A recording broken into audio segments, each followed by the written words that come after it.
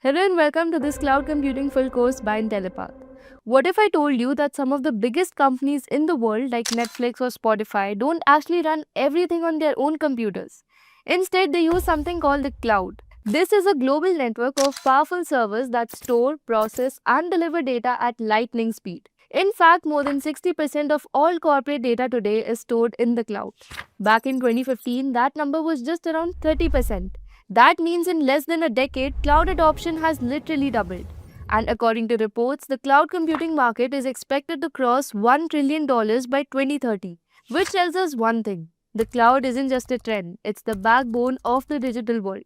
Think about it. Every time you watch a movie on Netflix, save photos on Google Drive, or join a Zoom call, you're actually using cloud computing. It's what allows businesses to scale up without buying endless hardware, and it's what lets us access data from anywhere, anytime. So, in this cloud computing full course, we are going to break down how the cloud works, why it's so powerful, and how you can master the skills needed to build your career in this rapidly growing field. So, without wasting any time, let's get started.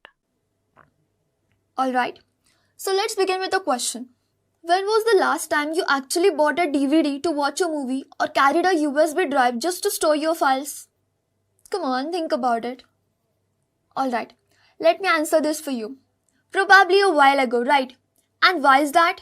Well, nowadays we simply stream movies on platforms like Netflix or Amazon Prime, where there is no need to download files or worry about running out of space. Just one click and boom, instant entertainment whenever you want, wherever you want. And it's the same with storing files as well. We just save the files over the Google Drive or Dropbox, where there is no need to panic over losing that USB or carrying extra devices around. Everything is just there whenever you need it. Now here's the fun part. This is what cloud computing looks in the action. And you have already been using the cloud in your day-to-day life without even realizing it. Like through the movies you stream, the files you save online, all of it is powered by cloud technology working silently into the background. Okay, let's make it even simpler with another example. So, think about how you listen to your favorite music nowadays. Do you still keep a giant collection of CDs or download every song onto your phone? Nope. Right. Chances are you just open your favorite music streaming app such as Spotify, Apple Music or YouTube, tap on the song you want and voila. Just instant music anywhere, anytime without worrying about storage or device space. Now, why am I talking about music and movies? Because that's exactly what cloud computing does for businesses and individuals as well. But instead of streaming songs or movies, you are getting instant access to the computing power, storage, software and much more all on your demand. Now imagine if a business had to buy and maintain massive servers and hardware for every little task. It is expensive, right? Not to mention the time and effort to manage it all. But with cloud computing, they don't have to do such a hassle. They can just rent what they need, like how you stream a song without buying the whole album. There is no maintenance worries or bulky equipments, right? No bulky equipments, right? Just instant access to the powerful resources whenever you need them. Now that is pretty cool. Cloud computing is like having a magical toolbox that's always stocked up with exactly what you need, without you ever having to carry it around. Now that we have seen how familiar these cloud-powered services already are into the day-to-day lives, let's dive into what cloud computing really is and why it is becoming such a game changer for businesses, startups, and individuals alike. So let's move forward with understanding what exactly is cloud computing. By the formal definition of the cloud computing, it is the delivery of on-demand computing services and resources like storage, computing power, networking, security, and more via the internet. And it operates on a pay-as-you-go basis. But what does that mean in simpler terms? For that, think of it this way. Normally, when you store your photos, documents, or apps, you save them on your computer or a local device, right? Or maybe you use external hard drives or USB sticks to keep them safe. Well, cloud computing flips that. Instead of storing all your stuff on a physical device that you own, you can save it on the internet. It acts like a virtual storage space that's available anywhere and anytime. You don't need to own the movies or music you stream on Netflix or Spotify. You don't need to own all the equipment or servers to store or process data with cloud computing. Here, you can just rent these resources whenever you need them and actually only pay for what you use. Think of it like a subscription to power up your business or personal projects without the need for huge upfront costs. Now let's take a look at the diagram of cloud architecture. This will show you how cloud computing services are structured. You will see how different elements work together to provide computing resources in a seamless and a scalable way. In the cloud, there are several key components. First is clients. As you can see, this end line over here, it is even written, and users. These are the users or devices accessing the cloud services, like from your laptop, mobile phones, or from the desktops as well. Then comes this internet highway. This is the highway that connects everything, allowing you to access the cloud anytime and anywhere with unstable internet connection. Then comes the cloud service layer. This is where all the computing resources are live, such as storage, servers, networks, and security tools, and many more things, which is provided by the cloud service providers, by the companies like AWS, GCP, Microsoft Azure that manage the cloud infrastructure and provides the resources. So this was it for the cloud computing architecture diagram. So yeah, with cloud computing, the internet becomes like your personal virtual space where you can store, process, and access anything you need without ever worrying about managing the hardware yourself. It's like renting a super powerful computer that's always ready to serve you. But wait, how does this all actually work? Why is everyone from fresh startups to the biggest tech giants moving to the cloud? And what makes it such a game changer for businesses? Well, that's exactly what we are going to break down in the coming topics. Let's start by looking at how things used to be done before cloud became a thing. In the past, businesses had to do it really hard way. Let's say you start a company. The first thing you would need to buy is tons of expensive servers and hardwares. And not just that, you would need to constantly maintain and upgrade these servers to make sure everything is running smoothly, which could really be an headache. And then you can launch your product successfully into the market. Now imagine your product gains the traction and more people are starting using it. Great, isn't it? But here's the problem. As the product grows, so does the databases. And more data means more servers. So what's next? The company has to spend even more money buying extra servers to keep up with the demand of the traffic. But here's the catch. As you add more servers, the risk of server crashing also increases, especially if the traffic spikes suddenly. So now you got a big problem. Your servers are overloaded and when they break down, you can't just wait around and sit there, right? To get things back on the track, you need a maintenance team to fix everything, to patch the servers and make sure nothing crashes again and everything works just fine. But this sounds expensive, doesn't it? Not to mention it's incredibly time consuming. You need to have experts available around the clock to keep those servers running, and this process could take days or even weeks to fix every time. Imagine how much time and money gets wasted in this process. Now, there comes another scenario. Let's say the traffic slows down over the time. The extra servers you bought earlier, well, what about them? Now they are just sitting there wasting resources. But here's the kicker. You still have to maintain them regularly, which means extra charges for something you're not even using fully. This is the classic problem businesses used to face. Spending money on servers they didn't need or use all the time, but still they had to maintain them.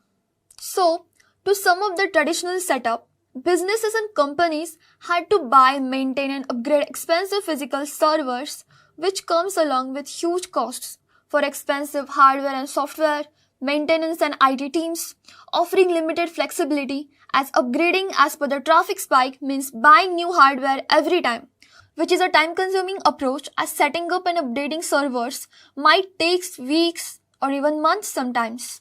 The result? A lot of wasted time and money for businesses just to keep things running. And that's exactly where cloud computing steps in. Imagine starting a business today. Would you rather spend thousands of dollars buying servers and hiring teams to manage and maintain them? Or would you prefer to just rent the services and resources as you need on demand and only pay for what you actually use? Sounds pretty simple, yet super efficient, isn't it? Well, that's the power of the cloud. With cloud computing, you don't need to worry about cost and hassle of owning and managing hardwares like servers. You just rent exactly what you need from a cloud provider whenever you need it and on a pay-as-you-go basis. So what makes the cloud such a game changer for businesses? Here's why. It makes them more agile, cost-efficient and scalable by providing a pay-as-you-go model where they don't need to invest huge upfront investments. They can only pay for what they actually use. It provides scalability and flexibility as well, where there is no need for more resources. The cloud scales up or down instantly based on the demand. It is also fast and efficient, as forget waiting weeks to set up your hardware. With the cloud, resources are deployed within the minutes, not even months. It also provides remote access and security. You can access your data from anywhere and have top-tier security without any kind of hassle. Where you also no need to worry about server crashes. The cloud ensures your data is backed up and properly secure. In a nutshell, the cloud gives businesses the ability to be more agile, cost-efficient and scalable without getting bogged down in expensive or time-consuming IT infrastructure management. Now, instead of worrying about servers, businesses can focus on building better products and serving the customers right. So that was it. The cloud is changing the game by giving businesses exactly what they need when they need and at a fraction of the cost of maintaining the physical servers. Alright, now that we have understood what cloud is, the next big question comes as, how do companies actually use the cloud? What are their options based on their needs and why does IT infrastructure even matters? In today's world, every business relies on technology to run efficiently, and having the right IT infrastructure is crucial, as it ensures things like scalability, security, and performance are spot on. But every organization needs are different. They choose the infrastructure based on the cost, flexibility, and the level of control they need. So let's break down the three main types of cloud infrastructure. First is on-premises infrastructure, second is cloud infrastructure, and third is hybrid cloud infrastructure. Let's start with on-premises infrastructure. Here, imagine you're owning a house where you're responsible for everything, the roof, the plumbing, and even deciding when to redecorate or renovate it. In the world of IT, that's what on-premises infrastructure looks like. Here, the company owns and manages all of its servers and IT resources in-house, meaning they have total control but also the full responsibility to maintain and make sure everything is running smoothly and efficiently. So now, what are the key features of on-premise infrastructure? The first one is, it provides the full control over the infrastructure, where you can make all the decisions about how your system runs. Second is, it provides high security and compliance, which is perfect for industries dealing with the sensitive data like banks or hospitals, where privacy is non-negotiable. But it also has some downsides, as it comes with huge upfront expenses. Buying hardware is expensive and it doesn't stop there. Maintenance and upgrades are other ongoing expenses as well. It also comes with limited flexibility and scalability. If you need more capacity, that means you have to buy and set up more hardware, which can take time and can come with huge expenses as well. So when to use on-premises infrastructure? When your business requires complete control, a strict security, and you are prepared to handle the expenses involved in managing everything yourself. Now the next thing is cloud infrastructure. For this, picture using a ride-sharing app like Uber. You don't own the car, but you still get to decide where to go, in which car to go. That's essentially what cloud computing is. You can rent computing resources such as storage, processing power, databases, etc. over the internet and only pay for what you actually use, which is already provided and managed by the cloud service provider itself. So what are the key features of the cloud infrastructure? The first is, there is no hardware ownership or maintenance hassle. Forget about buying, maintaining or fixing servers. Here, everything is managed by the cloud service provider itself. Second is, it is scalable and cost efficient. You can easily scale up or down without any large initial investments. It is also fast and accessible, as you can deploy services and resources quickly and access them from anywhere, anytime. But the trade-off, it gives you very less control over the infrastructure. As the cloud service provider manages the infrastructure, you don't have much control in how things are actually running. So when you should go with the cloud? When you need quick scalability, lower costs, and want to avoid the headache of hardware and maintenance, cloud is the best option to go with. And finally, we have hybrid cloud infrastructure. In simple terms, let's take an example. Imagine you take a subway for most of your daily travel. But for places the train doesn't go, you drive your own car. That's what hybrid cloud is about. It combines on-premise systems with cloud resources as well. So you get best of both the worlds. Now what are the key features of hybrid cloud?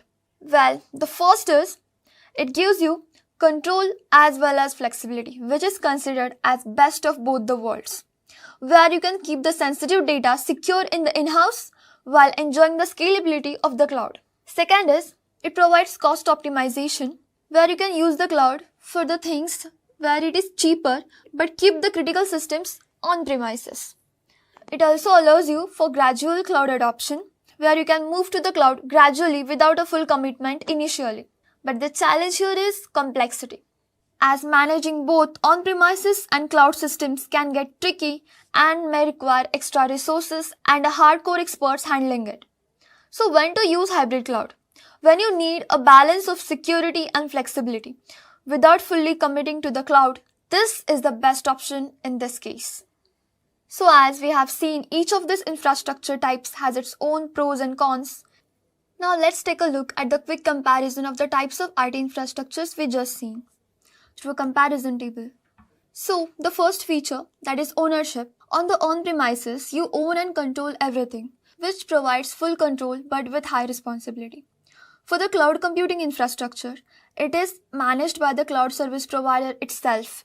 While in the hybrid, which provides mix of both, here you can control critical data on premises while leveraging the cloud benefits as well.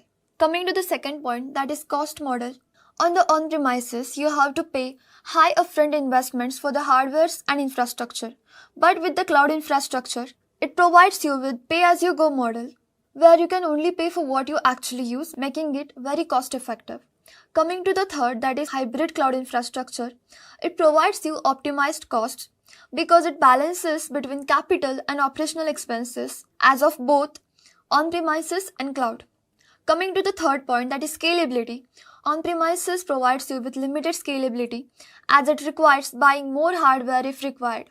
Coming to the cloud infrastructure, here it is highly scalable as it gives you option where you want to expand or shrink resources as per the need. Coming to the hybrid cloud infrastructure, the scalability here is balanced as you can scale up with the cloud while keeping the core system stable on the on-premises. Coming to the fourth point, that is security. On-premises provides you with high security as there is full control over the security measures as everything is handled in-house. But coming to the cloud providers or cloud computing infrastructure, here everything depends on the provider as security is shared but it is robust. Now coming to the hybrid cloud infrastructure, the security here is flexible as you can secure sensitive data on premises and use cloud resources for less critical workloads. Now coming to the fifth point, that is maintenance. On the on-premises, it requires an in-house IT team for upkeep and updates, while in the cloud infrastructure, there is no maintenance on your end. The provider handles all of it very well. Now coming to the hybrid cloud infrastructure, the maintenance is partial because you can manage on-premises components while the cloud stays managed by the service provider itself. And coming to the last point, that is deployment speed. On-premises are pretty slow while cloud infrastructure is comparatively fast, while in hybrid cloud infrastructure, what suits your control, cost and scalability needs the best. Now that we have seen, while there are different cloud models that we have just studied, the cloud offers huge benefits for businesses, making operations smoother and faster and more cost-effective. So let's break down the top benefits of cloud computing, as this is what makes it a powerful tool for modern businesses. With the key benefits like, first is cost efficiency. Cloud computing saves businesses money in several ways. Here you can rent resources. No need to buy expensive hardwares. And you can just rent what you need and when you need. Second is, it has very low operational costs. where cloud providers take care of hardware updates and maintenance, so you don't need to worry about any kind of costly IT teams or downtime. Third is, it provides you with pay-as-you-go model where you can only pay for what you use, avoiding unnecessary expenses. This helps businesses control costs and scale up or down easily as needed. Now the second advantage is security and compliance. Cloud providers invest heavily in cybersecurity to keep your data safe and secure, as the encryption and compliance certificates ensure that your business meets all the necessary regulatory requirements such as GDPR or HIPAA, etc. Second is, it provides you with MFA, that is multi-factor authentication, and regular security updates, helping you protect your data from breaches, keeping everything safe and secure. Now the third point is scalability. One of cloud's biggest advantages is scalability. It provides you with auto-scaling. The auto-scaling mechanism allows businesses to instantly increase or decrease computing resources, keeping the cost aligned with actual needs, where there is no need to predict any kind of traffic spikes in demand. Whether you are running an e-commerce site during a sale or streaming a platform during a new release, the cloud adjusts everything in real time. Now, the fourth advantage is performance speed. Cloud providers use globally distributed data centers, which means reduced latency. Data is processed closer to the user, speeding up the access. The second point is, the load balancing ensures smooth performance as the traffic is spread out efficiently, preventing slowdowns during high demand too. It also comes with edge computing advantage, which takes a further step by processing data near the user, improving users' response times even more. Coming to the fifth one, cloud computing is all about accessibility, where you can access work from anywhere on any device and as long as you have a stable internet connection. It also comes with collaboration tools like Google Docs and Microsoft 365, which enables the real-time teamwork, allowing users to work together regardless of the location. And the sixth one is disaster recovery. No one likes thinking about disasters, but the cloud helps mitigate risks of this kind too. It is powered by automatic backups, which ensures that your critical data is protected even if the system fails. It also provides replicating the data across multiple locations, keeping your data safe just in case of a failure at one site, so businesses can quickly recover without losing any kind of valuable information or data. It also helps businesses restore lost data within the minutes, minimizing the downtime and keeping the operations real smooth. While the cloud makes life much more easier, but it's not without challenges. Companies need to be mindful of certain risks and concerns before fully making the move. Let's look at some of the main challenges businesses face when it comes to the cloud, as it is very important to address these challenges to maximize efficiency and enhance the security. The first one is the constant internet connection requirement. Cloud services rely totally on a stable internet connection. If your internet goes down, you lose all your access to the critical systems as well as your data. This means your entire business operation could be at risk if the connection is interrupted, especially if you're working remotely. Now the second challenge is the downtime and reliability issues. Cloud providers, just like any other servers, can experience downtime. If the cloud provider faces downtime, your business might also face interruptions impacting productivity and customer experiences, which can lead to major damages and huge loss. For example, in 2021, AWS went down, disrupting their services and resources for major platforms like Netflix and Reddit. Coming to the third one, that is data security and privacy issues. Moving data to the cloud means trusting a third-party service provider to manage your security and authentication.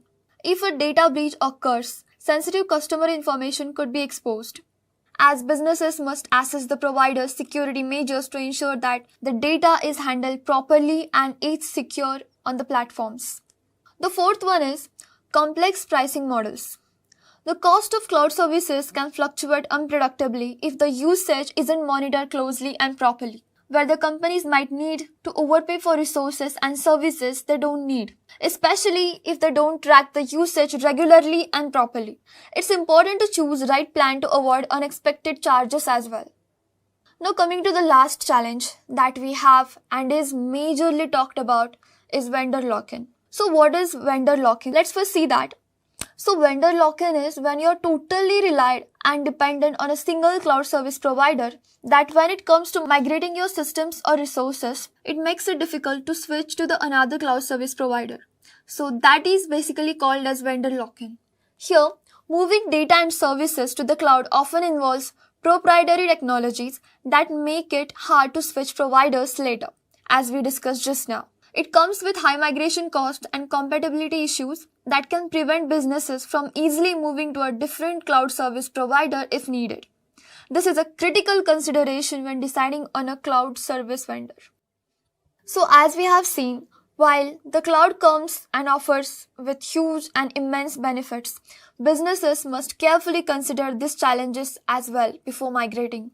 There are ways to mitigate risks, but understanding the trade-offs is must and crucial. Now that we know the advantages and challenges of cloud computing, the next step is diving into how businesses deploy their resources in the cloud. In the next module, we will explore cloud deployment models, what they are, how they work, and why they matter for your business. So your business can run efficiently, securely, and cost effectively. Alright, let's dive in by understanding what cloud computing services are. In simple terms, cloud computing services are on-demand computing resources delivered over the internet. This includes servers, storage, databases, networking, software, and much more. These services allow users to access and manage computing power without the need to own or manage and maintain physical infrastructure. Think of it like renting tools from a hardware store instead of buying them. That's exactly how cloud services work. These services allow users to access and manage computing power without the need to own or maintain or manage any kind of physical infrastructure. Think of it like renting tools from a hardware store instead of buying them. That's exactly how cloud services work. But wait, even these services are categorized into two main models. These cloud models are basically different business models adopted by a cloud service provider. They operate on two main models. That is, first deployment models and second is server models. First, we will explore the deployment models as well. So what are the deployment models in the cloud? A deployment model basically defines the cloud services you are consuming, who is responsible for managing them, your cloud architecture, the scalability of your computing resources, and the level of control and customization you can have over your infrastructure, and the services provided to you versus how much you own of the infrastructure. In other words, it's like choosing the type of housing you want. Do you want to rent it, own it, or share your space with someone?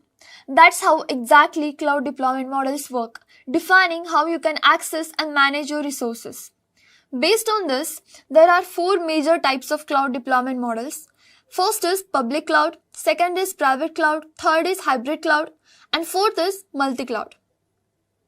So, to make it easier, let's compare choosing a cloud deployment model to choosing a ride. When you pick a ride, you think about cost, control, and convenience, just like selecting a cloud model. Public cloud is like taking a bus, which is accessible for everyone, is cost effective, but offers shared resources.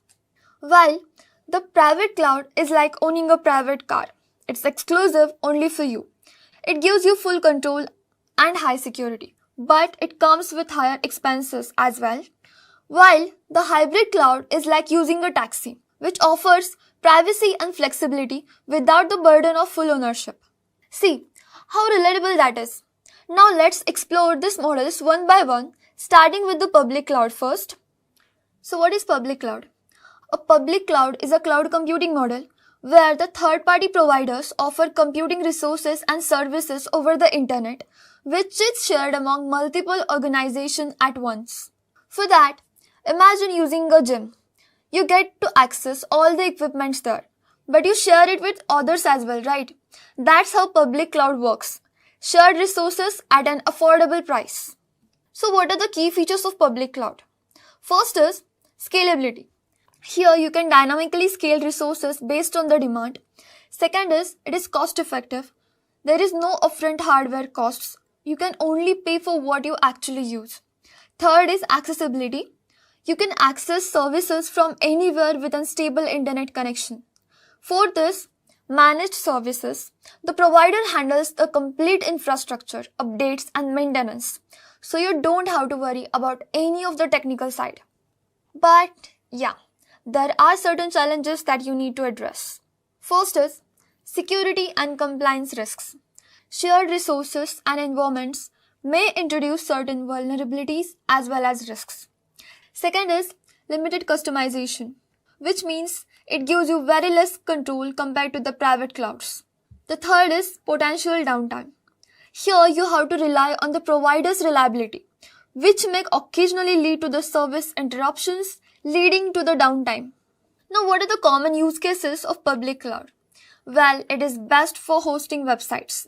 Think of platforms like WordPress or Shopify, just like them. The second is, it works great for big data analytics, where you need to process large data sets quickly. Third is cloud storage and backups, which works like Google Drive or Dropbox, but in an efficient and scalable way. Now, the fourth is running AI and machine learning models efficiently. Here, it provides you with a lot of options and features where you can run and manage your machine learning models very efficiently, and they are also secure. So, the public cloud is great for the businesses that prioritize cost efficiency and scalability, but are okay with sharing resources. Now that we have explored the public cloud, let's see and talk about the private cloud, the more exclusive option in the cloud world. Imagine having your own private car. You control where it goes, how fast it drives, and who gets in. Sure, but it's more expensive than public transport, right? But you get the privacy, comfort, and full control over your car. That's exactly what a private cloud offers for the businesses. So, a private cloud is a cloud computing model where the computing resources and services are dedicated to a single organization. Unlike the public cloud, these resources aren't shared with anyone else. These private environments can be hosted on premises like within the organization's own data center, or can be managed by a third-party provider but still dedicated exclusively for a single organization. This model is ideal for the businesses that need strict security, compliance, and control over their infrastructure. So what are the key features of private cloud now? Well, the exclusive use.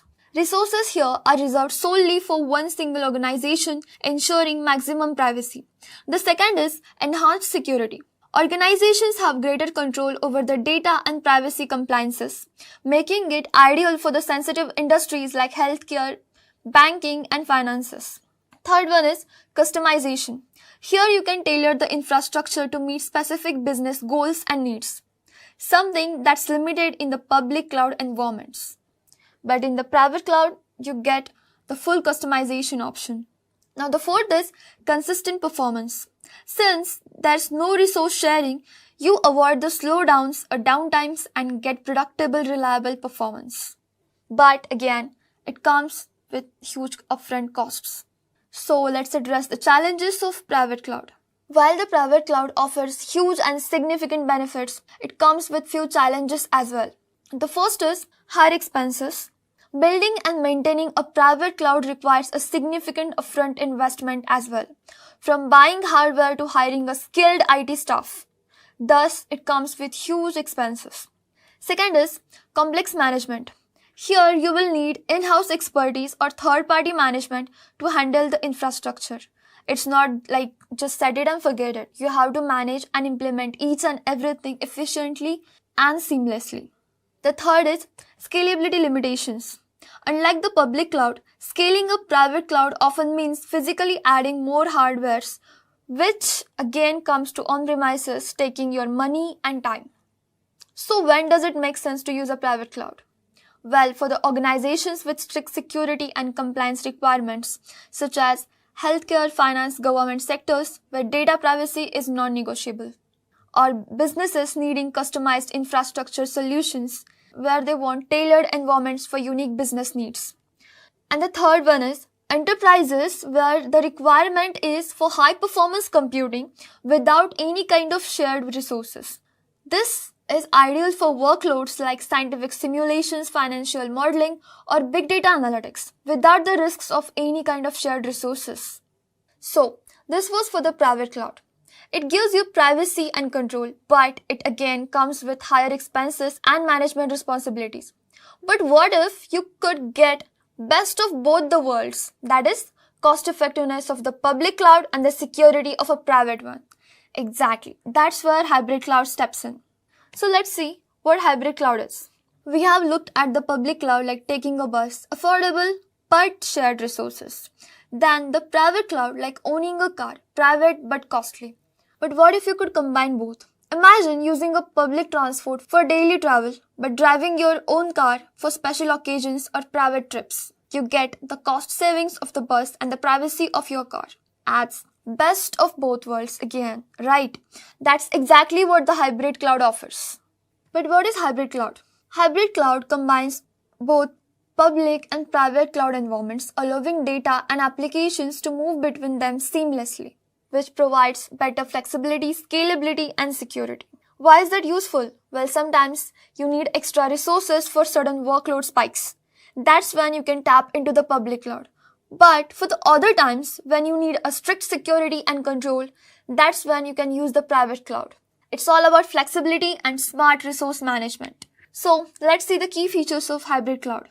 First is, it provides flexibility. Here you can run sensitive workloads in the private cloud and less critical ones in the public cloud, where you can choose what works best for each situation individually.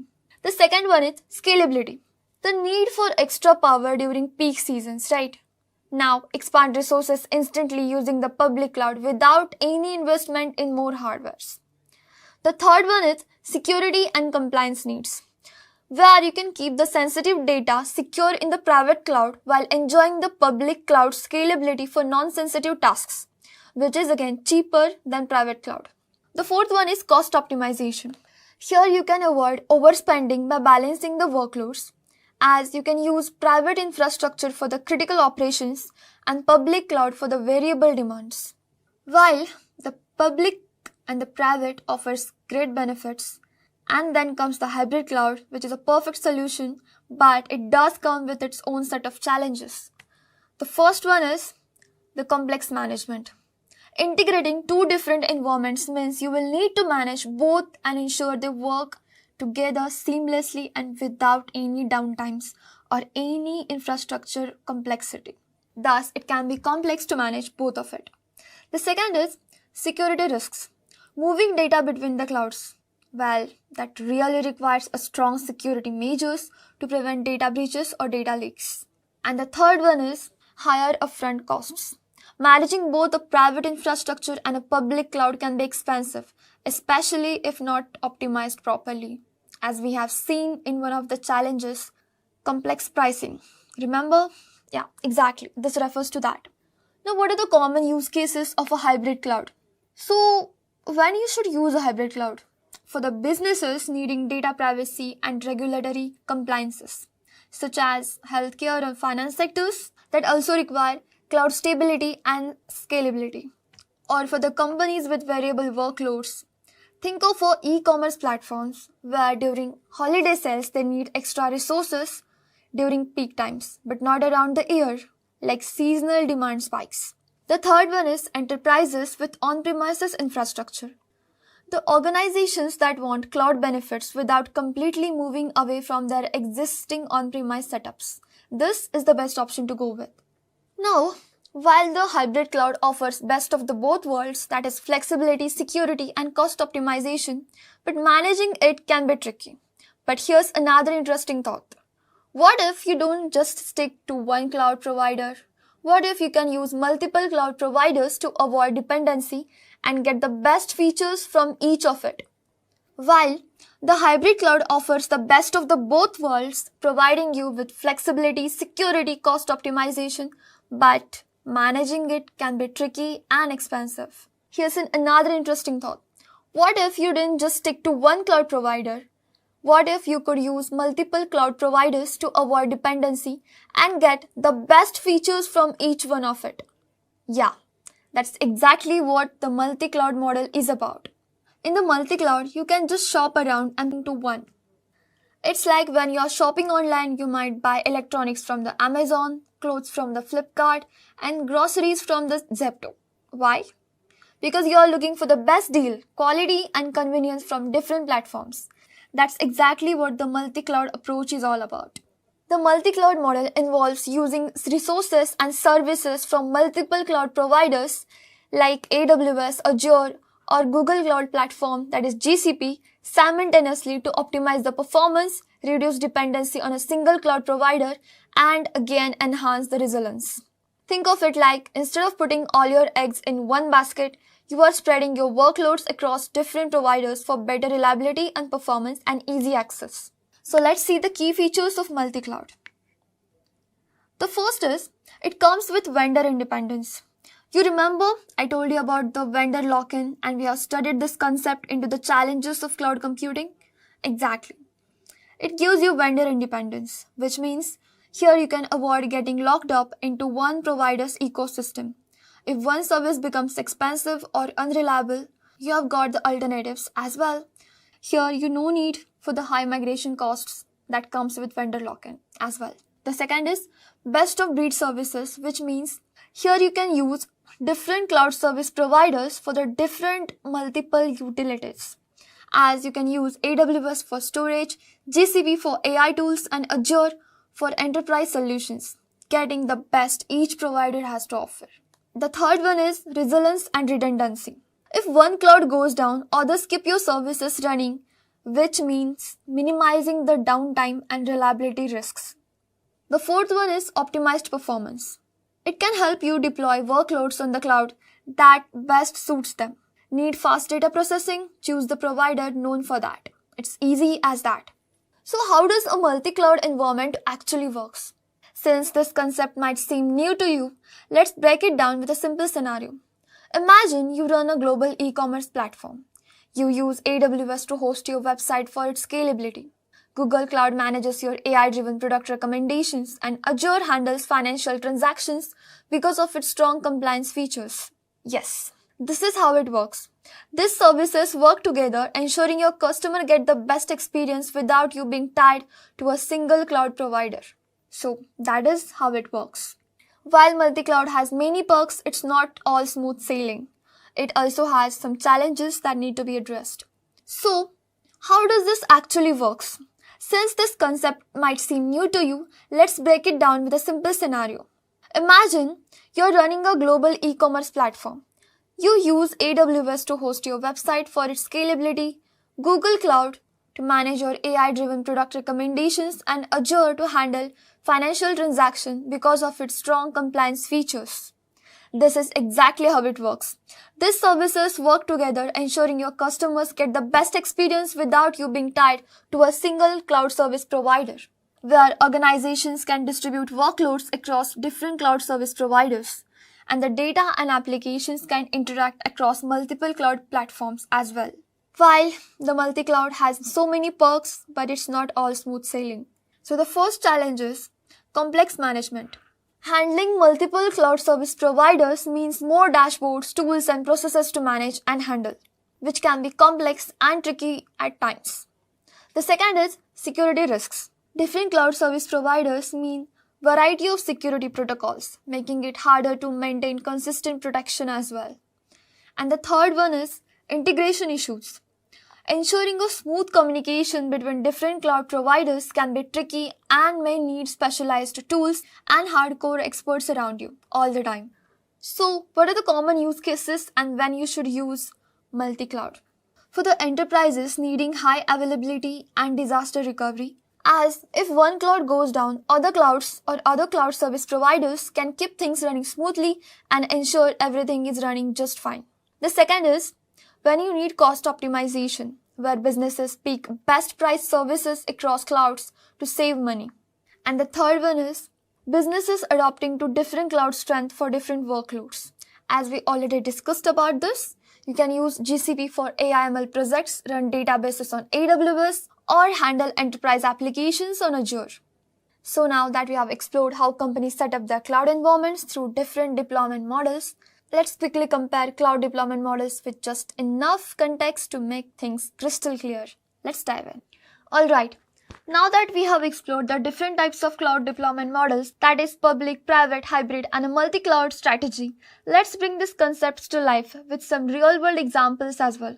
Because, let's be honest, Theory is great, but seeing actually how big companies use cloud deployment models in action, that's where the real learning happens, right? So, starting with the first, that is public cloud, let's take an example of Netflix here.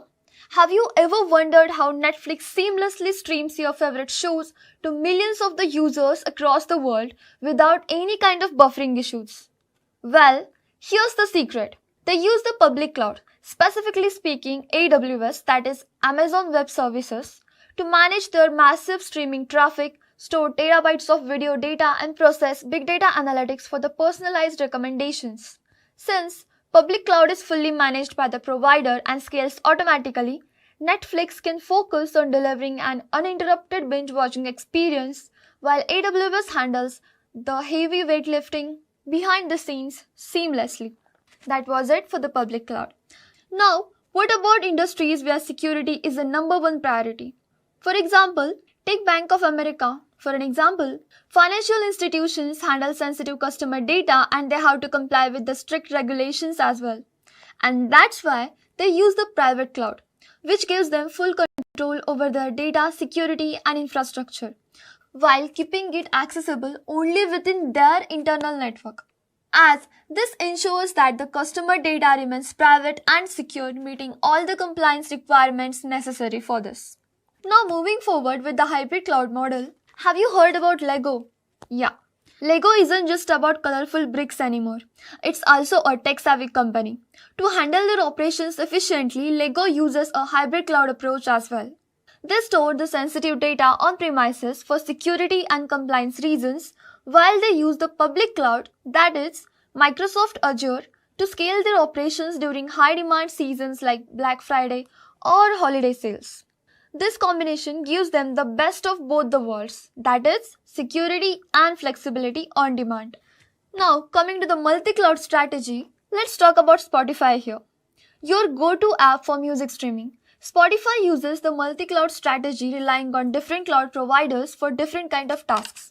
For instance, they store the data on AWS while they also use Google Cloud for the AI-driven recommendations that suggest your next favorite song.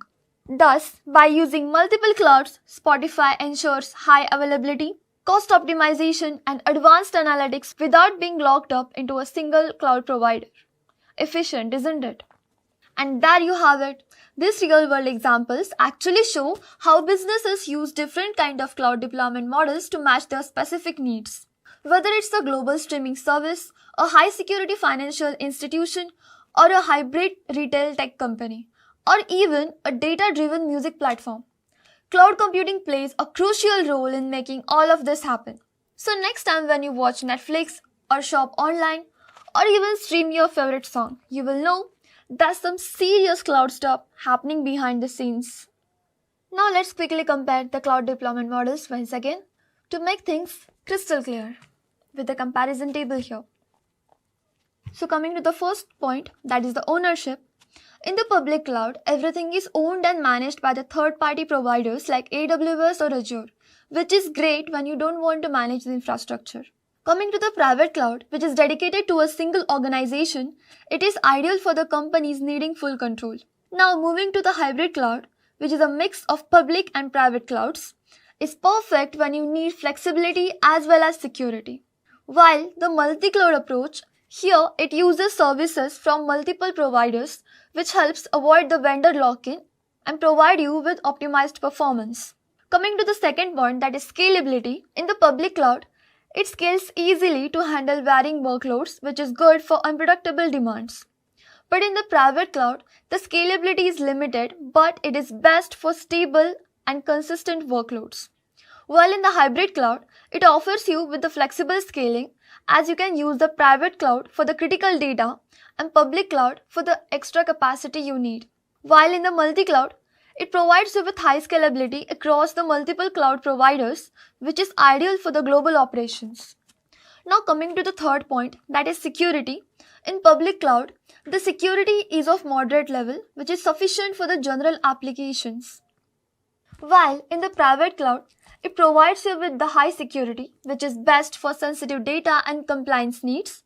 While in the hybrid cloud model, It provides you with a balanced security where you can control the sensitive data privately while you can also leverage the public resources on the public cloud. Coming to the multi-cloud approach, the security here varies depending on each provider and how the security is managed in it. Now coming to the fourth point, that is cost. In the public cloud, it provides you with the low cost option as it has the pay-as-you-go model which suits the startups and small businesses the best. While in the private cloud, it comes with high cost which is actually worth it for the organizations prioritizing security and control both. But in the hybrid cloud, the cost is kind of balanced as it is more than public but less than a private cloud alone. While in the multi-cloud approach, the costs can vary according to the service provider you actually choose and the services to balance price and performance. Now coming to the fifth point, that is customization. In the public cloud, it provides you with a limited customization, while in the private cloud, it is highly customizable. Here you can also tailor it with your exact specification and requirements. While in the hybrid cloud, it provides you with a moderate level of customization as here you can customize the private side while using the public for the general needs. But in the multi-cloud approach, the customization depends on the chosen providers that you have opted like AWS, Azure or GCP. Now, which cloud is best for which? The public cloud is best for the startups or web apps needing quick and affordable solutions, while the private cloud is best in case of enterprises handling sensitive data with strict regulations, where security cannot be compromised at all. Coming to the hybrid cloud, which is best for businesses seeking both security as well as the cloud flexibility. Now, the multi-cloud approach is best for the large companies optimizing costs and avoiding the reliance on a single cloud provider, which also helps you to avoid the vendor lock-in. Thus, here it is. Now that we have explored how companies set up their cloud environments through different deployment models, it's time to dive into how they use cloud services like storage, servers, and softwares. In the coming module, we will explore the cloud service models, that is, infrastructure as a service, platform as a service, software as a service, and even function as a service, and how they help businesses build, deploy, and manage the applications more efficiently and seamlessly.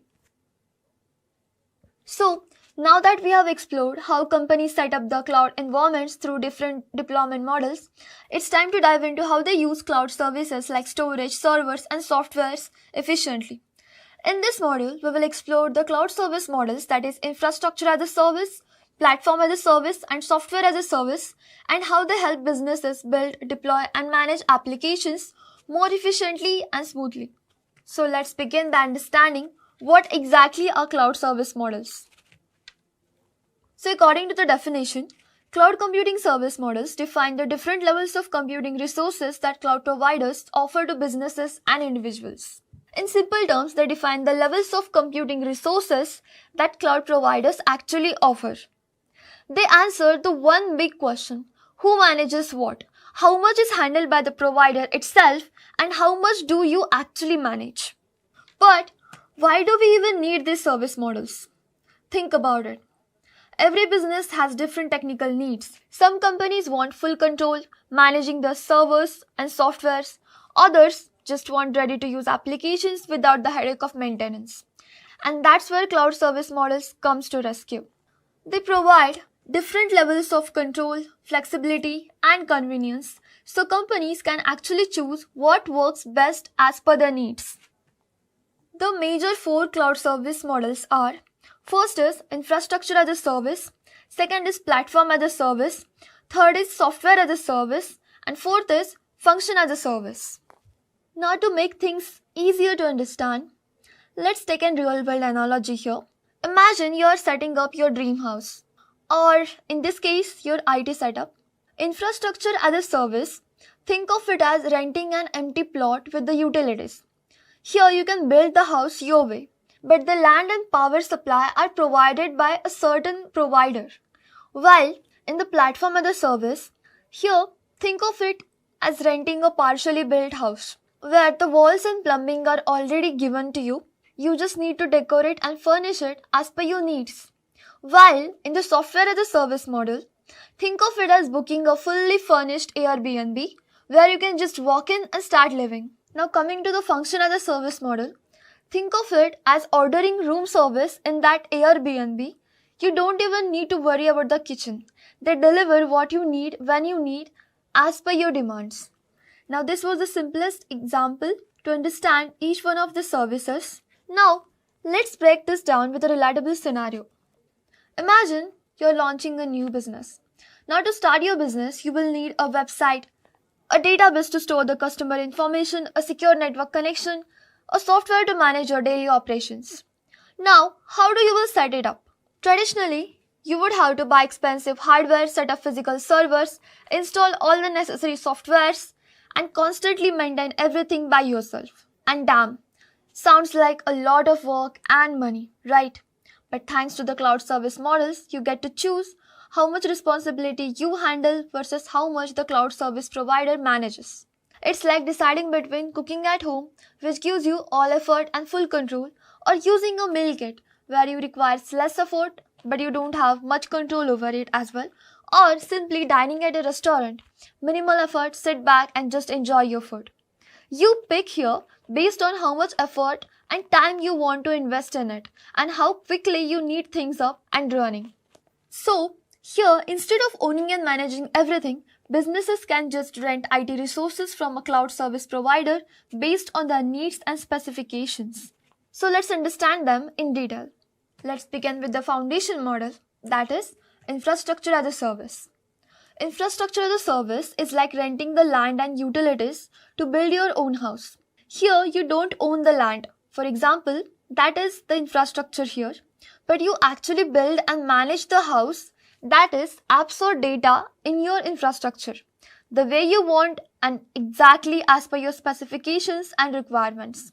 In technical terms, the provider supplies and manages the infrastructure components needed to run applications such as servers like your house foundation, storage like closets of your data, networking, the roads connecting everything in between, and the virtual machines for running your applications.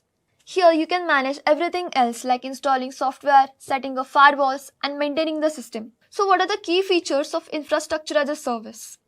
The first is, it provides you with the compute resources where you can quickly create virtual machines for various workloads. Second is, it gives you storage options where you can easily scale the storage up or down as per your needs and requirements.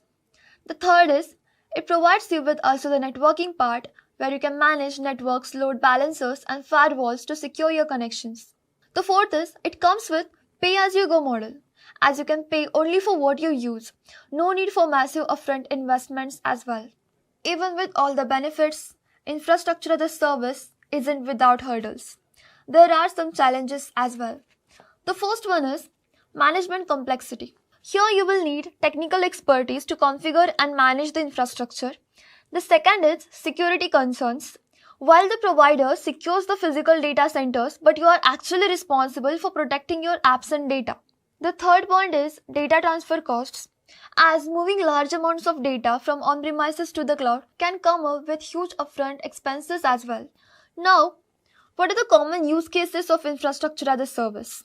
It is best in case for the companies handling variable workloads like e-commerce sites during holiday sales or businesses needing data and privacy compliances but still wanting cloud scalability, or the enterprises expanding their infrastructure without buying any kind of new hardware. And it is also the best option for the startups wanting a cost-effective way to test the new applications without any kind of major investments. Now that we have seen how infrastructure as a service provides the building blocks of your IT setup, what if you don't want to handle the entire construction yourself? What if you just want a ready-made platform to build and deploy applications seamlessly without any kind of worry about underlying hardware? And that's exactly Platform as Service steps in. Platform as a Service is a cloud computing model that provides a ready-made platform for developers where they can build, deploy, and manage web applications without any kind of worrying about underlying infrastructure like servers, storage, or networks. Think of it as a one-stop shop for all the app development, perfect for teams that want to focus on coding and innovation rather than the boring IT management stuff. So what are the key features of Platform as a Service? Well, the first one is, it provides you with the development tools. Here you have the access to frameworks, libraries, and tools to make the app development even more faster. Second is, it provides you with the managed kind of hosting. Here you no need to manage servers or worry about the maintenance. The platform handles it all efficiently and effectively. The third one is, it comes with integrated databases, where you can easily use built-in databases without any kind of complex setups or managements. The fourth one is, it again comes with pay-as-you-go model, where you only pay for what you use, saving a lot on operational costs as well. Even with all of the convenience, there are favorite things that you need to watch out for. And the first one is vendor lock-in. As switching providers later can be tricky once you are tied to one particular cloud service provider or one platform. The next is customization limits, as it gives you less control over the underlying infrastructure, which is great for simplicity but not always for the flexibility and scalability you want to implement. And the third one is security concerns. While the provider secures the platform, but you are also responsible for the app level security. Thus, there can be risks of data breaches and data leaks if not properly configured. Now, what are the use cases of platform as a service? Well, it is best in case of web and mobile app development purposes, where you can quickly build and deploy applications seamlessly. It is also best for API development and integration, as here you can create and manage APIs with even bare minimal effort. It also comes with database integrations, which is best in case of database management, where you can effortlessly set up databases to power your applications. So, with platform as a service, you can focus on your app and the provider takes care of all the techy backend stuff by themselves. Now, what if you don't even want to develop anything by yourself? You just need ready-to-use softwares like email services or project management tools. And that's where software as a service comes into the play. Here, you don't need to deal with infrastructure or development at all. Here you can use the software without worrying about how it runs. Think about it like streaming movies on Netflix. You don't need to download anything or manage servers or even update softwares. You just log in and enjoy it. And that's exactly what software as a service is all about. It is a cloud computing model that delivers ready-to-use software applications over the internet, often on a subscription basis, where there is no need to install any kind of softwares, no hardware requirements. You can access it anytime through a web browser. Here, the provider handles everything, infrastructure, maintenance, and updates. So you can just focus on using the software and doing your work. Now, what are the key features of software as a service? The first one is, there is no need of any kind of installations. You can access the softwares directly through your web browser. No downloads required. The second is, it gives you automatic updates. There is no need to manually update anything. The provider takes care of all of it. The third is, it comes with scalability. It can easily adjust to the usage based on users' numbers or needed features. And again, it comes with pay-as-you-go model, where you only have to pay for what you actually use, no hefty upfront costs required. And then again, while software as a service is super convenient, but there are certain challenges that you need to address. So the first one is the total dependence on internet connectivity, which means no internet equals to no access. A stable internet connection is a must requirement for you. A stable internet connection is a must requirement here. Now the second one is security concerns. Since the data is completely stored on the third-party servers, ensuring strong security measures is essential as well. And the third one is limited customization. Here you get a pre-packaged solution which might not fit every unique need or any kind of personal requirements or specification needed for your application or utility. Now, what are the common use cases where software as a service can be ideal? The first one is email and collaboration tools like Gmail, Microsoft Outlook, or even Microsoft 365. Now again, for the customer relationship management, tools like Salesforce or HubSpot, which helps to manage customer relationships. Now the third one is for the project management purposes, for the platforms like Trello, Asana, or Slack streamlined teamwork management tools. And the fourth one is accounting and financial softwares like QuickBooks Online, Xero for financial management, etc. So this was it for the software as a service. So with software as a service, it's like enjoying a ready-made meal you ordered from a restaurant, right?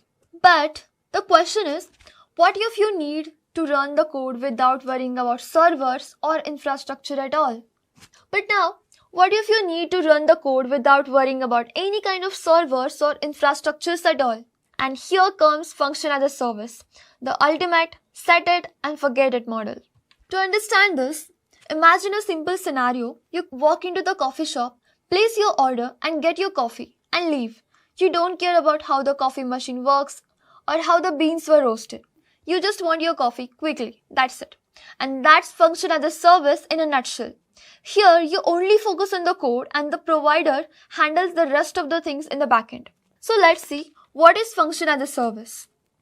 It is a serverless cloud computing model where you can write small pieces of code called as functions that run in response to events like a website click, a file upload, or even an API request.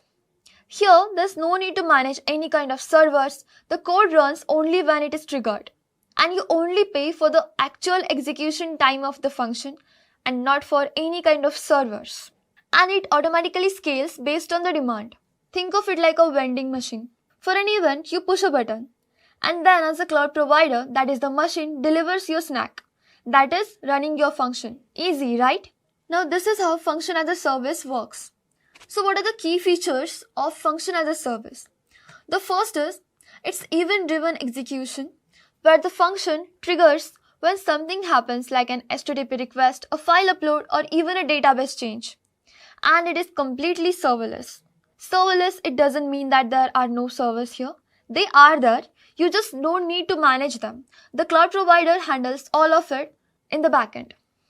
It also provides automatic scaling, whether you got one request or a million requests. Function as a service scales automatically to handle the demands. It comes with pay-per execution, which actually means here you only have to pay when your code actually runs and not a second more than that. The fifth key feature of this is it provides faster time to market where you can deploy your code quickly without worrying about any kind of infrastructure. But it comes with some challenges as well. The first is cold start latency. Now, if a function hasn't been used in a while, it might take a few extra seconds to start. This is what we call as cold start latency or a cold start. The second one is state management, which means the functions here are stateless, which means it makes it a little bit of tricky to manage the ongoing data across the executions. The third one is debugging and monitoring. Without traditional servers, troubleshooting can be a bit more challenging than it seems. So what are the common use cases for the function as a service? The first is, it comes with microservices architecture, which means it makes it easier to break down large applications into smaller and manageable services. The second one is real-time file processing. Here you can automatically resize images when users upload them. The third one is API backend. You can handle the API requests on demand without any kind of dedicated servers in the real time. The fourth one is IoT event processing. Here you can trigger the functions based on the sensors or sensor data from the devices. So with function as a service, you just write the code, set the trigger, and the cloud takes care of all the backend and manages your function efficiently. Now that we have explored all the cloud service models, that is infrastructure as a service, platform as a service, software as a service, and even function as a service, let's simplify them with some quick context and relatable examples with a comparison table as well. So the first point is definition. For the infrastructure as a service, it provides virtual server, storage, and networking, which is ideal when you need raw infrastructure but want to avoid physical hardware, as in short term, it is a virtualized infrastructure. While for the platform as a service, it offers a platform for developers to build and deploy apps without any worry about hardware or operating systems management. Thus, it provides a platform for web as well as app development purposes. While in the software as a service, it delivers fully functional software through the cloud. While in the function as a service, it lets you run the code triggered. While in the function as a service, it lets you execute the event-driven functions with the help of the triggers. which is perfect in the case of small or tiny tasks without any kind of server management. Now the second point is control. In the infrastructure as a service, it provides you with the high control over the servers and configurations, which is great for IT teams wanting flexibility as well. While for the platform as a service, it provides you with a medium level control where you can handle app, the provider manages the infrastructure. But in the software as a service, it provides you with a low control as you use what's provided, focusing purely on the usage. Lastly, in the function as a service, it again provides you with the low level control as here you just write the functions. Scaling and servers are handled for you by the service provider itself. Now coming to the third point, that is scalability. In the infrastructure as a service, it can scale manually or automatically depending on how you set it up, while in the platform as a service, the scalability is automated based on the app needs as developers don't have to worry about it. In the software as a service, the auto scaling happens with the user demands. Lastly, in the function as a service, it instantly scales up with the number of function calls, which is perfect for fluctuating workloads. Coming to the fourth point, that is the pricing. In the infrastructure as a service, you only pay for the resources used, like storage or compute power. Thus, it goes with pay per use. While in the platform as a service, here you only pay for the platform services you consume. Coming to the software as a service, it is completely subscription based where you can pay monthly or yearly for software access or subscriptions. But in the function as a service, you only pay for the function execution, saving costs for event driven tasks as well. Now for the examples, in the infrastructure as a service, take the example of AWS EC2, Google Compute Engine, like renting virtual machines. While in the platform as a service, you can take the example of Google App Engine, AWS Beanstalk, where you can focus on code and not on the infrastructure. While for the software as a service, Google Workspace and Salesforce are the softwares which are ready to use from day one. And lastly, for the function as a service, AWS Lambda and Google Functions are best examples of function as a service, where you can run the snippets of the code whenever needed. And that's it. Here, each model serves different needs, whether you want full control or just want things to work out of the box. Alright, so far we have explored the cloud deployment models and service models as well. But have you ever wondered who's actually behind the cloud services we use every day? Well, let me introduce you to the top players in the cloud market, the companies that power the internet's backbone and make the cloud possible for us. Alright, let's see who provides the cloud services. The cloud services are provided by cloud service providers, the companies that own and maintain large-scale data centers worldwide, offering the computing power, storage, networking, and more over the internet. These providers own massive data centers across the world, packed with thousands of server, storage systems, and networking equipments. Now imagine a warehouse, the size of several football fields filled with blinking servers. That's the scale we are talking about here. Now, who actually runs the cloud and makes sure it's safe? Let's break it down in simple terms. Cloud governance is a shared responsibility, meaning multiple parties work together to keep the cloud services secure, reliable, and running. So the first one is cloud providers. They own and maintain the cloud infrastructure, making sure the servers are running, the data centers are secure, and services comply with regulations and compliances. Then comes the government and regulatory bodies like GDPR and HIPAA. They create the laws and guidelines to protect the user data, ensure companies follow the security standards and compliances as well. Then comes businesses and users. That's exactly you. You are responsible for setting up security controls, managing your data, and ensuring the best practices are followed within your cloud environment. Think of it like renting an apartment, where the landlord, that is the cloud provider, takes care of the building and ensure the utilities work just fine. Then comes the city government regulations, which enforces safety codes and makes sure the building meet legal requirements and compliances.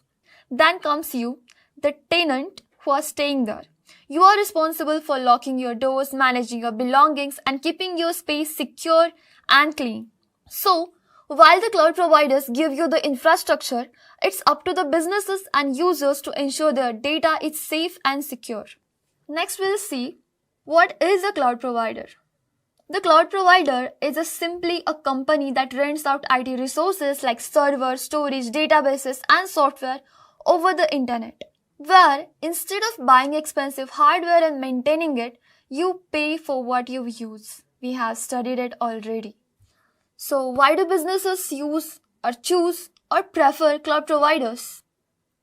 Ever wondered why businesses don't just build their own massive data centers instead of using the cloud providers like AWS, Azure, or GCP? Simple. It's because cloud providers don't just offer storage. They offer powerful technology that helps businesses grow faster, smarter, and safer. The first one is security and compliances. Cloud providers offer built-in encryption, firewalls, and compliances with the industry regulations like GDPR and HIPAA. So businesses don't have to worry about setting up security from scratch and about the regulatory bodies. They can just focus on their own growth. The next is AI and big data capabilities. If you need to process huge data sets or even build AI-driven applications, AWS, Azure, and GCP provide powerful machine learning tools and analytics solutions as well. So, businesses can run and turn their data into insights effortlessly and without any kind of hustle. Then comes the seamless integrations. Each provider has its own strength. For example, Azure integrates seamlessly with Microsoft tools while AWS offers the broadest range of cloud services. Then, Google Cloud leads in AI, machine learning, and analytics. The fourth factor is hybrid and multi-cloud flexibility. Companies don't have to stick to a single provider. Many use hybrid, that is mixing cloud plus on-premises infrastructure, or multi-cloud, that is using multiple providers, to maximize the flexibility and avoid the vendor lock-in. Thus, you see, at the end of the day, businesses don't just choose cloud providers for cost savings. They are about giving businesses the tool to innovate, scale, and stay secure while they focus on what truly matters, that is, growth and innovation. And that's why businesses rely and prefer cloud providers. Okay, now that you know what cloud providers do, let's take a look at the top players dominating the cloud market. So this is the revenue graph. You can see it clearly that AWS, being the industry giant, holds the largest market share, that is 31%. It's known for its wide range of services, global reach, and scalability. Then comes the Microsoft Azure, holding the 20% of the market. Then comes our Google Cloud, which holds nearly 12% of the market share. And then comes other notable players like IBM Cloud, Oracle Cloud, and Alibaba Cloud, serving major industries and regional markets offering specialized solutions. As we already saw, the top cloud providers in the market. The first one is AWS, the largest and most widely used. Then comes our Microsoft Azure, which is popular for enterprises and Microsoft users.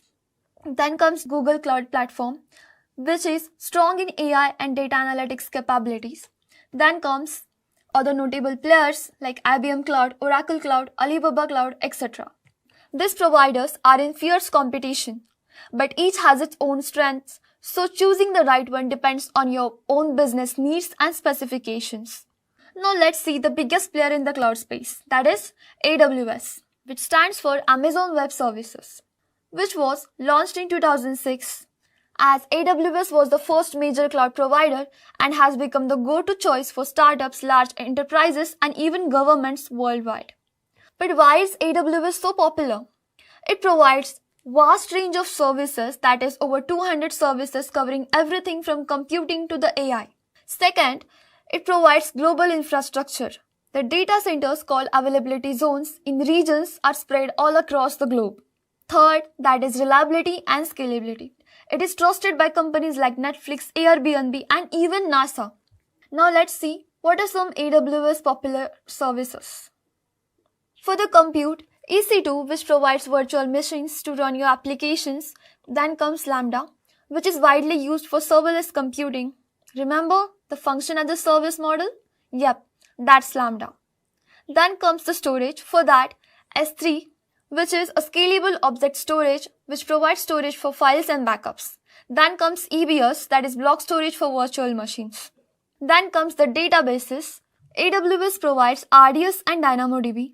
RDS is managed relational databases like MySQL and PostgreSQL, while the DynamoDB is a NoSQL database for high-speed applications. Then comes AI/ML. AWS provides platforms like SageMaker, where you can build, train, and deploy machine learning models easily and smoothly. It also provides recognition, where it provides the analysis tools for images and videos too. Yes, it can recognize faces and objects. So, that's AWS. Powerful, versatile, and the market leader. But what about the competitors? Yeah. How does Microsoft Azure stand out? And why do companies choose Google Cloud for AI projects? Now, next up, let's see and talk about Microsoft Azure, the second largest cloud provider launched by Microsoft in 2010. Azure is one of the top cloud providers. But why is it so popular? Well, imagine you're already using tools like Microsoft 365, Teams, or even Windows servers in your company. Wouldn't it be convenient for you if the cloud platform just clicked with everything that you're already using? Well, that's exactly where Azure shines. It provides seamless integration with all the Microsoft products. It is the second largest cloud provider with around 20% of market. Impressive, right? Now let's see what are some popular Azure services. For the compute, it provides virtual machines. Here you can run various operating systems and applications as well. And then it also provides Azure Functions for serverless computing, which is perfect for event-driven applications. Then for the storage, Azure provides blob storage, where you can store massive amounts of unstructured data as well, like images or videos. Then it also provides Azure Files, which is used for file sharing across multiple machines. For the databases, it provides you with SQL database, which is fully managed relational database. Then Cosmos DB, which is globally distributed NoSQL database with ultra-low latency. This is a major fact about Cosmos DB, that it is globally distributed NoSQL database with ultra-low latency. Then for the AI and analytics, Azure provides AI tools for speech recognition, computer vision, and more. It also provides Azure ML, where you can build and deploy ML models without starting from scratch. Now here's a quick thought. If AWS is like the popular all-rounded charmer in the class, Azure is a super organized one who always has the notes in sync with the teacher. Like Microsoft tools in this case. Got it? Now, let's meet the third largest player in the cloud game. That is Google Cloud Platform, or GCP, which was launched in 2008 by Google. GCP is like tech-savvy friend who's really good with data and AI. Companies focused on big data analytics, AI, and machine learning often turn to GCP. Why? It already holds a market share of around 12% and it's growing really fast. Now let's take a look at the popular GCP services. For the compute, it provides compute engines where the virtual machines are tailored to your needs. Actually, they are tailored to your own specific needs. Then for the serverless execution, it provides you with cloud functions. For the storage, it comes with cloud storage, which is reliable object storage for files, backups, and media. It also provides you with persistent disks, which are durable and high-performance storage for virtual machines as well. For the database, it provides you with BigQuery, which provides super-fast data analytics, handling massive data sets with ease. It also provides you with FileStore, which is a NoSQL database for building scalable and real-time apps as well. Then for the AI and ML, it provides TensorFlow, which is an open-source machine learning framework, and yes, it's Google's. Then it also provides AutoML, which helps you to build custom ML models with minimal amount of coding. Then Vertex AI, which provides you with end-to-end platform for ML model deployment and management. Fun fact, have you ever used Google Maps or Google Photos? Yep, that also comes under GCP, AI working behind the scenes. So there you have it. AWS, the versatile leader, Microsoft Azure, the enterprise favorite with seamless Microsoft integrations, Google Cloud, the go-to choice for the data-driven and AI-powered solutions. Now let's see how to choose which provider is best for you. Let's break it down with the help of the comparison table here. For the business needs, when it comes to AWS, it is great for scalability and a wide range of services as well. And it is ideal for businesses of all sizes needing global reach. While for the Azure, it is best if you are heavily using Microsoft products, where you can seamlessly integrate it with the tools like Office 365 and Windows Server. While for the Google Cloud, it is perfect for AI-driven data-heavy workloads and startups looking for innovation and speed. Second point, that is pricing. AWS offers pay-as-you-go with options like reserved instances for cost savings on long-term use, while Azure provides volume-based discounts, which is ideal for large enterprises planning for long-term usages. Then Google Cloud features per-second billing with sustained use discounts, which is great for the cost-conscious projects as well. For the third point, that is performance and availability. AWS has the largest global infrastructure, which is also reliable for businesses needing worldwide availability, while Azure is strong in hybrid cloud solutions and is trusted by enterprises for consistent performances. Then, the Google Cloud excels in AI services and resources with high-speed data processing, which is perfect for analytics-driven applications. The fourth point, that is security and compliances. AWS offers strong compliances with standards like GDPR and HIPAA, which is suitable for sensitive industries, while the Azure matches AWS in compliances, making it a solid choice for regulated industries as well. Then comes the Google Cloud, which focuses on advanced security with robust measures for data protection and enhancements. So now, which cloud is best for what? When it comes to AWS, companies needing global services and a broad range of services and solutions, this is the best one to go with. While for the Azure, enterprises relying on Microsoft products and hybrid environments can be the choice. Then lastly, for the Google Cloud, the businesses which are more focused on AI, data analytics and cost efficiency, this is the best option for you. So that was it. A quick rundown. Now you can choose the provider that aligns with your business goals and tech needs. Not to forget, each provider has its unique strength and businesses should choose based on their needs, budget and existing tech stack. Now that you have got a solid foundation in cloud computing, it's time to dive into the core concepts and understand what truly powers the cloud. These are the essential building blocks that you will need to understand how the cloud operates behind the scenes. So let's begin by understanding what are the core concepts of cloud computing. Speaking of it, cloud computing is a powerful and transformative technology that enables the organizations to leverage computing resources without the need for any kind of heavy investments into the physical hardware. But how does this thing actually works? It's all because of these core concepts that keep everything running smoothly. So let's see what are those. The first one is virtualization, second are containers, the third is serverless computing, fourth is scalability, fifth is elasticity, and sixth is, the most importantly, cost optimizations. So first, let's see what is virtualization. Virtualization is the process of creating virtual versions of physical hardware resources such as server, storage systems, devices or networks. To make things even more simpler to understand, let's take an example. Imagine you are having one giant pizza, but instead of giving the whole thing to just one person, you slice it up into many pieces so that multiple people can share it and enjoy it. Virtualization works the same way. It's the process of creating virtual versions of physical hardware resources like server, storage or networks so that they can be shared among multiple users. Now let's see what are the benefits of virtualization. First one is efficiency.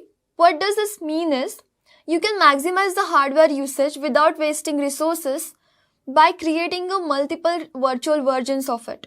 The second is cost savings. Here you no need to buy tons of hardware. You can rent whatever you need virtually. The third one is flexibility. Here you can also run different types of operating systems and apps simultaneously on your system. The fourth one is isolation. Here each virtual machine works independently so that one issue won't affect the others. So this was about virtualization. But now, how does virtualization actually works? Cloud providers use virtualization to host multiple virtual machines on a single physical server, as you can see in the picture. Here, each VM acts like its own mini computer. You seeing this? VM guest 1, VM guest 2, VM guest 3. That is how each VM acts like its own mini computer, with its own operating system, apps, but they all are sharing the same hardware underneath. Think of it like roommates sharing an apartment. Everyone has their own room, but they share the kitchen and living room. That is the hardware resources in this case. So that was it for the virtualization. Next we will see about what are containers. Alright, let's take an example so that will make things easier for you to understand. Imagine you are packing lunch. You put the sandwich, salad and dessert into 3 separate containers so that they don't mix with each other but can still be carried together. The containers in cloud computing works exactly the same way. Here you can package an application along with everything it needs, like the code, libraries and dependencies into a single unit. This means the app can run anywhere without any kind of issues. So by the formal definition, containers are lightweight portable units that package an application and all of its dependencies such as code, libraries and runtime together to run consistently across any computing environments. Now let's see what are the benefits of containers. The first one is portability. Here you can run the same container on any machine so that there will be no issues if we switch the machine. The second one is efficiency. Containers are lightweight and can start up really super fast. The third one is isolation. Each container runs separately so that the apps don't interfere with each other. The fourth one is scalability. The containers can easily scale up or down based on the demand. So, how does containers work? Unlike virtualization, which uses the full-blown virtual machines, containers share the operating system, but keep the app environments separate.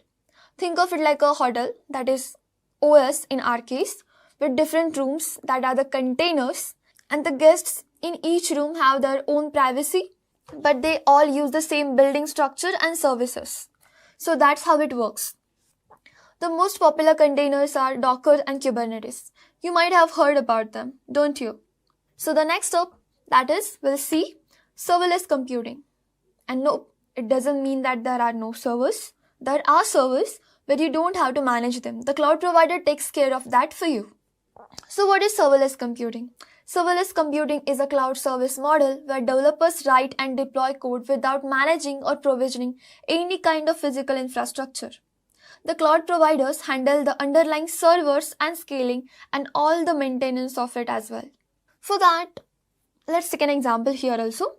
You're at a restaurant, you order the food, it gets served and you enjoy without worrying about cooking, cleaning, handling anything. Just order, it gets served and you enjoy it. That's how serverless is like for the developers. They write code and the cloud provider runs it automatically whenever the trigger happens. We have seen this before, didn't we?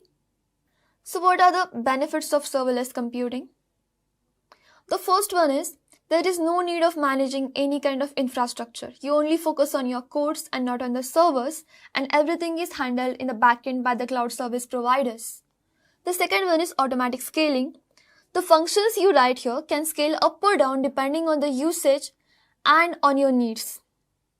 The third one is it is cost effective because you only pay for when your code actually runs. No idle charges of the servers. And the fourth one is faster market time. Here you can deploy apps faster without any backend headaches or managing any kind of infrastructure or servers. But how does this actually work? In the serverless computing, the code that are your functions are triggered by the events like HTTP requests, a file upload, or a database changes. Imagine flipping the light switch. The light, that is the code here, turns on only when you need it. No power wasted otherwise. Just like that. And the popular tools for serverless computing are AWS Lambda, Azure Functions, and Google Cloud Functions. Now moving next, let's see what is scalability in the cloud computing and why it is so important. So basically, scalability means the cloud's ability to handle growth without breaking anything. The formal definition goes like scalability refers to the ability of a cloud system to handle a growing amount of work or its potential to accommodate to the growth that is necessary and demanding. To understand this in a simpler way, let's take an example of an ice cream truck. On a hot day, you need more staff to serve the crowd, but on a cold day, fewer people show up, right? And that's how scalability works. Scalability in the cloud works similarly. It allows resources to expand or shrink based on the demand without any vestige of the resources. That is the most important thing, without any vestige of resources. So basically there are two types of scaling. The first is vertical scaling. Here you are to add more resources like CPU, RAM to an existing machine, like upgrading your phone to a newer model. The second one is horizontal scaling, or another called as scaling out. Here you have to add more machines to handle the load, like opening more ice cream trucks to serve more people. So what are the benefits of scalability in the cloud computing? The first one is improved performance. Here you can handle more users without any kind of lagging. The second one is it is cost effective. Here you can scale down whenever the demand drops to save money that will be wasting on the idle or extra resources. The third one is business growth, as it supports increasing workload seamlessly and there is no any kind of wastage of the resources here. So that was it for the scalability. Next we'll see what is elasticity in the cloud computing. Yeah, it is closely related to the scalability, but there's a difference. Elasticity is about automatic scaling. The system detects the change in demand and adjusts the resources on the fly. The formal definition goes by elasticity is the ability to automatically adjust the amount of cloud resources, that is compute, power, storage, which can go up or down based on the real-time demand. It involves adding resources to handle increased demand without affecting the performance of the system. To understand this easily, let's take an example of a self-driving car that speeds up or slows down depending on the traffic rate without you touching the steering wheel, accelerator, or brake. And that's how elasticity works. So what are the benefits of elasticity? The benefits of elasticity are, first is on-demand resource adjustment, as you don't have to do any kind of manual intervention. It adjusts automatically. The second one is cost optimizations. Here you only pay for what you actually use, nothing more, nothing less. The third one is improved user experience, as it prevents slowdowns during high traffic times. As we already seen how it works, right? I will read it again for you. Cloud resources automatically scale resources in response to any kind of change in the demands. When the demand decreases, resources are reduced to save the costs. But when the demand increases, resources are again brought into the usage so that everything runs smoothly. That's it. Now the next thing is, what is cost optimization? Cost optimization in the cloud is all about reducing the expenses while keeping your services efficient, reliable, and high performing. It's like getting the best value for your money without compromising the quality. It also involves strategies and tools to reduce the cloud service expenses while maintaining the performance and reliability of your application or systems.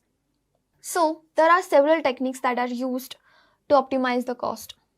The first one is using reserved instances. Here you can commit to certain resources like reserved instances for 1 to 3 years and again enjoy the significant discounts, that is up to 75% compared to on-demand pricing, which is perfect for predictable and long-term workloads.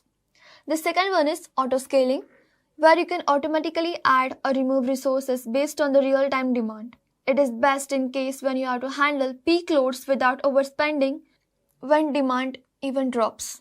The third one is right sizing, which means matching your resources to actual workload needs. Like, why pay for an 8-core server when you can handle everything on a 4-core one, right? That is how it works. Now the fourth one is using cost management tools, which are already provided by every cloud service provider. For example, AWS Cost Explorer or AWS Budgets, Azure Cost Management, and Google Cloud Billing helps to track, analyze, and control your expenses. So what are the benefits of cost optimization? The first one is it prevents resource wastage. Here you don't pay for idle or unused resources. You only pay for what you actually use.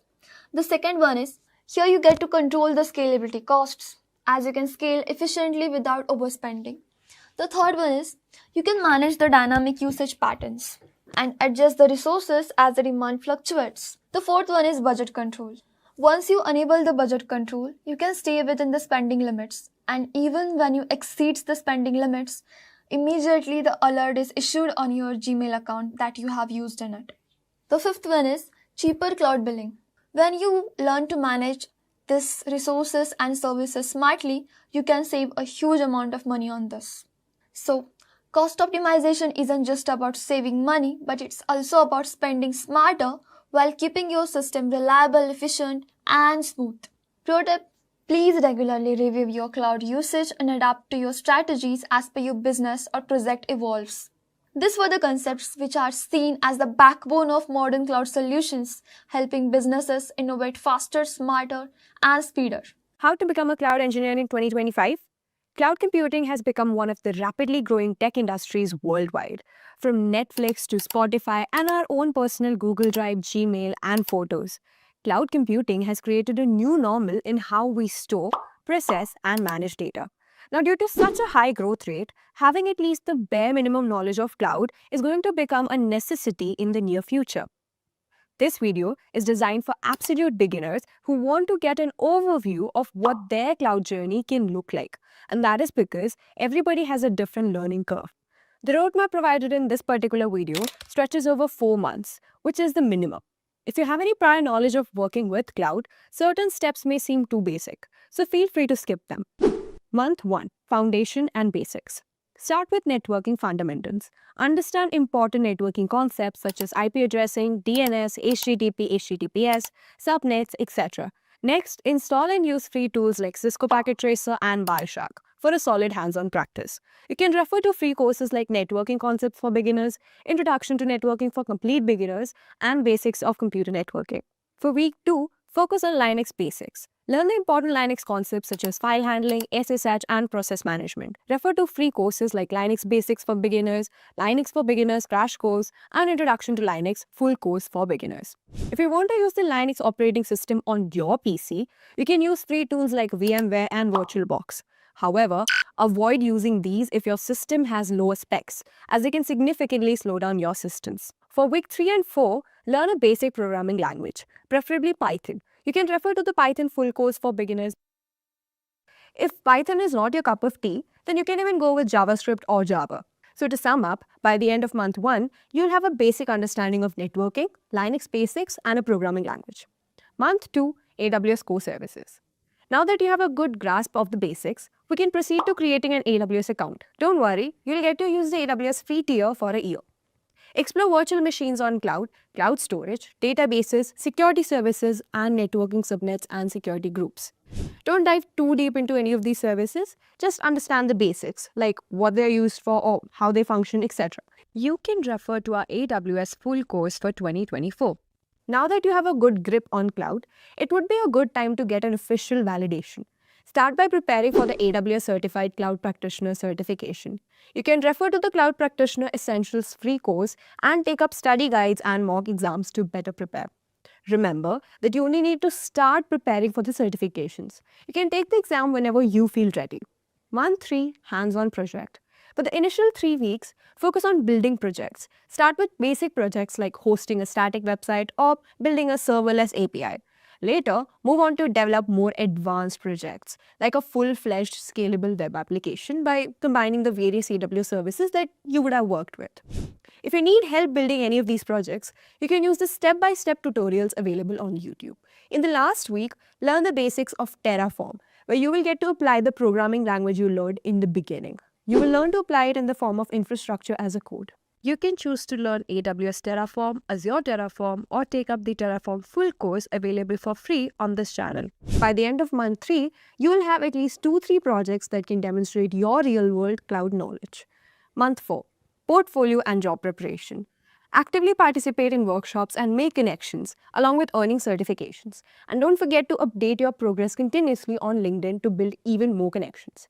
Towards the end of the last month, start applying for various fresher job positions, such as Junior Cloud Engineer, Cloud Support Engineer, Cloud Operations Analyst, and Infrastructure Associate.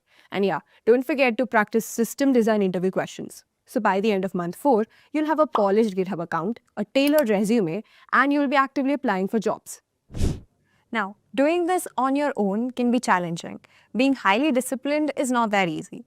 However, if you had a personal mentor who could guide you through every step, actively resolve all your queries, and at the end, not only arrange your job interviews, but also help you crack them, well, That's where Intellipaat's advanced certification in cloud computing and DevOps course steps in. Here, you'll be taught and mentored by the top IIT professors and industry experts who are actively working in both the cloud computing and DevOps field. Just a quick info, guys. Intellipaat brings you executive postgraduate certification in cloud computing and DevOps in collaboration with iHub Divya Sampar, IIT Roorkee.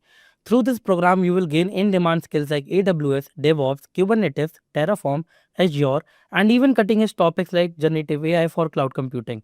This 9-month online bootcamp features 100 plus live sessions from IIT faculty and top industry mentors, 50 plus real-world projects, and a 2-day campus immersion at IIT Roorkee.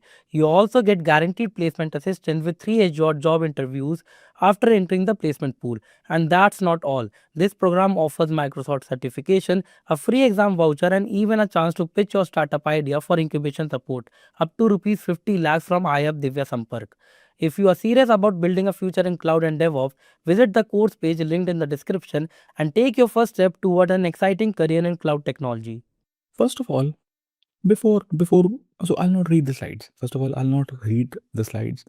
I'll just use slides to refer to the topics. Okay, so we have to discuss introduction. So first of all, let's I'll ask you something. I will ask you something. Let's say now we'll talk about cloud computing. We'll talk about what is cloud computing, but before talking about what is cloud computing, like before cloud, what is to happen?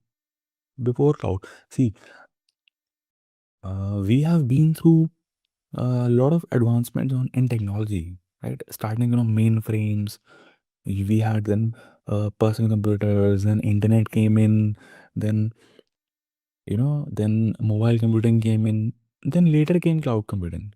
Cloud computing is relatively new. Okay, not it just not 10 years. It's relatively new.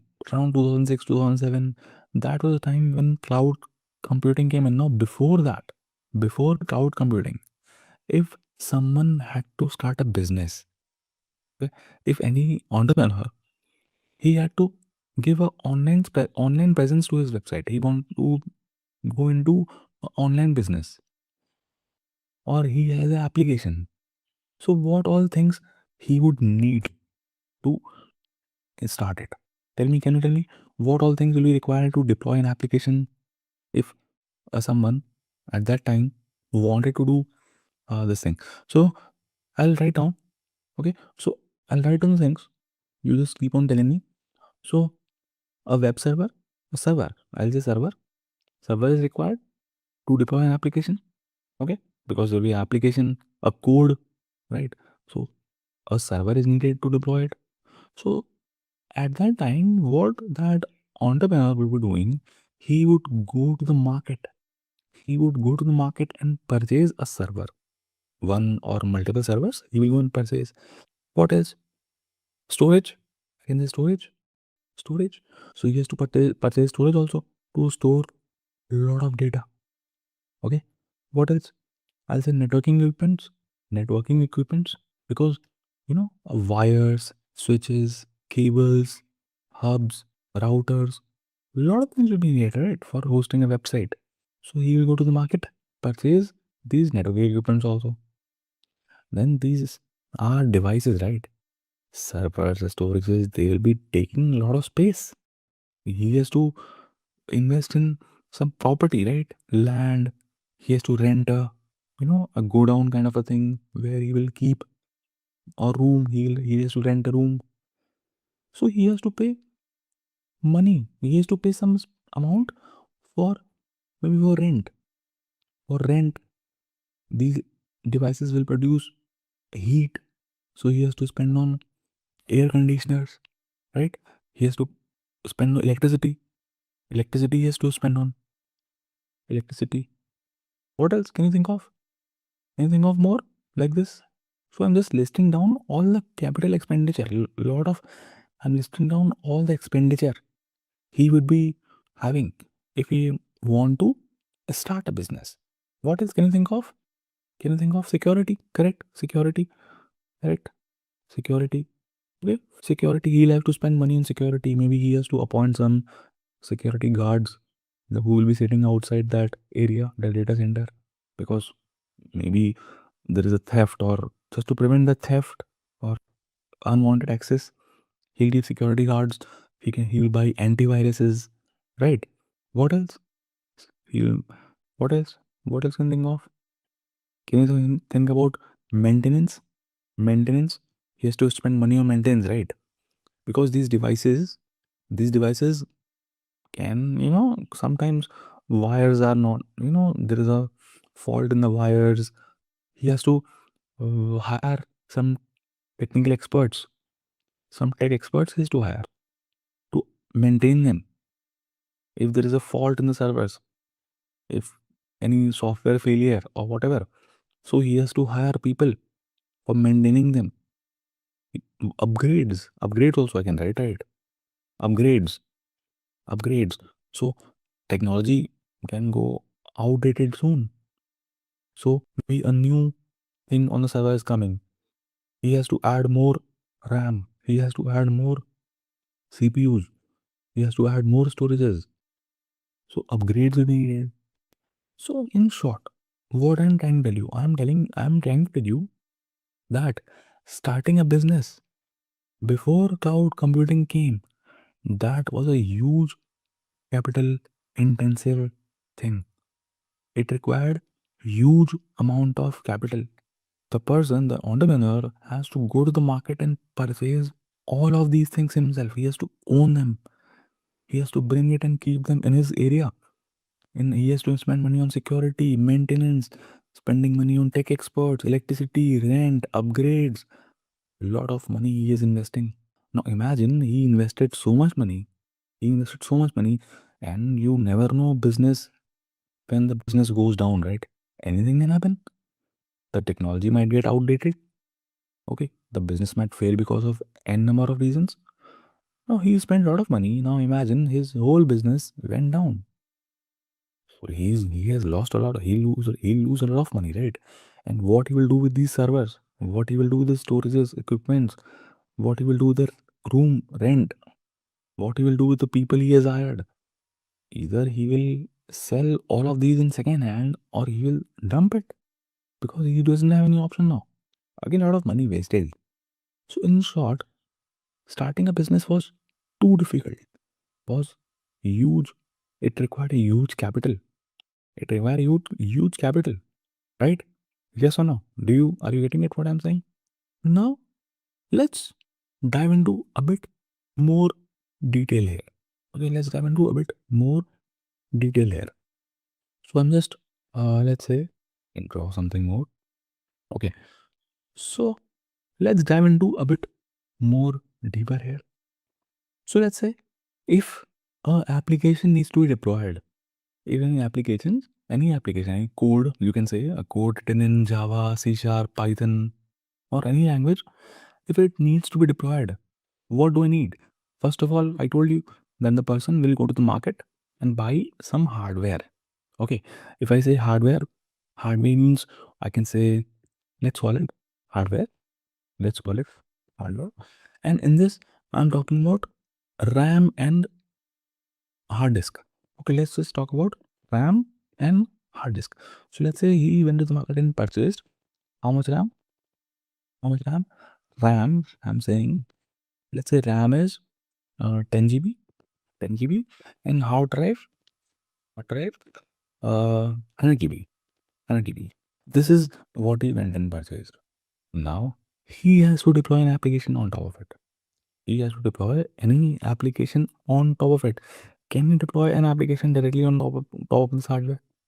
Can he deploy an application directly on top of this hardware? No, right? No. What is needed? A layer of operating system, right? So a layer of OS, a layer of OS needs to be installed. OS, operating system, right? So let's imagine here we are installing what? Windows operating system. Okay, Windows 11 or Windows 10 or whatever, Windows OS. Now, since we have operating system, now we can install any application on top of it. Okay, now we can install any application on top of it. So let's say this is the application which we are installing on our hardware, but should have a OS. Now, This is, I'm saying, APV A. Okay, this is any application A, any application. Now, this application has to be compatible with Windows OS, right? So this has to be Windows application, right? This application has to be Windows application, because can I deploy? Can I deploy a Android application here? Can I deploy a iOS application here? Can I deploy a Linux application here? I cannot, right? Because the application that you're deploying has to be compatible with the operating system which is there. As you know, on your Apple iPhones, in your Apple iPhones, can you install an Android application? You cannot. In your Samsung phones, can you install a iOS application? You cannot. So the application you are installing has to be compatible with the operating system on that hardware. Okay, so there's a dependency. Now, my application might not use the complete hardware specification that I have. Okay, this application might only use, let's say, 2 GB RAM. Let's say the usage this application has, this application only requires how much RAM? This application requires only 2 GB RAM. Okay, and it requires only 10 GB hard drive. That is the maximum requirement it can have. That is the maximum requirement this application can have. But the rest of the thing is not utilized properly, right?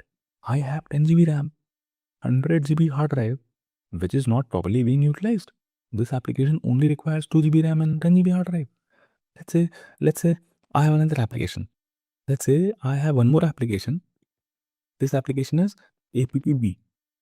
APPB. And this application is Linux application. It's a Linux application. Okay, this application is a Linux application. Now this Linux application, can I deploy this Linux application here on this hardware? I cannot. Though there is a capacity. Capacity wise, it's cool. I have a lot of capacity. I still have around 8 GB RAM and 80 GB hard drive. In spite of that, I cannot deploy this application because the OS what I have is Windows. This was a problem. Now, the entrepreneur, what he has to do, he has to go to the market again, and buy a different hardware just for this application. He has to install Linux OS there. Then he is going to install application B, that is Linux application. So this is again involving huge amount of capital expenditure, right? Are you getting the problem? Did everyone get the problem here? What is the problem in this? Everyone? So people understood this problem. Okay, people were smart enough to understand this problem. Now, how they resolve it? How they resolve it? How this? We are talking about history about cloud computing. How cloud computing started. So earlier this was happening, but how people resolved this problem? Let's talk about that. So again, we would be needing hardware for sure, right? Hardware is anyways needed. So let's use the same hardware. So I'm talking about, let's say, okay, this I'm just copying. Okay. Now we have this hardware.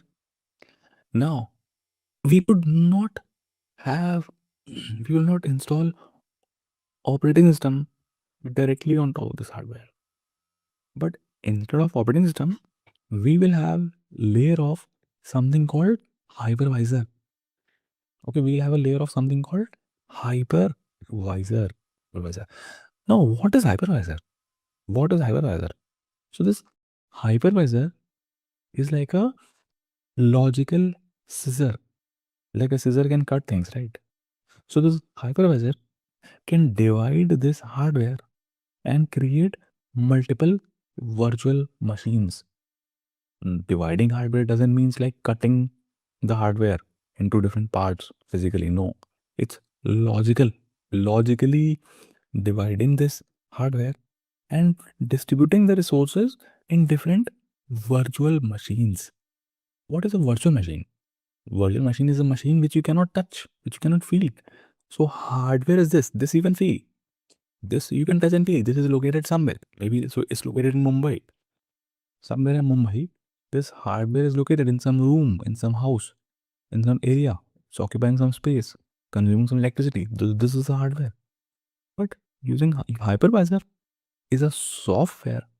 Hypervisor is a software which you install directly on top of this hardware and create virtual machines. Now, what are virtual machines? So, virtual machines are servers in itself. They are servers in itself. So, let's say using this hypervisor, I divided this hardware. I created 3 virtual machines. I created 3 virtual machines of different sizes. Okay. So, let's make them. So, let's say this is virtual machine 1. Okay.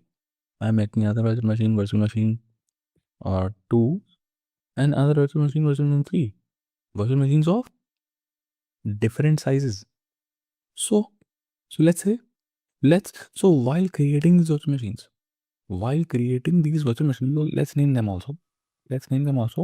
This is VM1, this is VM2, this is VM3. Now, while creating these virtual machines, you have to decide how much hardware you are associating with them. So let's say with this virtual machine, I am associating how much? I'm associating 2 GB RAM and how much hard drive? 10 GB, 20 GB. Okay. To this virtual machine VM2, I am associating how much RAM? 30 GB. Okay, and how much hard drive? Oh, sorry, 3 GB and 30 GB. Let's make it 30 GB RAM and 30 GB. Similarly, for this virtual machine, how much I'm allocating? I'm allocating 5 GB RAM and 50 GB. Right. So what I did? So whatever specification I had, whatever hardware I had, using this hypervisor, I created multiple virtual machines. I can create one or more virtual machines, and these virtual machines, they are servers in itself. They will, I have allocated some amount of hardware from here to these virtual machines. So these virtual machines are virtual. You cannot touch them, you cannot feel them. Okay, but they are servers in itself. They have their own specifications. Okay, and I can install a operating system on them. So let's say on this VM1, I am installing Windows OS. On VM2, I'm installing, let's say, Linux OS. On this VM3, I'm installing Mac OS. Right? Now, since these are isolated, VM1 does not know what is happening in VM2. VM2 does not know what is happening in VM3. They are isolated. So on this VM1, since we have Windows OS here, I can deploy an application. Let's say ABBA, which is compatible with Windows. On VM2, I can deploy another application, ABBV, which is compatible with Linux, which is the Linux application. In VM3, I can deploy another application, ABBC, which is regular application. Now these applications I'm deploying on the same hardware. Earlier, it was not possible. And this is leading to proper resource utilization. I am doing whatever I want in VM1, and VM2 does not know about it because they are logically isolated. They are on the same hardware, but they are different virtual machines. So this process is called virtualization. The process of creating virtual machines. This process is called virtualization. How do we create it? Using hypervisor. So Raj was asking, how many virtual machines can be created? Any number of. Obviously there will be limit because you have limited amount of RAM and hard drive, right?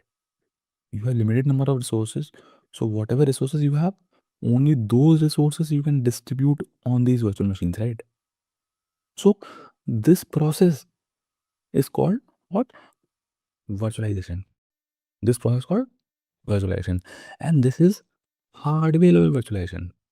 If you go into detail, this is I can call it hardware level virtualization, right? Because what I'm doing, in this process, I am virtualizing the hardware. I purchase this hardware and using the hypervisor, I am just virtualizing it and creating virtual machines. Now this solved their problem. The problem what was there earlier, the process of virtualization solved that problem. Is that clear? Understood what is virtualization? With this story, did you understand what virtualization means and how the process of virtualization solved the problem people were facing earlier? Clear? Does it make sense, everyone? So, uh, so this is virtualization. Okay. Now we would be talking more about this hypervisor. Don't worry, we will be talking about more on this. But now imagine there are people from different places across the world. There is a person living in Dubai. There is a person living in somewhere in New York. Okay, there's a person living in somewhere in Canada. Person living in Australia. Person living in Paris. So these are different people. These are different people living in different places across the world. Now, these people want to access these virtual machines. They want to work on these virtual machines. They want to work on these virtual machines. Now, I don't want them to travel to take a flight from Dubai to come to Mumbai. I don't want them to take a flight from Paris to come to Mumbai and work on it because this data center, this hardware is in Mumbai.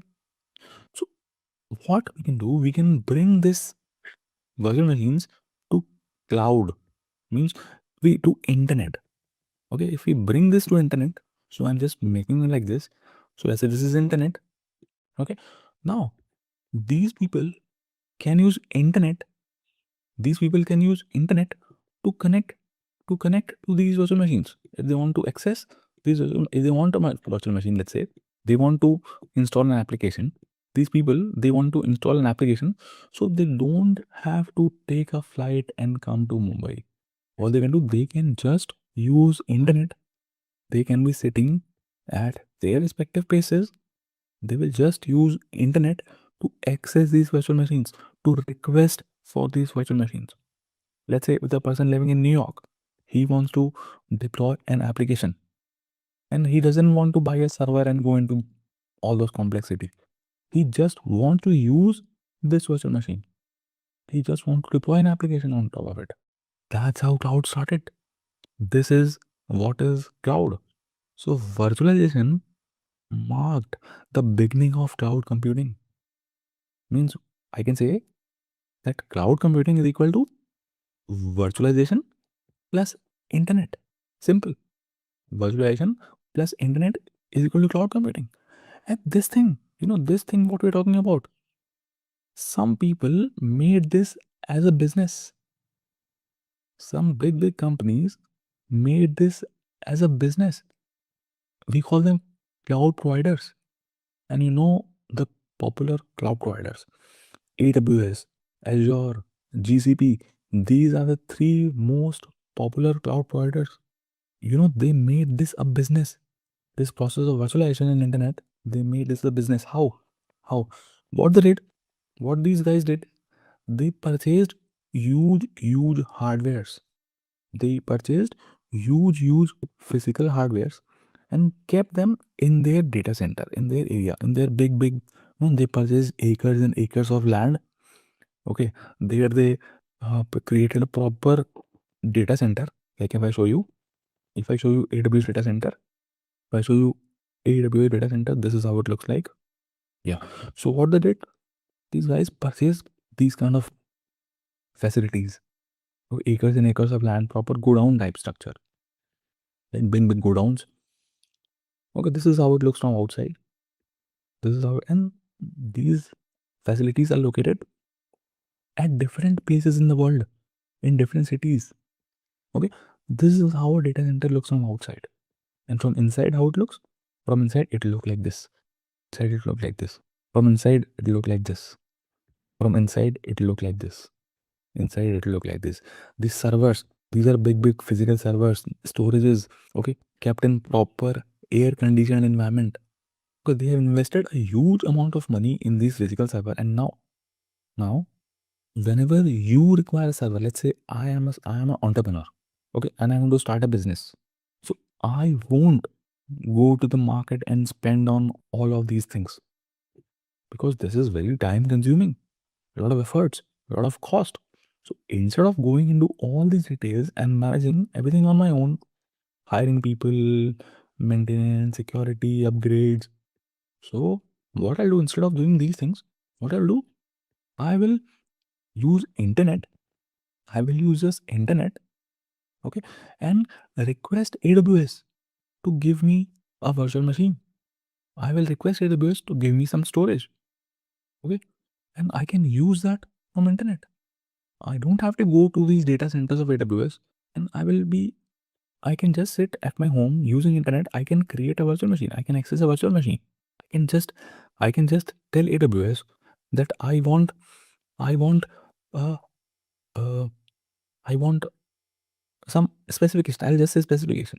I'll say that I'll tell AWS that I want to deploy an application on a Windows environment. I want a Windows virtual machine of 2 GB RAM, 10 GB hard drive, and whatever.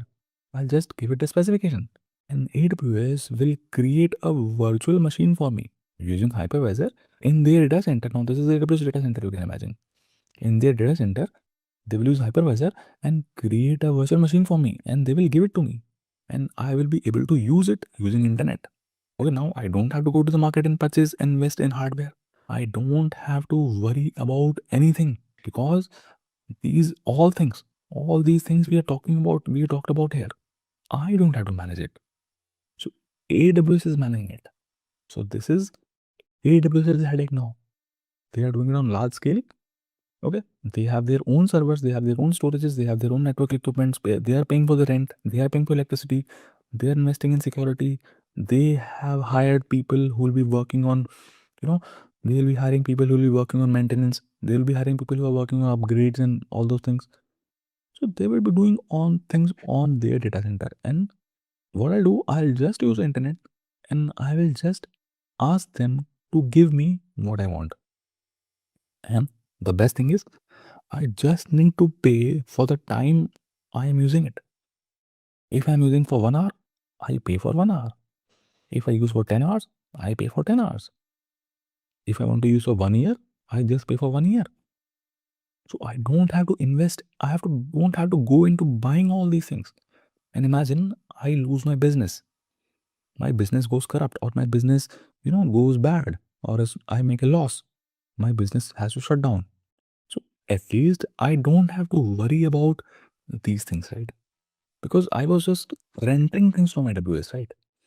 I was just renting things from AWS. I was renting a server, I was renting a storage from AWS, and I was accessing it using internet virtually. Now my business has shut down, so I'll stop using it and I'll not be charged after that. So this is cloud computing. So AWS was the first one to make it commercial. In 2006, 2007, AWS was the first one to make this thing commercial. Then came Azure, then came GCP, a lot of clouds came in. Okay. So these days, starting a business is so easy. Anyone can start a business. At least he doesn't have to worry about the infrastructure, right? He doesn't have to go into this complexity. Does it make sense? Does everyone understand what is cloud? Does everyone understand the background? What if hardware gets corrupt or lost? Do they have backups? So you as a user, you don't have to worry about anything. And that is AWS's responsibility. If their hardware goes corrupt, if the person working on the upgrades, he resigns, if any fire happens in the data center, or if any, so you don't have to worry because these hardware and these people are not yours, right? And these are managed by AWS. So that's what the benefit is. And they will have this stuff. Okay, these data centers which I'm showing you, these data centers are not just one. They are not just in one city. In many cities across the world, they have these data centers. So this is what cloud computing is. Okay, this was a basic of it. Okay, now advantages I just now told you already.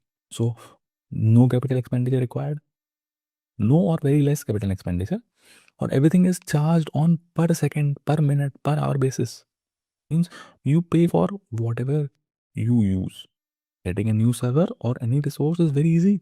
We'll be doing a lot. The whole course is based on how we are creating resources on AWS. You'll be seeing it's very easy. Only few configurations required. Okay, provides a very high available solutions without any extra effort. So solutions which are there, but you get, they are highly available. They are, always available. They will never go down. AWS will make sure that the data you are storing, it's properly backed up in multiple data centers. Even if one hardware crashes, your data is never lost.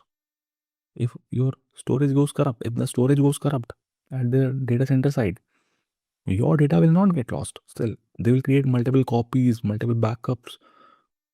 Okay, security, they will give you a lot of security services to secure your resources. You can do encryption, you can do a lot of things. Firewalls you can create, flexibility, error shield, it's very flexible. Number of resources can increase, can decrease automatically. So a lot of things are there, a lot of advantages. Okay, so these are advantages over on-premises. What is on-premises? So you will be hearing this term on-premises. On-premises means basically this. If on-premises means basically what we talked about, this thing means managing everything on your own, buying a server, buying a storage, and keeping in your premises. Buying a person, renting, paying for rent, electricity, spending on security, maintenance, upgrades, and all these things. This is on premises. Means managing everything on your own. That is on premises. Okay, but cloud is this is what we discussed. This is cloud. So these are the advantages of cloud over on premises. Okay. So guys, we have talked about this hypervisor. We have talked about this hypervisor. So you might be having confusion on this hard hypervisor part. So this hypervisor, I just told you, it's it's a software. Hypervisor is software. Now see, if you want to go into detail of hypervisor, it's a separate topic of study. Okay, there you can study details about virtualization. What are the different types of virtualization? Hyper-V, para virtualization. You have a lot of things are there. The details about the threads, processes. No need to go into that detail. If you are planning for a DevOps, if you are going to be a DevOps engineer or a cloud architect or anything, okay, no need to go into that much detail about different techniques of using hypervisors and those things. So for us, what we will be learning, I'll tell you the types of hypervisors. Okay, I'll tell you the types of hypervisors. There are two types of hypervisors. Okay, we'll discuss the types of hypervisors. Okay. So role of hypervisor. See, hypervisor role is to create virtual machines. Simple. To create and manage virtual machines. This is what hypervisor is doing, right? So hypervisor is doing virtualization. It's virtualizing your hardware, right?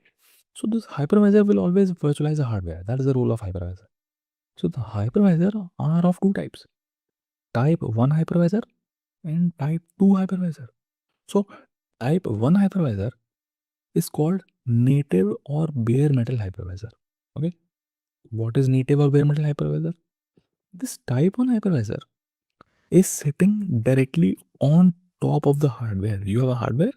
Okay. You have a hardware and you have a hypervisor directly on top of this hardware. Like the way I have drawn. In this picture, what I've drawn? I have drawn a hardware and a hypervisor sitting directly on top of it. This is hypervisor. This is kind of type 1 hypervisor. Now, an hypervisor does what it does. It creates virtual machines. So let's say this hypervisor created two virtual machines. One is Red Hat Linux and other is MS Windows. Okay. Type 2 hypervisor. What is type 2 hypervisor?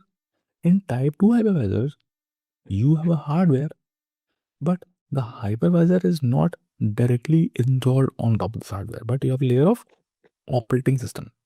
Means you have a hardware, if you have a OS, then on that you have hypervisor installed. Means you have a layer of OS in between hardware and hypervisor. And again, hypervisor does what it does. It creates virtual machines. So these are the two types of hypervisor. Now, can you tell me which out of them will be faster? If I'm talking about performance, which one will give you better performance? Type 1 or type 2? Think type 1. Amit is saying type 2. Anyone for type 2? Type 2, type 1. So most of you are saying type 1. Correct. So answer is type 1. So if you talk about performance, if you talk about speed, performance, type 1 hypervisor will be faster. It will give you better performance as compared to type 2 hypervisor. Why? Because type 1 hypervisor, it is directly installed on top of the hardware. So here, the virtual machines, these are virtual machines, right? When these virtual machines require resources, they are interacting via this hypervisor to the hardware. So there is only single layer.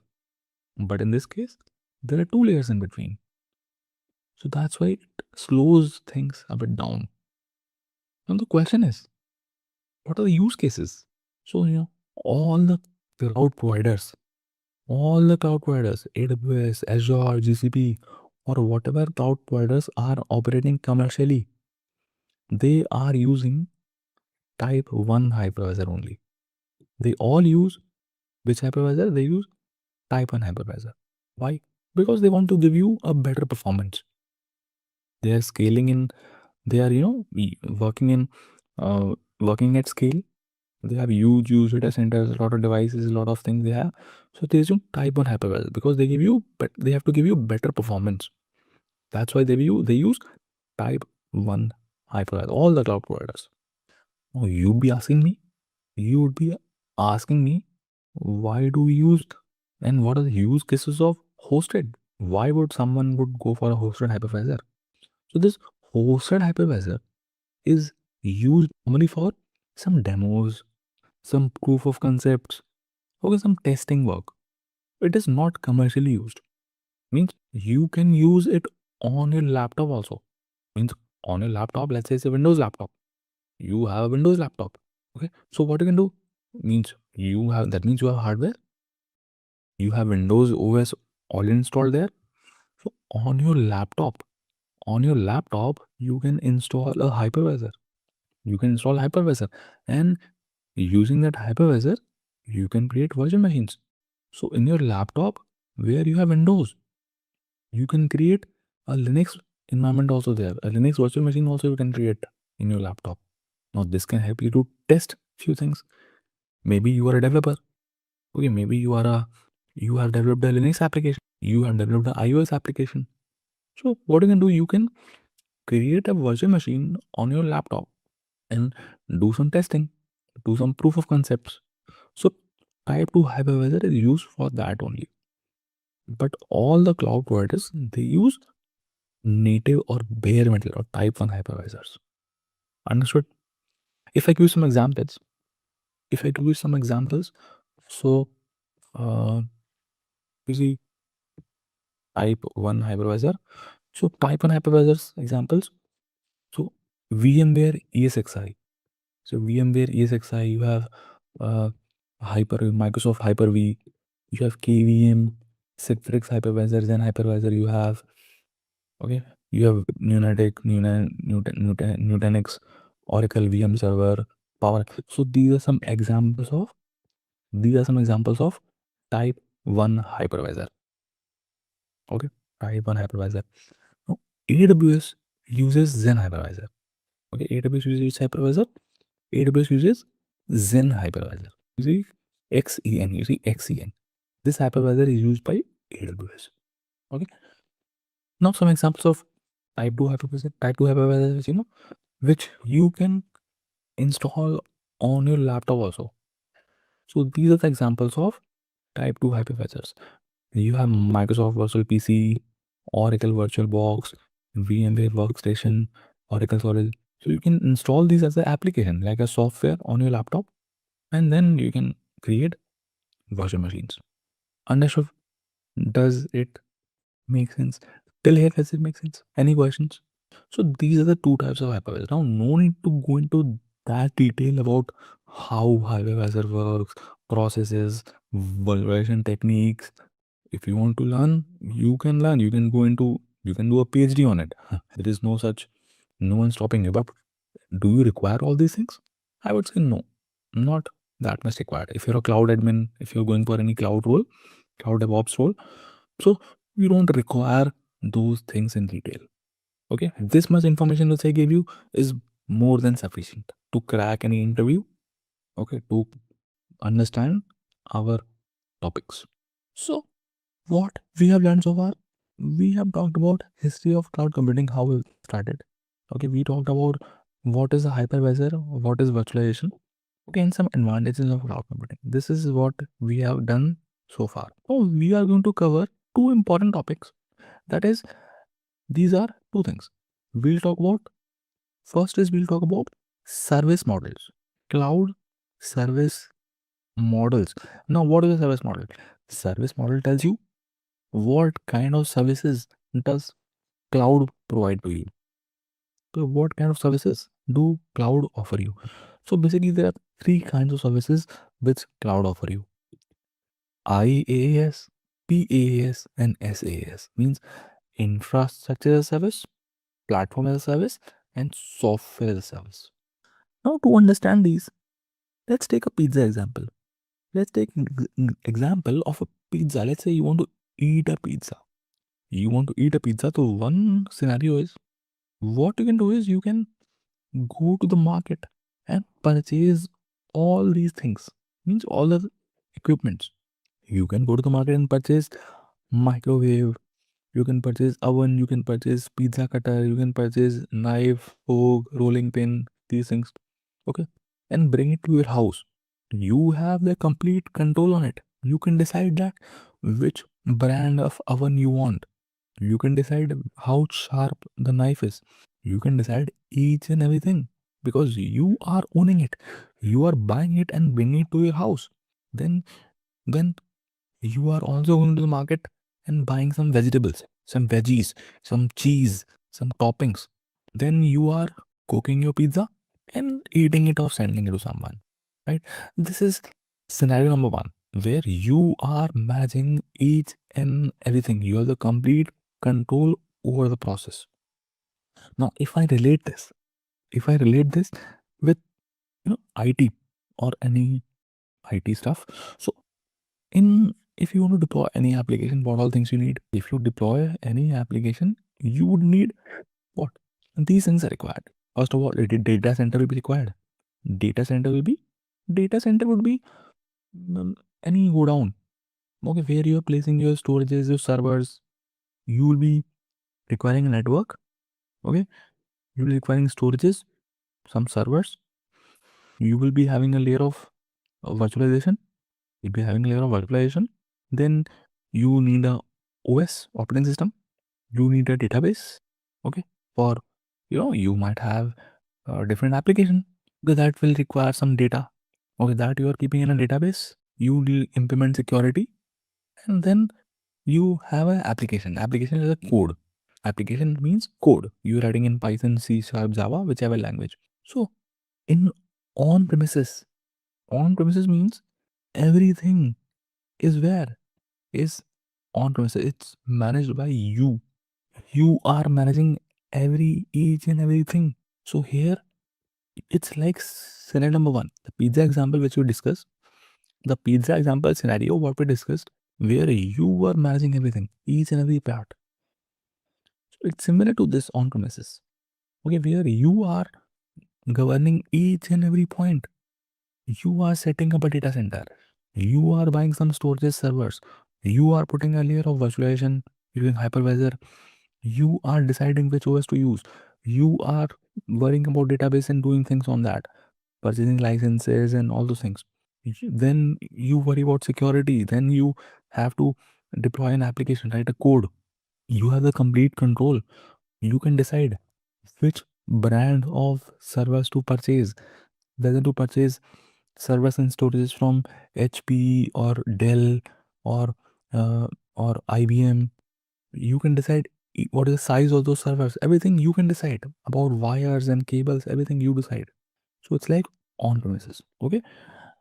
Now you are the complete control, but everything is managed by you. So there is a lot of headache. You have a lot of headache because everything is managed by you. Now coming to cloud services. So cloud offers you three services: IaaS, PaaS, and SaaS. Now, if you talk about IaaS, so on this pizza example, let's talk about scenario number two. In this pizza example, scenario number two is, let's say you want to eat a pizza. Let's say you want to eat a pizza, so you don't go to the market and purchase these infrastructure. You don't invest in these infrastructure. What to do? What to do? You go to the market, to a shop.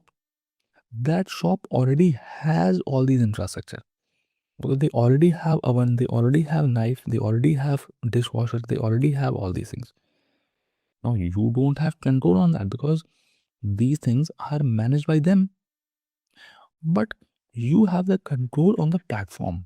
Means you can go to the shop which already has all these things, but these veggies have to be purchased by you. Okay, these veggies have to be purchased by you. You have to go to the market and buy veggies, cheese, and toppings. But you cook yourself. Cooking also you have to do. The only thing is you are getting infrastructure from that shop. That shop already has infrastructure. You don't have to invest on that infrastructure. Now, this means that if anything goes bad, let's say the oven is not heating properly, or let's say the knife is not sharp, or this pizza cutter is not sharp, so you don't have to worry about it because it's not your ownership, because these things are owned by the shop. But the veggies and thing you can decide. So here you're getting the infrastructure as a service. Now if I relate with this, if I relate it with this, so in infrastructure service, you don't have to manage the data center, network, storage, servers, and virtualization. So this is complete infrastructure, and that will be managed by the cloud provider. So an infrastructure service, all the infrastructure will be managed by the cloud provider. So this data center, network, storage, now which servers they are purchasing, whether in their data center they have which air conditioner, they are buying servers from Dell, HP, or whatever. You don't see it. What is the virtualization technique they're using? You don't see all these things. For you, you will get the infrastructure as a service, and then on top of it, you can decide which OS to use. You can use which databases, what you want. You have to worry about license and all those things. You have to worry about security.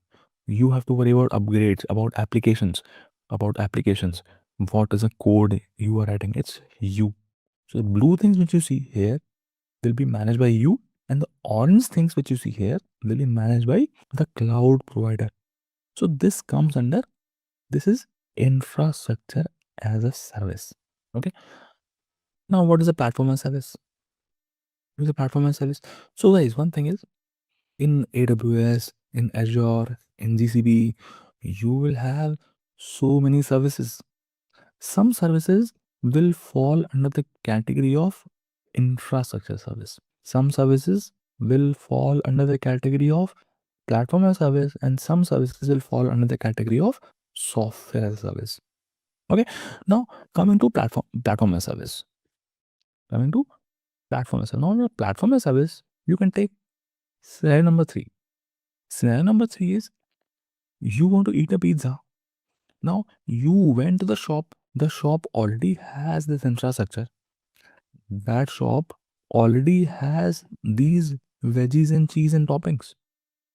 So you are just going to the shop that already has all these things, the infrastructure and the platform, and you cook yourself. The cooking part you have to manage.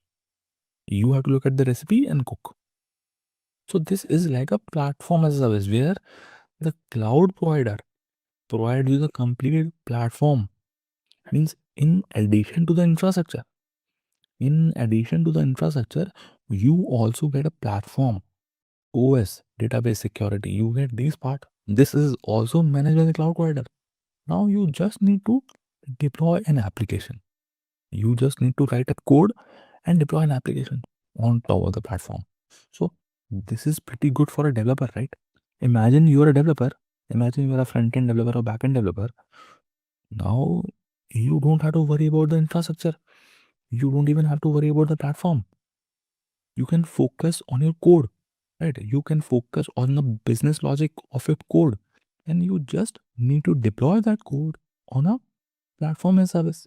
So here you get a lot of abstractions, and many things are managed by the cloud provider.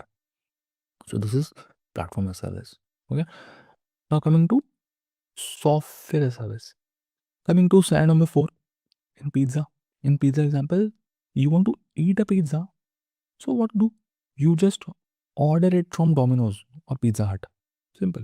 You don't you don't have to worry about the infrastructure. You don't have to worry about the platform, and you don't do cooking also. You just order it.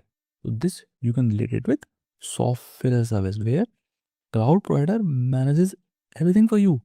They manage the infrastructure, they manage the platform, and even the code part, even the application is theirs. You don't have control on that. So cloud providers provide you some infrastructure service, some services will be platform as service, and some services will be software as a service. You can choose accordingly as per your preference. As per your preference, you can choose accordingly. So I will not take the names of the services right now, because if I take the names, you will get confused.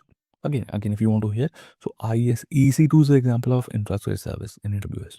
Platform as service, Elastic Beanstalk, RDS, Lambda, they will come under platform as service. And software as service, you guys are already using many times, right? You're using Google Drive. You are using Google Drive. So that's also cloud, right?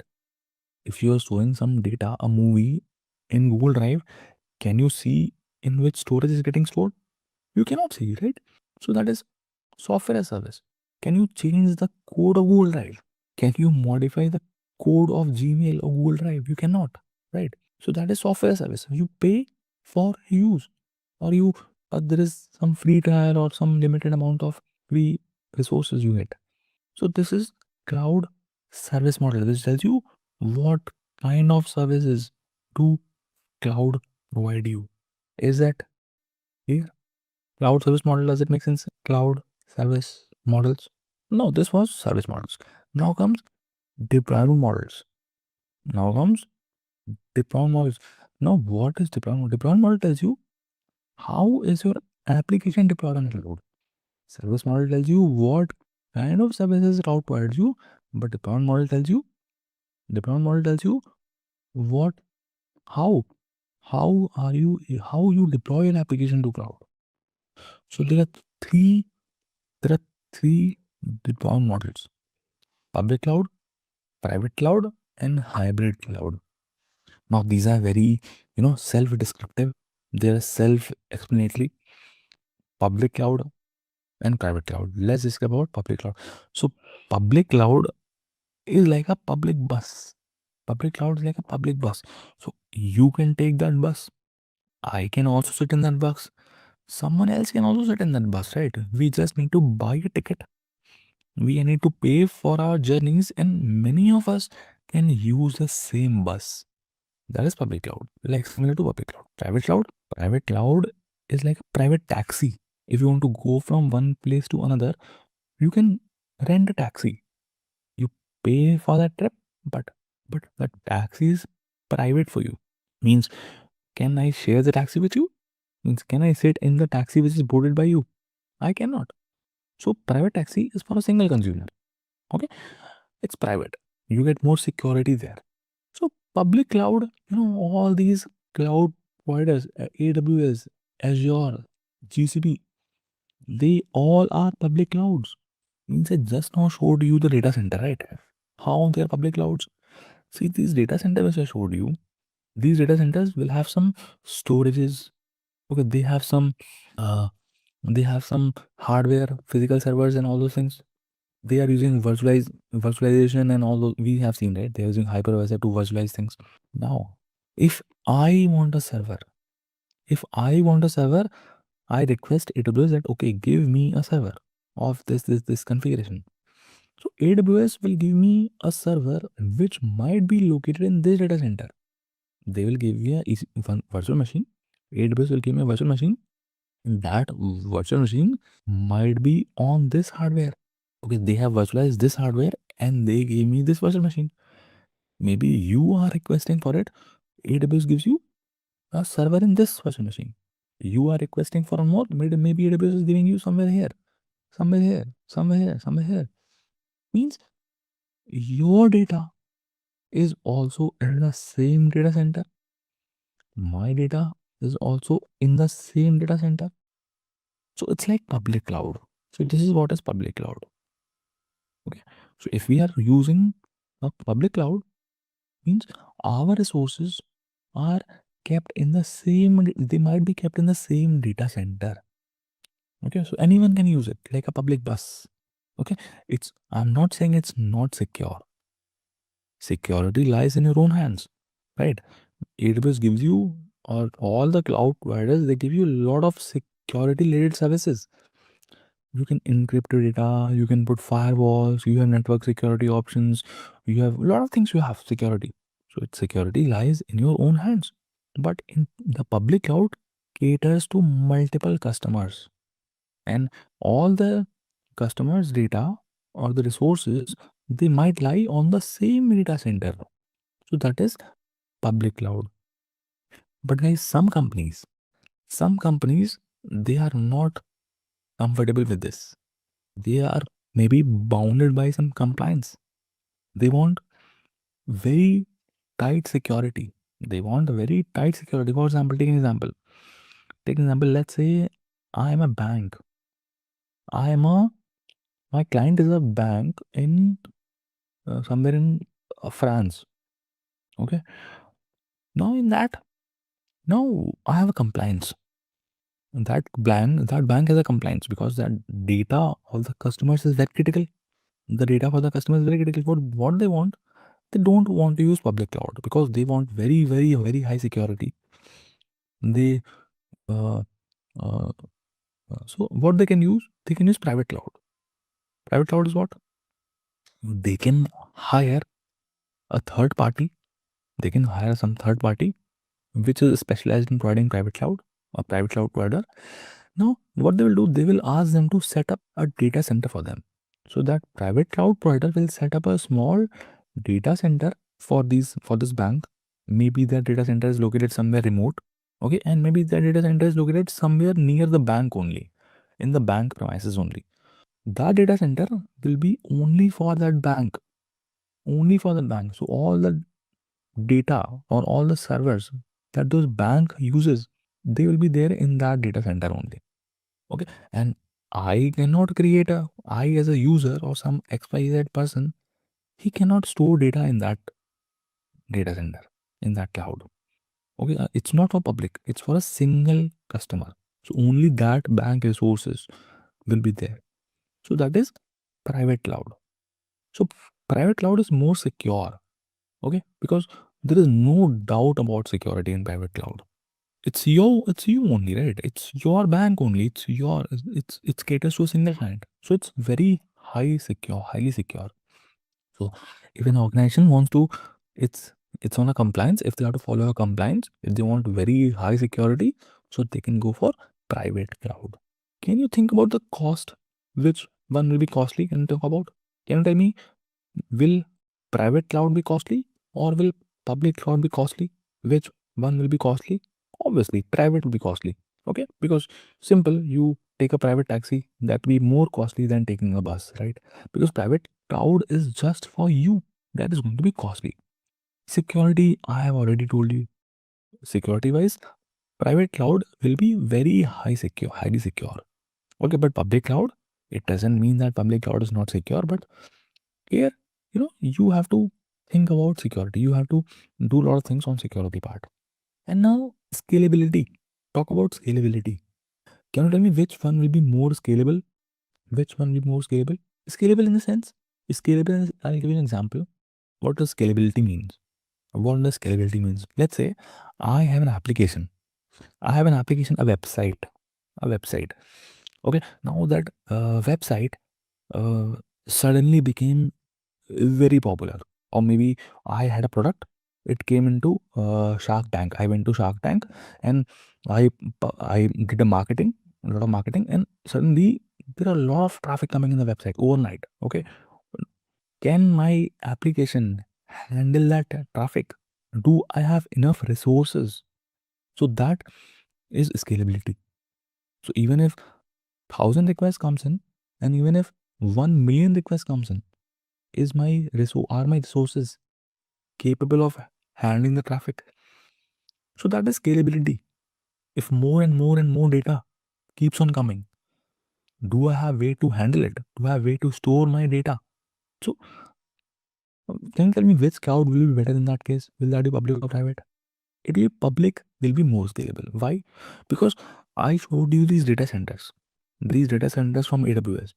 Now these are huge data center, and they are located not just in one city. In multiple cities, there are many data centers. So you have literally infinite amount of storage. And it doesn't end as a public cloud, right? It's a public cloud, so you can be anywhere in the world and request something from AWS. Let's say I'm living somewhere in Delhi. I'm living somewhere in Delhi, and I want to store my data in Paris. I want to store my data in somewhere in US, in Germany, in Australia. So I can do it. So this gives infinite scalability. So I don't have any limit of resources in AWS. So there is infinite scalability you get on AWS. So in terms of scalability, public is better. And that's why it's cheaper also, because they give you price benefits, because it's not just for a single customer. So we have seen public cloud and private cloud.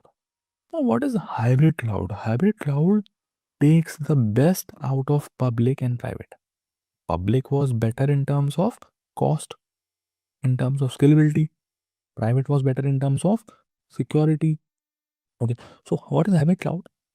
Hybrid cloud means hybrid cloud means, let's say, take an example. I'm giving you some examples, some use cases, some real time use cases. See, I am a bank. Let's again take a bank. Now for that bank, what I want, I have some applications. I have some applications which have to be very secure, like databases. In my databases, I have my client information. I have all their transactions and all the related stuff. So that will be very secure. So I will keep them in my on premises. Okay, I will keep them in on premises. I'll keep them running in my data center, in my bank, in my basement, let's say. So it is very secure. But there are some applications. There are some applications in my bank which are front end facing, or they don't require that much security. So I will use AWS. I can use some AWS services. Okay. So that is, I'm using combination of multiple things, right? I am storing things on my on-premises also. I am running things on cloud also. So this is hybrid. Okay. One more example. One more example. Let's say it's a company. My company is everything on on-premises only. Okay. We are moving to cloud. My company is moving to cloud. Let's say, means some of the resources are in cloud, and I want to store some. I want to keep some resources on AWS or Azure. There are different. Or I can store backups on cloud. That is also a use case. Means everything is running on premises. Everything is running in my on premises in Mumbai, and I'm worried. What if this flood in Mumbai? What if the data center in Mumbai crashes? What happens? So in that case, what I want that I should have backups, right? So all the backups I will store somewhere in Paris data center. Okay, I will store in AWS region in Paris. So I'm using again multiple stuff. My complete data center is running on premises, but I'm just using cloud. I'm using public cloud for keeping my backups. So that is also hybrid cloud. Okay. So this is what is hybrid cloud. Okay. And you'll be seeing some more terminologies. Okay, you'll be seeing there is something called community cloud. Okay, you must be hearing something called so community cloud is like a private cloud. Okay, but in community cloud, 2 or 3 companies or multiple companies, they form a community. Okay, let's say company A, company B, company C. These 3 companies, they decide that we don't want to use public cloud, but we will use private cloud of 3 of us. Okay, they will hire a third party or any private cloud provider, and they will ask them to set up a data center, and in that data center there will be resources for these 3 companies only. So they have formed a community. So that is community cloud. Okay, that is kind of a private cloud only. Cool. So this is cloud deployment model. This tells you how your services are deployed on cloud. Cool. Why do we have data center in different cities and countries? Any difference of taking different cities, countries, public data center? See, it's because AWS needs a presence, right? These cloud providers, they need a presence in every country. What if there is an application in India? Let's say in India, there is an application for a government. It's a government application. It's a government application. Now, will Indian government want to store or want to run that application somewhere in US or somewhere in China or somewhere in Australia? No, right? There'll be some compliance. So AWS has set up some data center in Mumbai and Hyderabad. Okay, so for that, so these are some of the reasons. And AWS also wants to have a presence. Okay, security, speed, and a lot of things are a lot of things. There are reasons. So it wants to have a presence in every continent, every country. Everyone is clear about cloud service models and cloud deployment models. Okay, now see, there are 3 popular cloud providers, and you all might have heard about these 3 providers: AWS, Azure, GCP. These are popular ones. Now we saw that AWS was the first one. They were the first one to make things commercial in around 2006, 2007. They were the ones who made cloud computing commercial. So obviously they have the biggest market share. Okay, you will find a lot of openings on AWS. A lot of companies use, a lot of popular companies use AWS. Okay, Azure. Azure is comparatively newer. Okay, but it's gaining the market share. Azure has a very good USP because it's from Microsoft, right? Azure is from Microsoft, so it has a very good compatibility with Microsoft products. For example, Windows. For example, uh, uh, Outlook or means Office. You have very good compatibility with Microsoft Active Directory. In that ways, Microsoft Azure is you know is good. AWS, it's older and it has a very good documentation, very good community. Okay, um, it it's very good in terms of databases. It has a lot of different options. So GCP is the newest of them. Out of these 3, GCP is the newest one. So it's from Google. So see, every cloud have similar kind of services. Every cloud will have similar kind of services. Some terminologies might be different. Okay, but the overall concept will be similar. So no need to learn every cloud into detail. I would say, first of all, learn one cloud into detail. Go deeper into one cloud. So since we are learning AWS, so I will suggest you learn AWS into detail. Then Azure, GCP, if you want to use it later, you can use it. It will not take a lot of time. Okay. So why? Because these cloud providers ultimately will give you similar kind of services. If you talk about any data center, see, if you talk about any corporate data center, okay, if you want to deploy an application, what all things are needed? We have seen you need a server is needed to deploy an application. You need storage to store some data, some files, some documents, some videos, some movies, whatever. You need a database as a structured data. Okay, like your tables, columns, like you have orders, employee related data, your student related data. Okay. Now you have these servers and storages and these databases. So you want to filter the traffic, right? You will not allow everyone to access your servers. You will not allow everyone to access your databases. So you need a firewall, okay, to filter the traffic. Everything will be placed in network, okay, for the purpose of isolation, because I don't want that people from outside they will be able to enter into my network. So you will have to create a network, okay. You will need a domain, because a website which is hosted on the server, you will not give the IP of that server to your users, to your customers. You will need a domain, right? Like facebook.com, instagram.com. You will need a domain. So you will need to monitor these resources. You have to monitor the server, whether the server is running out of memory, if the storage is, if 95% of the storage is full or whatever. You have to monitor them, right? And based on that, you have to send a lot of notifications.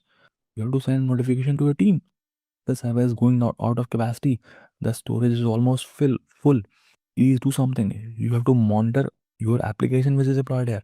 So you need to monitor you need monitoring services. You need to send notifications. You need to manage users. There'll be different users. There'll be some DevOps users. There'll be users of your website. There'll be some admin users. They will have different level of permissions. So you need to manage that also. Now this is common. This is generic thing about every application. Every data center will have these things for sure. Now, all these cloud providers, they will provide you services in each aspect. For example, if you talk about AWS, so for every aspect, AWS has some services. For example, for a server, you can use EC2 service. For storages, you can use EBS EFS. For databases, you can use DynamoDB RDS. For firewalls, you can use security by NCL. For network, you can use VPC. For domain, you can use Auth23. For users, you can use IAM. For notifications, you can use SNS. For monitoring, you can use CloudWatch. Now, these are different AWS services. You will have similar kind of services provided by Azure also. You will have a similar kind of services provided by GCP also. So that's why I told you the concepts behind them are going to be very similar. Because AWS is also providing you virtual machine. GCP will also provide you virtual machine. Azure will also provide you virtual machine. You can get it from anywhere, right? Only the terminologies will be different. In AWS, the service that provides you virtual machine is called EC2. In Azure, we call them virtual machine. Okay, so only terminologies are different. Okay, so that's what I told you. If you learn one cloud, then it will be very easy to skill upon other clouds also. So I would say focus on one cloud. Make one cloud as your strong point. Go deeper into one cloud. Okay. So we are here to learn AWS.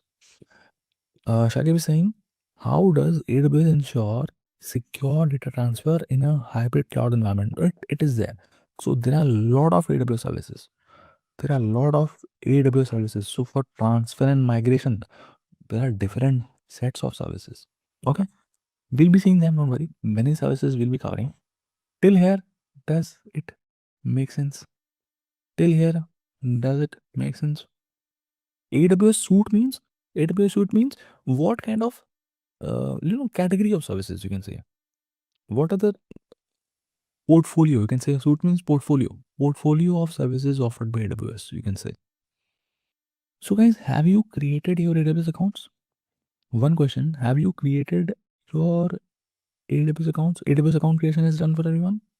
Is anyone here who has not created your AWS account? Okay, I see some are saying no.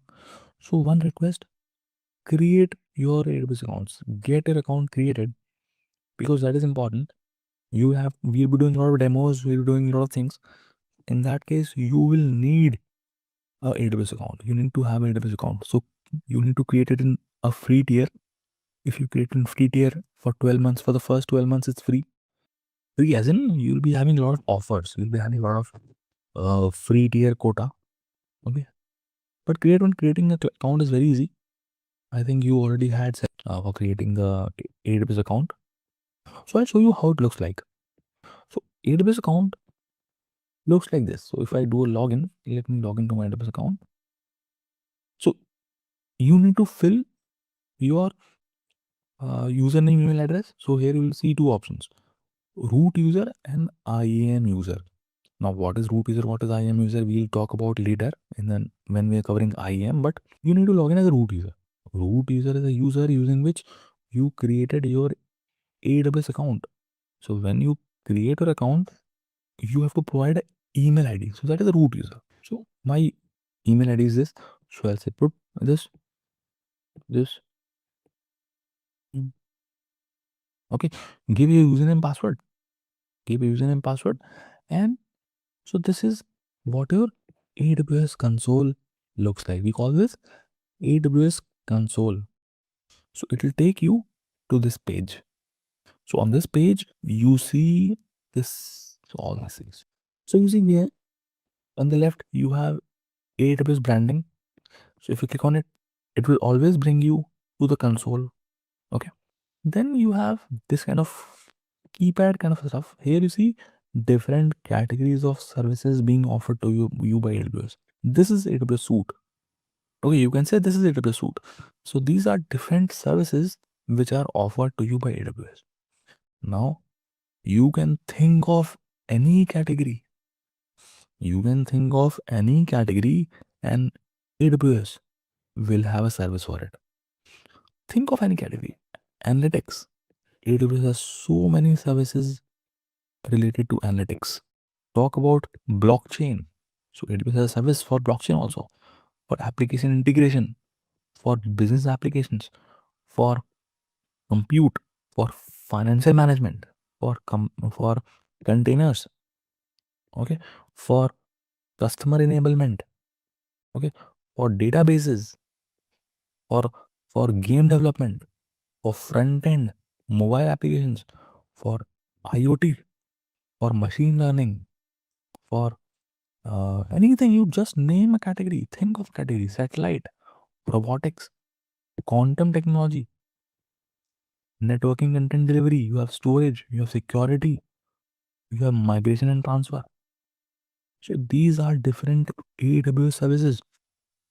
Okay, and you just have to go to that respective service and perform some configurations and send that request to AWS, and AWS will help you in that. AWS will provide you some resources which you can access sitting at your home.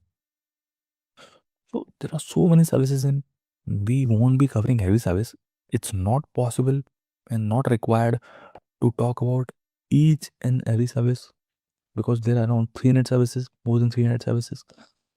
No need to go into that detail, but so whatever services are there in your curriculum, so those services we will be covering in detail.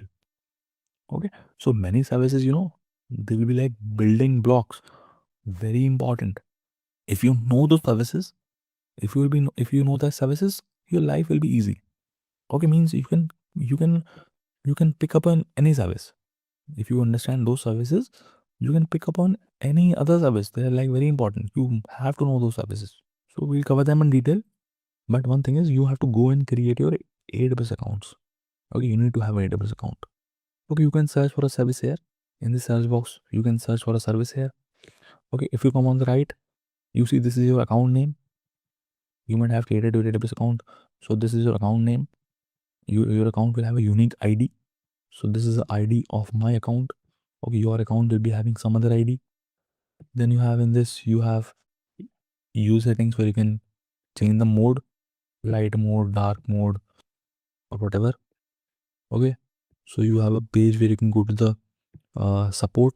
So sorry, not this. So you can, if you have any issues, you can go to support center and request AWS support or any assistance related to billing, related to something. That's the basics. There was most of it for theory. We'll be seeing some other important, one very important thing in AWS when it comes to AWS is availability zones and regions. I'll give you, I if you miss a session, I'll give you a quick revision of important points also. I told you something called AWS data center, right? So what is the AWS data center? I showed you that AWS data center looks like this. Okay, so AWS has lot of facilities. AWS has lot of facilities and lot of areas like this, lot of godowns like this, and these are throughout the world. In many cities, these data centers are located. So this is how it looks from outside, and how it looks from inside. From the inside, it looks like this. They have servers, they have wires, they have cables, they have storages, big servers, physical servers, and a lot of things they have. Okay, and it is properly air conditioned. People are working there. So these are the physical servers that they have in data centers, and they virtualize it using a hypervisor or some virtualization techniques. They virtualize this, and they give you some servers, some storages, and some services on rent. Okay, you pay for whatever you are using. So you don't have to buy these servers and storages at your side. AWS buys it and it virtualizes it, give it to you on rent, so that you just have to use internet and you can access those services. So these data centers, they are located in different cities of the world. So if I show you the map, AWS global infrastructure. So I show the map. So look at this map. Look at this map. So in this map, you see green dots. You see green dots. So these green dots are AWS region. Okay, we call them regions. Regions are what? Regions are geographical locations. For example, in India, in India we have Mumbai, we have Hyderabad. In India, we have two regions. Okay, we have many regions in Europe. We have Paris, we have Milan, we have Germany, which is coming soon. Red dots, you see, they are coming soon. The red ones are coming soon, and the green ones are already there. In US, you have North Virginia, you have Ohio, you have California, you have Oregon. Okay, you have Mexico. A lot of these are what? These are AWS regions. Regions are geographical locations. Now, every region is divided into multiple availability zones. And inside those availability zones, you have data centers. One or more data centers in every availability zone. So if I draw a diagram, that will make things more clear. See, let's say I'm making multiple regions. Okay, this is, let's say, Mumbai. Okay, this is, let's say, North Virginia. This is, let's say, Paris. Okay, I'm drawing just three regions. There are many regions, as you saw. So let's draw. This is, let's say, Mumbai. Okay, this is, let's say, North Virginia in the US. Let's say this is Paris. Okay, now every region has a code. Every region has a unique code just for representation. So if you see the console, if you see your AWS console, so this is to the left of it. This is what the region is. So if you select it, so it will open a drop down. Yeah, see a drop down. This is what the regions are. Okay, North Virginia. The code for North Virginia is US East 1. Ohio. The code for Ohio is US East 2. And likewise, for Mumbai, it's AP South 1. For Tokyo, it's AP Northeast 1. For Canada, it's CA Central 1. For Paris, is EU West 3. Okay, so these are codes which are given to every region. If I draw it here, so Mumbai is AP South 1. So if you see the code of Mumbai is AP South 1. So let me write it. Let me write it as well. So Mumbai I'll say AP South 1. Code for North Virginia is US East 1. US East 1. Code for Paris is EU West 3. EU West 3. Okay. So you don't no need to remember the codes right now. It will come with practice. The more you will see your console, the more you create resources, the more it will come with the practice. Okay. So these are code for every region. Now, every region is divided into availability zones. Now, what is availability zone? I'll tell you. But if you see, if you hover over any region, let's say I hover over Mumbai. So in Mumbai, it says availability zones is 3. In Spain, you see availability zone 3. In Stockholm, availability zones 3. Okay. In North Virginia, availability zone 6. In Mexico, availability zone 3. Okay, here you see in California, availability zone 3. Then in Oregon, you see availability zone, where is it? Availability zone 4. Okay, so means every region is divided into at least 3 availability zones. Okay, at least 3 availability zones. So availability zones are what? Availability zones are logical divisions. Okay, and inside those availability zones, you have data center. Okay, so data center are physical. Data center are physical, which I showed you, like these. Data centers are like these. From outside, it looks like this, and from inside, I showed you how it looks. So every availability zone will have one or more such data centers, such facilities, such go downs. So let me draw availability zones. So I'm drawing in Mumbai. You have 3 availability zones, right? So let me draw. Let's say this is availability zone. I'm dividing Mumbai into 3 logical parts. So these are 3 availability zones. Okay. Now how are availability zones named? Availability zones are named. Just put A, B, or C in front of this code. Okay. For example, Mumbai. This availability zone, I'll call it AP South 1A. This will be AP South 1A. This will be AP South 1B, AP South 1B, and this will be AP South 1C. Okay, so these are the names of the availability zones. So region code, and this will be availability zone code. Okay, now I said the data centers will be distributed in these 3 availability zones. So every availability zone will have one or more data center. So let me draw data centers. So let's say in AP South 1A, I have 2 data centers.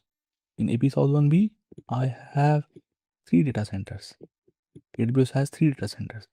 So you cannot know, AWS will not tell you that how many data centers they have in these availability zones. So these are data centers. They can be one or more data center. And you know what is there in data center? Inside these data centers, you have big physical storages, big physical servers. You have wires, they're properly air conditions and everything.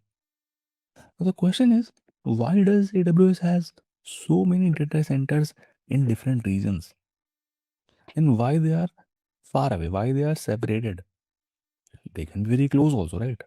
They can be very close also. Let's say all AWS data centers are in north of Mumbai. Okay, all AWS data centers are they're in south of Mumbai. They're in South Mumbai. But it's not like that. They are distributed across the city. Okay, so that why they are called availability zones? Okay, these regions, every region is having at least 3 availability zones. What is the purpose of availability zones? Availability zone give you high availability. What does availability zone give you? High availability. Now, high availability is very important concept. There is a concept of high Availability. High availability.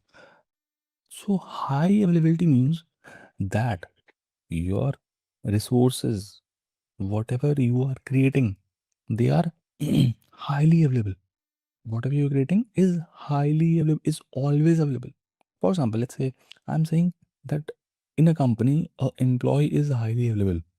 If a manager says, if a manager says that this person under me is highly available, it means that the person is available to work every time. He's working 24/7. He's working in morning shift also. He's working in evening shift also. He's working in night shift also. So this means high availability means he is always available. Same if you relate it with cloud, means on cloud you are storing your data, right? You are storing some movies, you are storing the files, you are storing some images, some documents.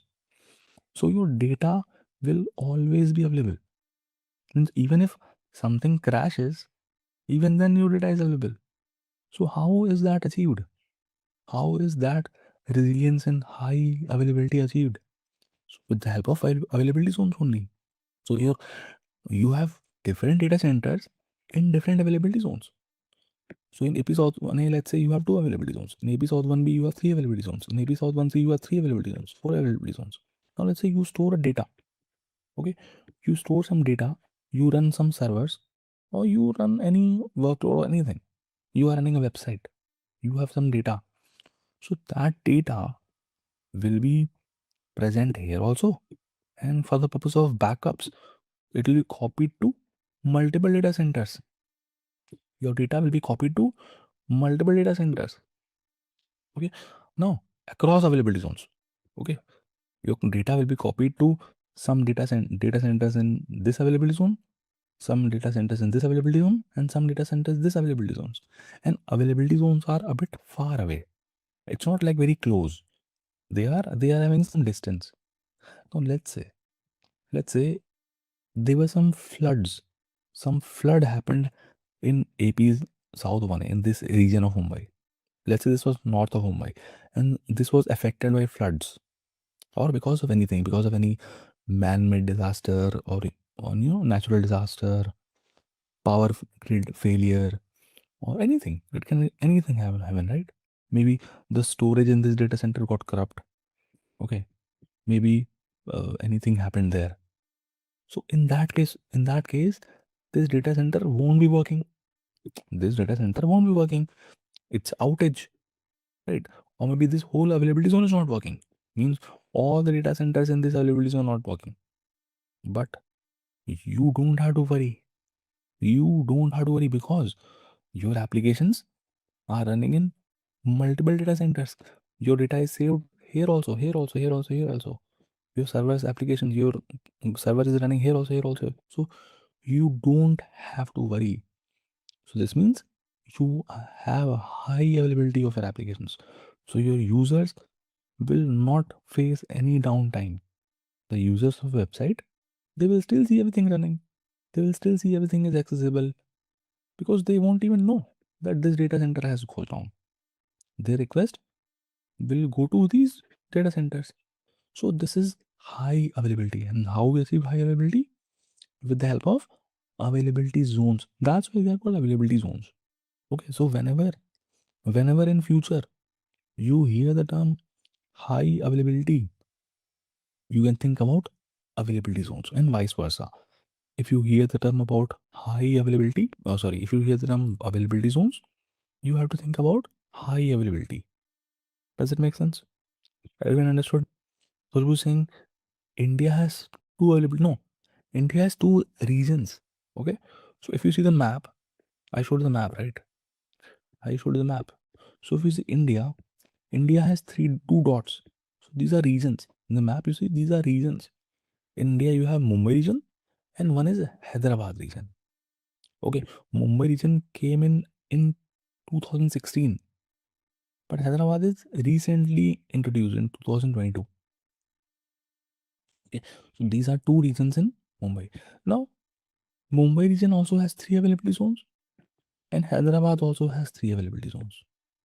So there will be multiple data centers in Mumbai also, and there will be multiple data centers in Hyderabad also. Does it make sense? Does the concept of availability zone and how availability zone offer high availability. Okay, now if same way you can say North Virginia.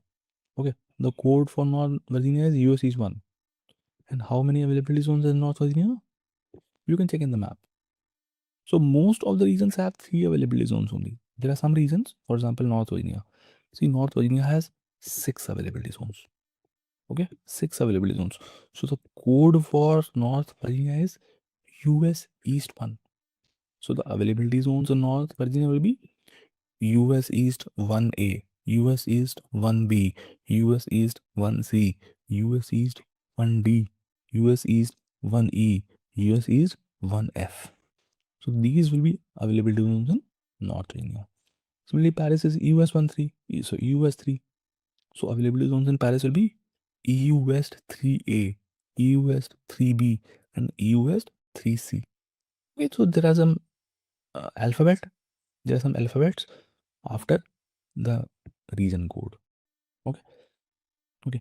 Now you should have asked me a question. What is the difference between high availability and low availability zone? See, there is nothing called low availability. Okay, there is nothing called low availability. Availability is high availability only. Whenever you talk availability, means availability talks about availability of your resources. Okay, that the things you are creating is highly available. There is nothing called available low availability. Okay, in the services which AWS has, okay, those services are, they call them highly available. These services are highly available. Means those services also, they are never down. They are never down. They offer you 99.99999 nines of availability, 9 nines of availability. That means throughout throughout the year, only for a few minutes, those AWS services will be down. Okay, because you were saying regions and availability zones are different or something. I told you, right? This is a different. This is what the difference is. Region, bigger one, bigger box is region. Every region is divided into multiple availability zones, and these data centers are inside these availability zones. So this is the difference. Okay.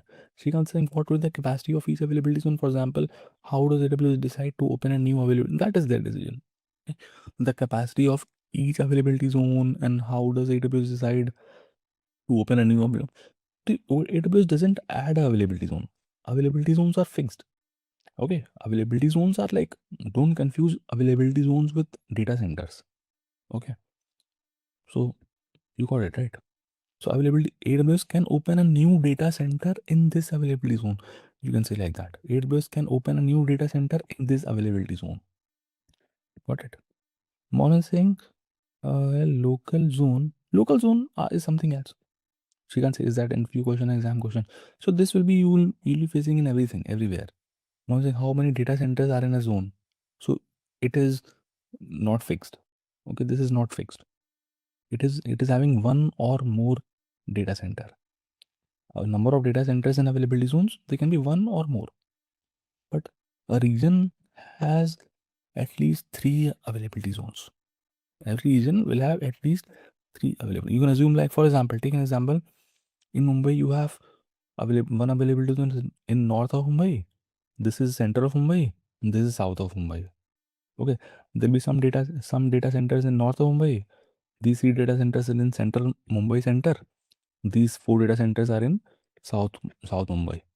Okay, now even if there are floods, let's say there is flood affected, uh, north of Mumbai was affected by floods, but your data will be still be there in center of Mumbai and south of Mumbai, right? So your application remains uninterrupted here. So here you see in the console, you can see all the regions. So by default, most of the time, by default, you will see the one which is selected as North Virginia. So what does it mean by the selection? What if I go to Mumbai? Now Mumbai is written. If I go to Tokyo, so it's Tokyo written. So what does it mean by that? So this simply means that the resources that you will be creating, means you want a server, right? Why have you come to AWS? Because you have a requirement of a server, you have a requirement of some storage, and you have requirement of many other things. So instead of going to the market and buying the physical server, buying the physical storage, investing in a lot of other things, so what do? You just use internet, open the AWS console, and request AWS that give me a server of this capacity, give me a storage of this capacity. I want to store something, I want to do something. So you are selecting a region.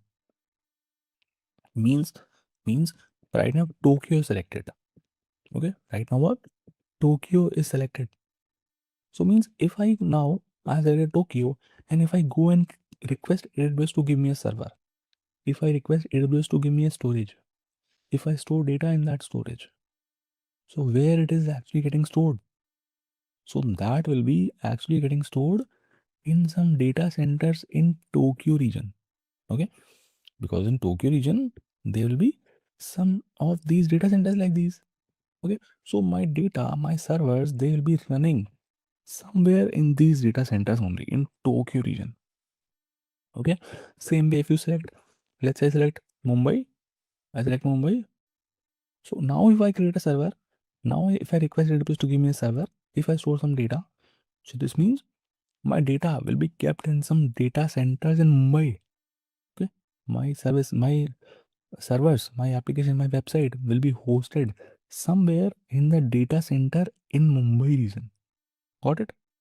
Now, the question is, what decides? What decides that which region I have to use? Does it mean that, okay, I am living in India, so I should use Mumbai or Hyderabad? And if someone is living in US, he should use only regions in US? No, it's this does not decides. You all, I am living in, let's say, Mumbai, I'm living in Delhi or wherever. I can request AWS to give me a server in Sydney. I can store my data in Paris. I can host my website in Tokyo. I can do anything anywhere. Okay, so this is not restricting you. Your location from where you are accessing your AWS console, that doesn't mean that your you will always have to use that region. Doesn't matter. But then what decides which region to use? What decides which region to use? So this is decided on the, so your client will tell you. Okay, your client, or you'll be knowing it. Someone has to tell you. That will be the requirement coming from the client. Now, if client is asking you suggestions, okay, if client is asking you suggestions that where should I run my resources, where should I run my website, where should I store my data, and all those things. So that will be different, different factors you have to consider. One of the factor is one of the factor is compliance, security, and compliance. Let's say I'm working for the Bank of Spain. Okay, I'm working for the Bank of Spain. Now, Bank of Spain has some very, critical data about their employees, about the people in Spain. Okay, their financial records, their transactions. Now, that is very critical data. Will the bank want to store the data somewhere in India?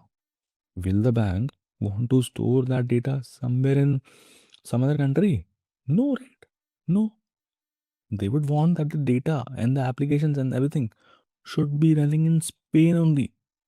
So in that case, I have to create all the resources in Spain. I need to select Spain, and in that region, I need to create all the resources. So security and compliance is one of the factors that influences it. There can be many other factors. For example, uh, location of your users of your website. For example, let's say my website is, I know that my website is going to be accessed only from the people who are living in US or in Europe. Okay, only people living in US as and Europe, they are going to access my website. Other countries, they don't want to access my website. I don't have my user base in India or somewhere in Asia or somewhere in, Africa or Australia. I don't have my user base there. So I can I can use multiple data centers from US and some data centers from Europe. Okay, in both the data centers, I can store my data. I can use either of them. I will not use India. I will not use Tokyo. I will not use Sydney. I will not use Asia regions, because I know my users are located near to this. Okay, I know my region. I know my users are located near to Paris. So if they are accessing, let's say I keep my data in Paris. Okay, let's say I keep my data in Paris. So the people who are living in Europe, their request will be able to travel to that location fast, right? Means it will be nearer to them. The proximity of the user is also, one of the factors that we consider. All right, and there can be many multiple factors which we consider while selecting regions. So mostly, this decision will come from your client. Okay, got it? More saying, brother, why should I choose the close zone to my location? Don't say zone, close region you can say. And what different if I choose another zone, for example, in CA? See, it doesn't matter. It doesn't matter to you. It will be the users who are using the application. Let's say you are a client, you are a company, and you know that their users are near to this region. Your users are living in France. Okay, so your users will be using the website. Okay, all your users are sitting in France and they are using the website. Now, if you create a server in, let's say, in California, for example, okay, now users will be living in Paris or France somewhere. Now their request will travel from Paris to France. Sorry, their request will travel from France to California because the servers and your data are there in California, right? So your users request will travel from France, from their location to California. So this will take some time, right? So you as a business owner will think of creating your resources in Paris. So if your resources in Paris, so people who are living in France, they are closer to that location, right? Closer to this data center. So their request can travel fast. That is one other reason. Okay. Then I choose North Virginia or Ohio. What the difference? Nothing different. There's no difference. There is no difference. That detail will come from the client. Okay. Khushbu saying, can we store same data in multiple data center zones? Multiple data center zones. Yes, yes. So that is a good question. So I'll rephrase the question, Khushbu. I will rephrase the question. So Khushbu is saying, can I store my data in multiple data centers, in multiple regions? So how will I decide? See, there are many AWS services. There are many AWS services. So for some services, your data will be copied to different data centers automatically. For example, if I store a movie, let's say if I store a movie in Mumbai, I store a movie in somewhere in Mumbai, some storage in Mumbai using some service. So your data will in the background will automatically get copied to multiple data centers in Mumbai. Some data will be copied, your movie will get copied to a data center in north of Mumbai. Your movie will be copied to a data center in center of Mumbai and also in south of Mumbai. Okay. Some services will automatically come with that feature. But for some services, you have to decide. You have to explicitly specify that I want my application, I want my server running in AP South 1A. I want my server running in AP South 1C. I want my server running in AP South 1A and 1B. So you have to decide that. We'll see that, don't worry. So this depends on the region. This depends on the service, which service we are using. Got it, Khushbu? Did I answer your question? Then is saying, does it impact on the services if data center is in other country or zones. No, it doesn't impact. So you'll understand more. Okay, you'll understand more when we are proceeding through. More thing, availability zone means data center warehouse. No, no. See, get this clear first. Okay, before asking any, before going into later, say, before going into detail, just understand the difference between regions, availability zone, and data center. I think many of you are confused on that. Region is a bigger box.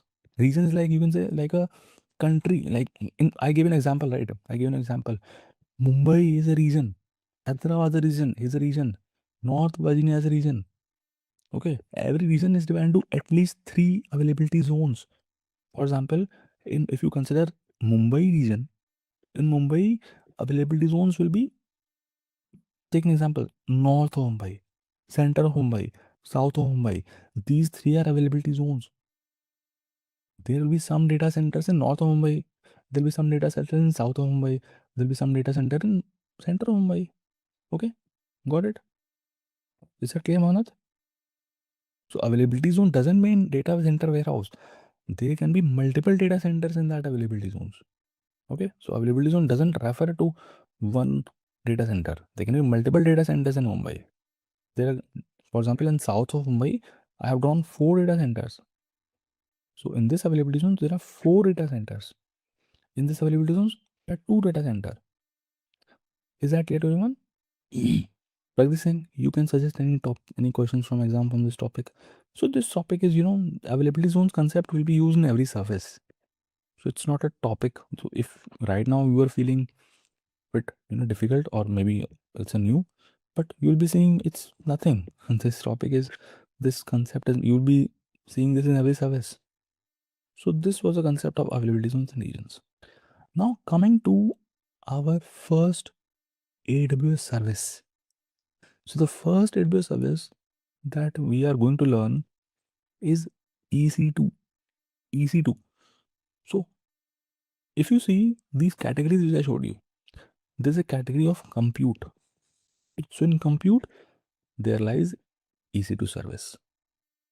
So if you can connect, you can click on here also, or you can search it from here also. EC. Okay.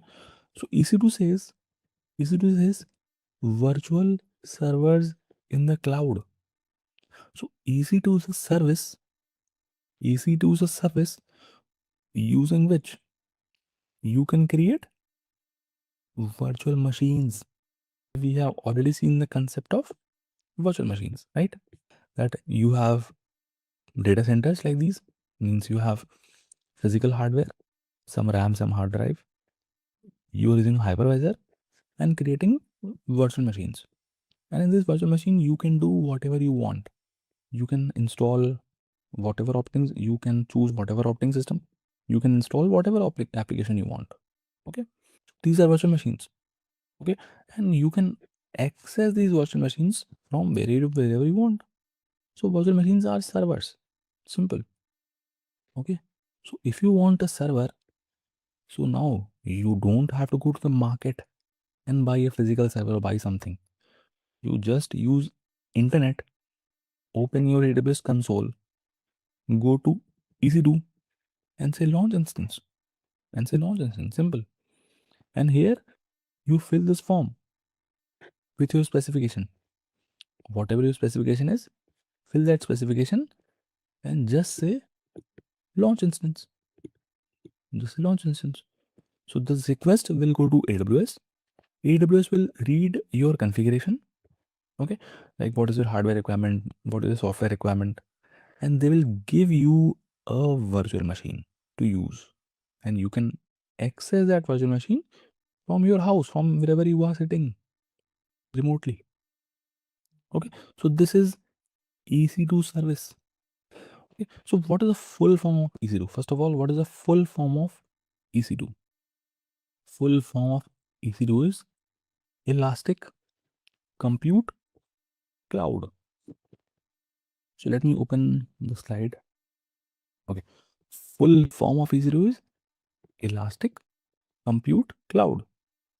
Now, what is Elastic? What is Elastic? Elastic means modifiable. or flexible, right? Elasticity, like a rubber band is elastic, right? A rubber band is elastic. When you apply force on it, it becomes bigger, and when you leave it, it comes back to the normal. So exactly, many services in AWS are elastic as well. Okay, so EC2 is a elastic compute cloud. So elastic, you'll be seeing this term associated with many AWS service. Elastic compute cloud, elastic file system, elastic load balancer, elastic container service, elastic this, elastic that. So many AWS service will have this term elastic associated with them. Elastic means elasticity. It means if you have less users, so your resources will be okay. Means you can use your resources. Even if your resources number of people increase, even if your number of people increase, the capacity behind it also increases to meet the demand. To meet the traffic demand, the capacity automatically increases. So this means elasticity. Okay, and when the number of users go down, again it comes back to normal. So the capacity adjusts according to the demand. So that is elasticity, right? So elastic means that. Now compute means computations. So whenever you hear the term compute, what comes to your mind? Whenever you hear the term compute, what comes to your mind? CPU, right? CPU, RAM, like your laptop, your desktop, everything is a compute device, right? You can perform computations, right? Elastic, compute, and cloud. Cloud means it's on cloud. It's on AWS, and it's on cloud. You cannot physically touch this virtual machine. Okay, it's a virtual machine, right? It's a virtual machine. So, so this is EC2, elastic, compute, cloud. So EC2 is a service. What is EC2? EC2 is a name of a service. Now, why you are using that service? You are using that service to get a server, to get a virtual machine. So this virtual machine, this virtual machine in AWS terminology, it's called EC2 instance. Okay, we call it EC2 instance. So here I've written VM1, VM2, VM3. So I can call it EC2 instance 1, EC2 instance 2, EC2 instance 3. So it's just a terminology. Okay. See, in Azure also you can create the servers. We are using AWS, but I told you, right? If you want servers, you can create it using Azure also. You can create it on Google Cloud GCP also. So they will have different terminologies. For example, in Azure, it's called a virtual machine only. Azure calls it virtual machine only. Okay. In AWS, it's called EC2 instance. So from now on, I won't call it a virtual machine. Okay. I won't call it a virtual machine. I'll call it EC2 instance. I'll call EC2 instance.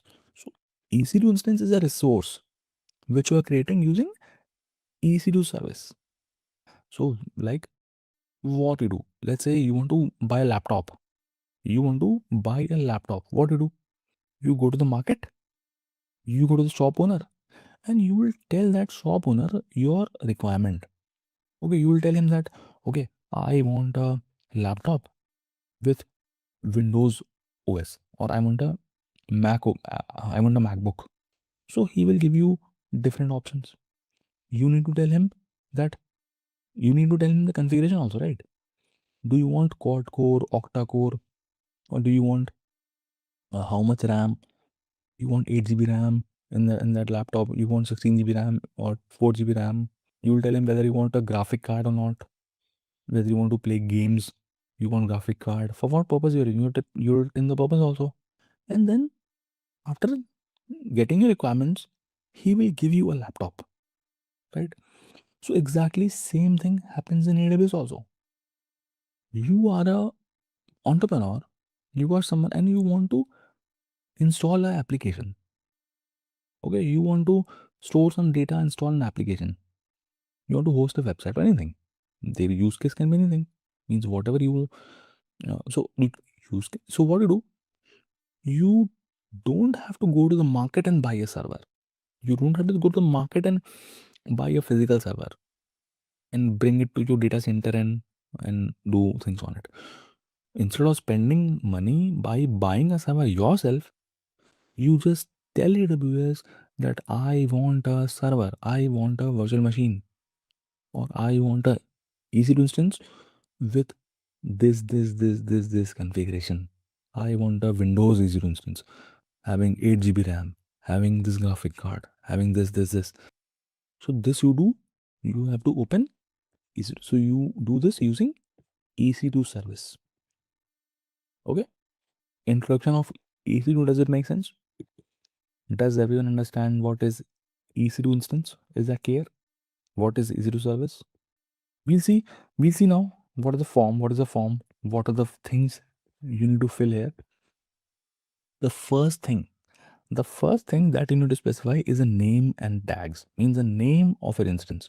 So I'll call it anything. You can call it my first EC2 instance.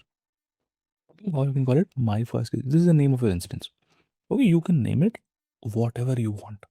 You can name it whatever you want. This will be the name of your instance. Now comes AMI. Khushbu saying sorry, but not fully clear to me. Which part, Khushbu? So what we're doing here, we are requesting AWS to give me a server. Why I want a server? I want a server because I want to run an application. I want to install an application. I want to host a website. I want to store some data. I want a server. Simple, I want a server. So instead of going to the market to buy a server, like I showed you yesterday, right? All these things.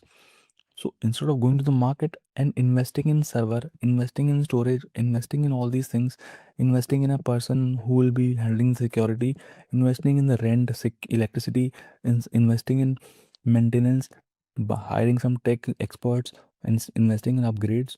So instead of getting into all this complexity and managing everything on my own, I will just go to AWS. I will open the EC2 service and fill this form and say launch instance.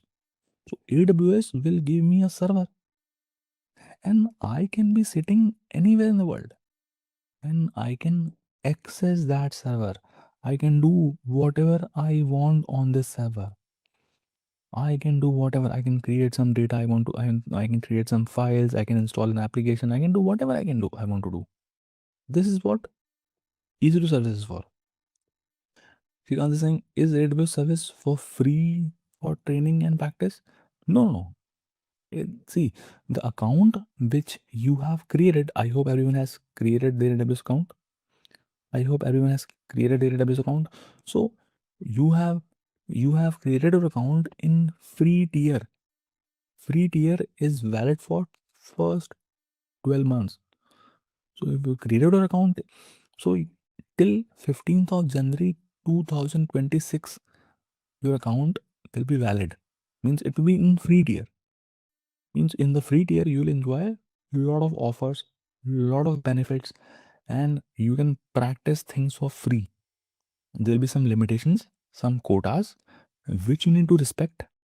Okay, there will be some limitations, there will be some restrictions which you need to respect, but you can practice things for free. Okay, got it? Name of the institutions will allow special characters. No, I think it can allow. It can allow some special characters. It allows special characters. So the name is nothing. Name is just a tag which gets attached to instance. So we'll see that. But for now, it's very less important. You can name it anything. I can name it Soumya's instance. Okay, I can name it Puneet's instance. I can name it ABC XYZ. You can name it whatever you want.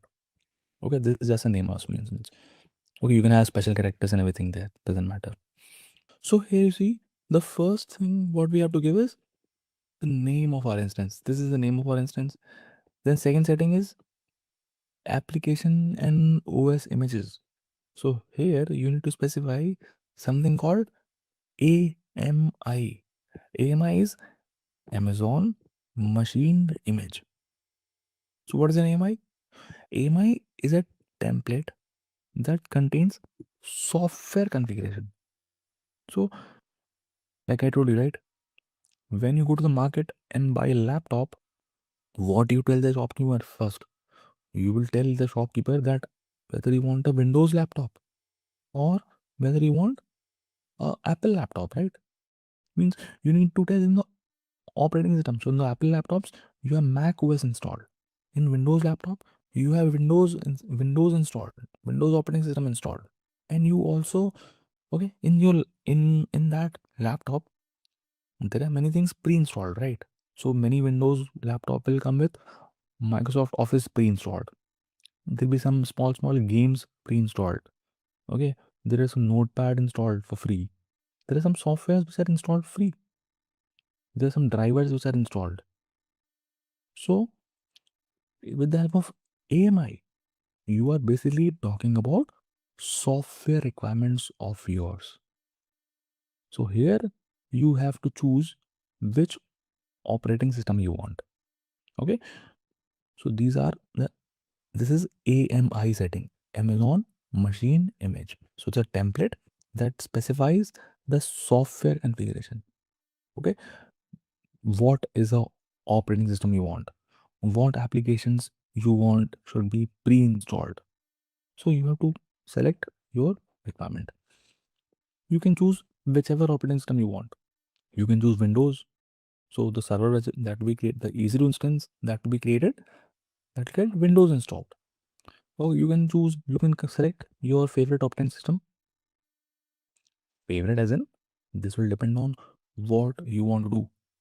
Now, if you are creating a server to install a Windows application, so obviously you will choose Windows operating system, right? If you are here to install a iOS application, so obviously you want a Mac OS operating system. If you want to install or run some Linux resources, Linux servers, Linux applications, so you will have to choose some Linux distributions. For example, Amazon Linux, Ubuntu, Red Hat, SUSE Linux, or Debian.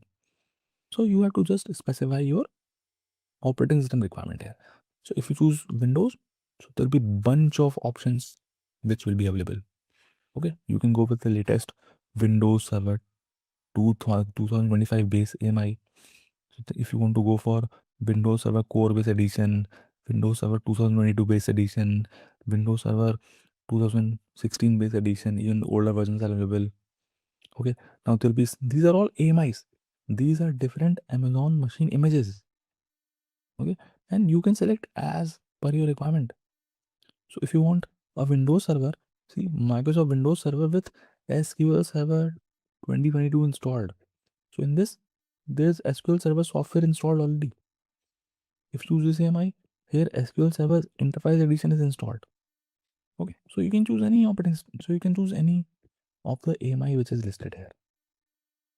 Okay, similarly, if you have a requirement of, uh, if you want, let's say, you want to deploy a Linux application.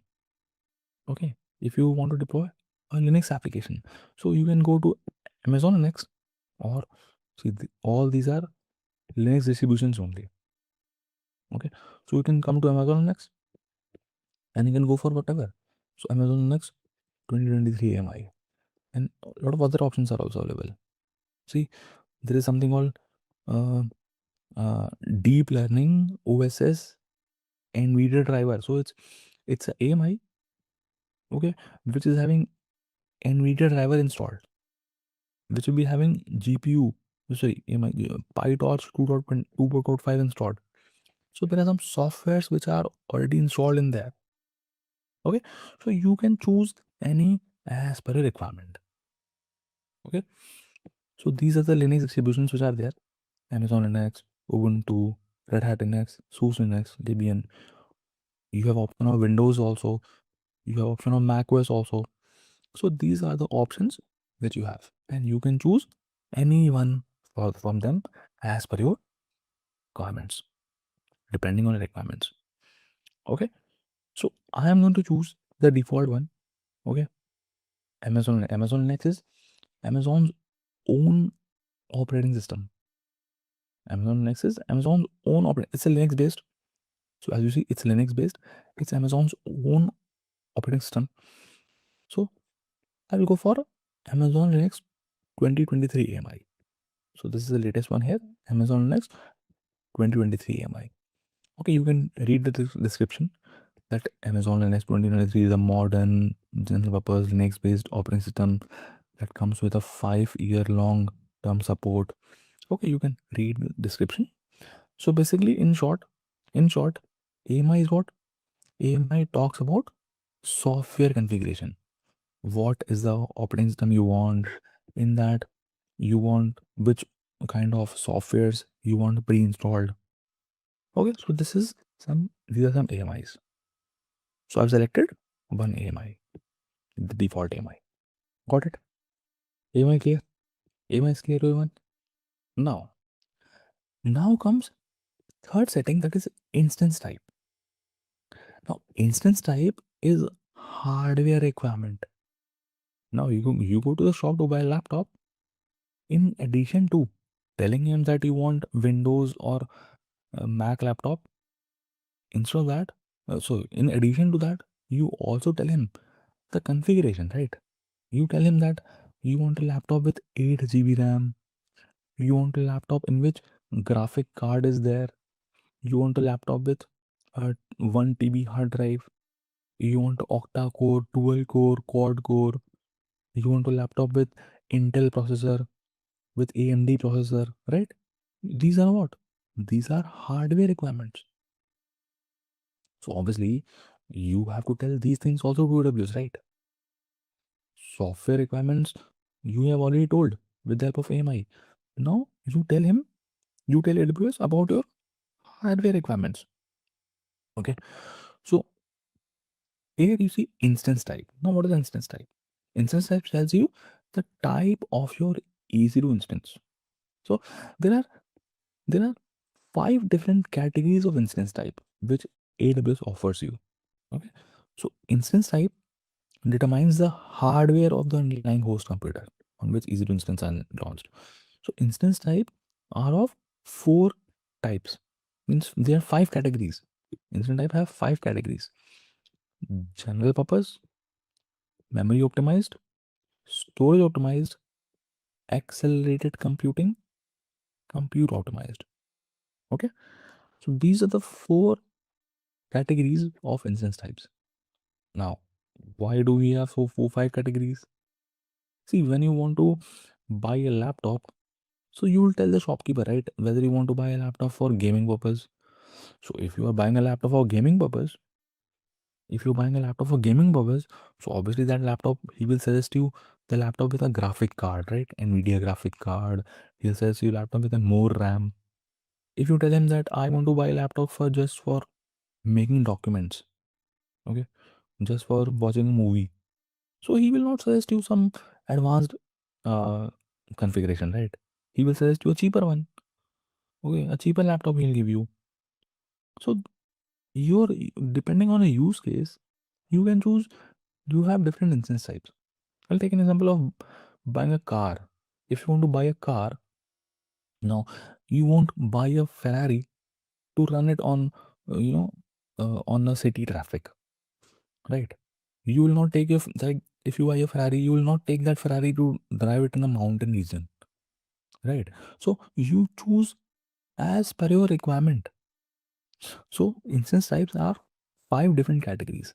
So general purpose will be suiting your normal requirements. It's a general purpose. It gives you a balance of CPU and RAM. It's a normal, you can use it for testing, you can use it for normal purpose. Then memory optimized. Memory optimized will be more dominant in terms of RAM.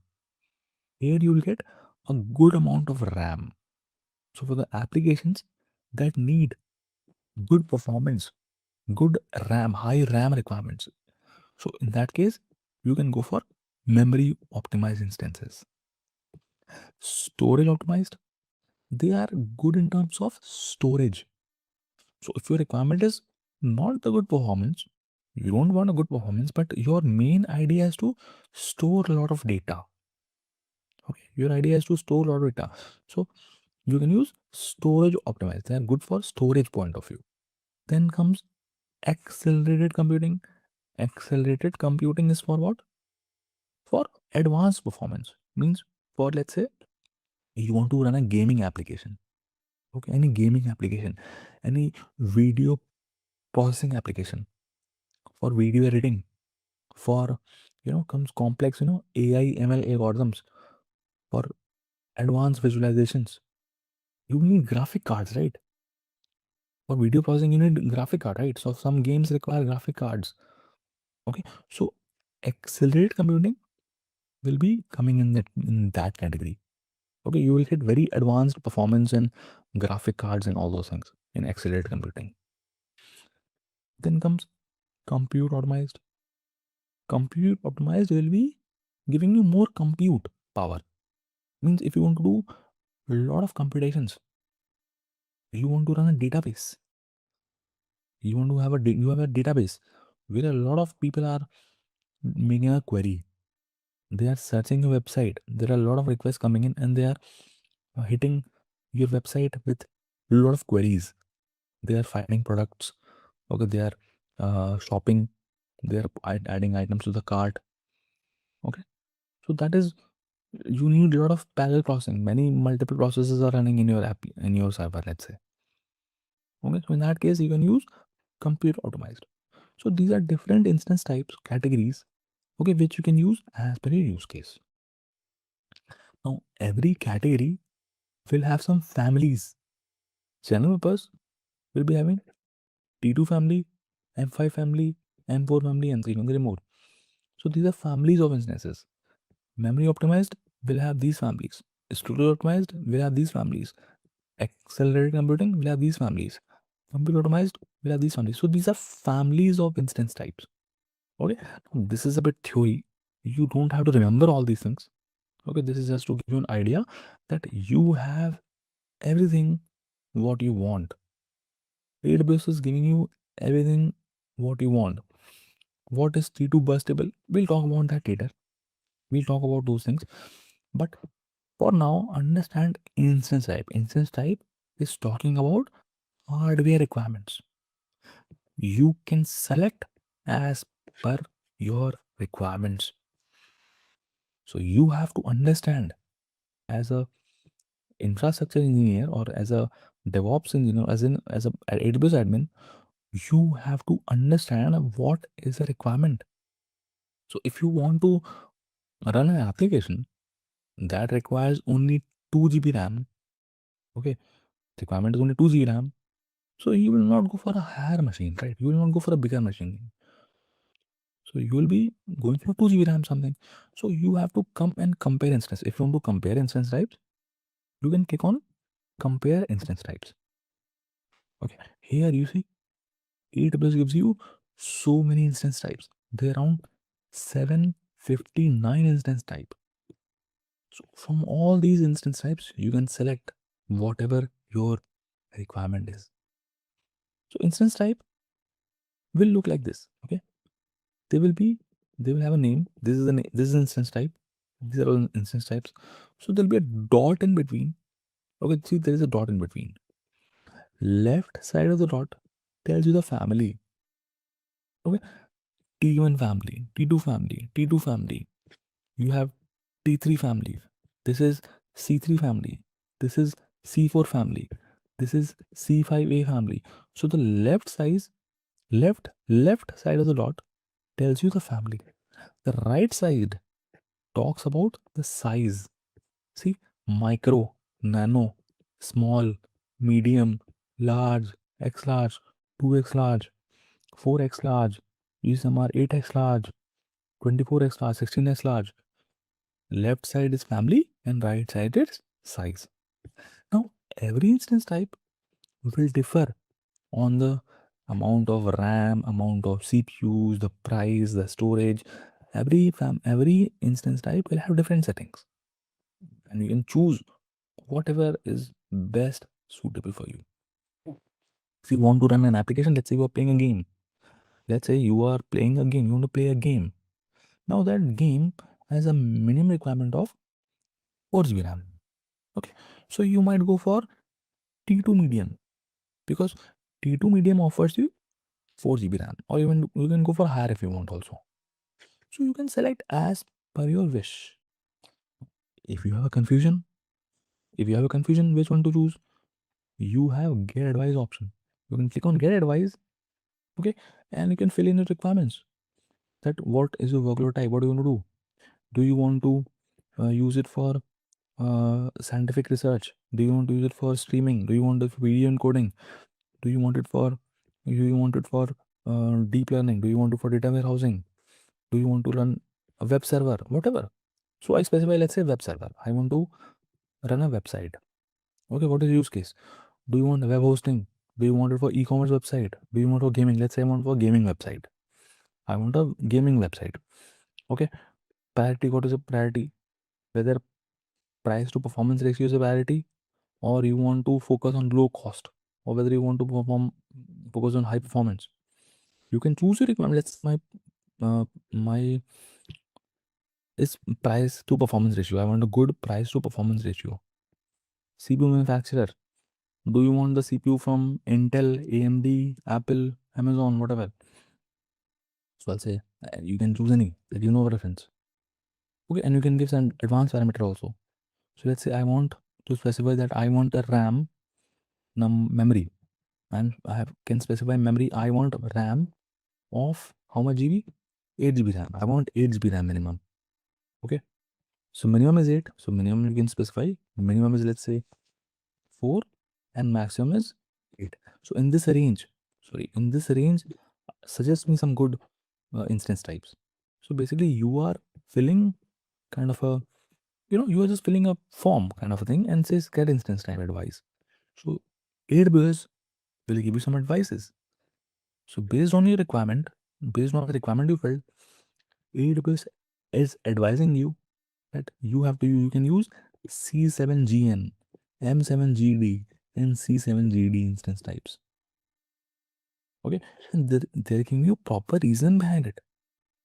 They are giving you proper reason behind it, that based on whatever use case you have given, why they have given you these options. If you get convinced, great, then use it. Then you go for it. Go for using C7G, M7GD, or the C7GD, whatever. Okay. So idea is you have a lot of options here. You can choose whatever you want. Now these options, they are starting with 0.5 GB RAM. Minimum is C. Minimum RAM which AWS offers you is T2 Nano. T2 Nano instance type has only 0.5 GB of RAM. If you want to use it for normal purpose, if you want to just do testing or support, if your requirement is very low, you can go for a cheaper one. You can go for 0.5 GB RAM. Now from 0.5 GB RAM, 0.5, 0.3, there are some instances with 3.75 GB, 4 GB, 4 GB, 8 GB. See the maximum, look at the maximum one. The biggest instance type that you have is this one.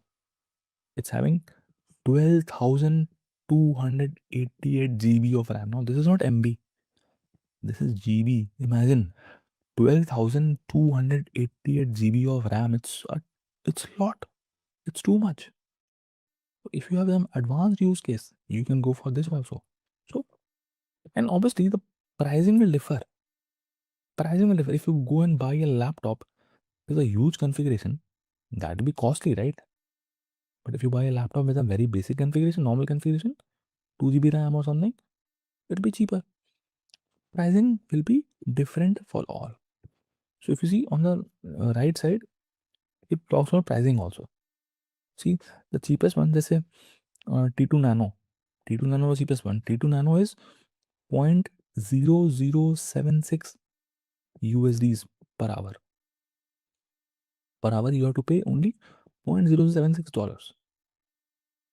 Okay. Similarly, pricing will change. For example, let's say T3 Medium. T3 Medium is having 4 GB RAM, so it will be 0.0544 US dollars per hour. Okay. Pricing will differ obviously. The biggest one you see, if you want to compare, the biggest one, which was having 12,000 GB of RAM, it was costly. This was charging you $131.733 per hour. So pricing will be obviously differing. Okay, so these are the instance types. So for now, what I'm choosing, I am choosing T2 micro. Okay, why T2 micro? Because T2 micro is available in your free tier. T2 micro is free tier eligible. So I use T2 micro. Means for the first 12 months, you can enjoy using T2 micro. There'll be some limitations, obviously. It will not be like you can run hundreds of T2 micros uh, continuously for 1 year. No, it's not like that. Monthly, you will have number of hours which you get, like a talk time, you get, right? 100 minutes of talk time. Similarly, you get 750 hours of usage. Now, in those 750 hours, you get 750 hours of free usage of T2 micro. I'm choosing T2 micro. I'm saying select instance type. So I have chosen T2 micro. So it says free tier eligible. So it's eligible for free tier. Does it make sense, Jovan? So what we have done till now, we have given a name to our instance. We have specified AMI, which was talking about software configuration. Then we specified instance type, which we talked about hardware configuration. Cool. Till here, is everyone with me? Till here, does it make sense? Then is saying who provides EC2? EC2 was AWS. AWS will provide EC2 instance. Okay. Then what? The next setting is key pair. Key pair. What is a key pair? Key pair is a login information. Simple. So in your laptops, when you open a laptop, you use a username and password, right? To secure it, right? To secure your username and passwords.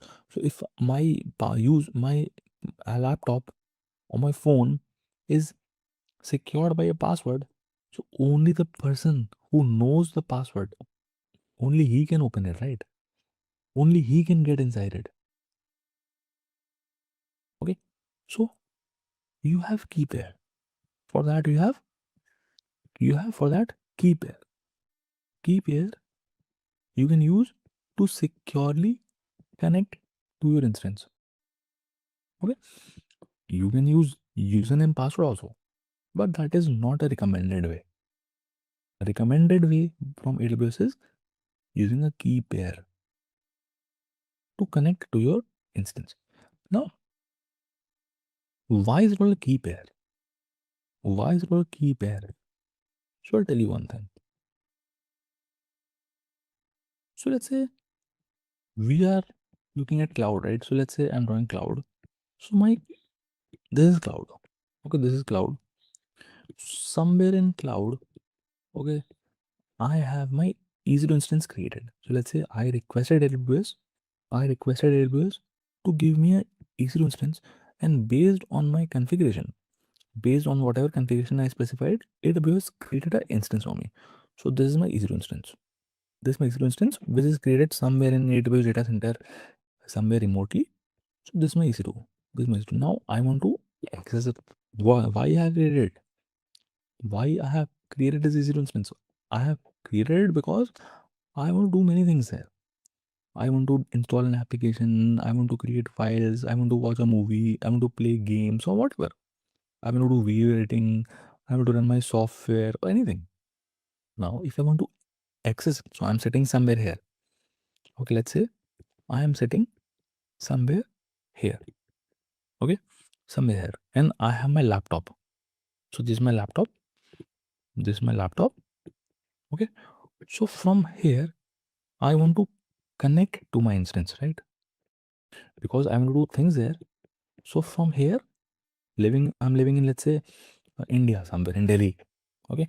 And this EC2 instance I have created in somewhere in Tokyo. Okay, let's say this is Tokyo. This is Tokyo region. In this Tokyo region, my instance is running. So I want to connect to it. So from here, I will send a request to connect to it. Right. Using internet. I'll be sending a request to connect to it. Now, I don't want anyone could connect to it, right? I would not want that everyone who knows this instance should connect to it, because I'm to secure it. So what I'll use? I'll use something called key pair. I'll use key pair. Key pair. You can use username password also. If you want to use username password also, you can use that. But AWS recommends using a key pair. What is a key pair? So why is it called a key pair? It's called a key pair because key pair consists of two keys. Key pair consists of two keys. One is public key and other is private key. So when you create a key pair, two keys are created. One is public key and other is private key. Okay. Why two keys now? See, when you create a key pair, two keys are created, public key and private key. So the private key, this private key will get downloaded on a laptop. Once you create a key pair, this private key will get downloaded on a laptop. This public key will get installed on this EC2 instance, will get copied here. Okay, now private key is with you, public key is on laptop in this EC2 instance. Now you will be connecting to your instance, right? So you are sitting somewhere in Delhi and you are sending a request to connect to this instance. So in this request, you will pass the private key. The private key which got downloaded at your side, you will send this private key. This private key which get downloaded at your side, you will send this private key in the request. And here on this instance, public key is there. Okay, here you have public key. So when your request goes, there will be a handshake. There will be a handshake which will happen between this private key and the public key. Okay, there will be a handshake between the private key and the public key. And if this handshake is successful, then you will be allowed to connect. Means you can say your username password is correct. If the handshake between the private key and public key is successful, this means they belong to the same key pair. It's a match. So you'll be allowed to connect. If the handshake is not successful, you will not be allowed to connect. So key pair secures your instance. So the person who has this private key, only he will be allowed to connect to this instance. Does it make sense? Is this explanation clear? Understood what is a key pair? Everyone? So let's create a key pair. Okay, with that, let's create a key pair. So if you already have a key pair, you can use it. See, I already have some key pairs. We have some key pairs, we can use it. Okay, but I'm creating a new key pair. What I'm going to do, I'm going to create a new key pair. Click on create a key pair. Give it a name. So let me call it, what should I call it? Let me call it February. Okay, Feb 2025 Tokyo AP. You can name it whatever you want. I'm just naming it Feb 2025 Tokyo KP. You have to choose the key pair type. So there are two types of, what is the key pair type? Key pair type is, this is not important here. You can choose whatever you want. See, what is RSA, what is EZ? So I told you key pair is very secure information, right? Similar to your username password. This key pair is very secure information. So it is required to encrypt it so that if this private key goes in some hands, so it is encrypted. No one, a hacker cannot read it. Okay, so you have these encryption algorithms. So there is a RSA encrypted key pair, ED encrypted key pair. Okay, so you can choose any. I'm using RSA. Then private key file format. So this, here you get two options, .pem and .ppk. Here you get two options, .pem and .ppk. Now this is also not a big thing. This selection is not a big thing. This is not a big decision you have to make, because once, even if you have .pem, you can convert it to .ppk. If you're .ppk, You can convert to .pem. Okay, this is extension of the file. That's simply, it's a simple extension of a private key. Because a private key is getting downloaded on laptop, right? Private key is getting downloaded on laptop. So you have to choose the extension of it, either .pem or .ppk. So I'm choosing .pem. Okay, so I'll say create key pair. See, it got downloaded. So a key pair got downloaded. See, you see, Feb 2025 Tokyo kp.pem. This is a private key which got downloaded on my laptop. Now I will use it later on when I want to connect to my instance. Okay, later on, once if I want to connect to my instance, I'll use this key pair. Okay, we'll see that how to connect later on, but this is key pair. Got it? You can use .bg also. If you want to create a key pair, you can use .bg also. But I'm using, but I have used .pem. Now, see, I told you that from your laptop, you are going to connect to this instance, right? From this laptop, you're going to connect to this instance. So you have to do what? You have to use a client. You have to install a software on a laptop. On a laptop, you have to install a software, and using that software, you have to connect to the instance. So there are many softwares which are available. Okay, in your laptops, there are already many softwares. For example, in your laptops, you'll be having a CMD command prompt. Okay, in your laptops, you'll be having a PowerShell. If you have a Windows laptop, if you have a Apple laptop, if you're using a MacBook, you must be having something on a terminal. Okay, so these are many different softwares which are available. Okay, there are many others, MobXterm, Putty, and a lot of things are available. You can use any client to connect from here to here. You just need to install the client here. If it is already installed, if CMD, PowerShell, and terminal they are already installed, you can just use some commands to make a connection with this EC2 instance. And once you are connected, you can do whatever you want. You can create a file here, you can install an application here, you can start a service, you can do whatever things here. Keep here, does it make sense? Okay, next thing is about network settings. In network settings, we will leave many things as default. So I'll tell you what this network setting means. Network settings talks about networks. Now, what is a network? See, we are creating a EC2 instance, and our EC2 instance is getting created somewhere on cloud. Okay. Now, what is network? So network is for the purpose of isolation. Network is for the purpose of isolation. Take an example. Just to give an example of network.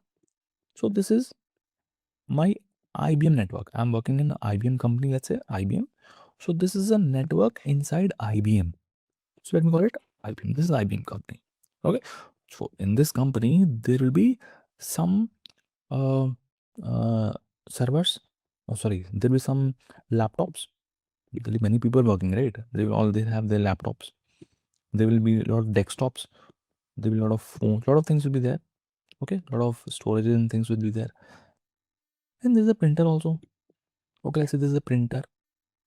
This is a printer. Let's say if you want to give a print command to this printer from these laptops, if you want to give a print command to this laptop, you can give it, right? You can give it because they're in the same network. They are in the same network, so they can communicate. They can talk. If you want from a laptop, if you want to take a print out, you will give a print command to this printer, and the printout will be taken. But let's say your laptop is at your home. Okay, your laptop is at your home. So from your home, if you give a print command to this laptop, will it print? No, right? It will not print because your laptop is in some other network. This printer is in some other network. So network is for isolation. So when you create a device, you have to create the device in a network. Okay. So like your home network. In your home also there's a network. In your home also, there is a network. In your home, you have a router, right? In your home, you have a router. Now, you will be having a lot of devices at your home, right? You'll be having 4 or 5 phones. Okay, you'll be having a smart TV. You'll be having a smart refrigerator. You'll be having so all these devices. These devices are in your home network, right? The devices which are at your home, they are inside your home network. This is a home network.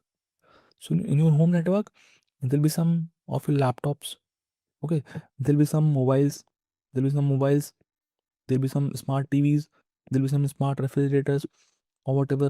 This is a home network. So your home network is isolated from IBM network or any other networks. So these are network is for what? Network is for isolation. Got it? This is very basic about network. Now networking we'll talk about, that is VPC. We'll talk about network. So AWS gives you some default networks in every region. In every region, AWS gives you a default network. So it will be a network in Tokyo. There'll be a network in Mumbai. There'll be a network in Singapore. There'll be a network in Sydney. So you can create your instance by default. When you are creating your instance, you have to specify the network in which you want to create the instance. Whether you want to create the instance in this network or that network. So you have to specify the network.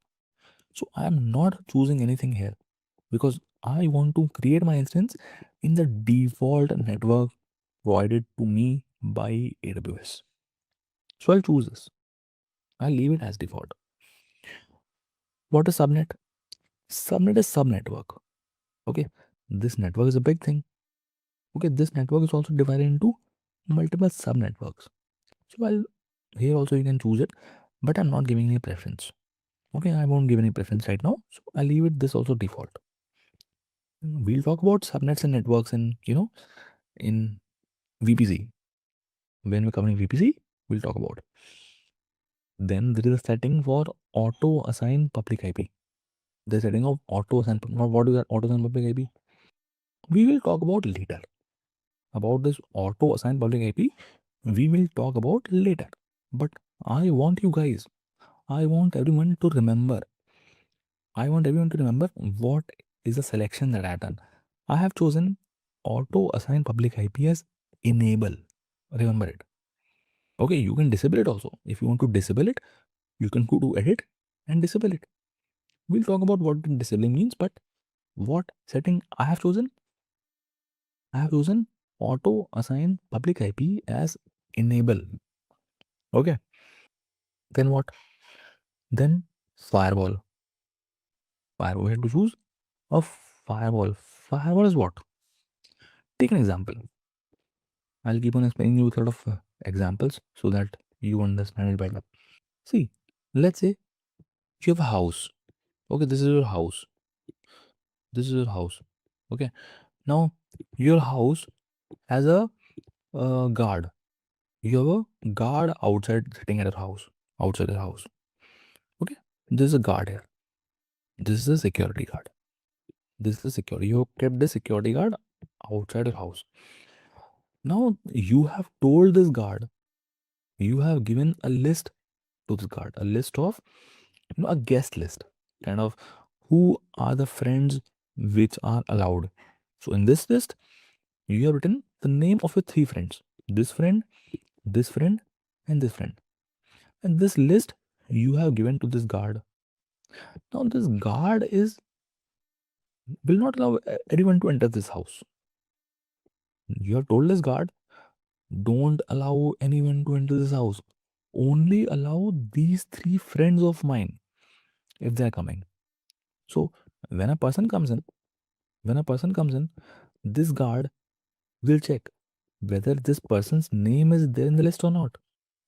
If this person who is coming, if his name is there in the list, this guard will allow him. Okay. If the person comes in and his name is not in the list, if the person comes in and his name is not in the list, so this guard will not allow him. So this guard is filtering the people who are coming into your house, right? So this is like a security group. Now assume your house like a EC2 instance. Assume that your house is a EC2 instance. Okay. And this guard is what? Is securing it. And it's a firewall. It's kind of a filter. So this is about security group. Security group. Security group. Security group is what? Security group is a firewall which you place it on top of your instance. Which you place it on an instance. And the security group filters the traffic because you don't want any traffic to come into your instance. You don't want anyone to access your instance. You want only some traffic to enter your instance.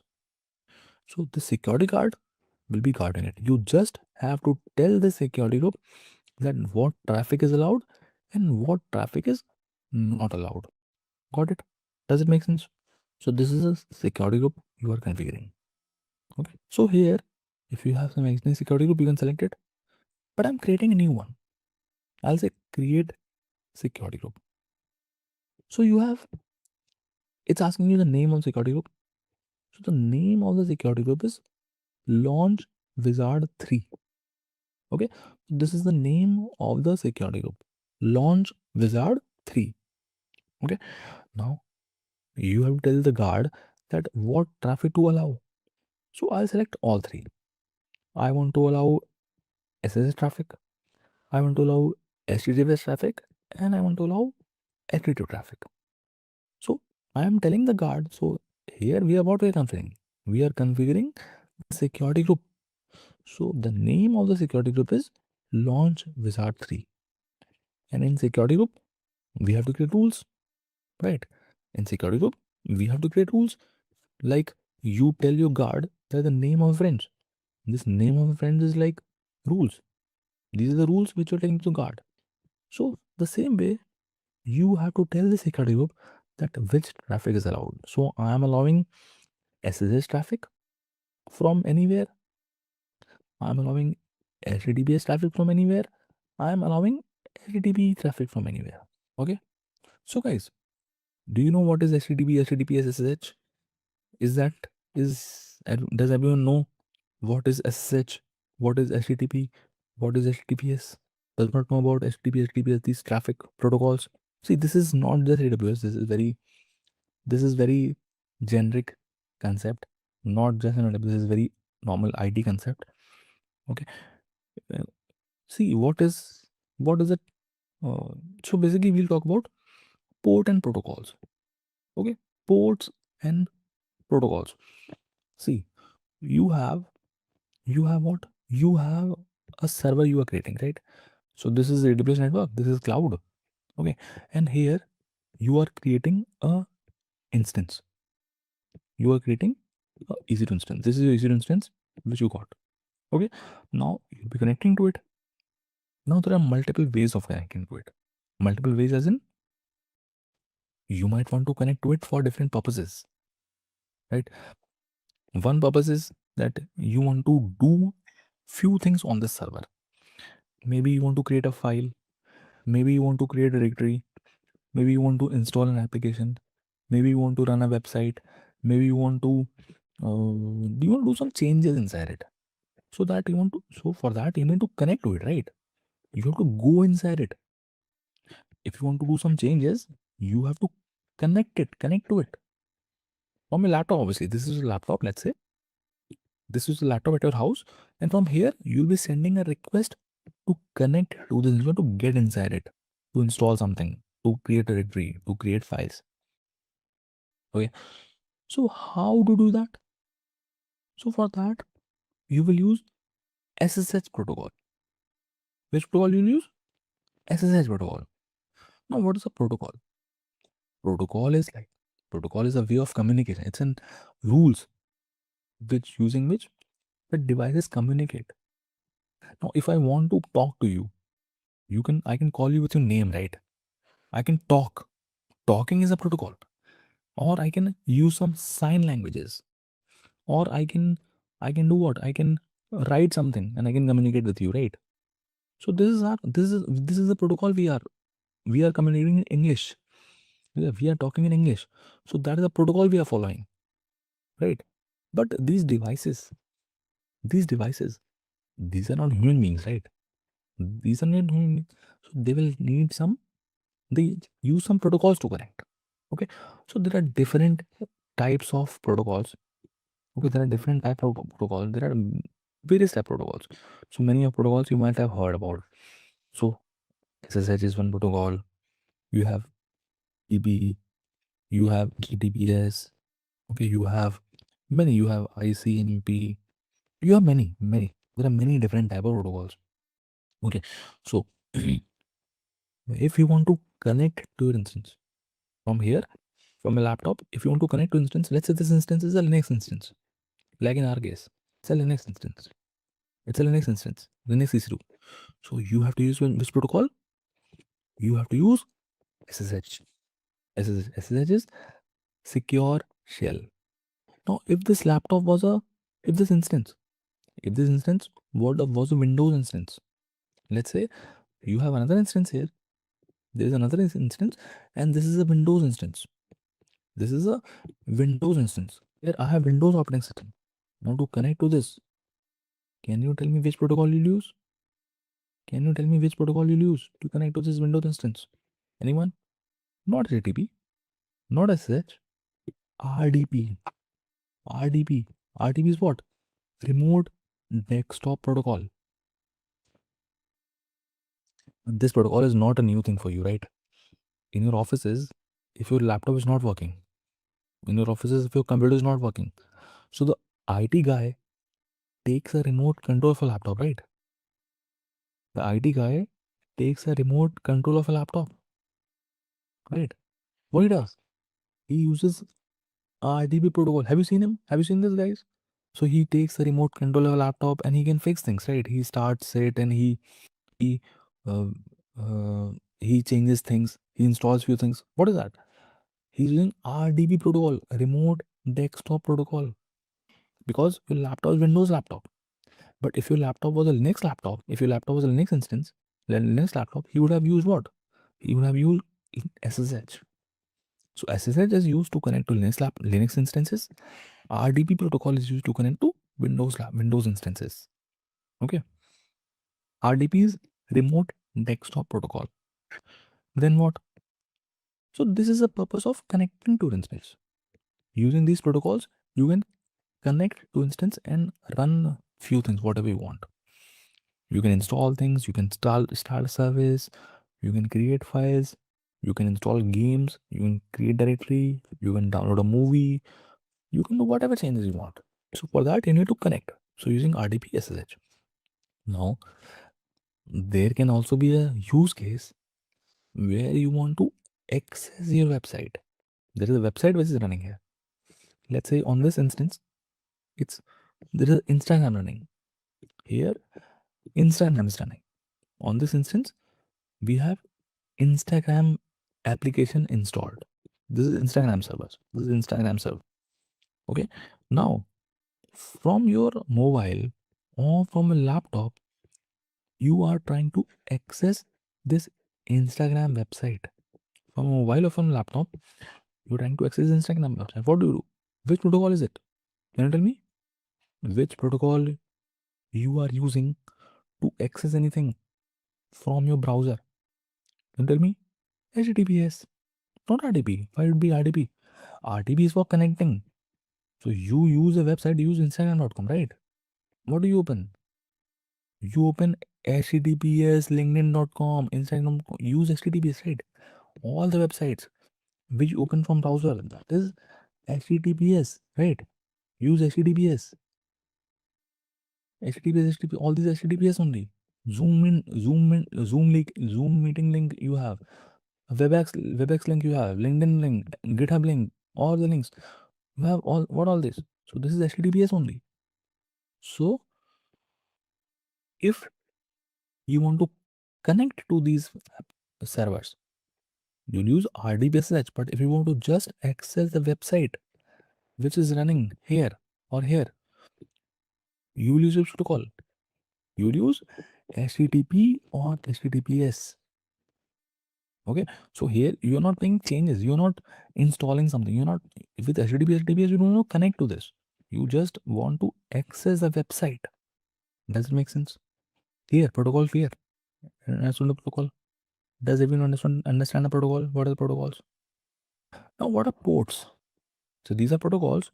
What are ports? Tarun is saying what is difference between HTTP and HTTPS? So HTTPS is secure. Okay? It is secured by a certificate. HTTP is not secure. Okay. Now, what are ports? What are ports? So protocols we have seen. These are different type of protocols. Now, what is the concept of port? See, like a port, you must have heard about airport, right? We know what is the airport. So if you want to go from one city to another, how do you go? You travel via airports, right? You will go from airport of one city to the airport of another city.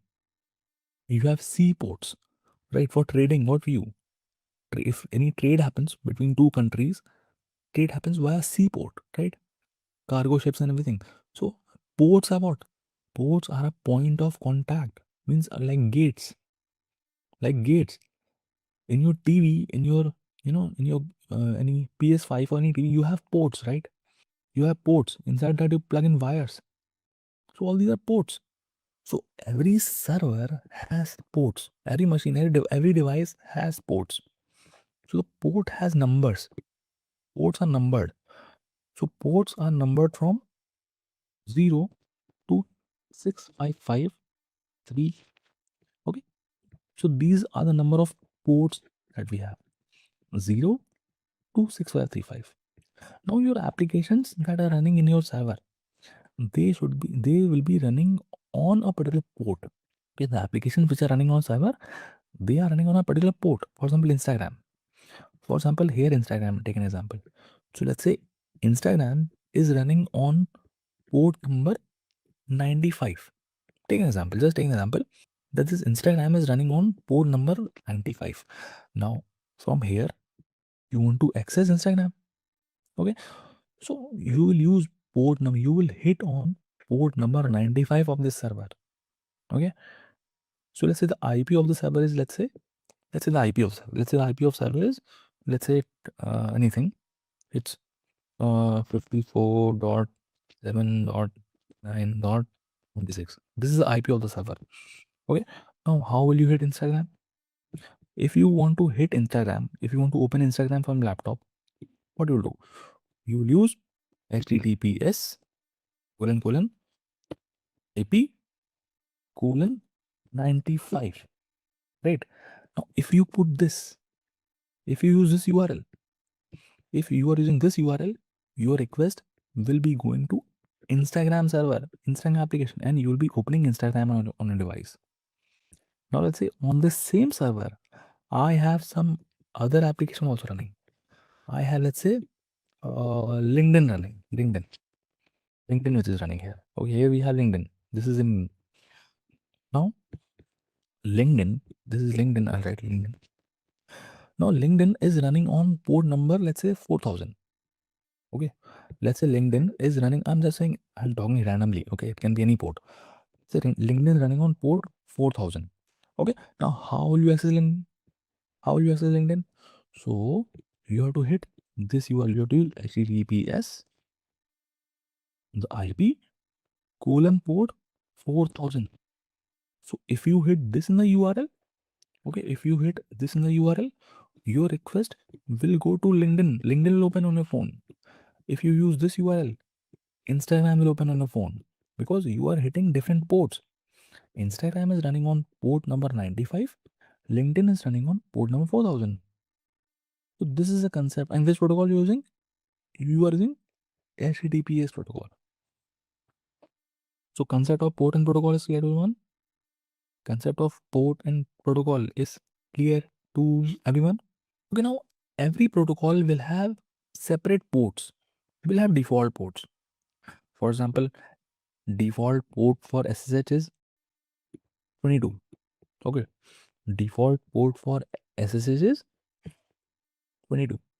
Means if your application, if your laptop, if from a laptop you are sending a SSH request. If from a laptop, you are sending SSH request. So by default, this request will go to port 22 of this server. So here on the server, there'll be a port 22. So your request to connect to this instance will go to port 22 of this server. If you're using RDP, there'll be a different port. There's a port 3389, I think. You can check the port, but I think this is 3389. So 3389 is the default port of RDP. Default port for HTTP is 80. Default port for HTTP is 443. So these are default ports. Okay, if you want to run an application in some other ports, you can run it. But the default port for HTTP is 80. Default port for HTTPS is 43. Okay, means in my application, if I want to access my website, if I say this HTTPS, okay, and I don't specify the port, and if I don't specify the port, so by default, the port is considered as 443 because it's HTTPS and the default port for HTTPS is 43. Okay, if I'm using HTTP and I don't specify the port, by default, the port is taken as 80. So every protocol will have some default ports. Okay, and that's what you are allowing in your security groups. In security group, you are just telling that which traffic you want to allow. So I'm saying allow SSH traffic from anywhere. Means anyone from anywhere. Anywhere means internet. So anyone will be allowed to connect to my instance because I am allowing SSH traffic. So anyone will be allowed to connect to my instance. Then it says allow, I am also allowing HTTPS traffic from internet. Means anyone will be able to access the website, HTTPS website running on my instance. I am also allowing HTTP traffic from internet. So I am telling the security group that these traffic are allowed. So now when any request comes to my instance, so this security group will check whether that request falls under this category or not. If that request falls under this category, that security group will allow it to come. So it's a guard. Does it make sense? Is that clear? Rajat saying how many ports are available? So there are 65,536 ports available. So every device will have these number of ports. Cool. Till here, does it make sense? We'll see more options tomorrow. Tomorrow will be like 1 or 2 options we'll see, and we'll connect one instance. And we were in the process of launching the EC2 instance. Okay, we saw a few steps that when you launch an instance, you have to provide certain configurations. Okay, so that's what we were looking at. We were providing some configurations. Okay, so we gave certain configurations. Okay, so I'm just going to give those configurations again quickly. So first of all, you have to give the name and the tags. So this is the name of our EC2 instance. So we can name it, I can call it anything. I call it my first EC2 instance. Then we give AMI. I told you AMI talks about software configuration. It talks about what is the operating system in my instance and what are some pre-installed software. Okay, so here we can choose whatever OS we require and whatever AMI is needed as per whatever we want pre-installed. So I'll go with the default AMI, Amazon Next 2023 AMI. Then we saw instance type. Instance type talks about hardware configuration. Here you can give how much RAM, how much CPU, so what type of instance we want. Okay, so I showed you can go to compare instance type and compare various instance types. If you want, you can get an advice also from AWS. So I'll go with the default T2 micro, which is available in free tier. Then we saw what is a key pair. Key pair is to securely connect to instance like a username password. So we went ahead and created a key pair yesterday. So I'll not create a new key pair, but I'll use the same key pair that we created yesterday. So it should be there in the drop down. See February, this one, right? I'll select the one which I created yesterday. February 2025, Tokyo KB. The network settings I told you. Network setting means it's talking about the network. Network is for isolation. So in which network you want to create your instance. So we'll create an instance in the default network provided to us by AWS. Then subnet also you can leave it as it is, no change. Then I asked you to remember one thing, auto assign public IP, I have kept it enabled. Okay, we'll see what difference does it make. Then we talked about firewall. Firewall, I gave an example. Firewall is like a security guard outside your house. So you tell the security guard who are your friends allowed to enter your house. Which friend of yours are allowed to enter the house. So when a friend comes in, that guard checks whether the person's name is there in the list or not. If his name is there in the list, he's allowed. If his name is not in the list, he's not allowed. Okay, so security guard, security group is the same thing. In security group, you create rules. What traffic on what port you want to allow, and coming from where. Okay, so we said okay, create a new security group. We said create a new security group, so this new security group will get created. The name of the security group will be launch wizard3.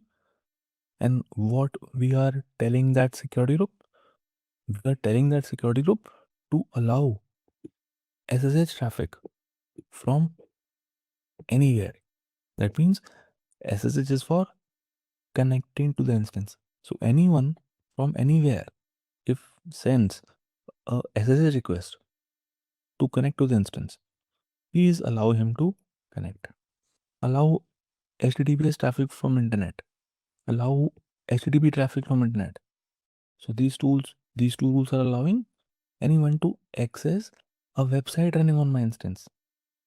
Anyone would be able to access the website running in my instance using HTTPS. So we discussed the concept of port and protocols. Okay, so till here we have done yesterday. Any questions and confusions on this, or should we proceed? All good? Okay. Now next thing is about storage. Now storage is needed, right? Storage is anyways needed. You go to the market to buy a laptop, and storage is one of a major concern. You tell the shopkeeper that I want 1 TB of hard disk, right? What is that? That is a storage. Where is that storage? That storage is inside your laptop, right? If you open a laptop from behind, there would be a storage, a hard disk. And in that hard disk, what is installed already? Operating system, right? Everything that is installed on a laptop, ultimately, that will take some space. That will take some space, right? Operating system files, they'll be, okay, having some space. There'll be some softwares which will be installed. That also takes some space. So things are already installed there. So space is already taken, some space is already taken, right? So storage is needed anyways. So in configure storage, you talk about how much storage you want to give to your server. So here by default you see it's written 8 GB, 8 GB of GP3. Ignore what is GP3. These are types of storage we'll talk about later in the later sessions. But right now here's the size of the storage: 8 GB of root volume. 8 GB of root volume. What is root volume? So whenever you hear the term root volume, you can think about that in that volume operating system is installed. What is that? In that volume OS is installed. So that is the root volume. Okay, so you are getting a 8 GB of, you want multiple hard drives of size 1 TB. Then you can modify the size. I hope you got it. Okay, that has the OS, right? And it has the OS, but you can install, you can copy, you can download other things also. right? If you want to create a file, you can create a file in the hard disk also, right? If you want to copy a movie, you can copy a movie to your hard disk also. So in addition to the OS, this is already there. You can store other files also. So same here. So you get 8 GB of root volume, okay, where you have operating system as well as you can do whatever you want. Other things also you can do. But if this 8 GB is not enough, what to do? If in your laptop, the hard disk, let's say you purchase a laptop with 1 TB hard drive. Okay, you purchase a laptop with 1 TB hard drive. Now 1 TB hard drive was not enough. You want to store some images, you want to store some videos, you want to store some movies. What you will do? What you will do? Purchase additional storage. Simple. So you can go to add new volume, add new volume, add new volume, add new volume. You can keep on adding new volumes as per the requirement. Let's say you want this volume of size 10 GB. Okay. So you can keep on adding volumes. You can just provide the size. You can just provide the size. Now these additional volume, they are EBS. They are also, now what is type, what is EBS, I'll talk about later. But these are all volumes. These are all volume 1, volume 2, volume 3, volume 4. So these are all volume. Out of all those volumes, one is a root volume. Okay, one is a root volume. Root volume is volume in which you have OS, and other volumes are additional volumes. Okay, now don't worry about the size. Size you can modify it as per your wish. Okay, size you can modify as per your wish. Got it? So, Mohan is saying, repeat again. So, I'll repeat again. So, here in the storage part, you have to give, we are talking about the storage. What storage you want to allocate to your EC2 instance. So, one volume which you see by default is the root volume. By default is the root volume. This root volume is root volume. What is the root volume? Root volume is volume in which you have operating system installed. Okay, you have OS installed. So you get 8 GB, you can modify the size if you want. You can say 80 GB also you can allocate. Okay, it's up to you. It's up to you how much size of storage you want. Okay, so I'll go to the default 8 GB. I'll go to the default 8 GB. And if you want to add more volumes, you can add more volumes. Let's say in this volume, I want to store some movies.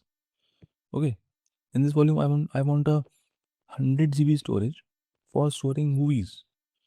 Okay, I want more. I want 30 GB of more storage to store some documents. So you can keep on adding storages. Okay, as in, like similar to, if the storage in your laptop is not enough, you go and purchase external hard drive. So same story. Okay, so I am not adding others right now. I'm just going with the 8 GB default, that is root volume, where my OS will be installed. Plus, I can do a lot of other things. Cool. Now does it make sense? So this is, you have configured your storage. Cool. Fine now, right? Rajat Singh, can we not do 1 into 16 and play in place of it? Yes, you can do. Yes, you can do. So you will be having an argument. Your question will be, instead of adding 4 volumes, what if I do 32 here? Same thing, right? No, it's not the same thing. It's like everything relate to buying a laptop. You are creating an instance, right? Everything relate to buying a laptop. You buy a laptop with 1 TB hard drive. Okay, so that 1 TB hard drive is inside a laptop. But if you want multiple hard drives,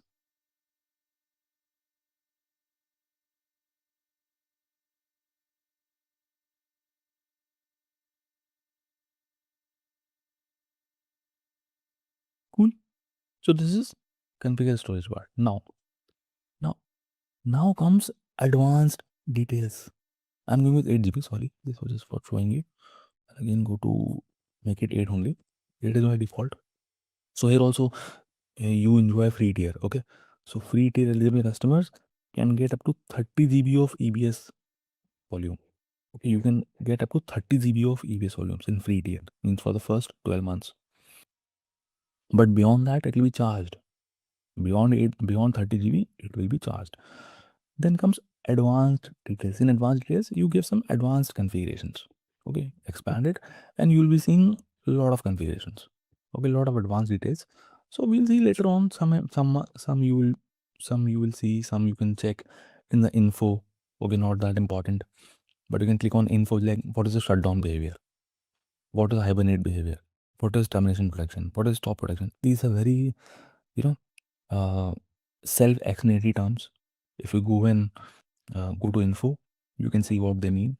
But here, the important one is what we'll be seeing is user data. In the end, you are seeing something called user data. Now, what is user data? What is user data? See, why you are creating a server. Understand why you are creating a server. You are creating a virtual. You are asking AWS to give you a virtual machine, right? You are asking what you want a virtual machine because maybe you want to install some applications, you want to play a game, you want to watch a movie, you want to create some files, you want to create some directories, for any reason. For any reason. Okay.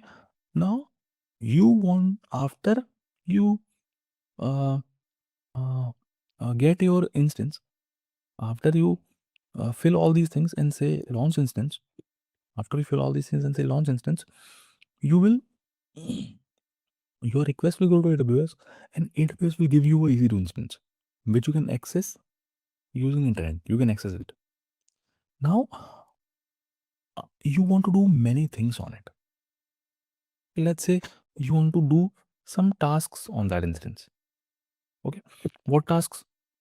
For example, let's say you want to uh,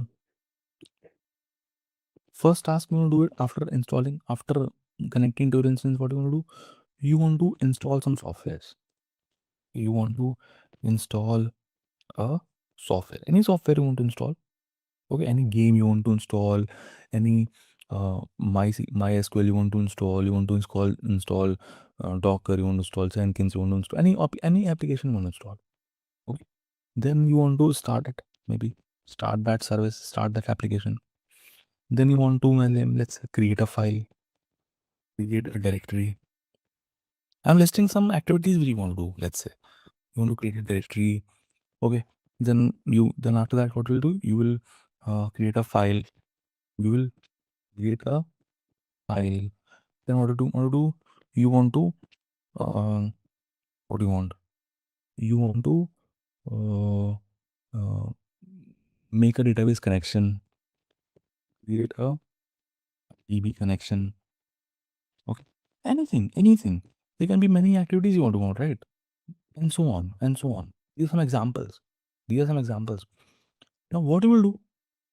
One way of doing things is, once your instance gets created, okay, once your instance gets created, you will connect to it. Okay, using SSH, you will connect to your instance. Now, once you connect to your instance, you can run all these commands manually.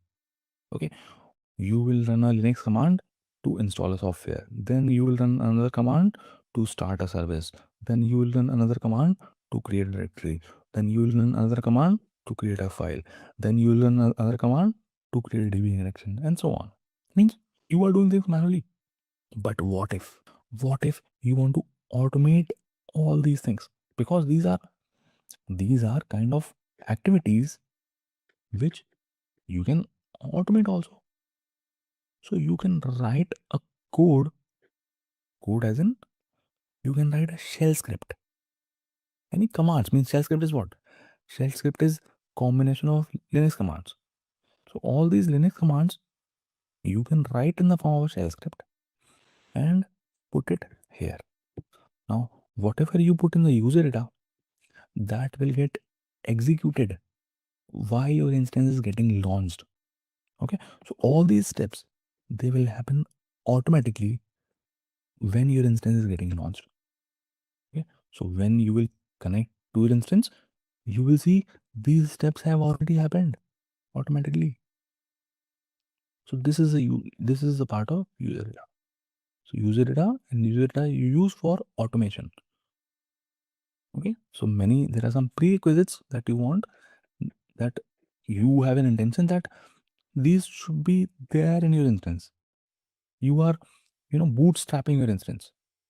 You want that when your instance comes up, you want few things to be already there, present there. You want few things already present there. So you automate it using user data. So I'm going to write a shell script here. Okay, I'm going to put a shell script here. Okay, easy one, not that difficult. I'm just putting. Okay, let me copy it from somewhere. So I'll give you the tone, Maji. I'll give you this script. I'll paste it. I'll tell you what this is. See what the script is. Okay, Linux sessions you all have done, right? So this is user data. In user data, what we are doing, we are writing some Linux commands. So what these commands are, we are logging as root user. Okay, sudo su means login as a privileged user. Then we are doing yum update -y.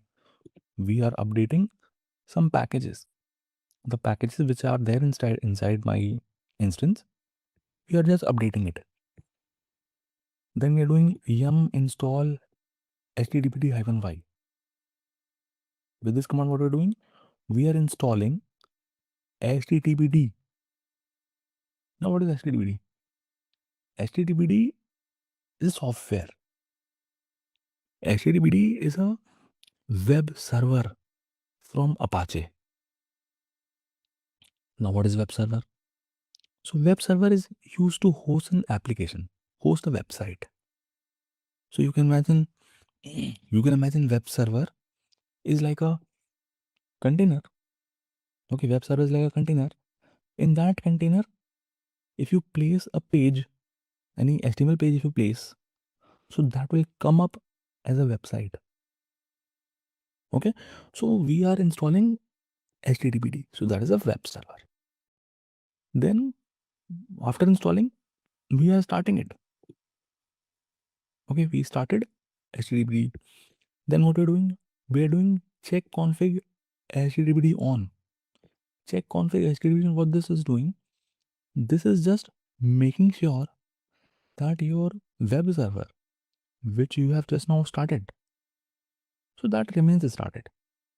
Means even you stop your instance and start your instance, okay, then your web server will automatically start. So this is just this command, this sentence is making sure of that. Then what you're doing, echo. Echo, I hope everyone knows. Echo is for printing something. So I'm printing this content. Hello from, I'll say hello from AWS. You can type it in hello from AWS. I'm printing this content. I'm printing hello from AWS. Where? I'm printing this content inside this file. Inside a file which is located here. /var in this directory, in this /var /www /html, and the name of the file is index.html. So basically what I'm doing in short, I am hosting a website. With all these statements, what I'm doing, I am kind of hosting a website. I'm installing a web server, I'm starting it, and I am putting a file called index.html inside this path. And what is the content of the file? The content of the file is hello from AWS. Okay, this is the content of the file. Now, if I put this command, this is a shell script. If you see this thing written, / exclamation /bin/bash, this means it's a shell script. So this is a shell script. Okay, now if I do launch instance, so my instance will, so request will go to AWS. A request will go to AWS to give me an instance of my required configuration. So my instance will start launching. Okay, now once my instance is launched, this shell script will get triggered automatically. And when this shell script triggers automatically, these things will happen. One by one, these commands will run. So when I will see my instance, when I connect to it, I will already see all these things, all these steps done. So basically, I can do this manually also. If I want, I can run these commands manually also. When my instance comes up, I will just run one by one. I can just run these commands one by one manually. But I want to do automation. So I have put these commands in the form of shell script inside this place. And these this shell script will automatically get executed while my instance is getting launched. Just my instance after getting launched. This will get automatically executed. So this is the power of automation shell script. Okay. Now here our OS, what we have chosen is Linux, right? It's Amazon Linux. So that's why we have chosen that we have written it in Linux. This shell script is a bash script. It's a Linux script. It's a Linux. But if it was in Windows, we could have used PowerShell script. Okay. We could have written some PowerShell commands. Okay. So you can use anything. So with all these configurations, what we have done, we have provided all the configurations of what kind of instance we want. Okay, then you have to tell in the summary how many such instances you want. 1, 2, 3, 4, 5.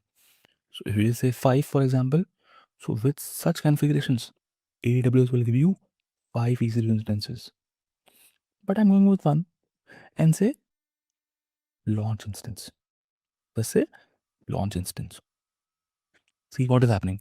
It's saying launching instance and success. Successfully initiated launch of instance. So instance launched.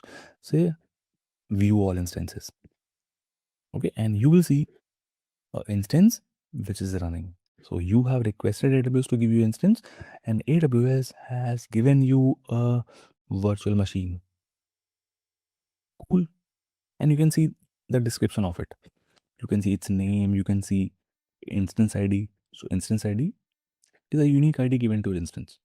Okay, it's a unique ID. So this is the instance ID.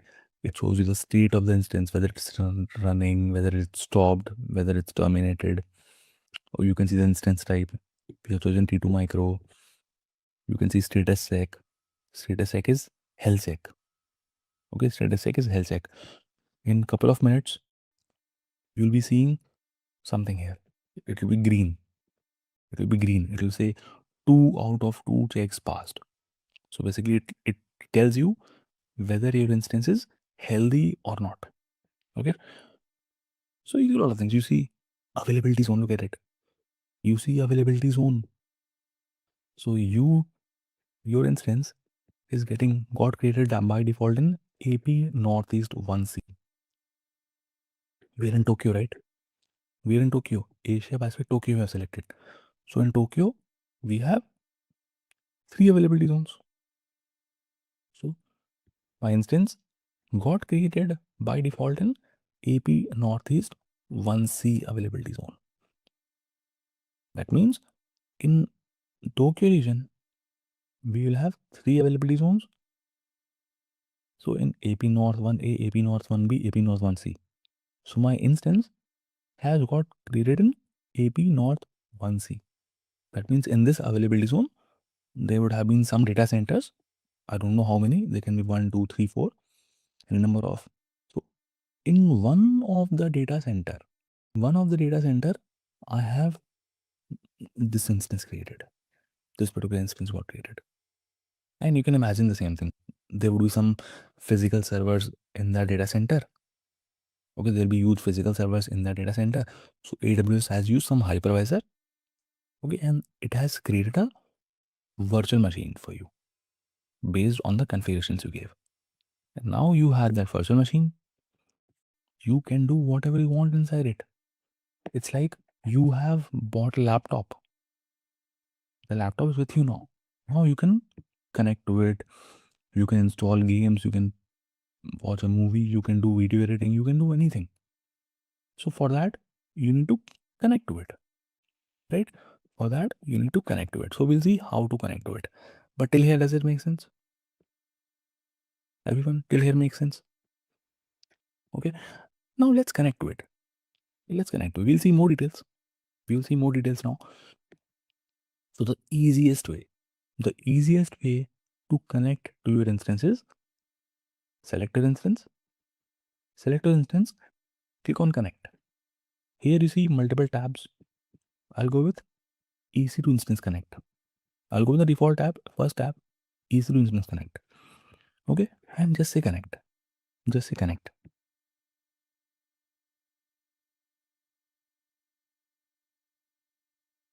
See, it's establishing connection, and you got connected. And now you can do anything. You want to create a file? Let's do hello.txt. Created. File got created. You want to see that file? Means you want to list all the files. You can do ls. See, hello.txt is there. You want to create a directory? You can do mkdir folder 1 or dir 1 or anything. Folder 1. See, folder 1 got created. Again, do ls to list everything. You have folder 1 and you have file. And you can do whatever now. You can install anything. You can copy anything. You can download anything. You can do anything now. It's like you are inside a laptop. Okay, you can do anything here. So this was the easiest way of connecting to our instance. We'll see more ways. Don't worry. We'll see more ways. Shrikant is saying, apart from PowerShell scripting, do we need to complete any prerequisite module as I'm new to code it? No. For now, no. But in parallel, I'll tell everyone to scale yourself upon Python. Okay, Python. So shell script. Linux is must have. Okay, Linux is must have. Why is must have? Because see, Windows we have been using since our lifetime, right? Since we are a kid, we used to use Windows operating system. Linux applications, Linux operating system, we were not using a lot because it does not have a good interface and all those things. Windows are very popular. So Linux OS also you should know. Whatever you do on Windows, how to copy a file, how to create a folder, how to install applications, on Windows. So you have to know the similar things on similar kind of administration on Linux also. Because in real time, when you go into projects, most 95% of the projects, I would say 95% of the project, they are using Linux only. They are using some Linux distribution only. Okay, because it's fast, secure, and a lot of advantages you can see. You can read about it. Linux is a must-have. Okay, if you're in cloud or DevOps field. Now, other thing I would suggest you to in parallel, whenever you have time, learn Python, because Python will be important if you are going as a DevOps engineer or any admin role or any role. If you're going now, basic of coding is required. I'm not saying you have to know how to create a very complex application or any websites in Python. No, not that level of expertise. We don't need that. We would need very basic stuff just for automations. Okay, very basic of Python, learn in parallel. Okay, that is all. No other thing needed. Okay, so what we did is we have connected to our instance using Instance Connect. Now let's see some more ways to connect to our instance. So see if you see now, I'll tell you how to connect to your instance using keys. So using Instance Connect, you can connect like we did. Select your instance, go to connect, and Instance Connect and say connect. So it will open up a session in a browser. Okay, that's what it did for me, right? It opened a session in the browser itself, and it got me connected. Okay, but you can connect to instance using a SSH client also. Okay, now what is SSH client? SSH client is, I told you, right, you can have multiple things. You can connect to instance from command prompt, from PowerShell, from terminal, putty, and there are many millions of thousands of softwares or clients using which you can connect to instance. Okay, so for that you will require keys. You will require keys. So let's follow the steps. So first is step one is open the SSH client. So for me, I am on a MacBook. So in MacBook, we already have a terminal. In your Windows laptop, you must be having PowerShell. You'll be having CMD. So you can use that in your case. For me, I'm using terminal. Terminal. Okay. So this is a terminal. Let me close this session. Let me open another session. So what I'm opening terminal. Okay. So this is my terminal on my MacBook. Okay. Now, yes, now I have opened terminal. What's the next step? The next step is locate your private key file. Remember, I told you private key. We talked about key pair. We talked about key pair. So when you create a key pair, two keys get created: public key and private key. Private key gets downloaded on a laptop, and public key will sit on the instance. So the private key got downloaded to us here. If you go to my laptop, so in my laptop, there is a private key already downloaded. In the downloads, see this one. In the downloads folder, you see Feb 2025 Tokyo KP. So this file is already downloaded on my laptop. This is a private key. So I have to locate my private key. So I'll go to my downloads folder. So my terminal, I go to downloads folder. I'll do CD. Okay. So I'm into my download folder. Let's check. Let's check whether we have a file or not. Yes, it is there. It is there. See, this is a file. This one. This is a file. This is a file. February 2022 Tokyo. Done. Next step is run this command if necessary to ensure your key is not publicly viewable. So every file has a permission. In Windows also, if you select a file, go to properties, you can see the permission, right? Permissions means who has the write permission on this file, who has read permission on this file. You can set the permissions. So in Linux also, you have the same thing. But the permissions will show up like this. RWRR. Now, this is very basic thing about Linux. File permissions are very basic thing about Linux. Okay, so what you'll do, in the document which I'll given you, the document which I've given you, that has all these important stuff. Whatever important stuff in Linux is required. So go and read about these permissions. What are different file or if you want to search it yourself, file permissions on Linux, you can write it on Google. You'll find a lot of documents and a lot of videos on YouTube related to it. Okay, so here this permission means read, write, read. So this is some permission. So I'll not go into this. We'll deviate away from this path if I go into detail of this. You can learn on your own this Linux permissions. So this permission is quite open right now. Quite open means it has a write permission also. See, I have write permissions also. Others and group have read permissions also. But this is a key, right? This is a key. Key has to be very secure. Key is considered very secure.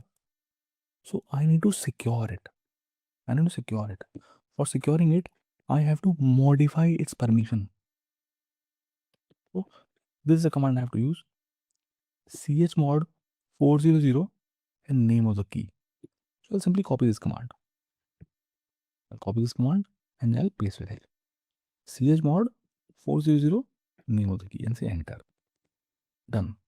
So you see earlier the permissions were like this: read, write, read. But now if I see, see now only read permission. See, I have only read permission. So I have secured the key. Okay, this is a step that you do. Then after securing, you have to just connect to the instance. It says fourth step is connect to your instance using its public DNS or public IP. So they're giving command also. Command is SSH-I. name of the key, name of the user you want to connect, at the rate this. So this is very basic stuff for Linux. You will know, you have to know. Okay. We are using SSH command. Why we use SSH command? We use SSH command to connect to our instance, right? We use SSH command to connect to our instance. So we are using SSH command. SSH -I, name of the key pair. Okay, let me type it. Let me type in parallel. The command is, I'll click next screen first. Let me clear my screen. Okay. Command is SSH -I. You have to use the name of a key pair. Name of my key pair is this key pair. This is my name of a key, private key. This is the name of the private key which is downloaded. Now what? So just to repeat what we saw yesterday. Told you this, right? I told you this, that you are here. This is a laptop. This is a laptop. And from here, you are trying to connect to this EC2 instance, which is somewhere on AWS. So we created a key pair. In key pair, you get public key and private key. Private key will get downloaded in your laptop, which you see, which I have already .pem key. And the public key is there on this EC2 instance. So what to do? I want to connect from here to here. So I will, which command I'll use? Which protocol I'll use? SSH. With the command, I will send my private key. Okay. And the private key, which I'm sending from my laptop, and public key, which is there on my instance, they will do a handshake. If that handshake is successful, only then I will be able to connect to my instance. Okay, so that's what I'm implementing. That's what I'm implementing. I'm just doing SSH-I, name of my key pair. Now I have to give the details of my instance to which I want to connect. Okay, so in your instance, there is a user. In your instance, there is a user. So there is a default user called EC2-user.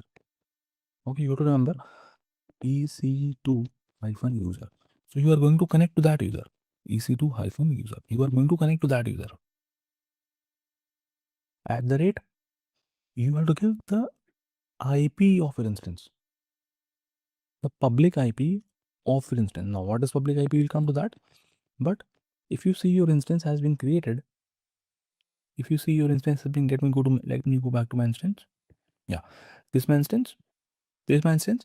So you see here that your instance has got two IPs. Your instance has got two IPs. One is public IP, which is 3.115.15.121, and other is private IP, which is this. Okay, so we will use public IP to connect to our instance. We'll talk about in detail what is public IP, what is private IP, and what is that. We'll talk about that. But for now, which IP? Remember that which IP I have to use to connect to my instance? It's public IP. So I'll copy the public IP of an instance. I'll copy the public IP of my instance, and I will put that in this command. So the command is this. This is the command. SSH-I, name of the key, EC2 user at the rate public IP. Okay, and say enter. So it's saying, are you sure you want to connect? I say yes, I want. Enter. See, it connected to my instance. I got a connection to my instance. Means from my laptop, I am able to connect it to my instance. Now you can run the commands. You want to check ls. See ls. See if you list, there is already hello.txt and folder 1, which is there in your files. So Rajat is asking where we can run this command. So you can run these commands where you are asking this command, right? This command, right, Rajat? So you can run this command on terminal. Means if you are on Mac, if you have a MacBook, you can run this command on terminal. If you are on Windows laptop, you can run this command on PowerShell. PowerShell is already installed on laptops. Okay, you can run this command on a command prompt also.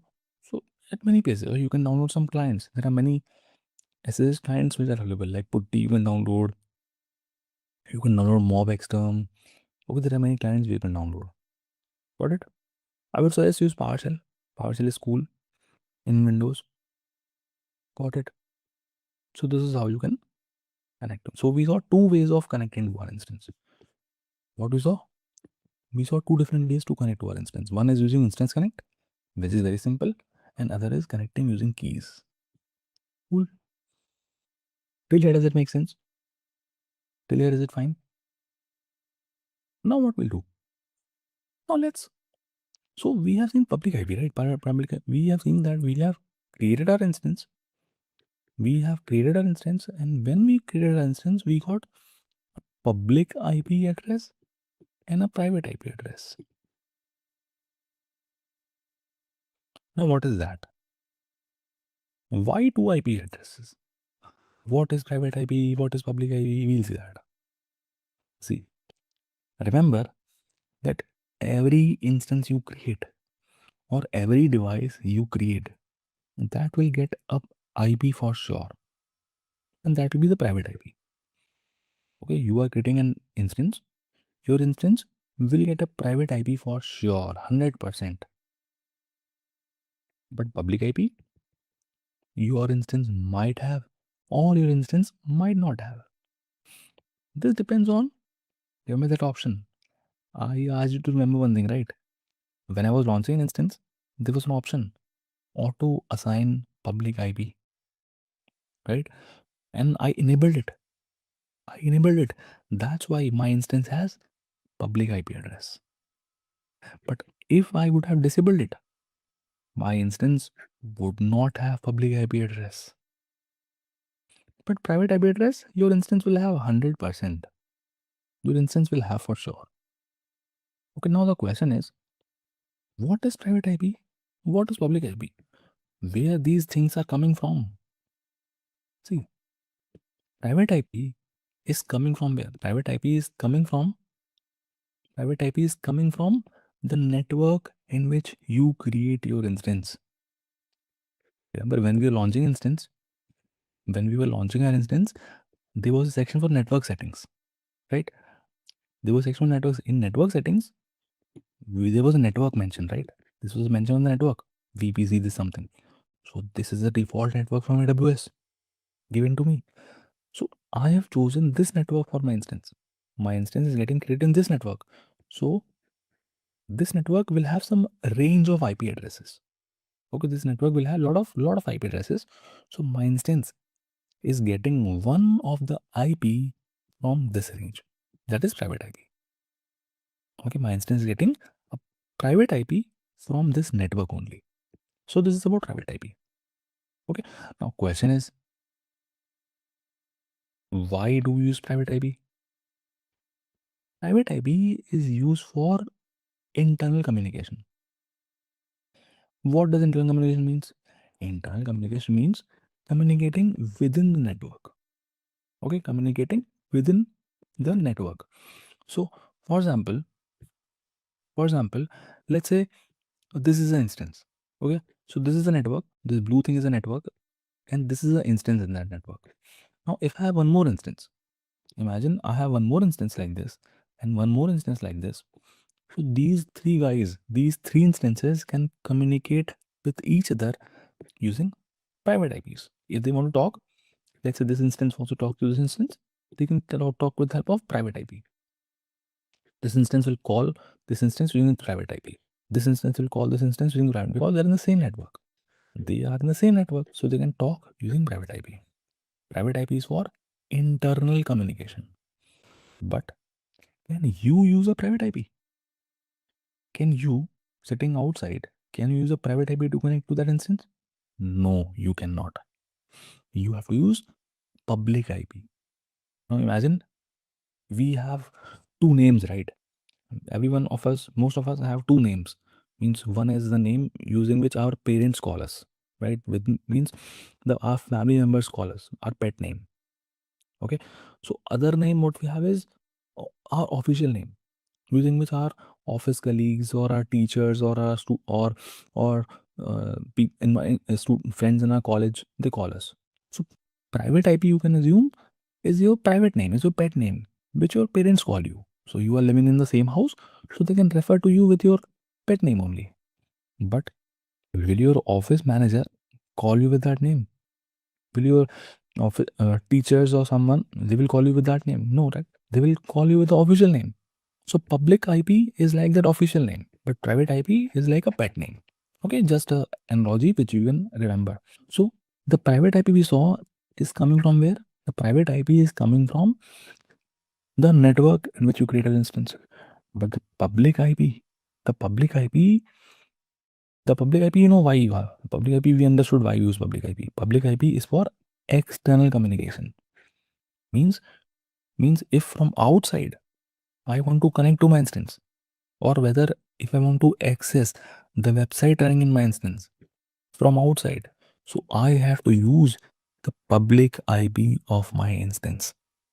I have to use the public IP of my instance to connect to it. So that's why in this command, we run this command, right? SSH-I, we used public IP because my laptop is not in AWS network. It's in my home network, right? My laptop is somewhere in my home network. So from my laptop, I want to connect to a EC2 instance, which is there somewhere in AWS network. So I have to use its public IP. Understood? The usage of public IP, private IP, is it clear? Mohana, did I answer you? Now, Shrikant Singh, can you give example from project? So this is from project perspective only. So if you have an instance created, you will have to do a lot of things on it, right? You might have to do some installations. You have to install some. You have to create files like we did. Like we did some operations, right? We created some files. We created some directories, and we can install a lot of things. So you need to connect to instance. So to connect to instance from a laptop, you have to give its public IP only. You have to use public IP because your laptop is where? Is in your network. AWS instance is where? It's in AWS network. So you need the public IP of that instance to connect to it. Now the question is, from where the public IP is coming? Public IPs are unique. Public IPs are unique in the world. So if you see right now, my instance has this public IP 3.115.15.151. This is the public IP of my instance. Right now, at this point in time, none of the device in the world have a public IP with this. This public IP is only on my instance. No device in the world right now is having the same public IP address. So public IPs are unique. Public IPs are unique. But private IPs can repeat. Because private IP is for internal communication, right? Private IP are for internal communication. So let's say in this network, we have instances with some IP, with a private IP. Let's say this IP, this is a private IP, right? My instance is having this IP. My instance is having this IP. My instance is having this IP. This is a private IP of my instance, which came from the network. Now, there might be some other private networks. Okay, there might be some other private networks also, right? There might be some other private networks. There are some other private networks. So maybe in these private networks also there'll be some instances. Okay, in these private networks also there'll be some instances. So they might also have the same private IP. Okay, these instances, this instance is having 172.31. This instance will also have this. This instance can also have this. Okay, so private IP can be repeating in networks. Means my network can have a private IP, same private IP. Your network can also have the same private IP. It doesn't matter. Oh, sorry. Instance in my network can have a private IP, and an instance in your network can have the same private IP. Because, anyways, private IP is for internal communication, right? Okay, whatever remains in my network is in my network only, so it doesn't matter. But public IP is for external communication. So they have to be unique. They have to be unique, and there are there are only limited number of public IPs. There are limited public IPs in the world. Even you can buy a public IP. See, guys, at your home, what you have. I hope you know this. This is very basic. So at your home, you have so many devices, right? You have laptops, you have phones, you have a smart TV, you have smart refrigerators. So every device has a IP. Every device has a IP. They will get a private IP. Every device and your phones, all the phones at your house, all the laptops in your house, they have private IP. Okay. Now they want to connect to internet. So what to do? You go and buy a router. You take internet connection. So your service provider, if you buy a internet connection from Airtel or from Jio or for whatever, they will assign you one public IP. Only one public IP they will assign you. That will be the public IP of a router. There will be router, right? They will install router at your house. So that router will have a public IP. Now all the devices in a network, if they want to talk to each other, they can communicate with the help of private IPs. But if they want to connect to internet, they will connect using the public IP of the router. Okay, this is normally what we have. So public IP, in short, public IP is used for external communication. Private IP is used for internal communication. Very simple. Okay. This public IP is coming from where? Public IP is coming from Amazon pool of IP addresses. So public IPs are costly, first of all. Means you can go to the market and buy a public IP. You can register a public IP on your name and you can buy it. That public IP will be assigned to you and you can use a public IP. Similarly, AWS has purchased a lot of public IPs. It has created a pool. AWS has created a pool of public IPs. It has a lot of public IPs. So when you launch an instance with this setting, with auto assign public IP as enable setting, if you launch an instance with auto assign public IP as enable, so AWS gives the public IP to that instance from its pool. Okay. You can saying how AWS ensure no changes are made to my instance of my files as private IP is same within the network. So private IP is same within your network. Okay, network also. Okay, network we'll cover in detail when we're covering VPC. But for now, I'll tell you that every region has a network. So see, I'm in Tokyo, right? In Tokyo, there's a network in which my instance is there. So in every region, there will be some network. And that network which I'm getting is specific to my AWS account. In your AWS account, you will be seeing some different networks. Okay, network is for, these are private networks only, right? These are private networks. So the network in which my instance is created, that network is for me. That network is private to my account. Okay. If you are creating an instance in Tokyo, you will be creating in the network which is specific to your account. So those are separate networks. Okay. Did I answer, Shrikant? So network part might be confusing for now, but chances are that changes can be made by no. AWS does not make any change for you. AWS does not make any change. So we were seeing public IP. Now one thing about public IP. So you have got this public IP. Now one more thing. We have to do one more thing. So remember there was a website I did on my instance. There was a user data which I used when I was launching my instance. What was that user data? That user data was installing HTTPD, right? It was creating a file. Remember, inside this directory, if I show the user data, what was user data? So user data was this. Yeah, this was user data, right? This was user data. Yum update -y install HTTPD-y service. So we were creating a file, right? Inside this directory /was/ww/html.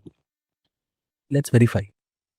Whether the file is there or not. What is the content inside it? So I'll go to this directory. cd. Yes. I'll go to cd/var/www/html. Now in this directory, there should be a file called index.html as per our document. So we have a file right here. In this directory, we have a file called index.html. Let's see the content of it. Let's see that file. I do ls. Yes, there is a file. There is a file. And if I see the content of it, I'll do cat index.html. Yeah, I see. See, hello from AWS. It's written. This file is there. This file is there. So this is the content also. So this means the user data that I used. This means the user data that I used is there already. That got it ran. My user data worked. So I just verified in front of you. I verified in front of you that this user data ran. And what this user data was doing? This user data was simply creating a website, was hosting a website. It installed HTTPD. It started it.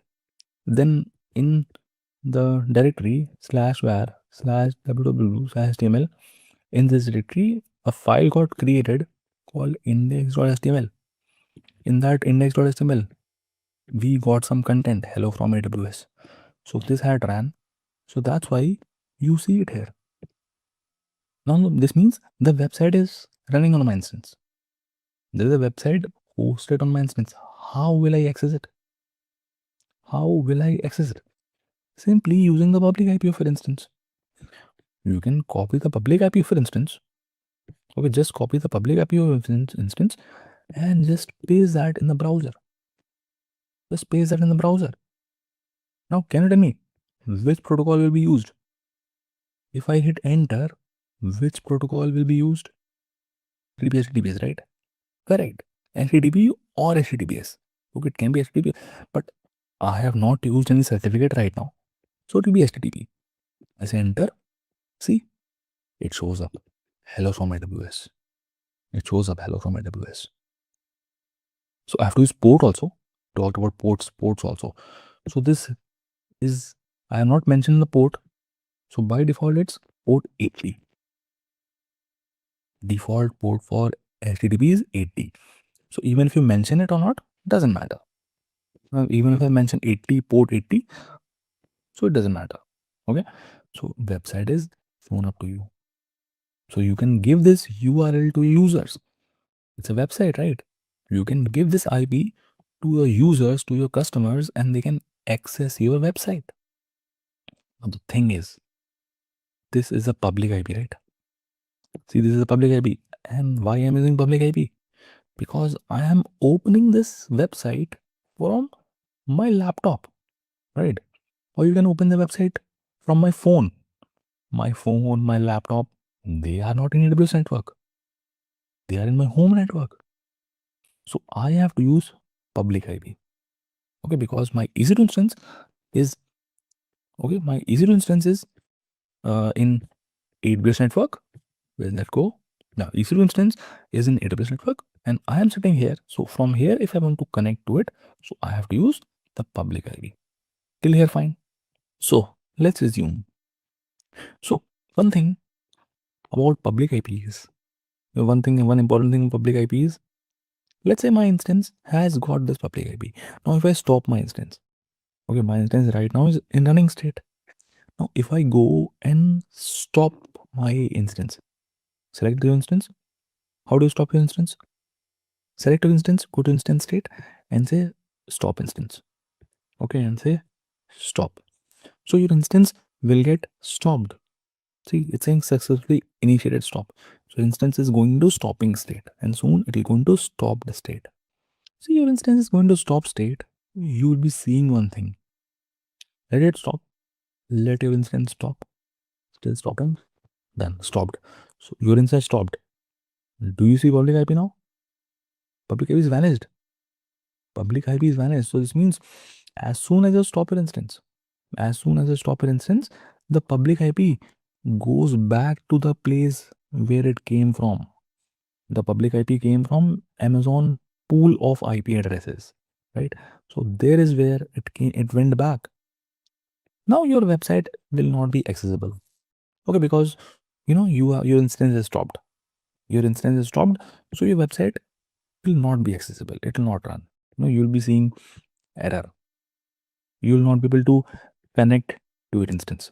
Connection will also not work because your instance is stopped. Simple. Now, if I go and start this instance back, I select this instance, I go to instance state and start it again. Again, my instance goes to the pending state, and now it will start. My instance will start in a couple of seconds. Running. My instance is running. Now again, my instance got a public IP. But is this public IP same as before? It's not. This is a different public IP. This is a different public IP. Now imagine I gave customers this public IP. They were happily accessing my instance using this public IP. Now suddenly someone, by mistake or because of any reason, someone stored the instance and started it back, and the IP got changed. So now I have to give them new IP, right? I have to give my clients a new IP. So they will use this IP, this new IP, and open it. And now they'll be able to access my website. But on the old IP, they will see this error. So is that a good behavior? Is that an expected thing? Now every time I stop my instance and start it, should I every time I need to give a new IP to my clients? No, right? No, that is not a good thing. So I want something static. I want that this public IP should not change even if I restart my instances. So what AWS gives me? AWS gives you something called elastic IP address. AWS gives you something called elastic IP address. Now what is elastic IP address? Elastic IP is also public IP. Public IP is what? Public IP. By nature, IPs are two types. By nature, IPs are two types. Public IP, private IP. Private IP is used for internal communication. Public IP is used for external communication. But we saw that public IP will keep on changing every time I start my instance. Right? So to avoid this, I can go and create a elastic IP address. Okay. So right now, my instance does not have elastic IP address. It's blank. Right now, my instance does not have a elastic IP address. But I want elastic IP address. So I will go and ask AWS to give me elastic IP address. So in the elastic see, if you scroll down in the left panel, you see in network and security, you see elastic IPs. Open it. Open this. Okay. So currently it says no elastic IP address. I don't have elastic IP address. So I will go and allocate elastic IP address. Click on allocate elastic IP address. Choose a region. So my region is AP Northeast 1. That is Tokyo. Okay. And just say allocate. So AWS has allocated a elastic IP to me. Now what is elastic IP? Elastic IP is a public IP only. Elastic IP is a public IP only, but this is a static kind of IP. This is a static IP. It doesn't change. Now what I'll do, I have this elastic IP allocated to me by AWS. That IP is with this IP 43.206.29.163. This is the IP which AWS gave me from its pool. I told you, right? Amazon has a pool of IP addresses and a pool of public IP addresses, and they will give you a IP from that pool. So this IP is coming from that Amazon pool of IP addresses, but this IP is not yet associated with an instance. See, associated instance ID is blank. Okay, associated instance ID is blank. So this IP is not yet associated with an instance. So what I will do, I will associate this elastic IP to my instance. How? Select this elastic IP. Go to actions and say associate elastic IP address. associate elastic IP address, and you can select two instance here. See, I can see my first instance which is in running state. I select it, select the private IP corresponding to it, and just say associate. So now you see that this elastic IP is now associated with this instance. Okay, it shows up instance ID here. Okay, your elastic IP is now associated with this instance. Now, if you go back to the instance, earlier it was blank, right? Earlier it was blank, and public IP was this one, which would change if I restart my instance. But if I refresh it, what do you see? If I refresh it properly, see, my instance has got an elastic IP address now. That is the same one, 43.206.29.168. This is the same elastic IP address I got allocated from AWS, and now this will be my public IP. See, in your public IP address, you see this only. Now, I will be giving this public IP to my client. Okay, and if they open this public IP, now they will be connecting to my instance using this elastic IP. And the best thing about the elastic IP is what? It won't change even if I stop my instance. See, I'm selecting my instance and say in instance state stop. So even if I stop my instance, this public IP won't go away, because this is what? Which type of public IP is it? It is elastic IP. It is static in nature. It persists. It doesn't change even if you restart your instances. So my client will have a flawless experience. Means obviously my instance is stopped, so their website will not be running. Okay, my instance is stopped, then their website will not be running. But when my instance comes up later on, so my instance is stopping right now. So once I restart my instance, means it gets back. I don't have to give them a new IP. They can continue using the website using the same IP. Does it make sense? Are you seeing the benefit of using elastic IP? Did you get a use case of why we use elastic IP? Cool. See, my instance is stopped, but still the IP is there. Instance stopped, but elastic IP is still there. Now if I start my instance, let me start my instance. Sorry, go to instance state and say start instance. Running. See, it's running. And still the IP is same. Okay. So I'm saying, can we create elastic IP directly? Yes, you can create elastic IP directly, as in, can we create elastic IP directly? Means you can go to elastic IP and you can allocate elastic IP. Click on allocate elastic IP and use it, can say allocate. So you'll get elastic IP and you just need to associate without public IP enabled. No, public IP has to be enabled. Okay, your public IP option has to be enabled. Okay, that will depend on your website, your application which you're deploying in your instance. That will depend on that. Okay, some websites, you have to restart the service. It depends on the web server, because the website will be hosted in a web server, right? So web server might have a default configuration that even if you make a change, it will auto refresh. Okay, so that will be configuration on the website or this web server. So you're saying why the public IP did not vanish after stopping? Because it's an elastic IP now. That's why. Even after stopping, your public IP did not go away, because this is an elastic IP now. It's an elastic IP now. That's why. Elastic IP is a static IP. Okay, now talking about the cost. Public IPs are costly. Public IPs are costing you.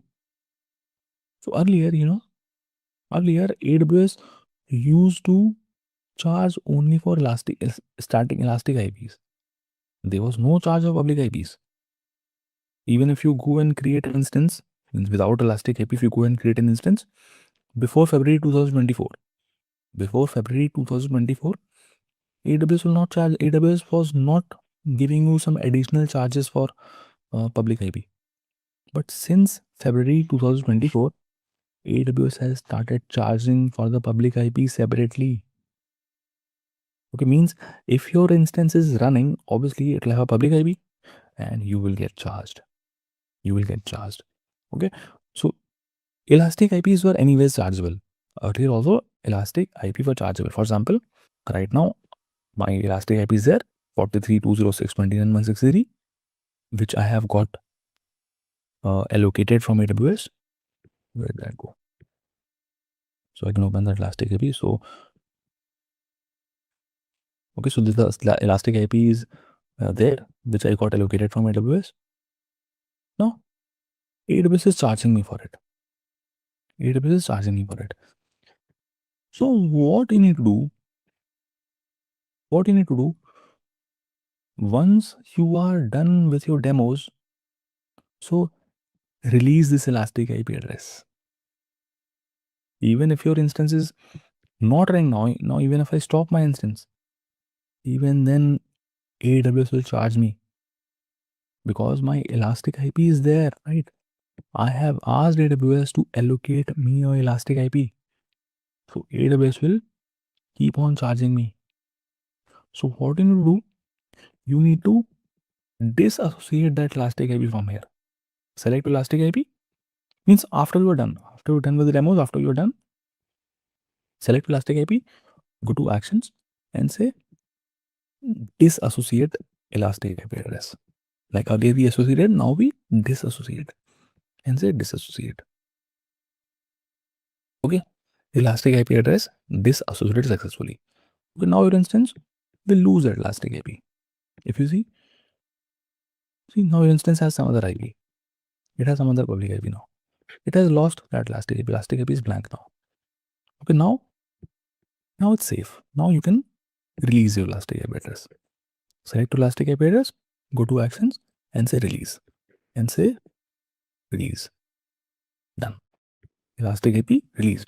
Now elastic IP is gone back to Amazon pool. And now you will not get charged. Now you're not getting charged for the elastic IP. Because elastic IP is not there. You're not getting charged for the elastic IP. But still, see, your instance is running and the public IP is there. Right? Public IP is anyways there. So now you are getting charged for this public IP. Now you are getting charged for this public IP. So that's what I was saying. Before February 2024, you are not getting charged for this public IP. It was free of cost. I mean, it was coming up. The cost was included in the cost of the instance. But now AWS has started charging you for this public IP also. So when you are done with your demos, what you need to do, select your instance, go to instance state and terminate your instance. Now, if you terminate your instance, your instance gets deleted. So what is the difference between stop and terminate? Stopping instance is like shutting down a laptop. Okay, like when you're done with your work, what you do? You shut down a laptop. But you can anyways go back and start it back, right? When you want to work again, you will start your laptop, you will restart your laptop. But terminating means you are getting rid of your laptop. Means you are throwing the laptop under a truck or throwing it in the ocean. You will never get it back. So that's the difference between stop and terminate. Got it? So if you terminate your instance, you will not get charged for anything.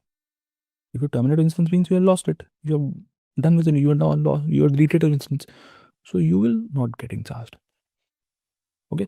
But even if you stop it, even if you stop your instance, you will not get charged on hourly basis because normally the cost of the instance you are getting charged on hourly basis. Right now we don't have to worry because we are in free tier, right? We have chosen T2 micro. T2 micro comes under free tier. So we don't have to worry. We get 750 hours every month.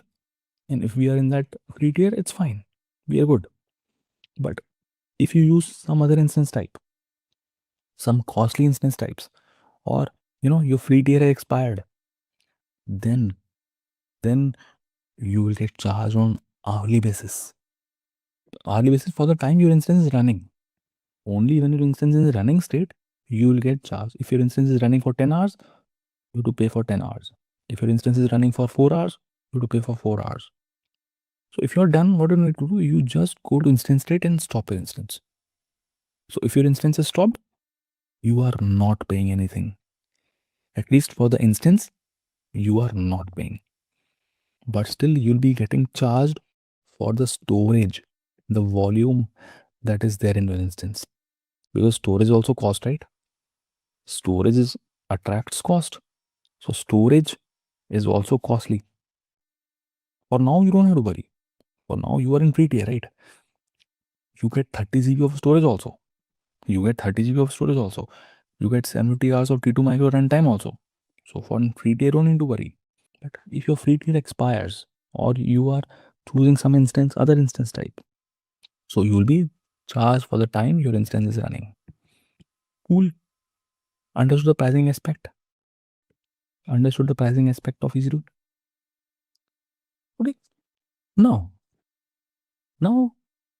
let's talk about storage. Let's talk about storage. Now we have seen that when we launch an instance, we see this is storage section. Okay, we see this configure a storage part. Okay, which has where we selected 8 GB of root volume. Now root volume we all know that is OS. Oh sorry, that has OS where my operating system is installed. So this is the storage we chose. Now if I talk about AWS storages, so there are different types of storages which are offered by AWS. Okay, there are different type of storages which are offered by AWS. So if I talk about storages, AWS storages are of 3 types basically. There are 3 categories. If I say AWS storages fall under 3 categories. So first category is block storage. Second category is file storage. Third category is object storage. So these are the 3 categories of storages which are offered to you by AWS. Okay. But ultimately what happens? This is how you see it. But ultimately, we have seen AWS data centers, right? We have seen AWS data centers. So your data will actually get stored in those storages, in those physical storages, in those data centers only. But these are the 3 types of options you get from AWS. Now, how these are different? How they are different? These are different in different use cases. You will use block storage for different use case. You will use file storage for different use case. You will use object storage for different use case. They are different in their internal implementation also. How they're internally implemented, they are different in that way also. But ultimately, your data will get stored in those physical storages which are there in the data center. Okay. So what is the block storage? So in block storage, what happens? Your data, let's say you're storing a file. This is a file. This is any file you are storing. This is a file. And you want to store this file on AWS in a block store. So what happens in AWS? AWS has some storages. Okay, these are physical storages on AWS. So your data, what you want to store, will ultimately get stored on these storages. So your data will be divided into blocks or chunks. In block store, what happens? Your data is divided into chunks. In chunks. Like chunks. And each chunk is stored separately in those storages. Like this chunk will be stored somewhere here, let's say. This chunk will be stored somewhere here. This chunk will be stored somewhere here. This chunk will be stored somewhere here. So AWS optimizes it and you don't even see this. You don't even see those blocks. You don't even see where these blocks are stored. So it's all abstract to you.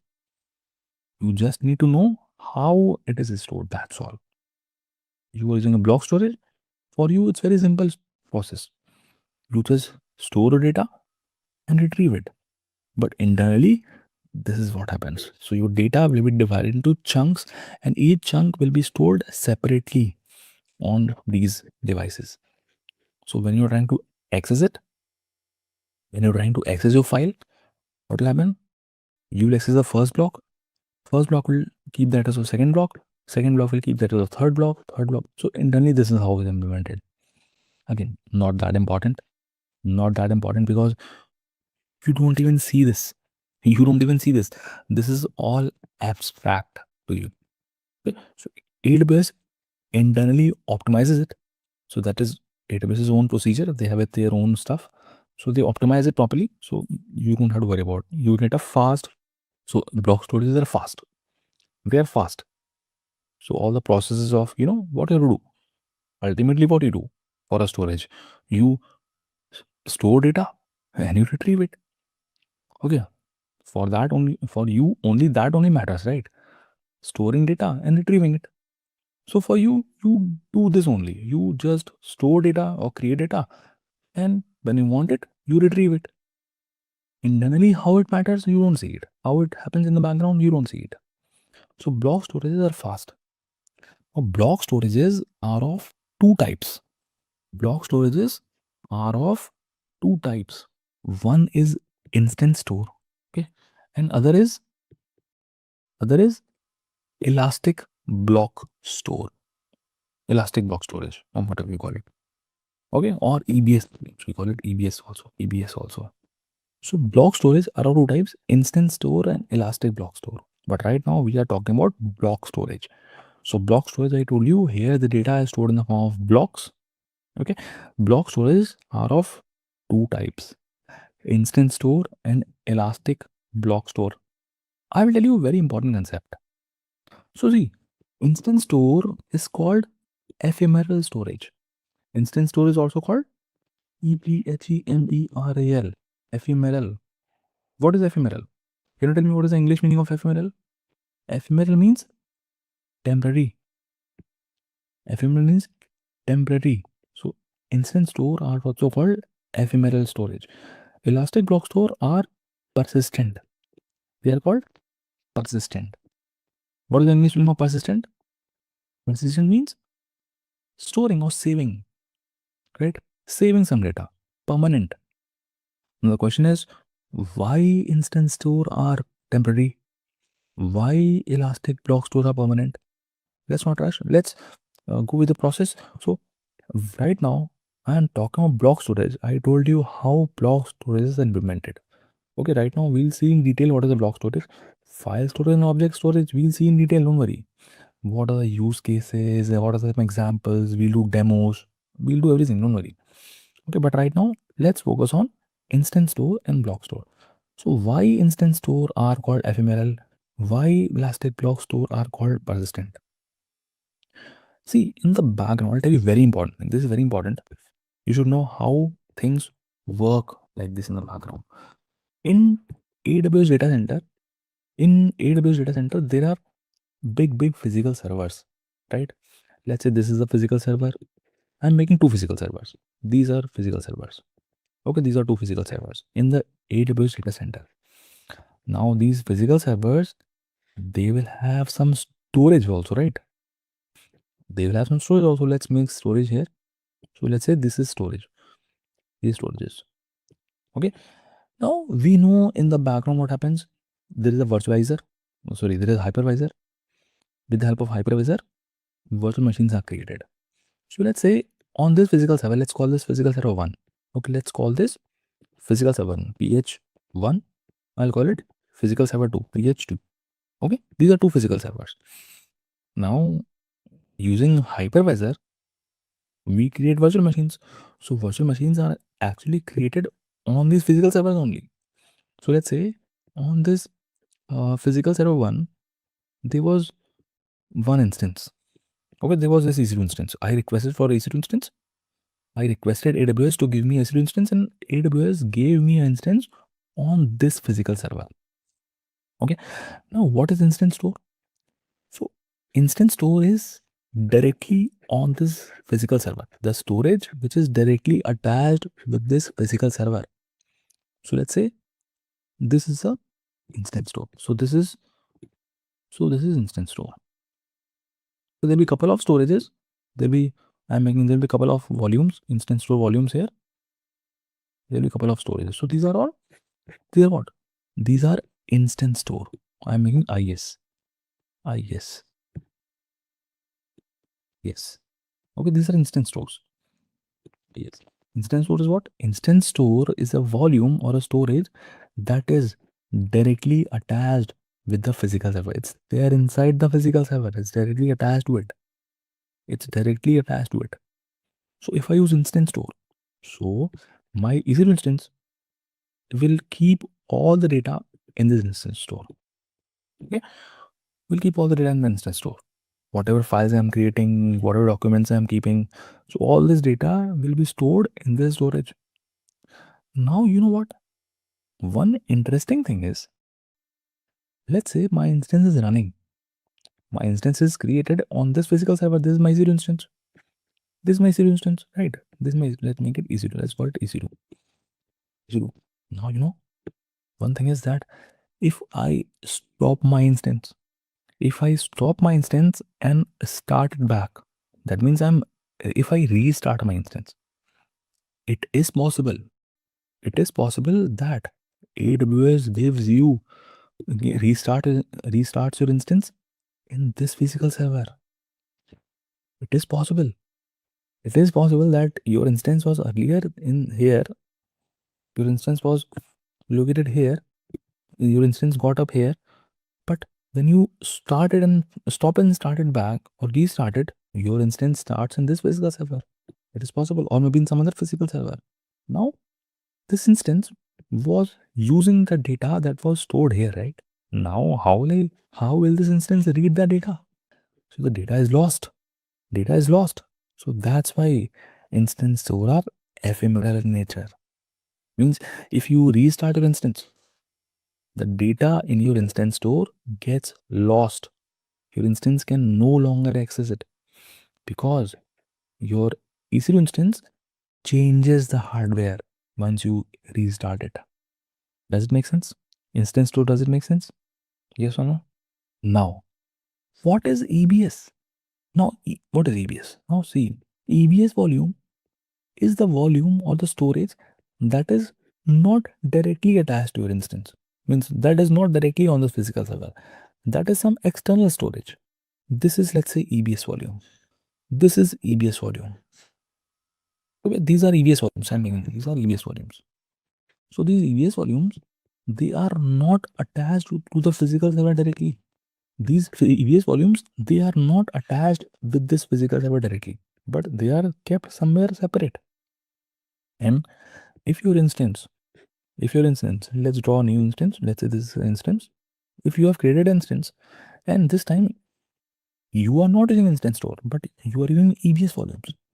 What are you using? You are using EBS volumes. Means you are connecting to this EBS volume, and connection is made over the network. So you know this instance connects to the EBS volume over the network. It's network attached. It's not directly attached. It is network attached. So this EC2 instance connects to this EBS volume via the network. Okay. So this instance keeps all the data in this EBS volume. Now, even if you restart your instance, let's say I restart my instance. So my instance came from here to here. Maybe on this physical server it came up. But it doesn't matter, right? It doesn't matter. Anyways, this EBS volume was attached to my instance over the network. So it will again attach it to the network. Over the network, my instance will still be able to connect to the EBS volume. So the data will stay in this EBS volume forever. Even if you restart your instance multiple times, the data in the EBS volume stays. That's why EBS volumes are persistent. Got the difference? I'll tell you use case, don't worry, Tarun. I'll tell you the use case. But understood why instance store are ephemeral and why elastic block store are permanent, persistent. Can you tell me which one will be faster? Can you tell me which one will be faster? Will instance store be faster or will it be elastic block storage will be faster? Instance store will be faster because instance store are directly attached to the physical server, right? Instance store are what? They are the storage which are directly attached in the physical server. Your instance is also here. and your storage also here. So they are directly attached. So it will be very fast. So your instance stores are ultra fast. You can say instance store are ultra fast. They're very fast. They're very fast. So that's why you can use instance store for latency sensitive applications. Sensitive applications means you want very high performance. You need for very high performing applications. They give you very high performance. So the applications which need very high performance, for that you can use instance store. But the thing is, you have to be prepared that if you stop your instance and start it back, you will lose the data. Okay, so those applications should be non-critical. Means it should be non, or I can say fault tolerant applications. So the applications which are non-critical or fault tolerant means even if your instance stops, you should not be worried. It should not be a matter of concern to you, because this is what the behavior of instance store is. The data in the instance store will refresh, will get wiped away if you stop and start your instance. So you have to be prepared. Your application has to be non-critical. Your application should understand that this can happen. Maybe you can implement it using backups. You can take backups or whatever. It's your implementation, but this is what instance store is. Okay. But Elastic Block Store, it's fine. You can use for many use cases. Here you don't have to worry, right? Here you don't have to worry Elastic Block Store, because the data in the Elastic Block Store doesn't get lost. Even if you restart an instance, the data is not getting lost. Okay, so it is not that fast. If you compare performance of instance store versus EBS, Elastic Block Store will not be that much fast, but they'll be fast. They'll not be fast enough, but they'll be fast. They're not bad. Now, can you tell me if I want to have operating system, if I want to install operating system, where I would install my operating system? Will I store my operating system if I have to install operating system? You know operating system, right? Windows, Linux, or whatever. Because that is also taking some space. Where would I install that operating system? Will I install my operating system in the instance store or in Elastic Block Store? Can you tell me in the chat? So the correct answer is EBS. I would want my OS to be stored in EBS, so that even if I stop my instance, my operating system should be there, right? How would you feel that if you restart your laptop and your operating system gets wiped away? How will you feel? That's not what you want, right? We want that operating system should be there even if I restart my instances. For Elastic Block Store, one use case is operating system. Means you can use EBS as root volumes, right? You can use EBS as root volumes. We know root volumes, right? Root volume is a volume in which you have operating system installed. So Elastic Block Store, you can use it for root volume and also for databases. For databases also you can use it, because in databases also we need to persist our data, right? We need to save our data, right? We need to save our employee records. We need to save our orders records, student records, or in records. Okay, so this is the use case of Elastic Block Store. Then is saying, but EBS is not fast. See, I'm fast. The performance wise, I was comparing instance store versus Elastic Block Store. So if you compare them, yes, you are right. Instance store will be faster than as compared to Elastic Block Store, but Elastic Block Store are not slow. They are also fast. So your OS and everything will be working fine. Now, if you see this, if you see this AWS console, so here, when we were creating our instance, so this was a volume, right? We were on the configure storage section. So this means this was root volume, means this was EBS. This was what? This was ultimately EBS, because root volume is EBS. And if you add new volumes, that was also EBS only. These are not EBS volumes only, because these will be here. Whatever you store, whatever data you store, that data will stay even if you restart your instance. So these are EBS volume. But now you will be asking, where is instance store? See, instance store is supported by only a few instance types. So you see instance types here, instance types here. So if you go to compare instance type, so there was a section of storage. See storage in GB. So it's blank, blank, blank, blank. See, it's blank, blank, blank, blank, blank. But for some, there is, for example, C1 medium is 350. For C1.x large is 1680, and so on. For some, you have this storage section. These are the instance type which support instance store. These are the instance type which support many of the instance type don't support instance store. For example, we are using T2 micro, right? We are using T2 micro. T2 micro does not have instance store. Okay, but for example, if you choose this, let's say I choose C3 large. Let's say I'm choosing C3 large. I'll show you something. Then I select my instance type. Now if I go below, look at it. See, I see a section for instance store volumes. Above it, these storages, root volume, EBS volumes, these are all EBS. If I store data in these, the data will not get lost, even if I restart my instance. But now I got instance store volume also. And if you see the details, see, there are two instance store volumes, ephemeral 0, ephemeral 1, both of size 16 GB. Now, if I store some data in these volume 4 or volume 5, means if I store my data in instance store volumes, the data will get lost if I restart my instance. So you don't have any option to add instance stores. Instance store volumes will come with your instance type only.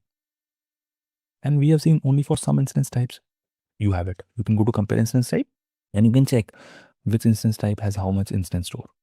But on your own, you cannot add it. It is there, that is coming with instance type only. Got it?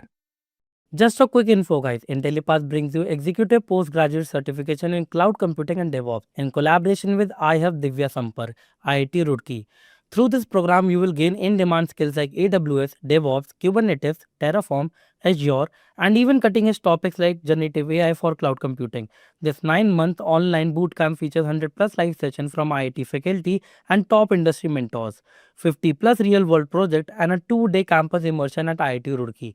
You also get guaranteed placement assistance with 3 Azure job interviews after entering the placement pool. And that's not all. This program offers Microsoft certification, a free exam voucher, and even a chance to pitch your startup idea for incubation support, up to rupees 50 lakhs from IAP Divya Sampark. If you are serious about building a future in cloud and DevOps, visit the course page linked in the description and take your first step toward an exciting career in cloud technology. Okay. We were talking about AWS storages, right? Where I told you that in AWS, you have 3 types of storages.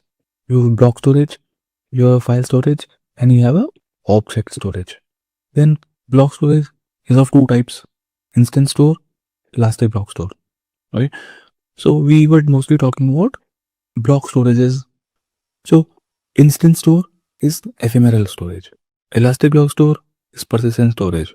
And here I told you with the help of a diagram, what's the difference between instance store and elastic block store. I told you that instance store is actually directly attached with the physical hardware. Instance store is directly attached with the physical server. But elastic block store is network attached. It's not attached with the physical server directly. Okay, so that's why when you restart your instance, means if you stop it and start it, what can happen? The data in the instance store can get wiped off. Okay, because your instance might change the physical server. Earlier instance is running here. Maybe after the restart, your instance changes the physical server. It can come up in this physical server. So it will lose the data that was saved here. Okay, but instance stores are very fast. You can use them for latency sensitive applications where you need very high performance. Okay, but the thing is, the workloads have to be non-critical. You always have to assume or be prepared that if you restart an instance, your data will be lost. So you can use them for fault-tolerant applications. Whereas Elastic Block Store was persistent. Okay, it is anyways attached via network. So even if you restart your instance, your instance still can access the EVS, and it can be used for root volumes in databases. Okay, because you want to persist your data. So this is what we did so far in the previous session, right? So now let me show you about storages. Okay, I'm going to create instance again. So we know how to create a EC2 instance also, right? How to connect to our instance, right? We created our instance and we connected to it as well. We have understood about public IP, private IP, elastic IP. I'm going to launch instance. Okay, quickly I'm going to create an instance with some default settings because I'm going to cover a few more things. So for that, I'm going to create a EC2 instance. I'm just calling it EC2. You can call it whatever you want. I'm going with default AMI. I'm going with the defaults here. AMI, I'll choose Amazon Linux 2023. Okay. Instance type, I'll choose T2 Micro because it's in free tier. Key pair, I'll choose, let's say, okay, let's use key pair, any key pair. I'm just using, let's say I'm using this key pair. In network settings also, I'm going to keep things same. I'm not going to change anything here. I'll go with default VPC. I'll do autos and public IP as enable. Security group, so I'll choose already existing one. Okay, the security group that we created last time, I'm just reusing it. This is launch wizard 3. Okay, I'm just reusing it. The storage part. Coming to storage part. Storage part also, let's keep it same. Okay, I'm not going to change this. I want 8 GB of root volume. If you want to add additional volume, you can add it. You can add it from here itself, but I'm not going to add it right now. Okay, I'm not going to add it right now. Let's use this 8 GB default root volume. Okay. In advanced details, if you want to put your in advanced details, if you want to put the user data, you can put it, which is optional. Okay, so I'm going to leave it as it is, and simply I'm going to launch the instance. Okay, so my instance is launched as a viewer instance, and my instance is running. Okay, this test EC2 is in the running state now. Okay, now I'll select my instance and I'll go to storage because we are talking about storage, right? We are talking about storage. So let's select the instance, go to storage, okay, and you will see something called block devices. If you select storage, you will be able to see how many storages are attached with your instance right now. So currently you see, it's here it says block devices. It says block devices. It gives you a list of block devices. So right now it is showing only one block device, which is this volume. No, every volume has a volume ID, right? Every volume has a volume ID. So currently there is only one volume attached, which is size 8 GB. So this is root volume only, right? We have only one volume attached, which is the size 8 GB. And you can confirm it from here also. See, it's written root device details. What is root device? Root device is a root volume, right? Root device is a root volume actually. Volume which we have chosen earlier, 8 GB of root volume. This is the same volume. And you can see also, root device type is EBS. Root device type is EBS. And that's what we saw, right? That's what we saw. That EBS can be used as a root volume. Because you will never use instance store as a root volume. Because root volume is a volume which has OS installed. And I want that even if I restart my instance, my OS should be preserved. My OS should persist. Right? It should not get formatted every time I restart my instance. So root volume should be always EBS. So that's what it tells you. That the root device which you have is of type EBS. It has a name also. Name is just a name given to a volume. This is a volume name, just to identify. So that root volume is given a name by default as /dev/xvda.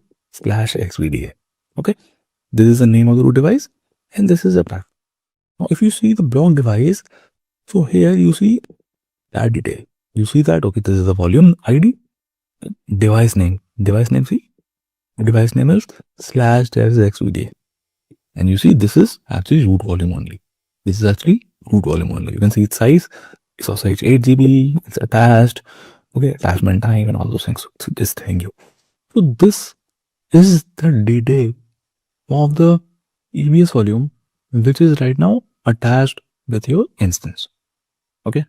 Now you can see this from outside the instance. Means I can, if someone asks me that what is the volume, what is the detail of the volume, this is attached to your instance right now, I can go to storage.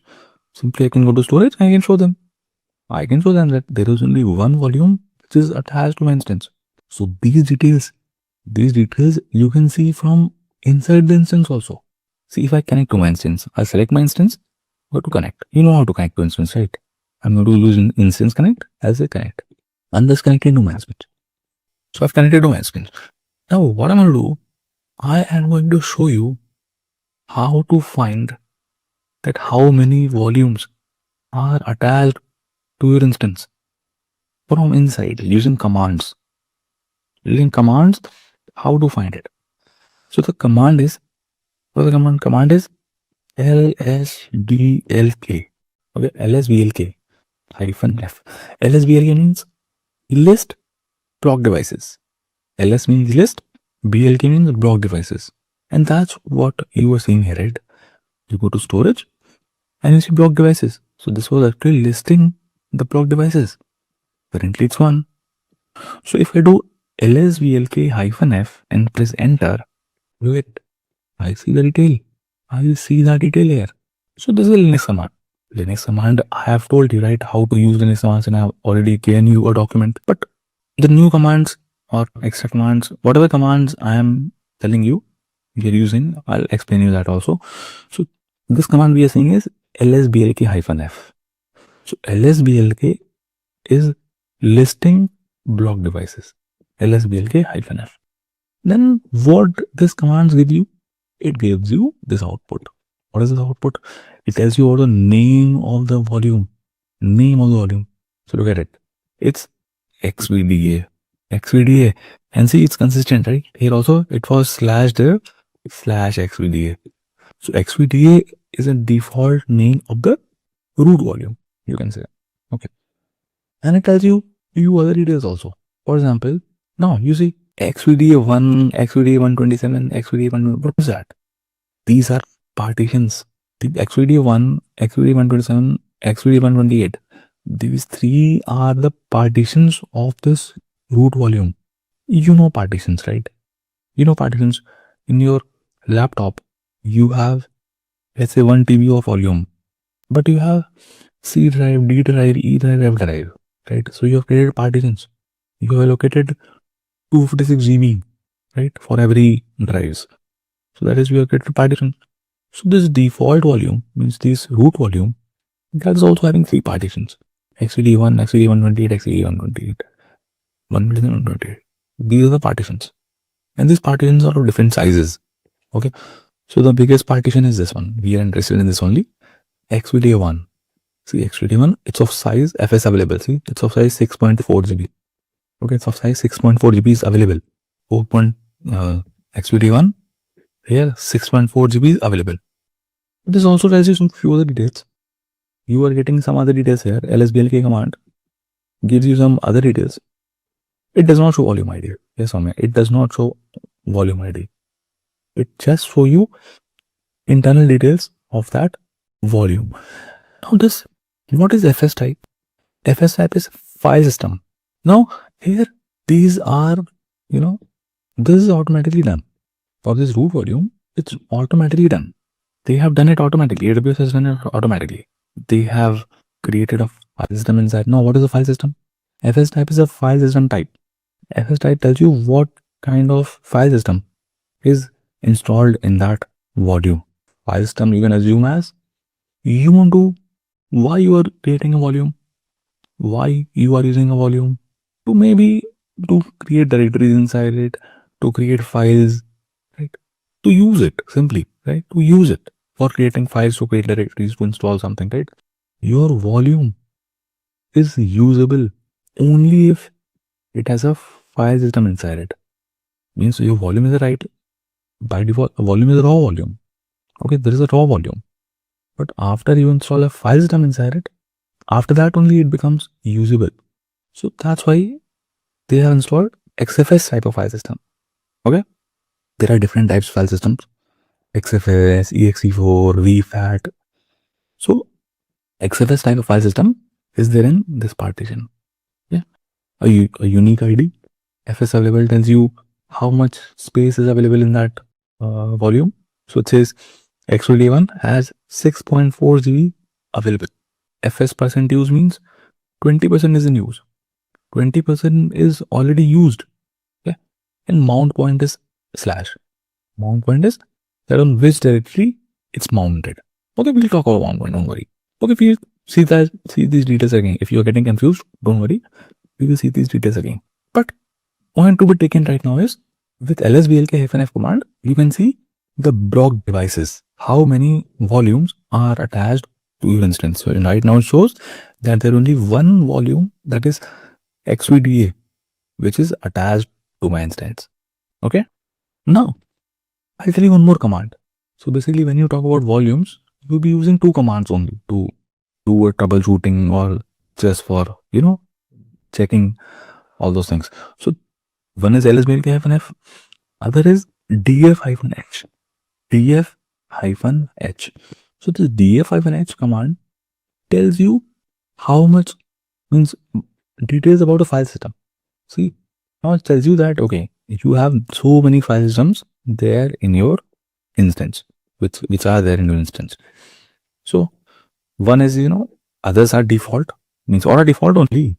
But look at it, /dev/xvd1. Okay, this file system you see is of size 8 GB. 1.6 GB is in use. 6.4 GB is available. 20%, that is 20% is in use, and it's mounted on slash directory.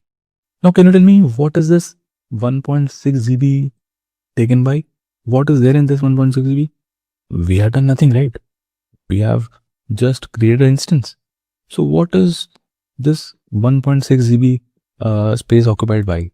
OS, operating system. Because this is a root volume, right? This xvd1 is the file is a partition where OS is stored. You can relate it with C drive. In your laptop, you can relate this /dev/xvd1 as C drive. This C drive, for example, you can say is of size 8 GB and some percentage is already used. They are already used. And that's what we see in your C drive, right? When you bring your laptop home, in the C drive, you will see that there are already some files. Maybe you allocated 256 GB to the C drive, and around 80 GB is already used. And that is what? That is OS. OS is taking that space. Okay. So these two commands we'll be using. lsblk-f to talk about, which tells you about block devices, and df-h tells you about the file systems. In detail, it will tell you about the file systems. What is the size of the file system? How much percentage is used? How much is available? In which directory it is mounted? Okay, these things. Now, what we'll do now? We will create a new volume and attach it to our instance. I want a new volume. I want an extra volume. Okay. Currently, I have only one volume. In block devices, I am able to see only one row. This is only one volume which is attached to my instance. But what I want to do, I require more volumes. One is not enough. Maybe 8 GB. I can, 8 GB is not enough for me. Or maybe for storing some movies, for storing some documents, I want to have additional volume. So what you will do?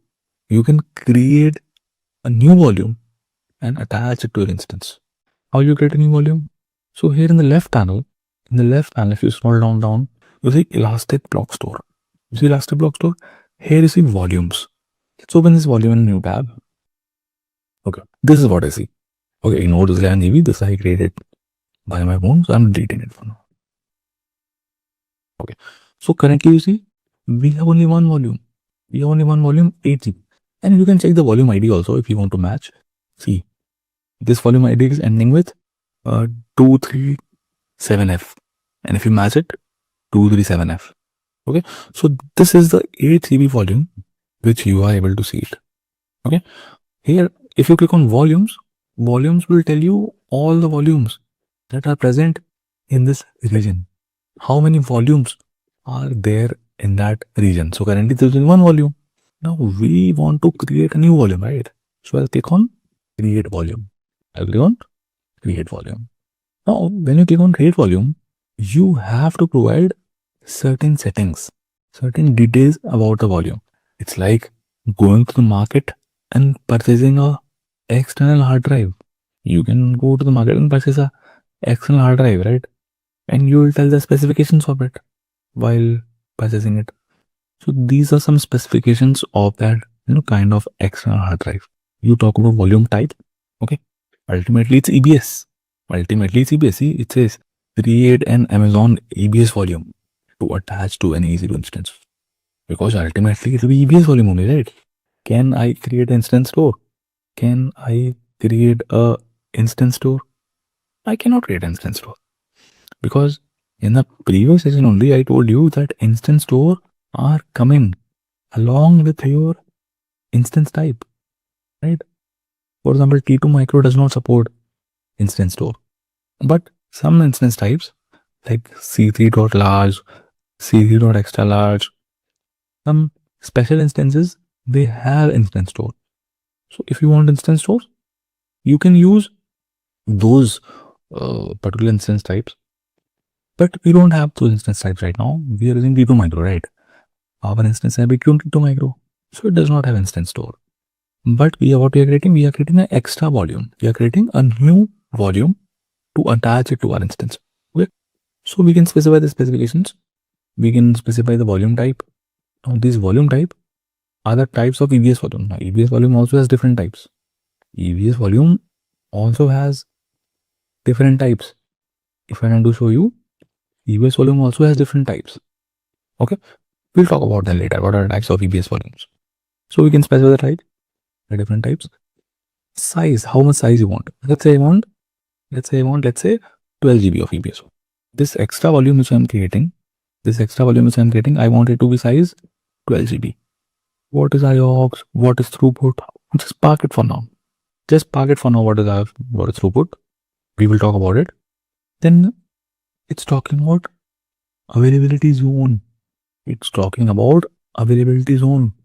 You have to specify that in which availability zone you are going to create this volume. Now here comes a very important part. See, I'm going to show you something now. Okay, now they were saying one clarification: these volumes can't exist without EC2 instances. They can. That's what we're doing right now. We are creating a volume. If I specify all these settings and I say create, my volume will get created. My volume will be created on its own, isolated. Then later on, I will attach this volume to my instance. Okay, got it there? So you can create as many volumes as you want, but you can create as many volumes as you want in your respective region. So we're in Tokyo right now. So if I want many volumes from AWS, I can create as many volumes as I want, and you will be charged. Okay, you are getting a storage from AWS. You are buying up external hard drive, you can say. Now, if you want to attach that external hard drive to a laptop or not, doesn't matter. You are still getting charged. Okay, so what I've shown you that when you are creating a volume, one thing you have to tell is availability zone. How to explain you that? I'll show you one diagram. See, look at this. So here in this diagram, I have drawn this is kind of a diagram I have drawn just to show you the just a visibility point of view, how to visualize things. See, I have drawn two regions here. For example, this is my Tokyo region. This is my Mumbai region. Okay, in Tokyo region, I have drawn three availability zones. Okay, AP is our Northeast 1A, AB Northeast 1B, AB Northeast 1C. In Mumbai also, I have drawn three availability zones. Okay, let's call them in availability zone AP. In Mumbai also we have 3 availability zones, right? This is 1A, this is 1B, and this is 1C. Okay, just to show you example. This is just to show you example of of volumes, how I'm creating volumes and all these things. So currently, let's say we are in Tokyo, and what we have created in Tokyo, we have created a EC2 instance. So my instance can get created in any availability zone, right? So it is created, let's say, in the when I created my instance got created in 1A, let's say. So I'm drawing it, let's say. I'm drawing it. So this is my EC2 instance which got created. Okay, let me name it. Let me call it. This is my test EC2 instance which got created here. Okay. Now this is a EC2 instance. Now to this instance, there is a volume already attached, and that is a root volume. We know that. So let me draw that. I'm drawing this root volume. This is a root volume. Okay, let me call it R. Calling it R. Okay, this is a root volume, and it is attached already to my instance, right? This is already attached to my instance. Now, one point to be noted, very important point. The point is, if you want to attach a volume to your instance, then the volume should be in the same availability zone as the instance. I mean, simple thing is, instance and the volume, they have to be in the same availability zone. So my instance is in 1A and the volume is also in 1A. Now I want to create a new volume, let's say. If I want to create a new volume, so let's say I'm creating a new volume somewhere here. Because while you're creating a volume, you have to specify availability zone, right? So I'm creating a volume. See, I'm creating a volume, and here I have to specify AZ. Whether I want to create in 1A, 1C, 1D, what? So I can choose the availability zone. Imagine I created my availability zone in this. I create a volume in this availability zone. So can I attach this volume to this instance? I cannot. I cannot attach that. So my volume should be existing in the same availability zone as this instance. If I want to attach this volume to an instance, so I have to create an instance in this availability zone. Now, if this is an instance, this is created in 1B, then I can attach. Okay, I can do this. I can attach this. Okay, or if I have a if I want to attach a extra volume, root volume is already there. This root volume is already there, but I want a new volume to attach to my instance for storing movies, for storing some documents. So I will create a volume. I'll create a volume in the same availability zone as my instance. Okay, so I create my volume in the same AZ as my instance. So let's do that. Let's do that. So I have to check in which availability zone my instance is. You can see this is my test EC2, and you can see it's in 1D. Okay, 1D. See, AP north is 1D. So by default, my instance got created in AP northeast 1D. So that means that if I want to create a volume to attach it to that instance, so the volume has to be created in AP northeast 1D only. Does it make sense? Is that clear? This is important. This is important. Important thing in this is that if you want to create a volume and attach to instance, your volume should be in the same AZ as your instance. So availability zone will be chosen as AP northeast 1D, in which my instance is also there. Okay. What is snapshot we'll talk about later. Encryption is for encrypting the volume. So you can use encryption. I'm not encrypting it, and just say create volume. Press a create. So your volume is getting created. Then is saying what if different zone is selected. If you select a different zone, then you will not be able to attach that volume with the corresponding EC2 instance. Means your instance. Now, if you choose a different volume, so you can attach it to another instance in that AZ. So let's say I create a volume here. So I cannot attach this volume to this AZ and to this instance because they've been different AZ, right? So your volume, your instance and the volume should be in the same AZ. Okay. So now you can see it here. So in the volumes, I see now I have two volumes. So one is was the root default volume, and this is so 8GB one is the root volume, and this is the additional volume which I have created, which is size 12 GB. But this new volume which I have created, it is not attached to the instance yet. You can see that the state is available. It's in the available state. It's not attached to my instance right now. So what I'll do, I will attach this volume to my instance. And currently, if you see, select my instance. If you see in the storage section of my instance, it shows only one volume. So I will go to the volume. I'll select the new volume of size 12 GB which I have created. I will go to actions and I can say attach volume. I can say attach volume. And from the drop down, I will select my instance. In this drop down, and in this drop down only those instances will be showed up which are in AP Northeast 1D. See here it shows you availability zone AP Northeast 1D. Because your volume is there in AP Northeast 1D only, right? Drop down, you'll be seeing the instances which are in AP Northeast 1D. Select that instance. So this is our test EC2. Okay. Now device name. Every device should have a name. Right? For example, the default name for the root device is what? /dev/xvda. So while attaching a new volume to your instance, you have to give this volume a name. So here you can give the name. /dev/xvda is already taken. It says that the device name is already in use. /dev/xvda is for root volume. Since we are creating a new volume, so we'll see. Let's give it a name. You can give it a name. So you can select any name. Okay. So I'm going to give this. Let's say this only. /dev/sdb. /dev/sdb. Okay. And say attach volume. Okay. What you have done? You have created a new volume and now you have attached that it's in use. It's in use and it says attach resources. This volume is also attached to test EC2 now. And you can see it from here also. Now if I refresh this page, look at it. Now in the block devices, along with 8 GB root volume, you see this 12 GB additional volume also showing up in the block devices. Okay, in the block devices, you can see 2 rows. It means 2 volumes are attached to an instance. Now since I told you, you can see these details from inside the instance also, right? So let's go to instance and let's run those commands again. So I'm running lsblk-f again. lsblk-f again, enter.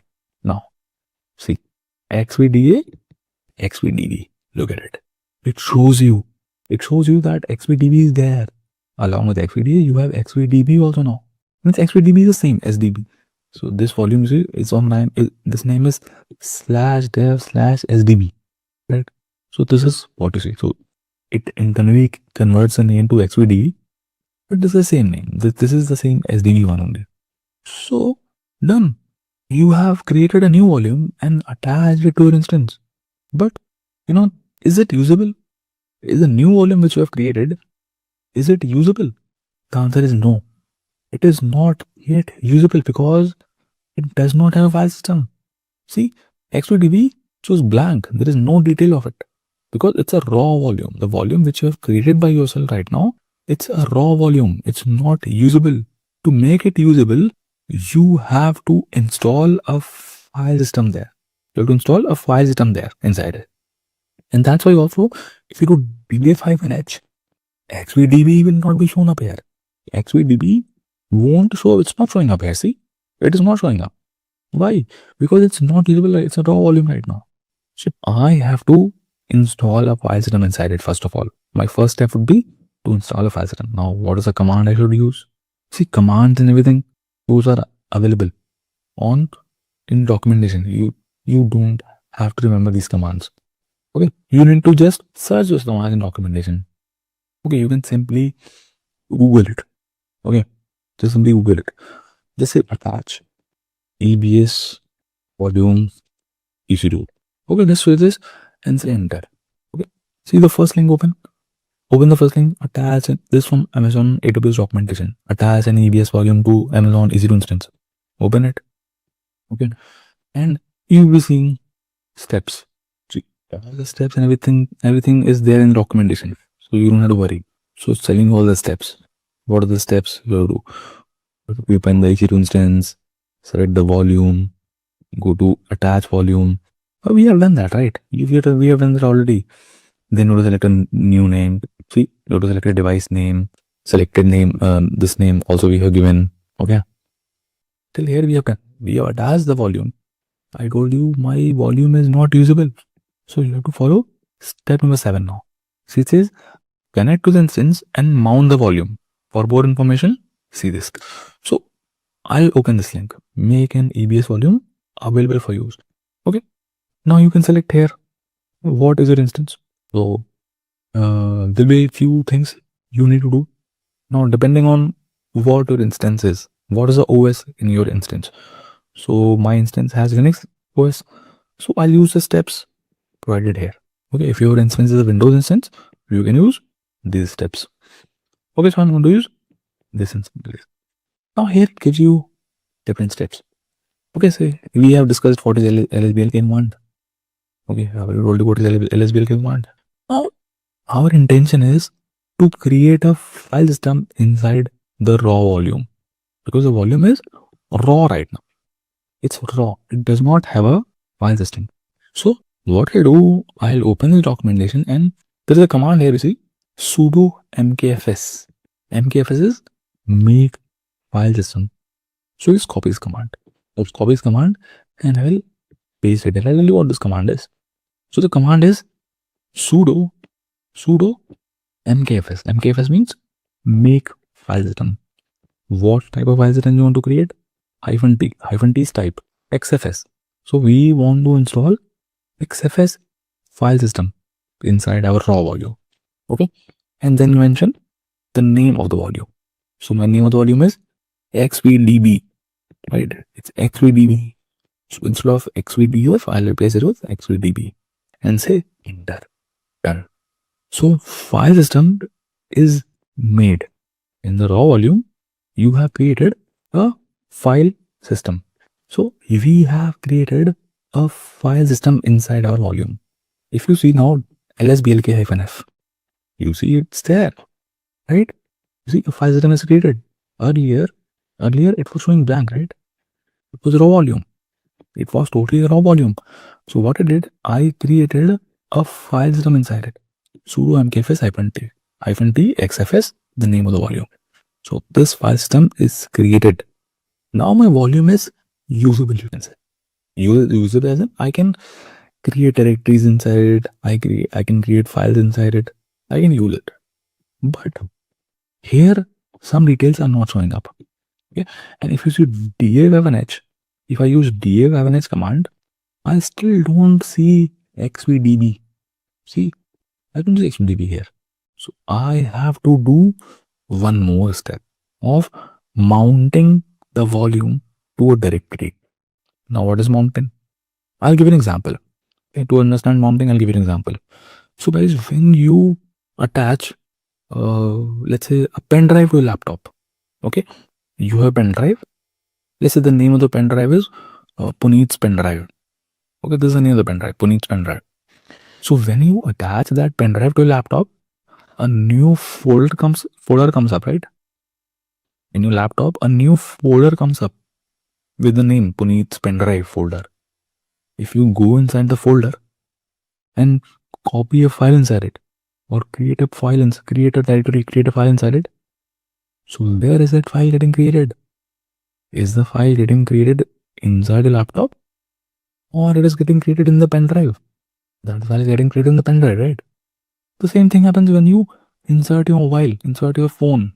When you attach a phone to a laptop, what happens? A new drive comes up here, right? For your phone. And you open that drive. And if you want to copy some movies, if you want to copy some songs in your phone, you can copy it. What is that? So mounting is happening. Means your phone's storage or a pen drive's storage is getting mounted on a drive or a directory on a laptop. So that is mounting. Right? So that mounting is automatic. In Windows, mounting happens automatically. Right? In our laptops, mounting happens automatically. I don't have to do anything extra. But here, you have to run a command to do a mounting. So I have a volume xvdb which has a file system in it, but it is not mounted directly on my instance. So I will mount it to a directory. For that I'll create a directory. Let's create a directory. I'll do super mkd. I'll create a directory, let's say dir1. It's just a volume, just directory I'm writing /dir1 or slash data. Call it anything, whatever you call it. Slash data. This is the directory I'm writing.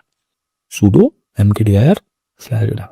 Now I am going to mount this xvdb on this slash data directory. Okay, how will I do that? Again, the commands are there already.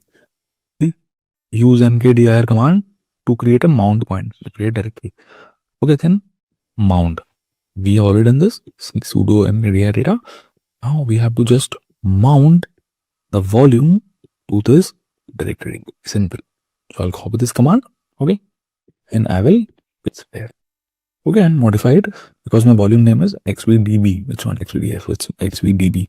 Okay, and I want to mount it where? I want to mount it in slash data directory and say enter. And mounting is done. Now if I do lsblk, see, it shows up now here. It shows up here. And if I do df h, look at it. I see that file system has come up here. The name of the file system is /deb/xvd and size is of 12 GB. And you know this 12 GB size, this is a new volume actually. Okay, and it's mounted on which directory? Slash data directory. It's mounted on slash data directory. That means if I go into cd slash data, now where I am in slash data directory, and on this directory /dev/xvd volume is mounted. Means you can assume that this is like a folder in your laptop which got created when you insert a pen drive. This drive is your mobile drive which is created in your laptop. Now if you open this drive, you go inside it and you create a file inside it. Let's say I'm creating doing hello.txt with permission denied, so I'll use sudo. I created this hello.txt got created. Now where has this hello.txt created? Is this hello.txt created in my root volume, or is this hello.txt created in my addition volume which I've attached? Where is it created? This hello.txt. This is created in the additional volume which I have attached, because I am creating this hello.txt inside slash data directory. And what I've done, this slash data directory is what? This slash directory, data directory is actually, this is where I have mounted my volume. You can do df on h, you can use this df command, and you can see that which file system is mounted on which directory. So if you want to store some movies inside it, if you want to store some movies in your additional drive, so you can go to slash data directory and you can download movies there. All the movies will get downloaded into slash data directory. That means your volume, your movies are actually getting stored in your addition volume. Does it make sense? So this is the process of creating a new volume and attaching it to your instance. Make sense? So basically we did 3 steps. You can say 3 steps. One is we went to create volume and created a volume. Then we attached that volume to our instance. But we saw that was not enough, because the volume that we have created is a raw volume right now. The volume was a raw volume right now. So what we had to do? We had to do 2 steps. First, we had to create a file system inside it, and then we had to mount it. Okay. So we did that using commands. Okay. And the commands, you can find it. You can Google it also. Command to mount a AWS volume to EC2 instance. Command to, or you can refer to this documentation. Now you can unmount it also. The same you can unmount. Unmounting is what? Opposite of mounting. Unmount is what? Opposite of mounting. So you have attached your volume to instance, right? Okay. So you can detach it also later on. So what have we done? You've attached our volume to our instance. Okay. If you're done using it, you can detach it. Simple. So what we have done so far? We have talked about creating a new volume. Okay. Creating a new volume and attaching it to our instance. Right? We have done that. So we have now our instance has two volumes. Our instance has two volumes. One was the root volume. Okay, one was the root volume, which obviously when I launched my instance, at that time I specified that 8 GB root volume. But because of reasons, because there can be many reasons, and I got a new volume. And I created a new volume and attached that volume to my instance. So in that process we saw, there were two steps. First step was to create a file system inside it. So we have attached the volume. Okay, we went through certain steps. We created a file system, right? We did an MKFS, then we did what we created a directory and we mounted that volume to that directory. Okay, these steps we have done equally. Okay, now, so this is what we have. You can see that diagram, this diagram we were seeing, right? So we have a EC2 instance. This is the EC2 instance, and we have this EC2 instance in, let's say, 1A availability zone. Okay, and to this EC2 instance, there is a root volume already attached. Okay, if you want to attach a additional volume to your instance, so you have to create this additional volume in the same availability zone as your instance. Okay, this volume and the instance has to be in the same AZ. Then only you will be able to attach it. So that's what we did. We created a EVS volume in the same availability zone as my instance, and we did attachment. Okay. Now I can detach it also. Okay. If you want to detach it, you can detach it. So I gave an example, right?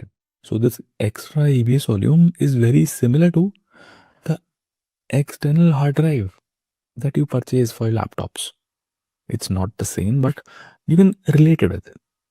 Okay, if you want to store some movies, if you want to store a movie, then you can attach that pen drive, that external hard drive for your laptop, store the movie, and detach it later on. It is movable. You can take it to another location. So detaching is simple. Detaching is very simple. The way you attach, you can detach it also. Okay. So first we need to unmount. How to detach? We did a mount command, right? For mounting, which command we used? We use the command, right? Sudo mount /f/vdp data. Okay. So to unmount, we can use umount command. Okay. Command to unmount is umount. So if you see right now, if I tell you df-h, this command is for df-h. Okay, this df-h command shows you that this is an additional file system, means /dev/xvd. This is the new volume. This is the new file system, and it's mounted on this directory. It's mounted on /data directory. So you can unmount also. If you want to unmount, you just have to use sudo umount and the name of the directory. You want to unmount it from data directory. See, unmounted. Now if you see they have an edge, it's gone. See, it's not showing up now. It's not showing up. Okay, you can use mount and mount command. These are simple command. Okay, and after unmounting, just detach your volume from your instance. You go back to your instance. So in your instance is showing up two volumes now. Right now your instance is still showing two volumes because you have unmounted the volume. You have unmounted the file system, but the volume is also attached to your instance, right? This volume, this 12 GB additional volume is still says in use and attached resources your instance test EC2. So what you can do, you can detach it. If you want to detach it, so select it, go to actions and say detach volume. Okay, simple, you can detach. Okay, but I won't detach. I won't detach it. Okay, let me mount it back. Okay, let me do it. mount it back. So mount command we have done already. So I'm mounting it back. Detaching is if you want to remove that simply like pen drive, removing a pen drive from laptop. Okay, and you want to attach that pen drive to another laptop. That's the reason. Okay, if I have some data that I want to copy from here in my volume and attach that volume to another laptop. Okay, that is like attaching and detaching, right? Same thing. So that is possible. With EBS volume, it's possible. Because why? Why is it possible? Because your EBS volume is network attached, right? We have seen the difference between EBS and instance store. Your EBS volume is network attached to your instance. So you can attach it if you have a requirement. Okay, it is detachable and it can be attached to another instance. Now, one thing I want to ask you. So let's take this same thing. So what we have right now is we have a EC2 instance, and to that EC2 instance, we have mounted two volume. We have two volumes attached to it. Okay, this is root volume, 8 GB root volume, and this is a 12 GB addition volume which is attached to my instance. Now tell me one thing. My instance is in Tokyo right now. My instance is in Tokyo right now. But what I want to move my instance from Tokyo to Mumbai. Can I move it? On this volume also. Let's say these are volumes in Tokyo right now. I want to move these volumes from Tokyo to Mumbai. Is it possible? It's not possible. Okay, it's not possible. I cannot move this instance because this instance is located somewhere in the physical data center, right? Means in Tokyo region, AWS will be having a data center. In that data center, there'll be some physical servers. And this instance is in that physical server. Means they have used a hypervisor and all those things. And this instance is there in that physical server. So I cannot take the whole physical server from Tokyo and transport it to Mumbai, right? But I have a requirement. This is my requirement. Means I want the exact same instance. The exact same instance. I want it in Mumbai. Okay, this is one use case. Another use case is I want to take the backup of it because I never know, right? I never know what if that data center in Tokyo, what if it crashes? What if there is a fire in that data center? So what will happen? My instance, my physical server, the volumes and all the storages will be destroyed. My data will get lost. So I should be always prepared. I should take regular backups. Right? I should take regular backups. Every day I should take backup. So if I have the backup, then it's fine. Even if my instance crashes, I can restore it back tomorrow, next day. Okay. How to take backups? So we are going to see some concepts now about backups. So guys, we know AMI, right? When you create an instance, you have to specify the AMI, right? AMI is what? When I explained you AMI, I told you AMI is talking about software configuration of a laptop, right? It talks about software configuration of a laptop. Oh, sorry, of your instance. Software configuration talks about AMI. So when you create instance, you have to specify the AMI. See, when I go and launch instance, this is the first thing I'm talking about, AMI. And we were creating AMI. So we were using which AMIs? We were using quick start AMIs. We were using quick start AMIs. So quick start AMIs are what? Quick start AMIs are some default AMIs which AWS gives you for quickly getting started. Okay, you can select the operating system, you can select if you want some pre-installed software there, and you can make your selections. But you can create your own AMI also. You can create your own AMI also. How will you do that? Select an instance, go to actions, and say image and templates, and say create image. Again repeating, select an instance, go to actions, go to image and templates, and say create image, and click on it. So it gives you this. It says an image, also referred to as AMI, defines the program and settings that are applied when you launch an instance. Okay, this we know already. So I am creating an AMI, and you know what? AMIs are point in time. AMIs are point in time. What time is it right now? It's 8:23 a.m. Right? It's 8:23 a.m. So I am creating this AMI at 8:23 a.m. That means that whatever the state of my instance, whatever is there in my instance at 8:23 a.m., that will be backed up in a AMI. And I'm creating an AMI, and everything which is there at 8 till 8:23 a.m. will be there in that AMI. So AMIs are point in time. So let me go back to the diagram to make you explain more. So now when you take a AMI, okay, when you take a AMI, AMI contains what? AMI contains what? We know what AMI contains, right? AMI contains operating system, some software configuration. Okay, means in your instance, if you have installed some software, if you have installed any game, if you have installed any software or anything, so AMI will have that also. AMI will have that also. So AMI contains that. Now, when you're creating an image, so you have to specify it's showing you that instance ID. This is the instance ID and image name, the name of your image. So I'm calling it test A.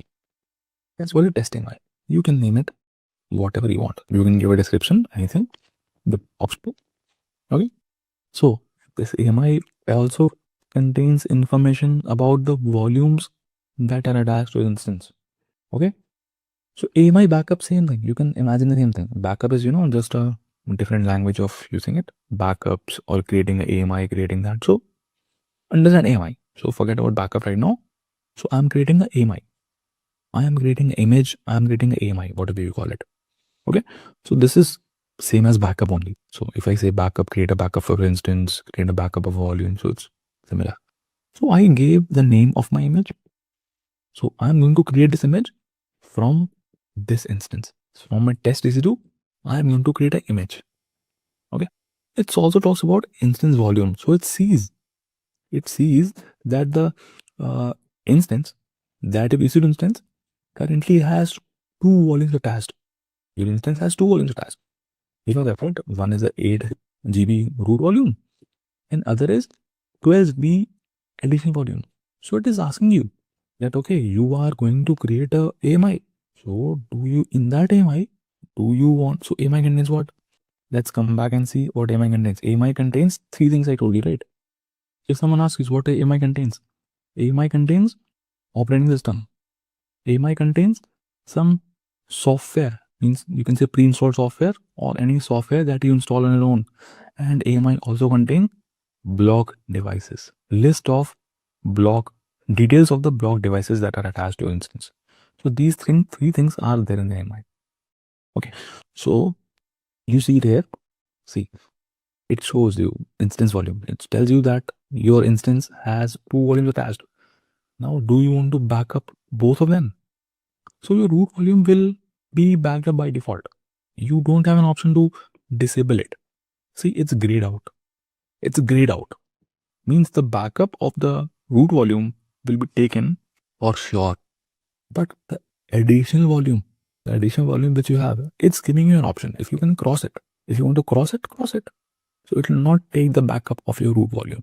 So it will not take the backup of additional volume.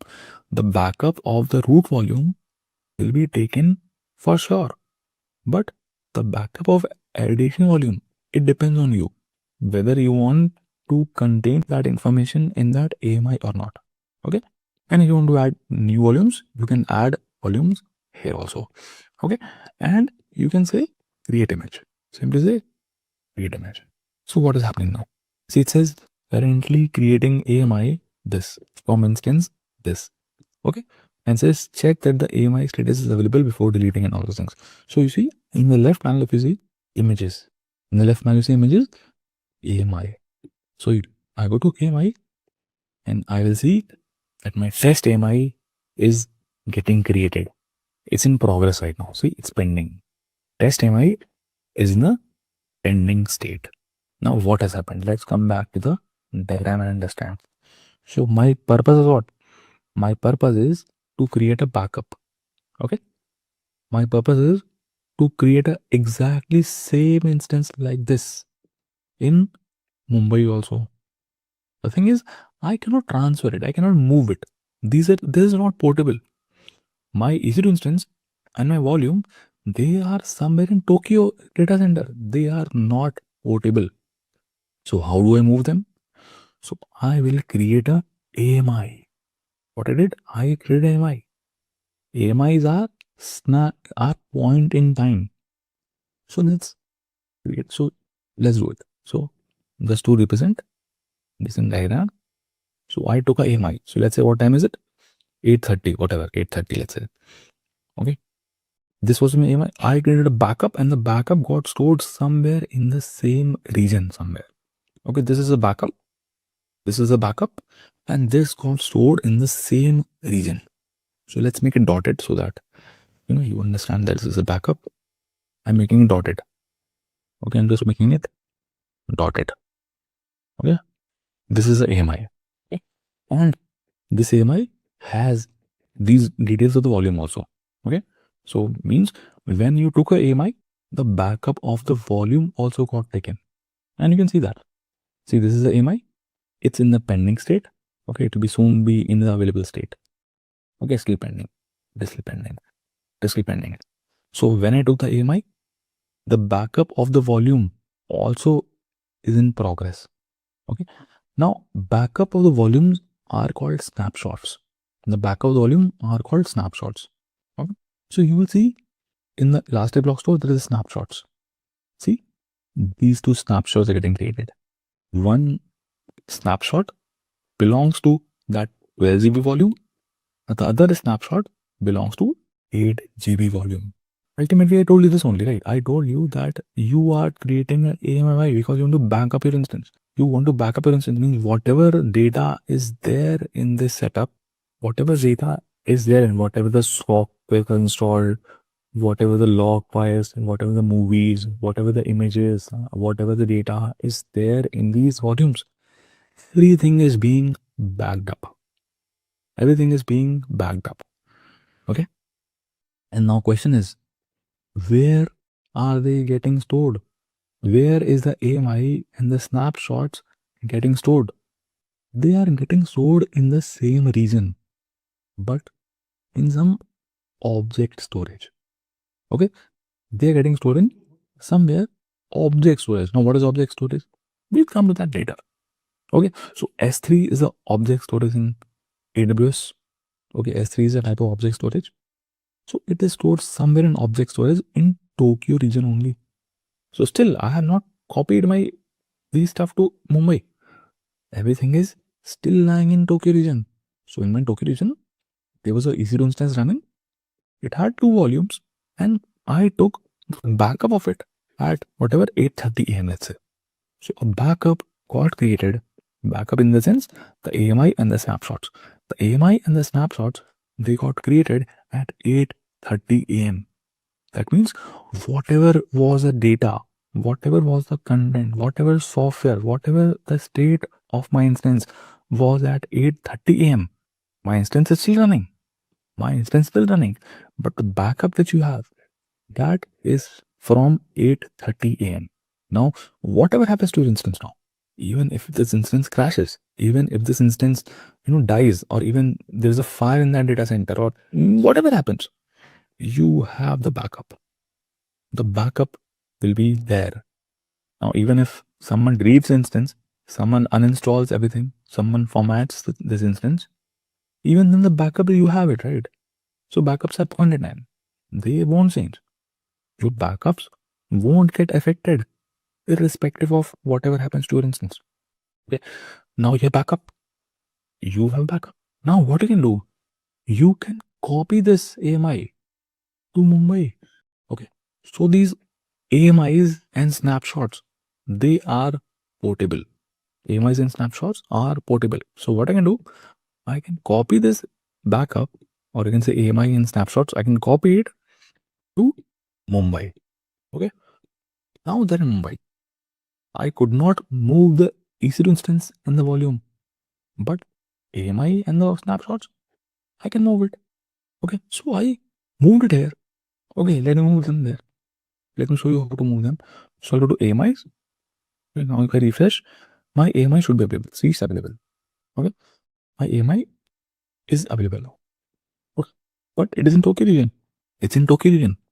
So I can move this AMI to wherever I want. So what I'll do, I'll select this AMI and I'll go to actions and I say copy AMI, copy M. And you can select in which region you want to copy it. Okay, whether you want to copy it to Mumbai or wherever. So I'll say I want to move to Mumbai, right? So I'll select Mumbai, and say copy AMI. See, it says AMI copy operation for this AMI initiated. So AMI is getting copied to Mumbai. If we go to Mumbai, let's go to Mumbai. Let's go to Mumbai. So I'm opening Mumbai, let's say, in the name tab. Look, this Mumbai. This Mumbai, see Mumbai. Now in the Mumbai region, you are seeing that test AMI. You are seeing this test AMI. So this AMI has been copied to Mumbai's object storage. So ultimately, what is that? I told you that AMI and the snapshots, they are always stored where? In object storage. Okay. You have created a backup at 8:30 a.m. and this backup you have copied to Mumbai region. Now you can restore it in any of these availability zone. Means using this AMI, you can create an instance. We know that, right? When we create a EC2 instance, guys, when we create a EC2 instance, what we do? We select AMI, right? We select AMI. Till now, which AMI we were using? We were using Quick Start AMIs. Quick Start AMIs are the default AMIs given to us by AWS. But now, if you want to create an instance from the backup, if you want to restore a backup, we call it restoring a backup, or you can call it creating an instance from a backup, whatever you call it. Now, instead of going to Quick Start AMIs, I'll choose my AMI, and I will create my instance from this test AMI. And test AMI is what? Whatever was the situation of my instance.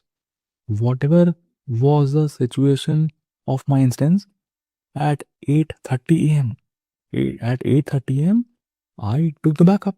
This was an instance in Tokyo, of which at 8:30 a.m. I took the backup. So whatever software was installed, whatever data was there, whatever movies were there, whatever images were there, whatever logs were there, whatever thing was there. So that came in this backup. I copied the backup to Mumbai. Now this backup also has those things. And using this AMI, I am creating my instance. So the new instance that will be created, that will be having exactly the same data. That will be having exactly the same data that was there in the backup. So this whole setup will come here, you can say. Means the thing was, there were two use. Now I fulfilled two use cases. Use case number one was that I want to create a similar instance. I want to create a similar instance as Tokyo in Mumbai. But I could not move it. The restriction was I cannot move it because the instance and the volumes are not transferable. They are not portable. So I took a backup. I copied the backup, and from that backup, I can create an instance wherever I want. You know that, right? And creating instance is simple. You know that. So see, I go to my create instance and I select instead of Quick Start AMI, I can select my AMI. And other details you can specify as it is, as you used to do. Same thing. And think in the configure storage, look at it. In the configure storage, now you see two volumes. One is at 8 GB and other is at 12 GB. Where is coming from? Where is it coming from? It's coming from the AMI itself. Because AMI contains what? AMI contains OS, software configuration, or you can say whatever is installed in an instance, and block devices. Information about the block devices. Okay, so this is how you can do it.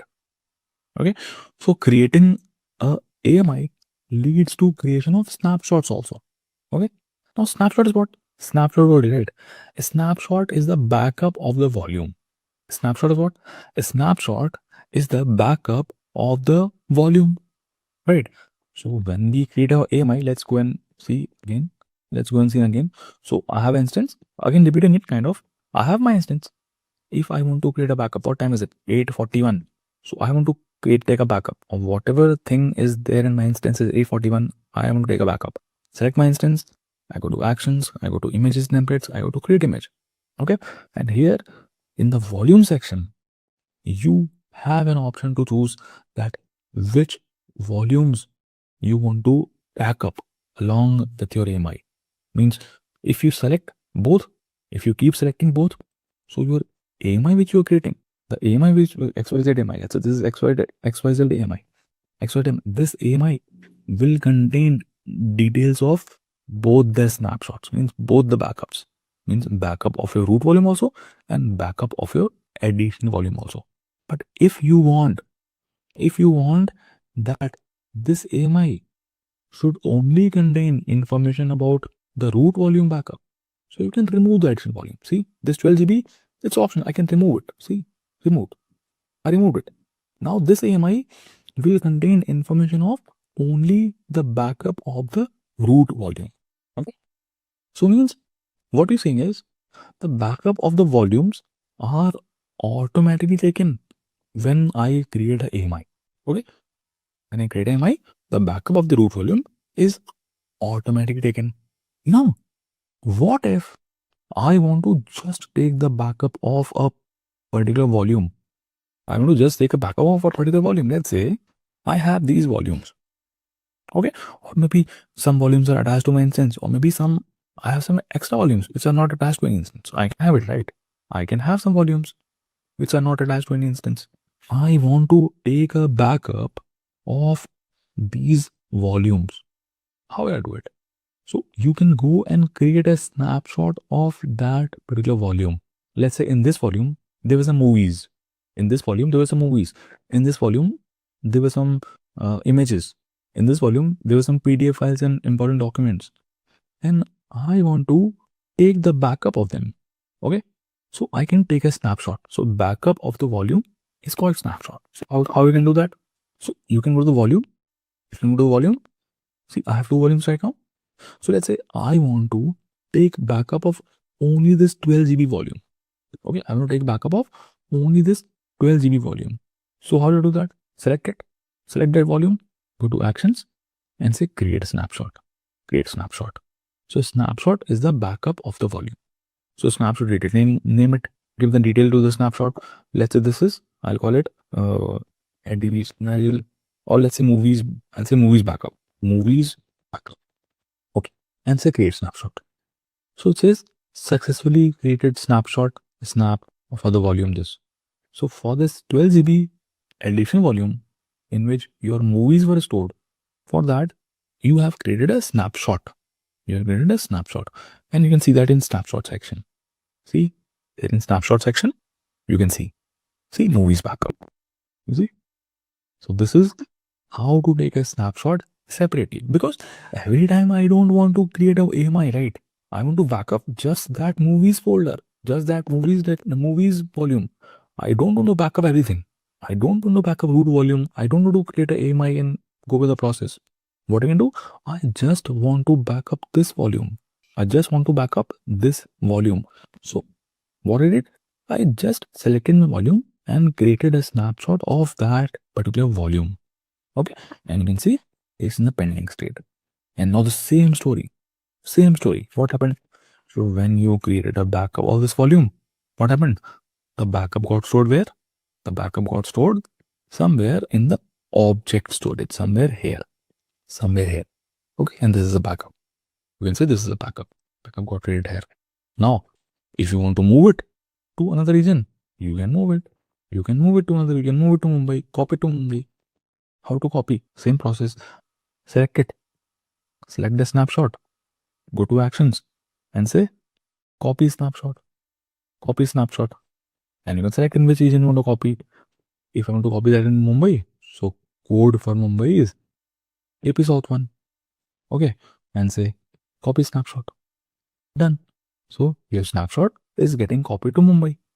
So you can check that. Go to Mumbai. Let's go to Mumbai. So this is Mumbai. If I check the snapshots in Mumbai, see, look at it. See, this one just got copied. this 12 GB movies backup got copied. Other two snapshots, you see, these snapshots are for the root volume and that volume which I created earlier. Okay, these came in Y. The two snapshots at the top have come from where? This has come from the AMI which I copied. You see, it says it tells you this probably tells you description. So description is what? Copied from destination AMI, from source AMI. Okay, but this particular third one is a snapshot which I copied separately. Okay, which I moved to Mumbai. So this is about moving the backups here and there and restoring a and one more thing. Now, the same way you can use AMI to create an instance. We know that, right? If we want to create an instance from AMI, I can go to instance. I can say launch instance. So instead of selecting the quick start AMI, I can select my AMI. So in that case, a new instance I'm creating from that AMI. I'm restoring my backup. In short, I'm restoring my backup. Restoring my AMI. The same way, you can create a volume from a snapshot. Okay, because snapshot is a backup of volume. From a snapshot, you can create volume. Okay, if you want to write it like this, from a AMI, you can create a EC2 instance. Okay, from EC2 instance, you can create a AMI. Right, this is what we do, right? Normally, this is a quick start AMI. Using quick start AMI, I created the EC2 instance. I did a lot of installations. I did a lot of, created logs, created directories, created files, and I took AMI. And from that AMI, I can create an EC2 instance. Same applies to volumes. So I have volume. From volume, if I take a backup, that is a snapshot. Or just you can write it like this also. Okay, whatever. A snapshot. Okay. From volume, you can take a backup. That backup is a snapshot. And from the snapshot, you can again create a volume. You can again create a volume. So that's what I did. That's what I did here. See, in Mumbai, if you go to snapshots, so this is a movies backup snapshot which I copied from Tokyo to Mumbai. Now I can restore it. If I want to create a volume from the snapshot, I can select that snapshot and I can say create volume from a snapshot. See, create volume from snapshot. And I can create a volume from that snapshot. See, these same settings we were getting when we were creating a volume, right? You can choose a volume type, you can choose the size of it, you can choose IOPS, throughput, in which availability zone you want to create, I can create in 1B. Okay. And I can say create volume. Well, successfully created volume, this. So now we go to the volumes. See, you see this 11 GB volume you create just now. You can see the date at 2025-021 at 8:50 AM. A 12 GB volume got created from that snapshot. So whatever the movies you have backed up, now those movies will be coming into this volume.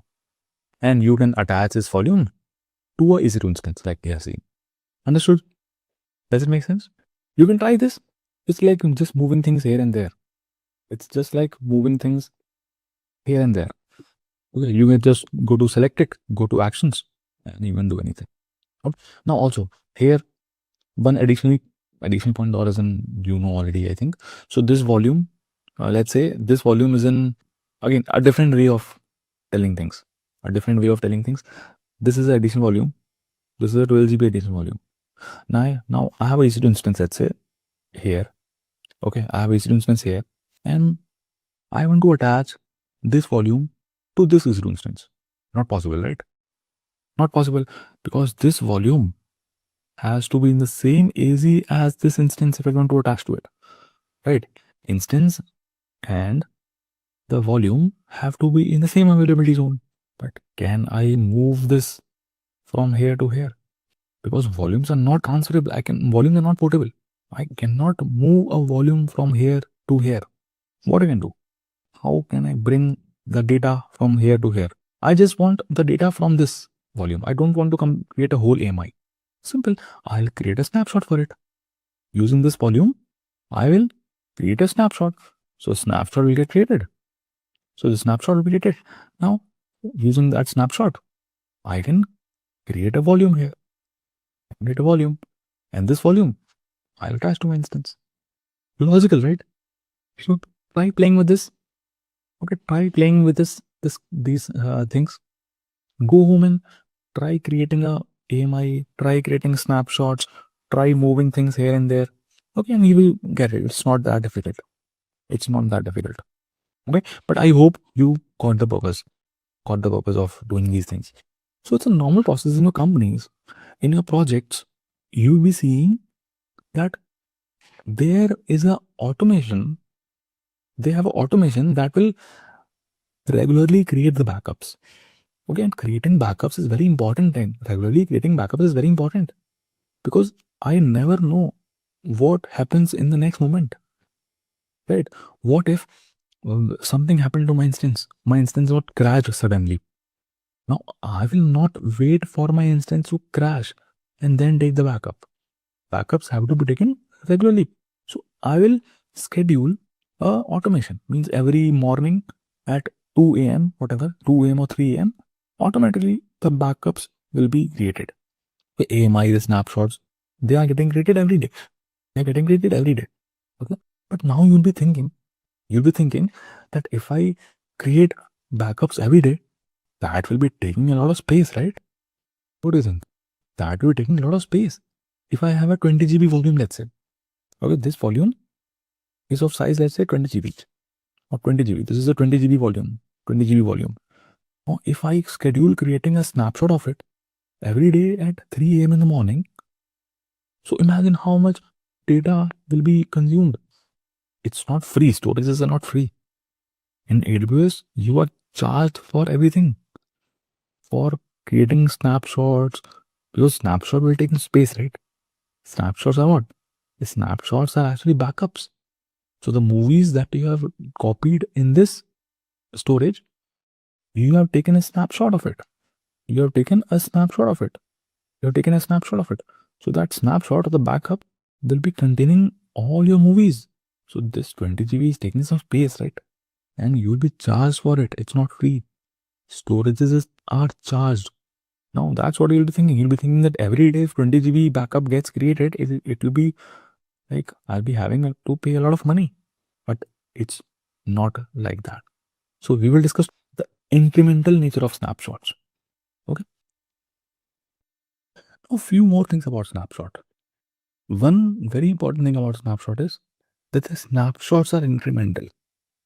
You know, the snapshots, which is a backup volume, the snapshots are incremental.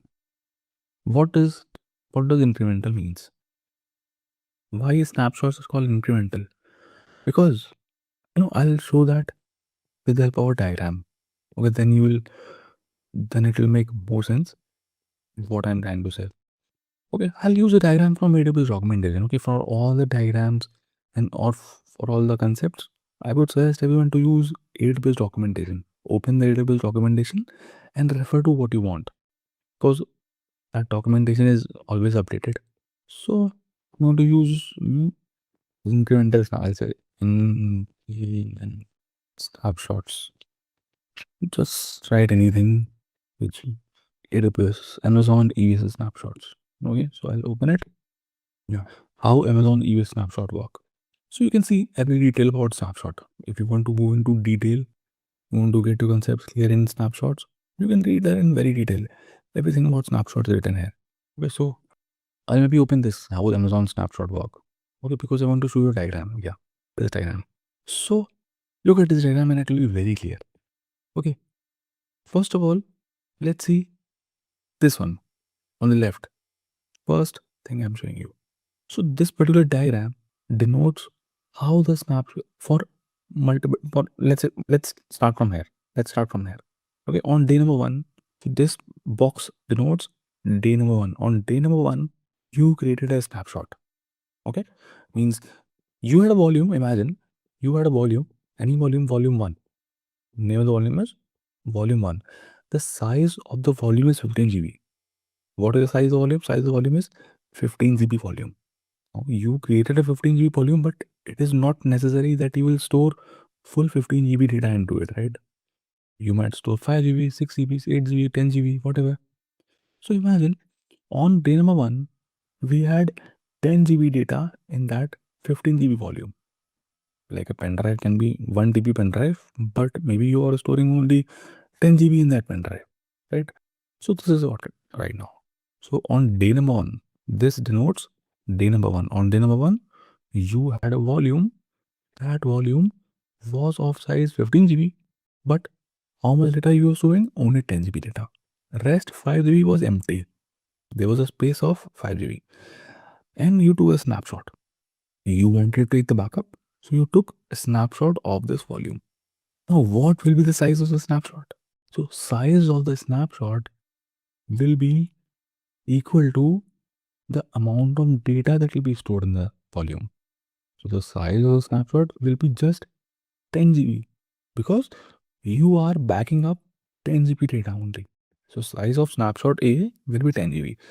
So, on the day number one, let's say Monday, on Monday, from this volume, you create a snapshot. Now, how much size this snapshot A is taking? 10 GB. So you are paying for 10 GB. I'm talking about the price of snapshot. The snapshot size will be 10 GB, and you have only one snapshot right now. That is a snapshot A. Fine. Then on day number two, then came day number two. On day number two, what happened? Someone modified 4 GB content out of this 10 GB. See, on day number one, what someone did, we had a volume. Imagine I had a volume of size 15 GB. Okay, but 15 GB was not fully used, not fully occupied. Okay, only 10 GB out of it had some data, and rest 5 GB did not have any data. Rest 5 GB was empty. Then someone took a snapshot from this volume. The size of the snapshot would be of 10 GB. The data that is there in the volume, only that will be backed up. So size of the snapshot A will be 10 GB. Okay. Now on day number two, imagine someone modified some 4 GB content in that volume. This volume had 10 GB data, and someone modified 4 GB in it. 6 GB remain unchanged. So still the size occupied in the volume is 10 GB. But 4 GB is new data, means updated data, but 6 GB still is the old data. And then someone took a snapshot. Now one snapshot is already there. Right now in my system, I already have a snapshot which I took on day number one. That snapshot is of size 10 GB. That snapshot A of size 10 GB is there already. And I took snapshot B also. Now when you take snapshot B, what will happen? Only the modified content gets backed up. See, it is snapshot B which you took. So snapshot B will be only of size 4 GB. Because on day number two, what was the change? How much data changed? Out of 10 GB, only 4 GB data changed. Rest 6 GB is still the same. So the new snapshot, that is snapshot B you are taking, that will contain only the modified data. That contain only the changed data. So we have snapshot B, which will be of size 4 GB. Okay. So at the end of day number two, I have two snapshots. A snapshot A, which is like 10 GB, which I took on day number one, and snapshot B, which is a size 4 GB, which I took on day number two. Okay. Then on day number three, now on day number three, what happened? Day number three, someone added 2 GB of data in this volume. Okay. Means 6 GB is still the same that was on day number one. 4 GB was modified on day number two. But on third day, someone just added 2 GB of data in it, in the volume. Okay. Now someone took a snapshot. So now on day number three, how many snapshots we have in the system? One snapshot is snapshot A that was created on first day, which was of size 10 GB. A snapshot B, which was created on day number two, of size 4 GB. Now on day number three, the snapshot C we are creating, that snapshot will be only of size 2 GB. Okay? Snapshot C will be only of size 2 GB because how much data changed between day 2 and day 3? How much data changed between day 2 and day 3? Only 2 GB data changed, right? Rest data is same. 6 GB, 6 GB, 4 GB, 4 GB, same. Only 2 GB additional data came into my volume. So the new snapshot that you're taking will be backing up only the changed, that is that 2 GB data. So at the end of day number 3, we'll have 3 snapshots. Snapshot A, snapshot B, and snapshot C. Snapshot A will be of size 10 GB. Snapshot B, which will be of size 4 GB. Snapshot C, which will be of size 2 GB. So, in short, what we can say that the snapshots are incremental. Because when you take a snapshot, it does not back up the complete data. It backs up only the data that has been changed. Okay, only the data that has been changed between the snapshots, only that data is backed up. Only the updated, only delta, only the new things that came in, only the things got modified, only that is backed up. It doesn't back up the whole volume. Now imagine the next day, on day number 4, you create one more snapshot. Okay, after doing some more change. So the 4th snapshot will again contain only the changed data. It will not contain the old data because old data snapshots are already there. So that's why snapshots are incremental. Now, how does it work? But this is what snapshots incremental means. Now, so we know that from a snapshot, you can create a volume, right? If you have a snapshot, you can create a volume from it. Okay, now tell me. On day number 3, from snapshot A, if I create a volume, if from snapshot A, I will create a volume on day number 3, what will be the size of the data in that volume? What will be the size of data in the volume which I create from snapshot A? 10 GB, simple. We know that 10 GB, fine. Because 10 GB, this snapshot is of size 10 GB. No. Second question. What will be the size of the data in the volume which I create from snapshot B? What will be the size of the data that I create from snapshot B? So the answer is 10. Why? Because when you restore a snapshot, all the data is getting in the volume. The volume will have complete data. It doesn't mean that this snapshot is of size 4 GB. So the volume which I create from it will be having only 4 GB of data. No, the volume will be having complete data. The volume will be having 4 GB from here and 6 GB will be referred from the previous snapshot because 6 GB content did not change, right? Yes, 6 GB content did not change. So 4 GB will be referred from snapshot B and 6 GB will be referred from snapshot A. Now tell me, when you restore snapshot C, what will be the size of the volume? Means how much data will be in the volume? If someone creates a volume from snapshot C on day number 3, what will be the size of the volume from this of that? 12 GB. Why? Because it will take 2 GB from snapshot C, 4 GB it will take from here, and 6 GB it will take from here. So this is called incremental nature of snapshot. And how is it helping? It's helping you to save a lot of money. It's helping to save some space. Because imagine snapshots are not incremental. Just imagine that snapshots were not incremental. So every day if I create every day I create a snapshot, so every day it will create 12 GB, 12 GB, 12 GB, 12 GB. Right? If I modify some content and I create some data, it will always create 12 GB.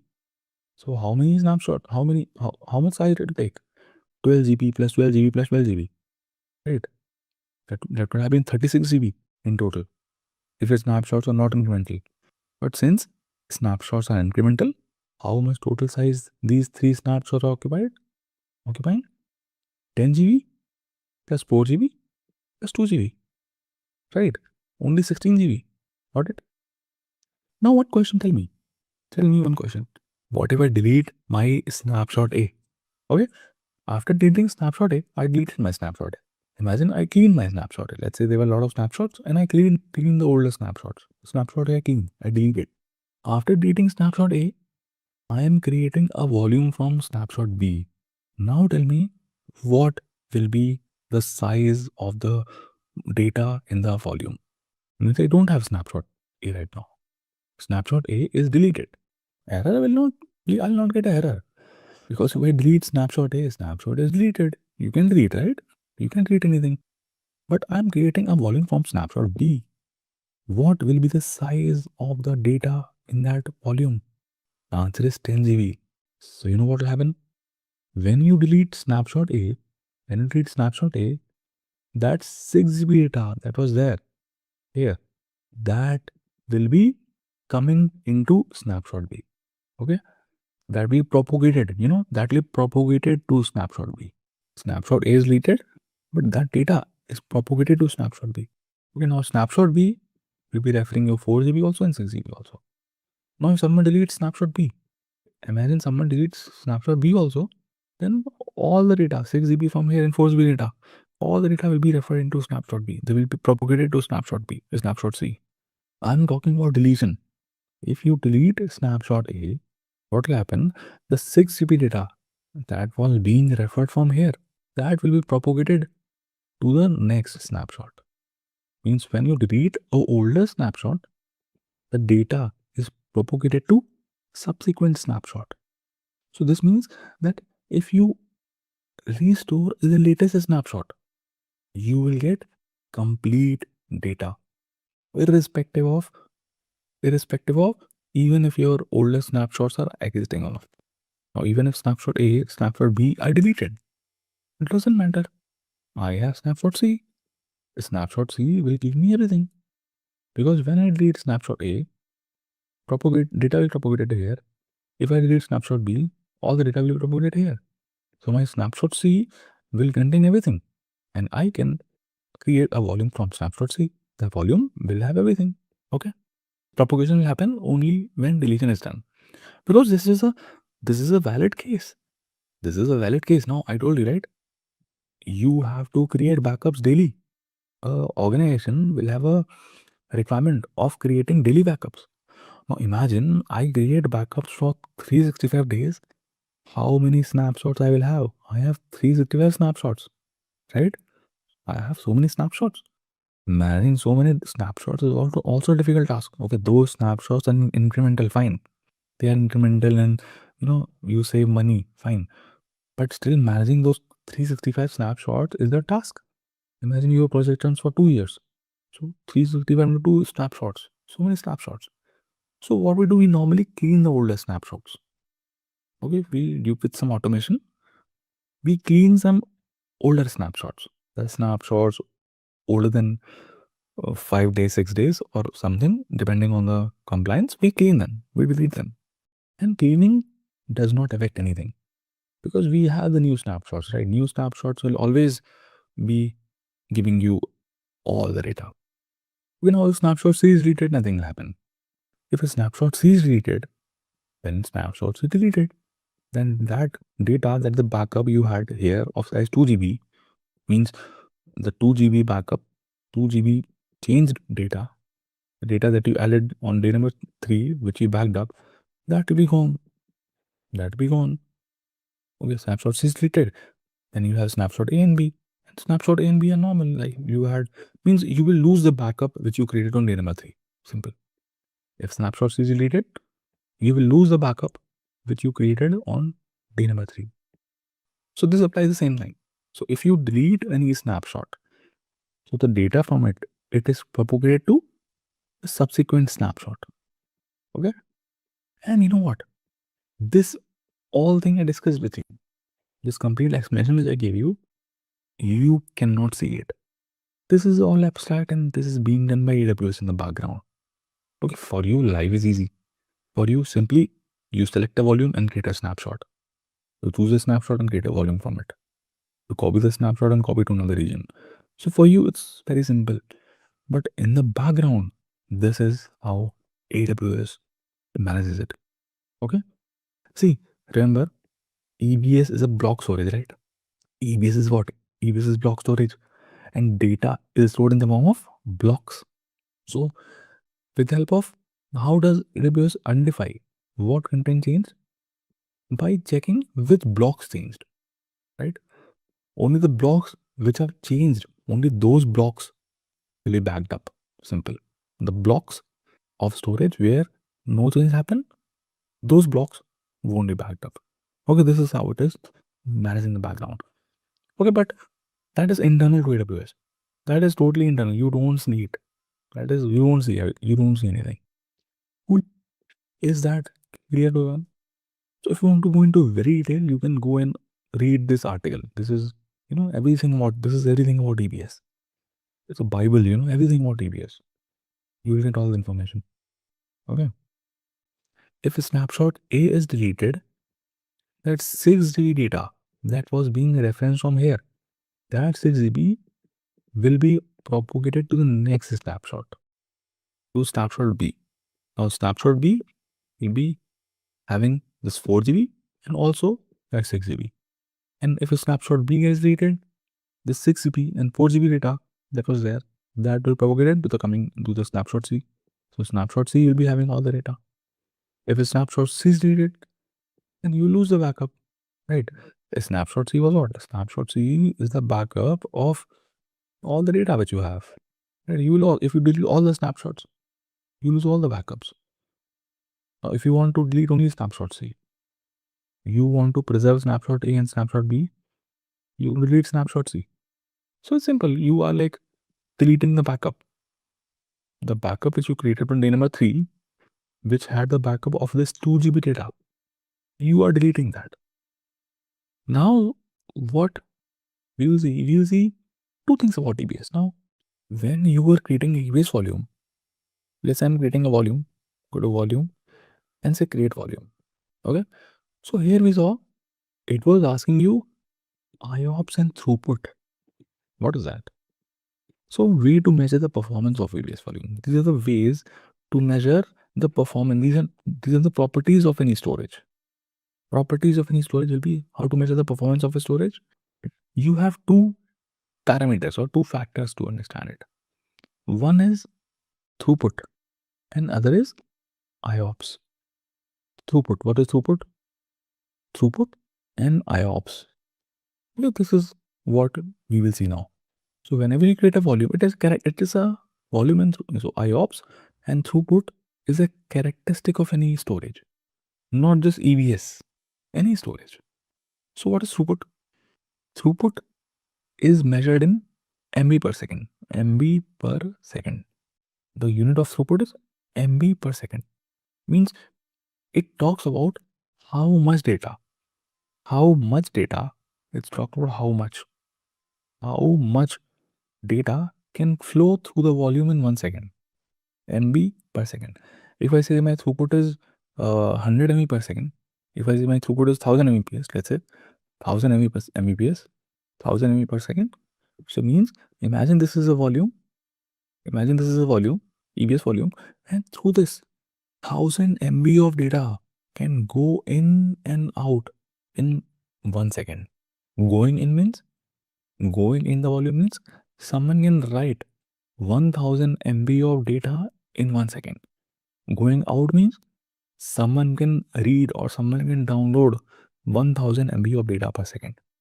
So means amount of data, how much data can flow through this volume per second. That is measured by throughput. Okay. Throughput is a unit of throughput is MB per second. Then what is IOPS?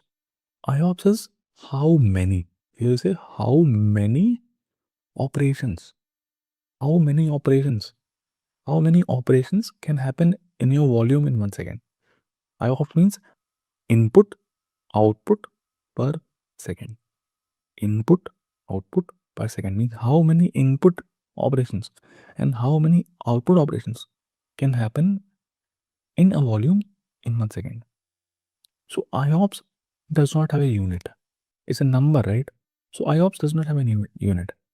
It is simply number. If I say IOPS is 5000, if I say that my volume has 5000 IOPS, That means this is the volume. Imagine. Now, in this volume, some operations can happen. There are many type of operations that can happen in the volume. Many people can try to add some data in this volume. Many people can try to read some data from this volume. They might want to download the data from this volume. So these are operations only, right? Someone would try to delete the data from this volume. Someone would try to update the data. So there can be create, read, update, delete operations, right? So these operations, how many such operations are possible? 5,000. Means 5,000 people can parallelly 5,000 people can parallelly do these inputs and outputs to my volume in 1 second. That is IOPS. So these are the two units, these are the two characteristic or two properties every storage will have: throughput and IOPS. So when someone asks about throughput, it's about how much data. IOPS is how many operations can happen. Okay? How many operations can happen on that volume, within a volume on that volume. Got it? Okay. IOPS is the LPD, right? It's how many operations that can happen in a volume. Okay. Now, based on throughput and IOPS, you have types of volume, different type of volumes, different type of volumes. So EBS volumes are also different types. EBS volume are also of different types. So we have seen this diagram, right? You have three types of storages: block storage, file storage, object storage. Block storage is of two types: instance store, elastic block store. Elastic block store is also of multiple types. So again, we will always refer to what? AWS documentation. I'll say EBS types. I'll say just EBS types. I'll just say EBS types, AWS. Okay. So I'll open this document, the first document. Okay. So I'll always suggest, to get the latest information, always use AWS documentation. Okay. Okay. So always make it a habit to read everything from AWS documentation. The more you are in the habit of going through documentations, the more it's going to be benefiting you. Because I'm not just talking about AWS, I'm talking about everything. I'm talking about a lot of DevOps tools that you'll be covering in the future. I'm talking about different clouds uh, you'll be going through. Okay, so reading documentation, you have to get familiar with. So I'm talking mostly about people who are new to IT, means freshers or someone who are in non-tech. Understanding documentation is very important. Everything will be there in documentation. So coming to what are the different types of EBS volumes? So EBS volumes basically are of two types. Okay, they are divided into two types: solid state drive volume, SSD volume, we call them. Solid state drive volume and hard disk drive volumes, SDD and HDD. SDD and HDD. So SDD, that is solid state drive volumes, for them IOPS is a dominant factor. See, it says where the dominant performance attribute is IOPS. These are more dominant in terms of IOPS. They give you very high IOPS. Very high IOPS means lot of input and output operations. Lot of input and output operations can happen in these volumes in 1 second. Okay, so they give you high IOPS. No, but your hard disk drives, for hard disk drives, the dominant attribute is throughput. See, for hard disk drive, the dominant performance attribute is throughput. Here they don't care about how many operations. They don't care about how many operations. They care about how much data that can flow in and out of the volume per second. Okay, so this is the difference. SDT are focusing on IOPS and HDD are focusing on throughput. Okay, now SSD are of two types. Solid state drive volumes are also two types. One is general purpose volumes and other is provisioned IOPS. General purpose is GP, and provisioned IOPS. Okay, general purpose are for general purpose. For normal use cases, you can use general purpose, where you have moderate IO.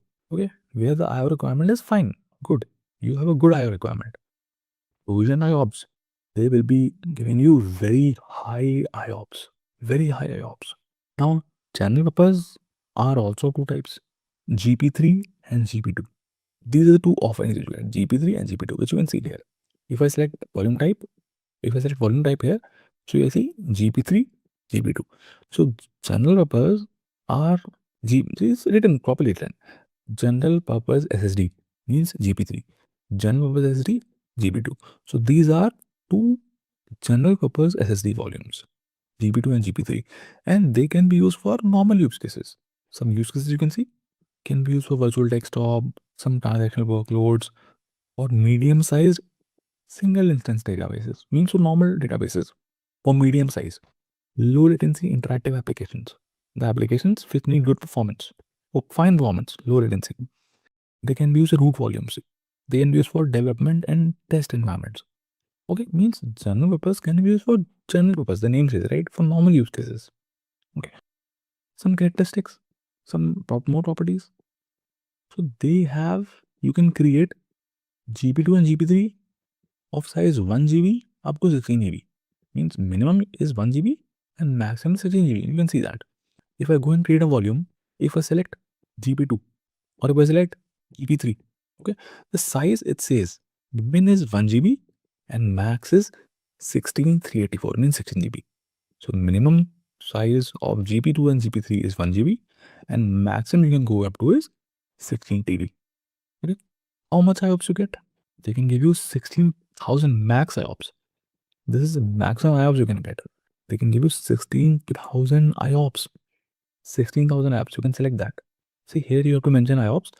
Minimum is 3,000 and max is 16,000 IOPS. Okay. This is the amount of IOPS you can get. Okay. And throughput, maximum throughput, GP3 can give you is 1000 Mbps. 1000 MB of data can flow through this GB3 volume in 1 second. But the throughput you get in GB2 will be a bit less. Okay, for GB2, throughput is a bit less. Okay. Other thing we'll see, the other type of volume are IOPS, means provision IOPS. Provision IOPS are also two types, IO1, IO2. Okay, you can see it here. So this was GB2, GB3. Now in provision IOPS, I have two things. Provision IOPS SSD IO1, provision IOPS SSD IO2. Okay. Now provision IOPS is for very heavy requirements. Means if you want very high IOPS, because GP2 and GP3 will give you up to 16,000 IOPS. You can get up to 16,000 IOPS. But what if you have a very high requirement? Your applications are latency sensitive, which are your databases IO intensive. Let's say, take an example. It's an e-commerce application. And my application is very popular. It's like any business, any quick commerce business or anything. It's that kind of application which which attracts millions of requests per second. There are millions of users per second are doing shopping. They are sending requests to my application. They are adding things to the cart. They are viewing my items. They're doing a lot of things on my application. So that is a heavy requirement. So there are a lot of operations happening per second. So in that case, I might choose provision IOPS instead of general purpose, because general purpose IOPS will be only 16,000, up to 16,000. But my requirement is even more because my application is latency sensitive. It's a gaming application, let's say. It's an e-commerce application where millions of users are doing shopping per second. So there my requirement is very huge. So in that case, I will go for very high IOPS. I can use either IO1 or IO2. And you can see their use case. IO1 is used for workloads that require sustained IOPS performance, more than 16,000 IOPS. Okay, or IO intensive database workloads. But with IO2 Block Express, you can use it for sub-millisecond latency. It's even more. Look at IOPS, how much IOPS you're getting. In IO1, you are getting max IOPS as 64,000. In IO2 Block Express, you are getting 256,000 IOPS. Okay, so 256,000 operations. 256,000 operations can happen in the volume in 1 second. This is IOPS you get up to max. Okay, and you can see throughput speed. No, these numbers are not that important. You don't have to remember the numbers. You can just think about some use cases, and use cases also generally for normal requirements. You will use general purpose because general purpose will be cheaper. If you compare the cost, general purpose will be obviously cheaper. But IOPS, provisioned IOPS, means I1, IO2, they will be a bit costlier as compared to general purpose because they are advanced. These are advanced volumes, right? They are supporting too much IOPS, so they will be a bit costly as well. Does it make sense? This was a bit theory, but in AWS, theory is as important as the demos, because as a solution architect, if you are a solution architect, then you might have to choose which one to go for. Maybe you are designing the infrastructure of any application. What is an infrastructure does it need? And you have to decide that which volume should I use. Should I go for I1? Should I go for GP2? Should I go for GP3?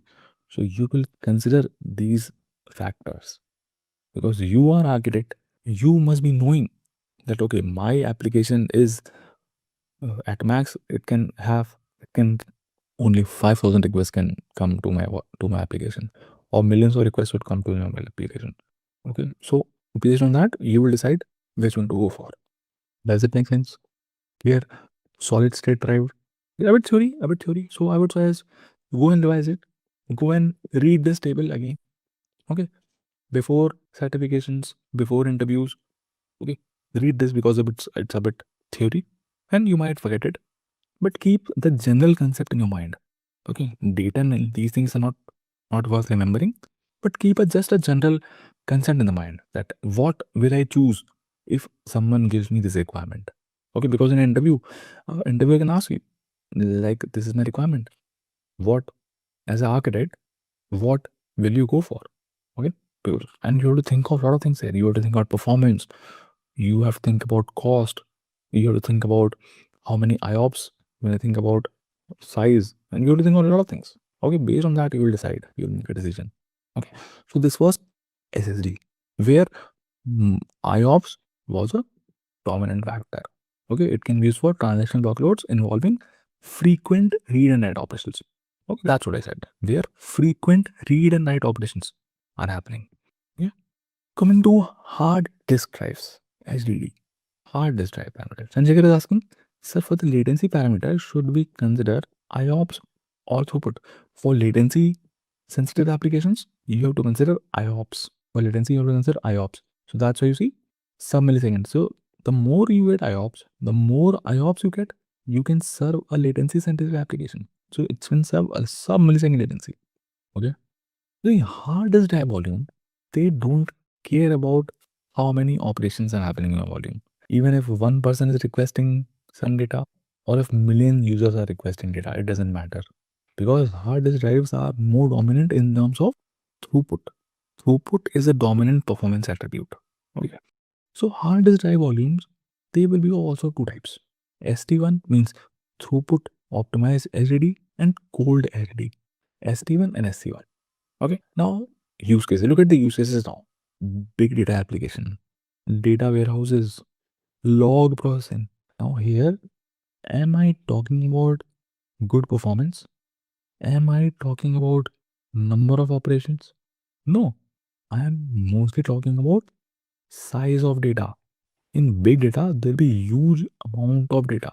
There'll be chunks and chunks of big chunks of data, because here I am very data oriented now. See, I'm looking for data warehouse. In data warehouse, I can store petabyte scale data. Petabyte means 1024 terabytes. That is petabyte, right?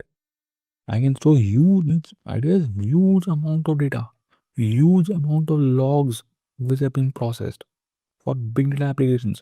So for those use cases, I can go for throughput optimized. Look at the IOPS I'm getting. Only 500 IOPS. Amount of IOPS, we have only 500 because here IOPS doesn't matter. Here we're talking about throughput. Throughput will be important here. Okay. And then cold HDD. Cold HDD, Here it says throughput-oriented storage. Core SSD is also throughput-oriented storage for data that is infrequently accessed. Here also, operations are not frequent. But the operations will be fetching huge. It's very, again, data-oriented scenarios where lowest storage cost is important, where you are only focused on storing data for a long time. Okay, you don't care if people are accessing it. Even if people are not accessing it, that's fine. For example, in healthcare, there is a compliance that information about that patient should be stored for 3 years, 4 years, 5 years. So those information, no one is accessing it, right? It's there. A huge amount of data about every patient is stored. I'm not accessing it. So my storage, I want lowest cost. I want to store data for 10 years, 20 years. So in that case, you can use cold SSD volumes. Does it make sense? Cool. The use case of when you use SSD, when you will use hard disk drive. If latency is your criteria, if your application requires very low latency, a lot of operations are happening in your application. In that case, you can go for solid state drives. You can choose anyone depending on the use case. But if your requirement is data processing, data storing, okay, big data, data warehousing, so for those cases, you can go for hard disk drives. For latency, if you have latency requirement, low latency requirements, you can go for solid state, because latency will matter here, right? If any operation you did a read operation, so 1,000 read operations are happening. If 1,000 people are trying to inquire about the product listed on a website, so you want them to receive the response as fast as possible, right? You want to achieve low latency in that case. So you will go for some provision IOPS or some advanced volumes. Got it? For a second. So in that case, you want to give good performance to everyone, right? Now, how will you feel if you are accessing a website and the page is lagging? You search for an item, you clicked on an item, and it's taking few seconds to load. Means latency is high. That is not a good experience to you. What do you want? You want that even if a million users are using a website, the performance of the website should not hamper. So in that case, you can use solid state drive volumes. If you're using a big data application where you want to process data, you want to do data processing, you want to download and upload data in a, you want to, people are uploading a lot of data. You are managing huge amount of data sets. You are storing petabytes information data, petabyte scale data. You are storing the logs of any telecom company, for 3 months. A patient record stored for 20 years. So there you are not using data very frequently. You are not interacting with the data every day, right? You are just using it to store data, huge amount of data. So in that case, throughput will matter. So in those cases, you can use hard disk drives. Okay. I hope it's clear with these examples. But now, here you see some other factors. There is one thing called boot volume. Boot volume. So if you see boot volume is what? Boot volume is root volume, right? If I say root volume, if I say boot volume, it's the same thing. What is root volume? Root volume is a volume in which you have OS. Simple, we know that. Now, your SSDs, solid state drives, for them, boot volume is supported. Means your solid state drives can be used as a root volume. But your hard disk drives, for them, the boot volume is not supported. See, then this means that if I go and create a EC2 instance, if I go into launch instance, okay, here you are getting storage part, right? Yeah, and configure storage. This was root volume, right? And here you can choose which volume. Now you see What do you see? You see only what? SSD options. GP2, GP3, I1, I2. Do you see? And these options are grayed out. Because for the root volume, only SSDs are supported. Hard disk drives, that is cold HDD and super optimized, are not supported. Okay, but for if you want to add a new volume, let's say, if you want to add a new volume, so this is the extra volume. This is not root volume. The new volume which you're adding, this is the addition volume, right? EBS volume. This is the addition volume. This does not have OS. OS will be there in the root volume.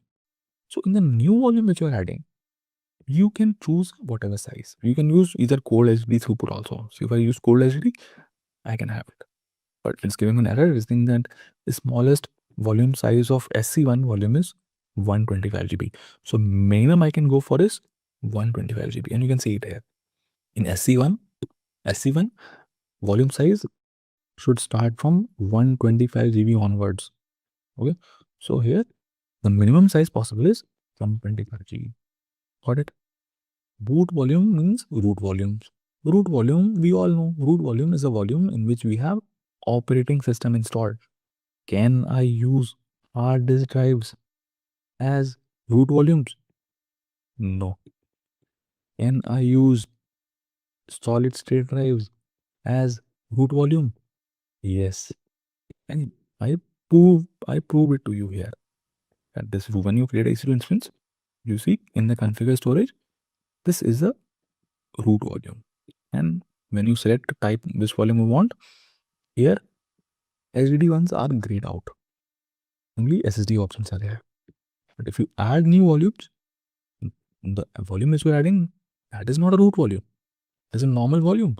That is the additional volume which you are adding. And that can be anything. You can go for GP2, GP3, IO1, IO2, SC1, SC2, whatever.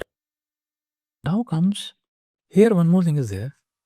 Multi EVS attach. Means Amazon EVS multi attach. What is that? EBS multi attach. What is EBS multi attach? See, can I attach multiple EBS volume with the same instance? Can I attach multiple EBS volume with the same instance? I can, right? Normally we have seen this only. We can create a EC2 instance. Okay, this is my EC2 instance. Okay, and I can attach multiple EBS volumes to it. So this can be volume 1, this can be volume 2, and I can add multiple EBS volumes. Okay, these are multiple EBS volumes I can attach. Okay, this is what the demo also we did. There was a root volume which we got, and we created a new volume and attached that to my EC2 instance. But can one EBS volume be attached with multiple EC2 instances? If I have this EBS volume, let's say this is my EBS volume, can I attach it to 2 EC2 instances or 3 EC2 instances? The answer is yes and no. See, here is see, if you see solid state drives, for solid state drives, EBS multi-attach is not supported for general purpose. So general purpose does not support it.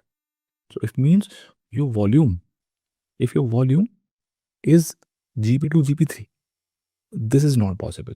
The diagram which I've drawn is not possible. So a GP2, GP3 cannot be attached with multiple EC2 instances. But if your volume is IOPS, provisioned IOPS, means it can be of IO1 or IO2, then it is supported. Okay, it is supported there. And similarly, if you see for hard disk drives, EBS multi-attach is not supported. So if someone asks you that can I attach a EBS volume to multiple EC2 instances, you can say yes, but only for provisioned IOPS. Only if your volume belongs to IO1 or IO2, only then you can attach it to multiple EC2. So this EBS volume has to be either IO1 or IO2. Okay, only IO1 and IO2 are supported, will be supporting this. So there's a restriction. But EBS is not made for multi-attach factor. EBS is not made. Multi-attach, why would someone do? Why would someone want to go for this? Means they have multiple EC2 instances, means they have multiple servers, and they want to share the data. They want some shared data, right? They want some data that needs to be shared among this, and this. Like you go for SharePoint, a shared drive, a SharePoint. Why use a SharePoint? Because you want to share some data across your team. So that can be a requirement here. But EBS is not made for that. Though IO1 and IO2 support it, EBS is not made for multi-attach. If my requirement is data sharing, so you can use your EBS, but with many restrictions. Restriction can be one restriction is we have seen already that only IO1 and IO2 is supporting this. Okay, this is one restriction.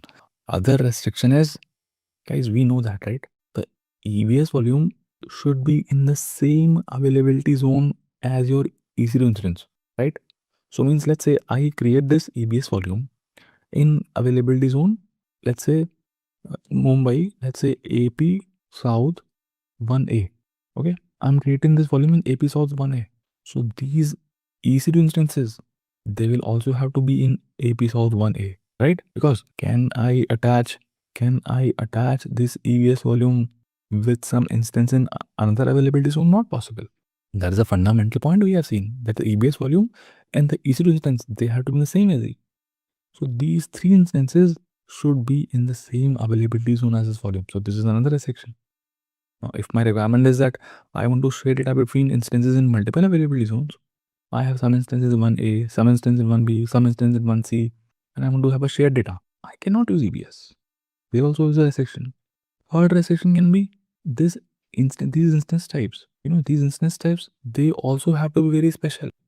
T2 micro and T3 medium, these novel instances don't support this feature. These instances have to be nitro based instances. They have to be some advanced instances.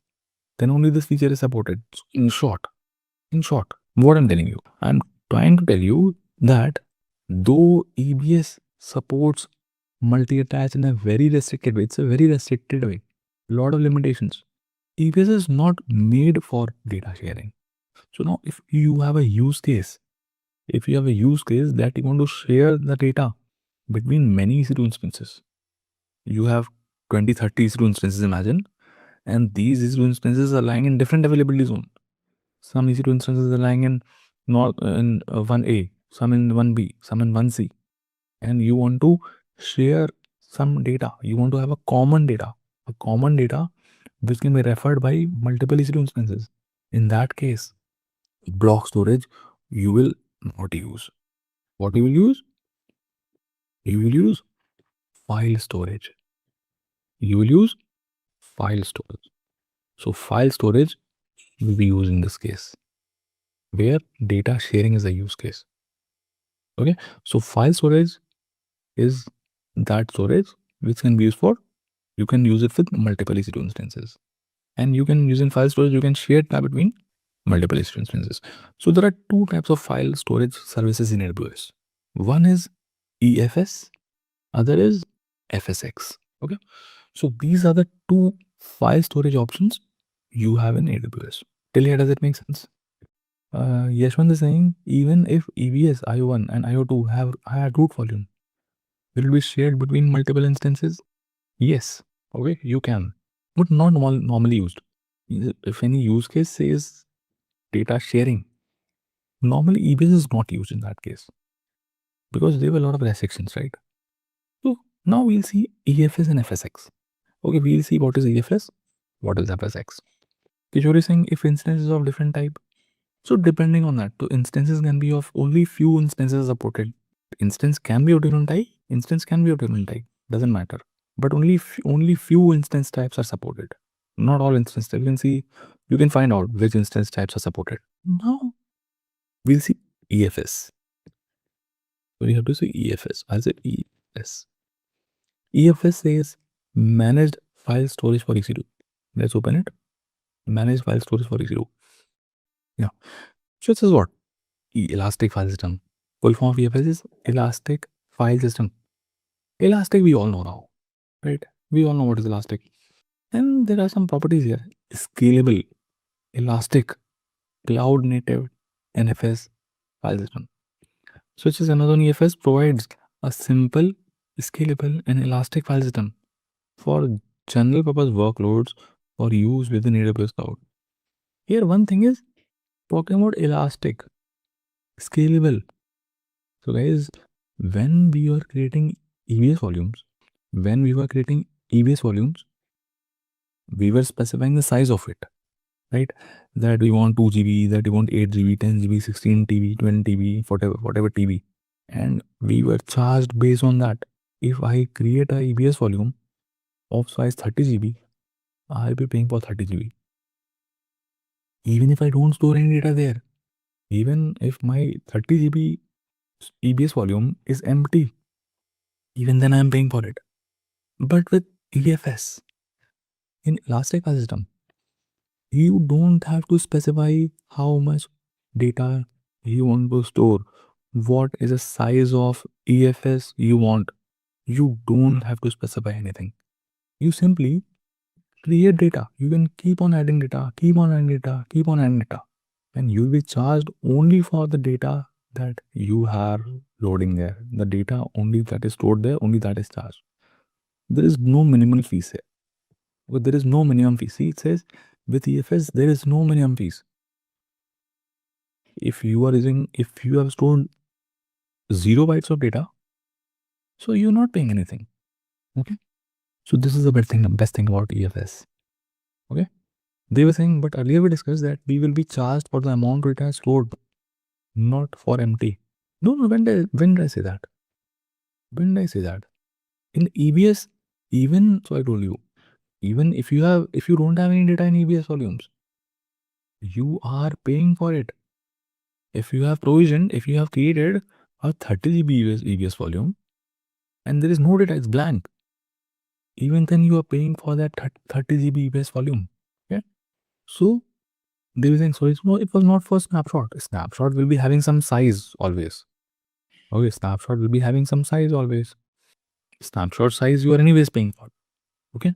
But you got about EFS, right? In EFS, there is no minimal fees. You don't get charged even if you don't store anything. Okay. Some benefits. It has dynamic it is very elastic. It is elastic. You can, add files, remove files, and it's adjustable. Okay. You can simply create your file system files and start adding to EFS with no need to provision storage in advance. That's what it talked about. You don't have to tell here that I want 20 GB, 30 GB, 40 GB. You can keep on storing data. Okay. It's fully managed. Here you'll be seeing some options and it's fully managed. Managed by AWS. A lot of things will be abstract and you will not see a lot of things. Okay. But everything will be managed. Scalable performance. Storage, it's a shared file storage. This will answer you. If you want to have a shared file storage, you can go for EFS. Shared file storage means if you have some data that you want to share between multiple EC2 instances. Let's say in your office, you have 100 employees. In your office, you have 100 employees. Now, those 100 employees, okay, for those 100 employees, you want to have some shared files. You want to have some shared data. Okay, in that case, you can use what? You can use EFS. Okay, you can use EFS in that case. Okay, you have multiple EC2 instances. I have 100 EC2 instances, and these instances are distributed across availability zone. Some instances are in 1A, some instances 1B, some instances 1C. And I want to have a shared storage, like SharePoint. I think all of you have used SharePoint. So the shared storage. So I will just create a EFS. This is EFS, and I will just mount this EFS on these instances. I'll just mount it on these instances. Okay. Now, if this instance creates some data, okay, the data will be actually created here, and this data will be visible to this instance also, and everyone can see that because it's a shared storage. For the use case of shared storage, you can use EFS. I'll show you the demo. Don't worry, Abhishek. Demos and everything we'll see. I'm telling you the concept right here. Okay. Now, can you tell me, can I use EFS as a root volume? Can I use EFS as a root volume? No, you cannot. EFS cannot be used as a root volume. If you have a use case of a root volume, what will you choose? If you have a use case of root volume, which one will you choose? EBS. Did I answer you now? So you have so many different type of options from AWS, and you have to choose as per the requirement. Okay.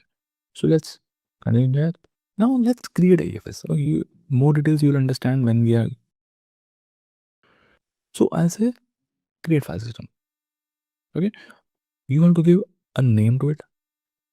You have to give a name to it.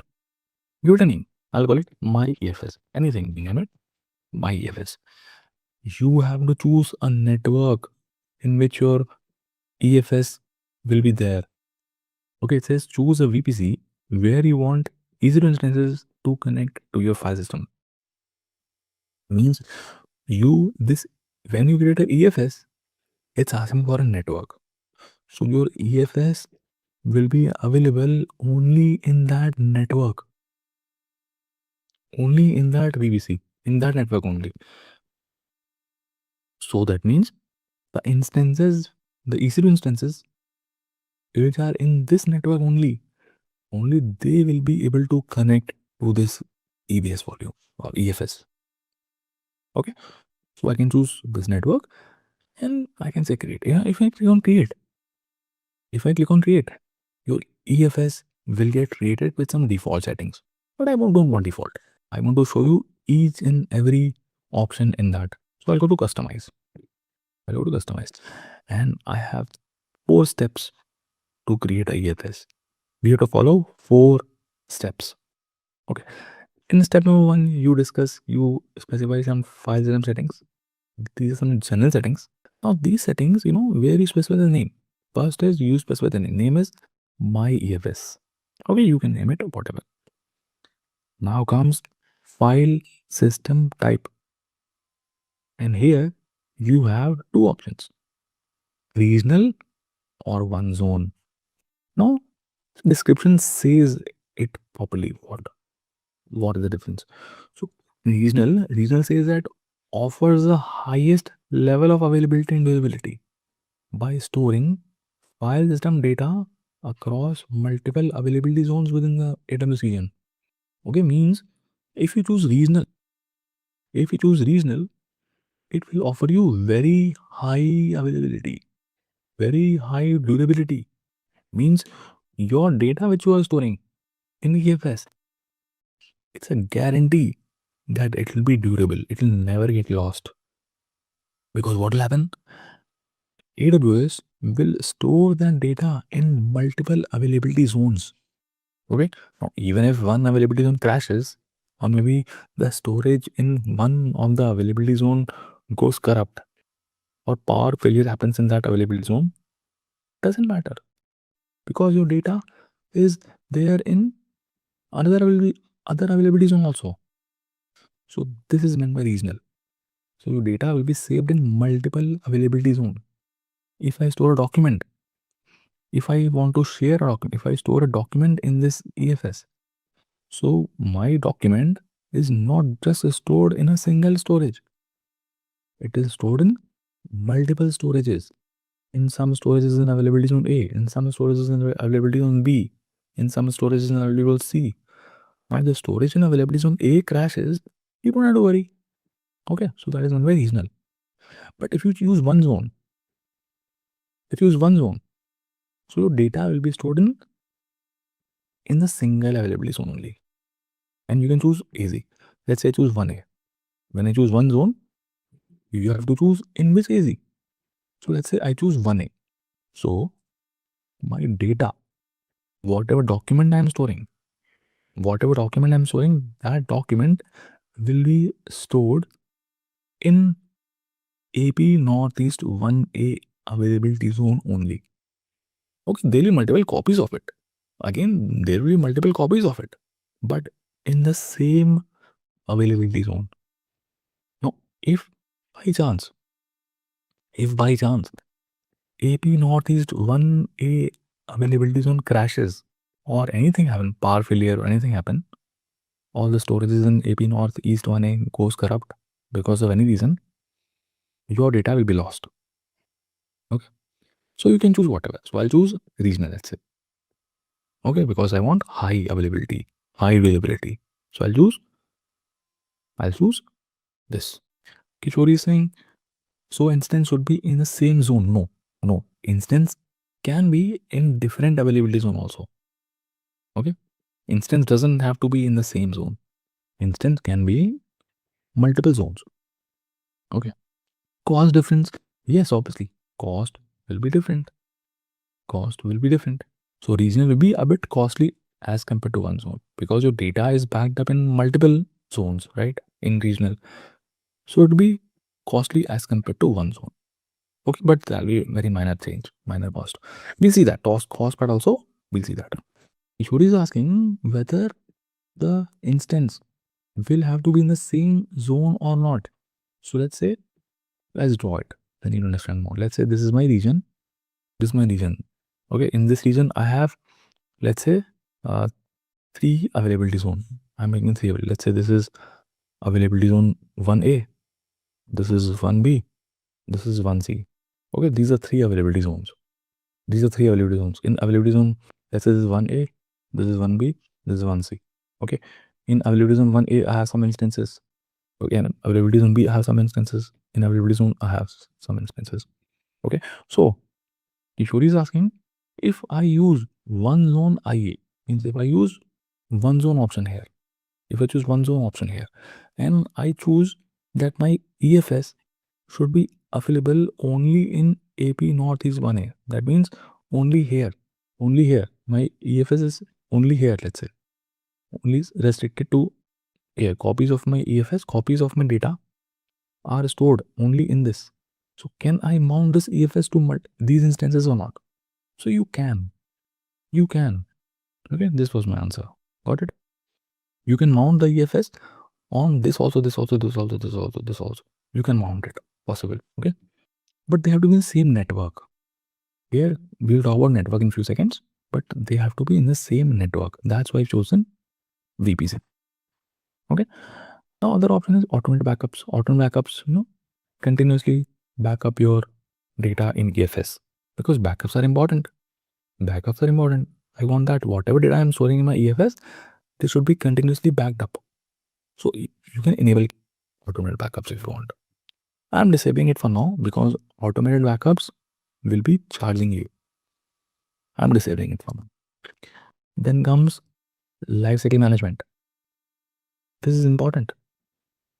Now, lifecycle management can help you save some cost. How? In your laptop, you have so many files, right? Do you use all the files frequently with the same frequency? In the laptop, you have millions of files. You have thousands of files. You can have many movies, you can have many music files, you can have many documents, many PDFs. So do you use all the files with the same frequency? No. There are some files which you use daily, right? There are some files which you might use once in a month.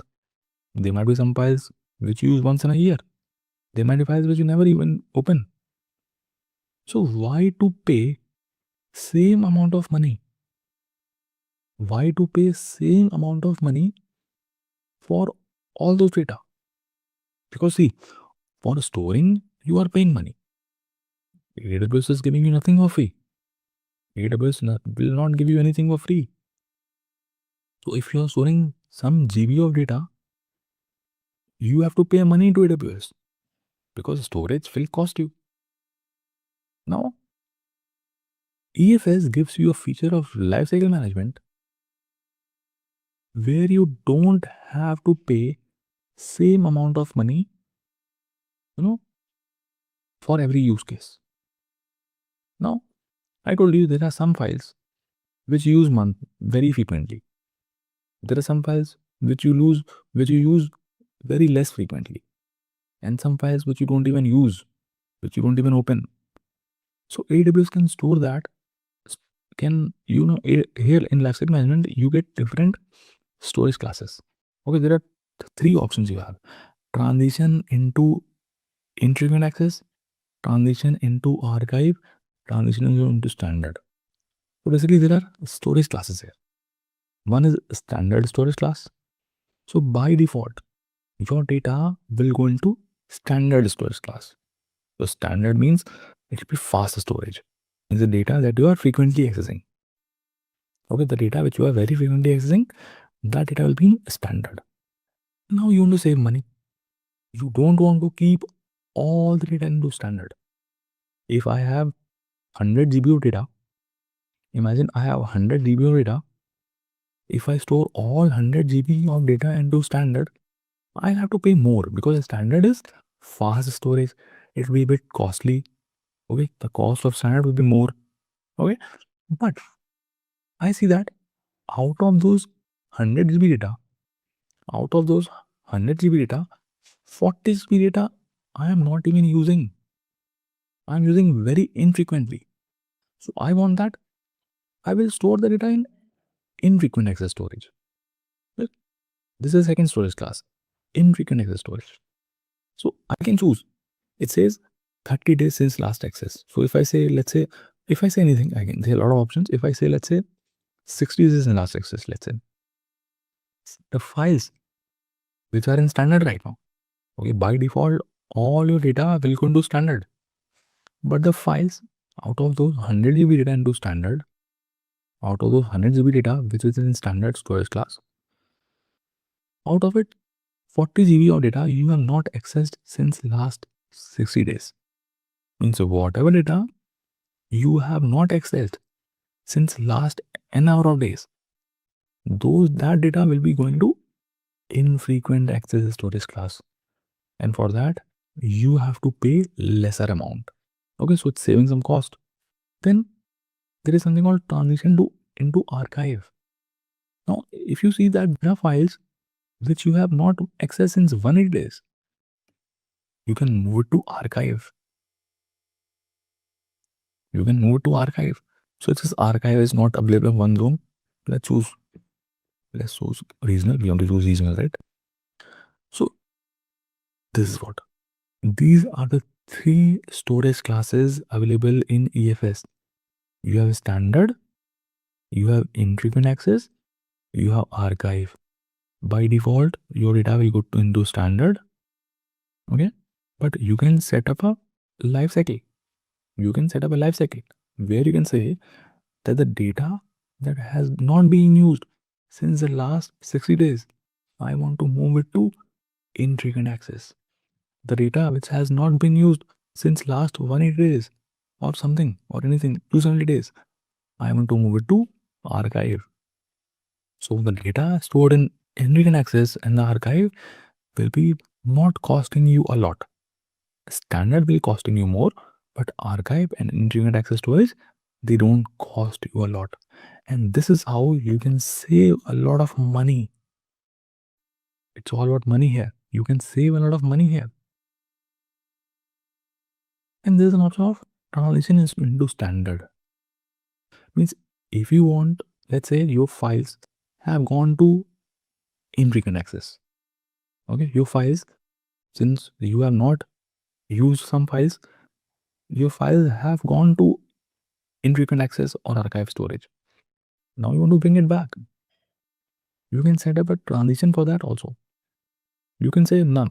If you say none, your data will never come back. If the files have moved to infrequent access or archive, your data will never come back to standard. But if you say on first access, means the first time, as soon as you access it back again, that data will come back to standard. So you can choose these options accordingly. So this is to manage the life cycle. Okay, this is to manage life cycle. And you can choose all. There is no such restriction to choose archive or to choose infrequent access. These are not, but you can choose all. You can choose all. So it's like managing the life cycle. You are managing the life cycle. Okay, this is what the life cycle is. So you can choose as you wish. Let's say I want that the data that I have not used since last 14 days, I want to move to infrequent access. And the data that I have not used since 90 days, I'll move it to archive. So this is lifecycle management. Your data will be first in standard. Then after 14 days, if you have not used it, your data will go to infrequent access. And if you have not used that data since 90 days, that data will go to archive. So you set up life cycle. And do you want to bring it back? By any chance, do you want to bring that data which is stored in infrequent access or archive? Do you want to bring it back to standard? So you can say none. If you say none, it says none. You will never, you don't want to bring it back. But if you say on first access, means the first time you access that data, the data that is there in infrequent access and archive, the first time you access it, the data will come back to standard. Got it, Divya? I repeated the last point also. This can help you. This can help you to save some cost. Okay, Sanjay is saying, can the IA archive standard settings be changed? Okay, but the data that has gone into archive, that will not come back to standard. What? Which part, Divya? Which part you did not get, Divya? They were saying, if the standard transition is none, can I access IA? If the standard transition is none, can I access IA? Yes, you can. See, data is there in infrequent access and archive. It does not mean that it has deleted. It does not mean the data has been deleted. It is in the background. It is just stored in some cheaper storages, which might not give you a very good performance. But anyways, you are not using that data frequently, right? So performance does not matter to you a lot. Oh, you are archiving your data for the records purpose. You might want to access it maybe once a year or 2 times maybe in a year. You are archived it. Maybe you have just archived it for preserving some records. You want to collect some movies. Let's say you have a hobby of collecting old movies. Now, if I store all the movies in standard, that will be charging you a lot. So instead of that, what I'll do, I'll use archive. So I'll move the data to archive by using some lifecycle management. Got it? If you think first access in standard, I have not understood. First access in standard means when it come back to standard, you can say, see, imagine my data is there in infrequent access right now. I have not, there were two files. There were two files which I have not used since 14 days. They were already in standard. Now they have moved to infrequent access. Now, do I want to bring them to standard? So if you say none, even if you access those two files, the data will not come back to standard. They will still remain in infrequent access storage class only. But if you say on first access, means on 16th day, let's say after 14 days, your two files have gone to infrequent access. On day number 16th, you just accessed it. By chance, you accessed that document. One of the document, you accessed it. So that document will come back to standard because this was the first access. Got it? Did I answer you? So I'm saying only one time we can access to standard on first access. Yeah, if it's come back to standard, that's fine. It has come back to standard. It has come back to standard. Now again, if you don't use it for 14 days, it will again go back to infrequent access storage class. So lifecycle is just managing the lifecycle, how your data is moving from between these tiers. So these are the three tiers.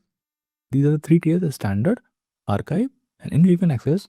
And with the lifecycle management, you are governing how your data is moving between these storage classes, which is helping you to save some cost. So you can add it to your cost saving points.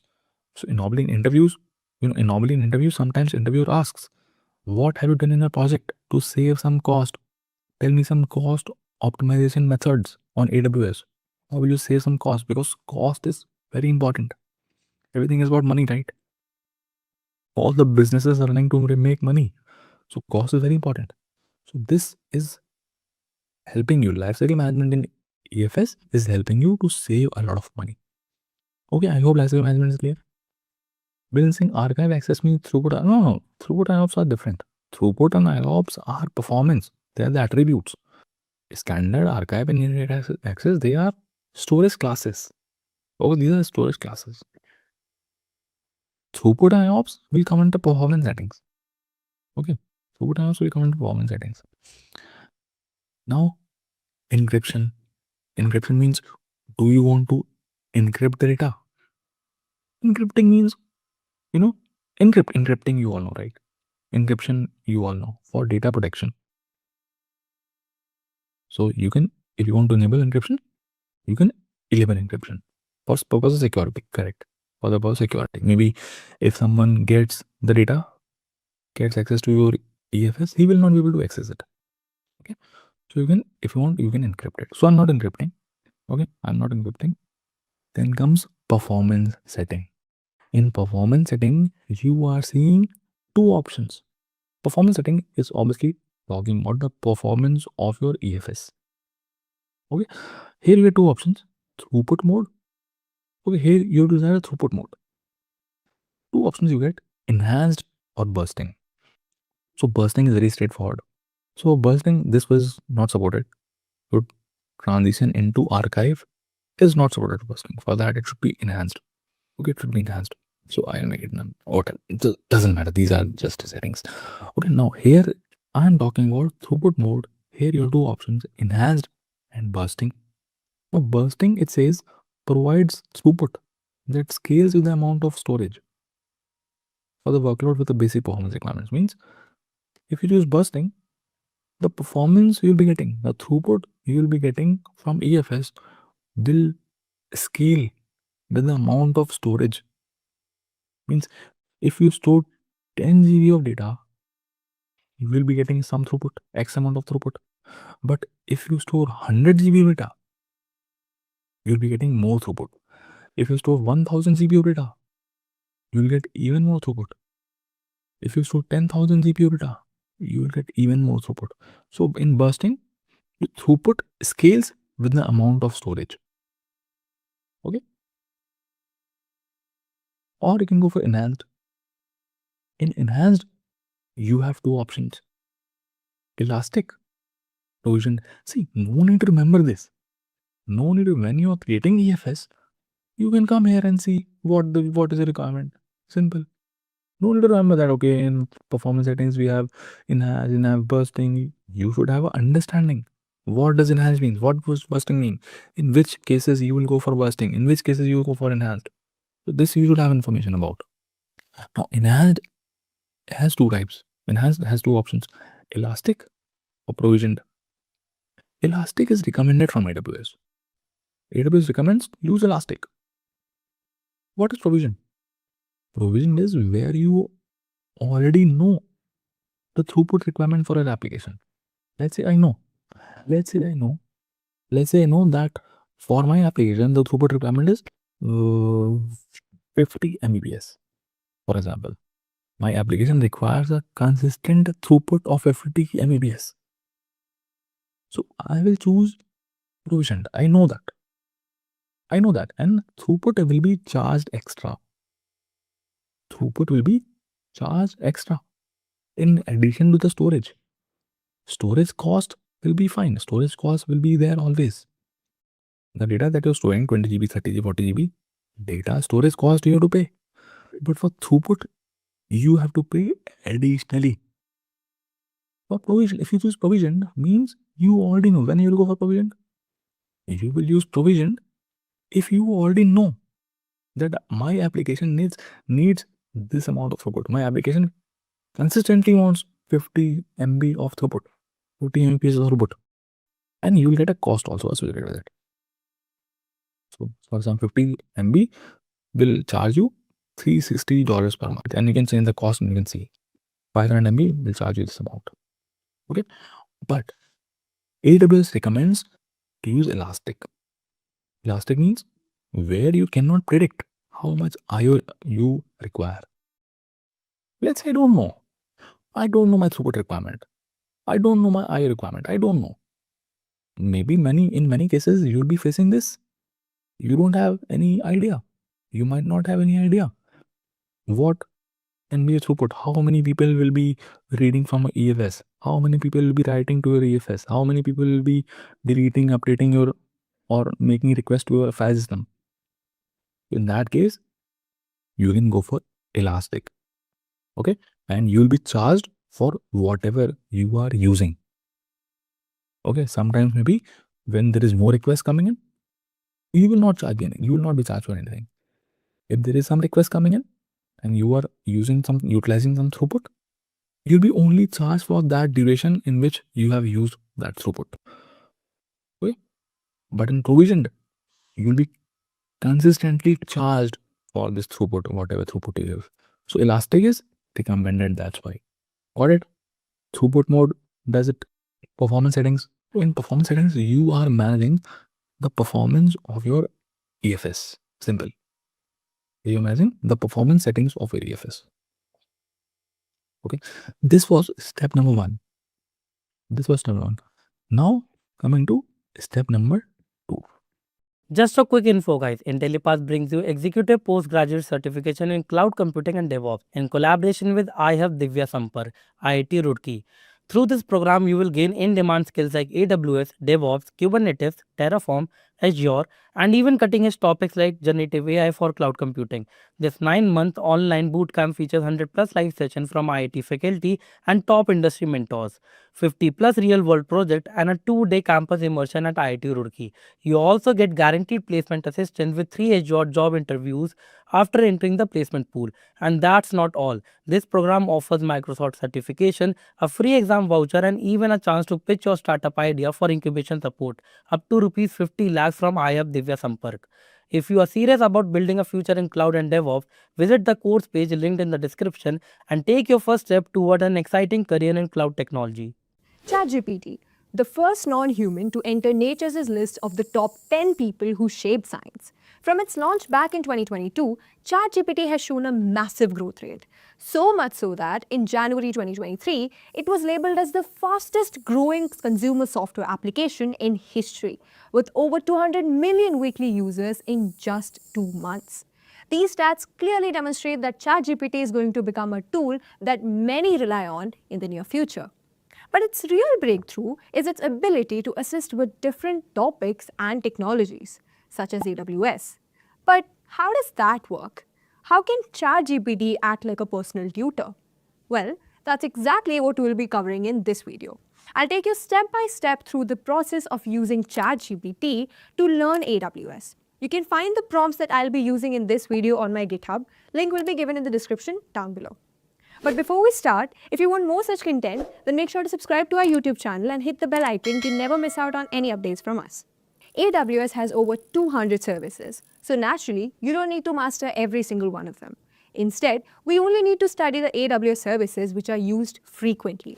Let's ask ChatGPT about it. Also, the best way to learn is by doing. So instead of just asking for theoretical explanations, let's create a mini project using these services so that you can get comfortable with them. So now let's start making our mini project with AWS. So for that, obviously we'll need a prompt. You can go to my GitHub page over here and click on prompts. And there are 3 different prompts that you can see here. We'll take the first prompt and we'll read it while I paste it here. Now, assume as though I'm completely new to AWS, so could you provide the list of the basic AWS services that I can start with as a beginner? Also, can you let me know the projects that I can build using these services from the basic ideas to advanced ones?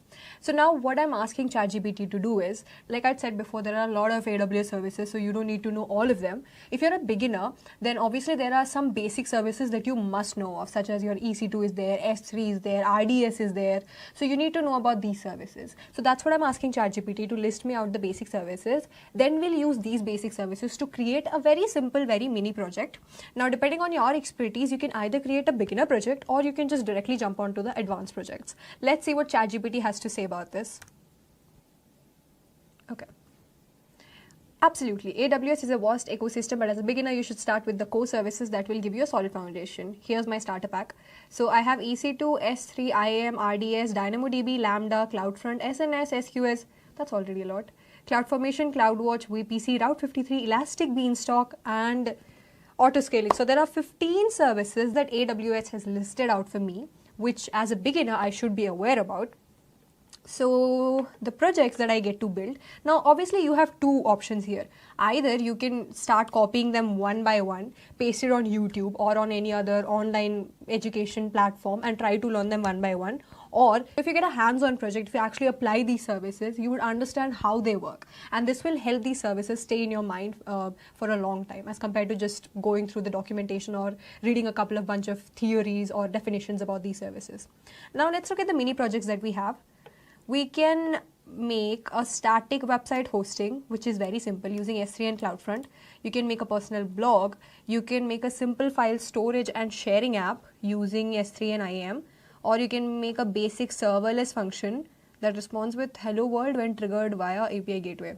You can make a monitoring dashboard with set up an alarm that triggers an SNS notification when an EC2 instance goes down. Okay.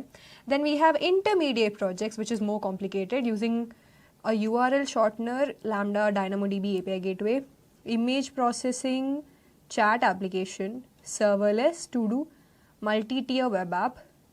Okay, let's do one thing. If you're not an absolute beginner, if you have some basic idea about AWS, then I would recommend you to select any of these projects. Don't directly jump to the advanced projects until you have a solid base of knowledge. But if you're just starting out but you have a basic understanding of cloud, then it will be better to integrate databases with it, because if you have done programming in any particular language before, you'd know that when you start integrating databases, it can get kind of complicated and hard for you and difficult for you. So if you're an absolute beginner, then my advice is to not start with a database. So let's ask ChatGPT for that. Can you give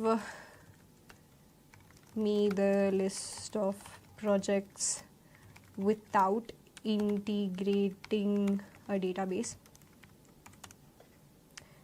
The reason why I'm asking ChatGPT to not give me a database is because if you integrate a database, then the thing is, if you're an absolute beginner, then I am assuming that you must not have much knowledge about AWS's interface in general, and you must not have worked with any service to begin with.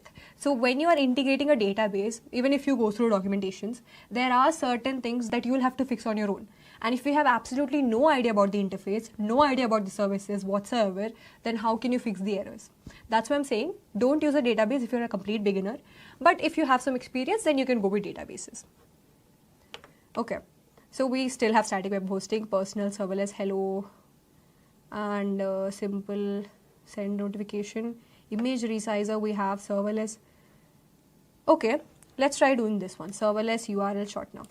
Now the next prompt that we have is, let's build a project. So copy that, paste it here. Now let's build your project name. Why did I write name? It's not supposed to be that. It's name. Okay, let me save that. All right, it's name. Okay, so guide me through the step-by-step configuration. You have to say this step-by-step through every minute configuration, because sometimes ChatGPT has a tendency to just omit certain changes and it would just assume that you know it. And then once you start configuring it in the AWS interface, you would actually get confused. So that's why I have written that step-by-step guide me through every minute configuration. Also make sure to give names of whatever services we are going to be creating with the AWS service. Now this is the important part. Also tell me why and how we'll be using these AWS services here. It's very crucial for you to understand why you are using a certain AWS service, because the ultimate goal of me to be helping you build these projects is why and when to use an AWS service. So we'll ask ChatGPT so that you can get a better understanding about it. You can select any of these projects from here. I think I selected this one. Serverless, no, not this one. Serverless URL shortener. There are 3 services we'll be using: Lambda, API Gateway, and S3. Okay. So replace this with the project that you have choose. And there we go. Okay. Now let's see what happens. Okay. So without using a database, let's build a step-by-step. Okay. So a serverless URL shortener is pretty much self-explanatory, the name, but still, a user submits a long URL. AWS Lambda generates a short URL and stores it in an S3 file. So when someone visits the short URL, Lambda redirects them to the original URL. API Gateway handles the API request for shortening and redirection. Okay, that is a lot of work. Let's see how and if we can get this done. AWS Lambda it runs a serverless backend, handles URL shortening and redirection. Okay. So AWS Lambda runs a serverless backend. S3 stores the mapping of short URLs to long URLs in a JSON file. Okay. API gateway exposes IAM, and CloudFront is also there now. IAM manages, oh yeah, we need permissions obviously. CloudFront is optional, speeds up. Okay, we're not making a global application, so I don't think we need CloudFront as of now. Let's take an S3 bucket first. S3 bucket. Then what? Go to the AWS S3 console, create a bucket, set the bucket name serverless. Okay. Yeah. Create a bucket. Now one thing you need to make sure is that bucket name should be unique globally, not just for you, for everybody. It should be a unique name that nobody has ever chosen before. So I'll just put a couple of numbers so that it becomes that. I don't think uncheck block all public access will restrict access via uncheck block all public access. Uncheck block all public access. Okay. We'll create the bucket. Fine, if you say so. Create bucket. Okay. I acknowledge that. Okay, fine. That's okay. Next what? Create a JSON file. Since we're not using databases, we'll store the URL in the JSON file. Create a JSON file urls.json with an empty object. I'll need to create a just this. Okay. I'm not quite sure where this is going, but what was the name of this thing? urls.json. Okay. Now you're a JSON file. Upload it to the serverless URL shortener. Upload it here. Let's upload. Upload. Add file. Okay. There's my URLs file. Nothing else, right? Yeah. Upload it. That's it. Okay. Let's just upload it. It's uploading. Create an AWS Lambda function. Okay. Let's create an AWS Lambda function.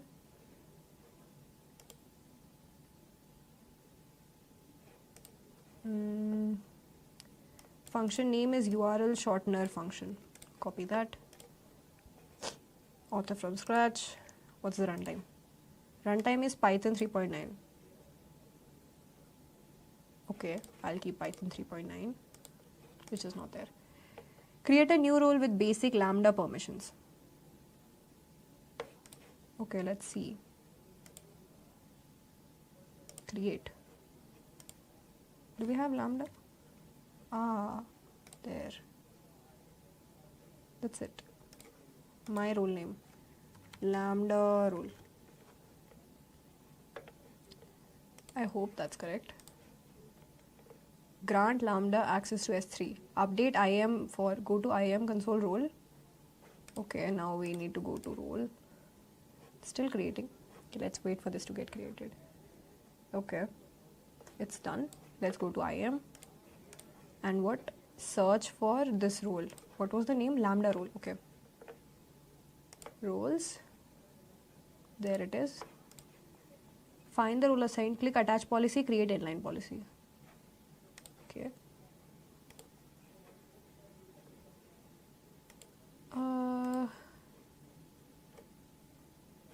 How do I do policy? Should I do it here? Modify permission. I don't think it's a permission, it's more like a policy. Can I not edit it directly?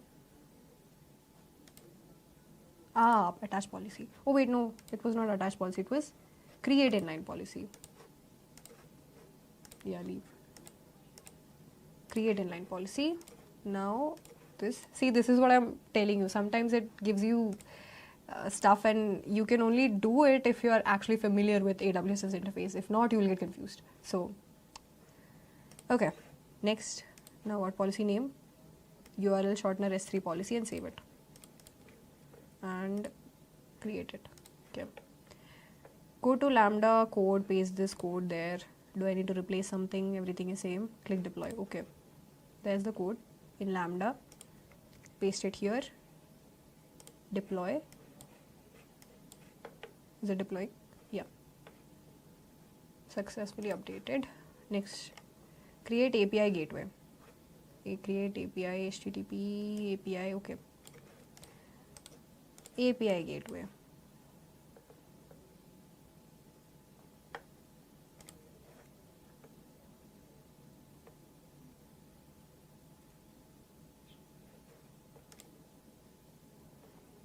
HTTP. Okay. API name is this one. Next, what is this? Create post endpoint. Create route method is post. I can't. How do I do this? Configuration routes is optional. Review and create. Oh, routes. I can't. API gateway uses routes to.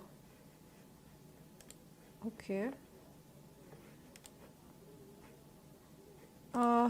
Instead, can we use REST API instead of HTTP API, because it's a lot more simpler than this. Okay, let's go back. Let's create a REST API. Where is it? Oh, build.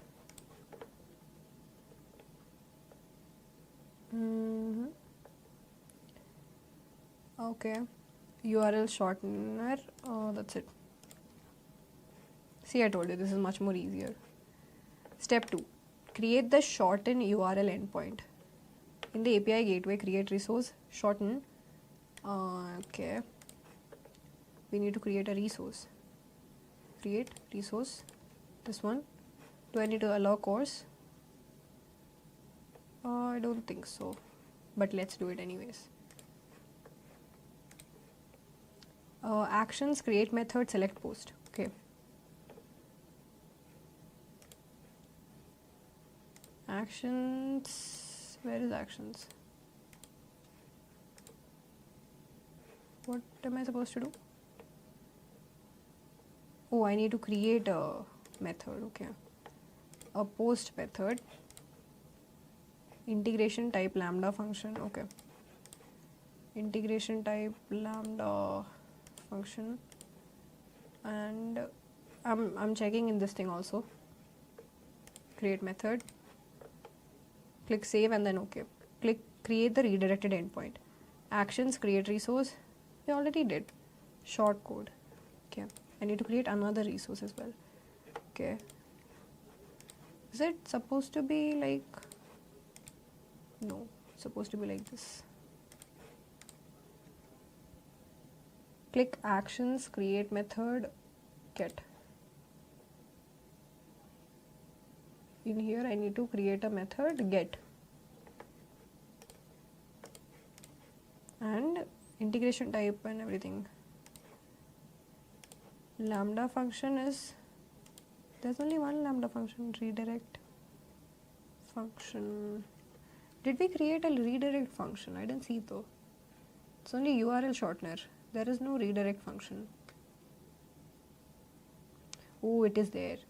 There is a redirect one also. Okay, wait. We need to create another one, which is redirect function. Python. Do we need any role? Create another lambda function. I suppose they're not talking anything about the roles and stuff, so create function.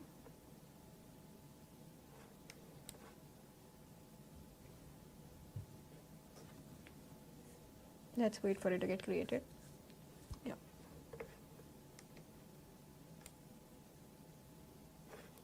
We have the code. Let's paste it here. Deploy. It's deployed. Okay.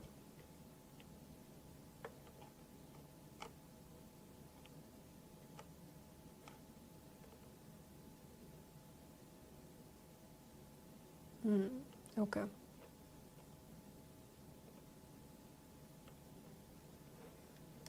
We were here when we are supposed to create a method, a get method, lambda proxy integration.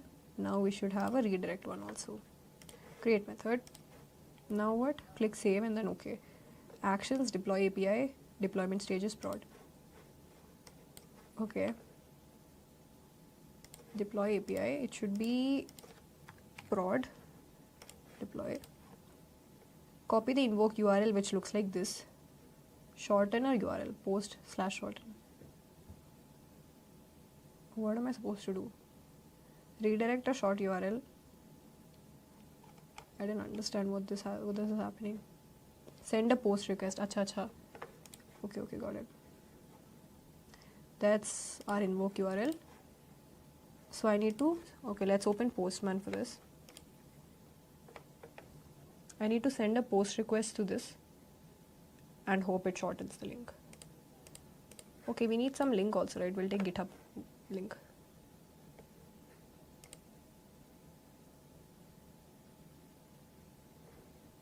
Let me create a new one.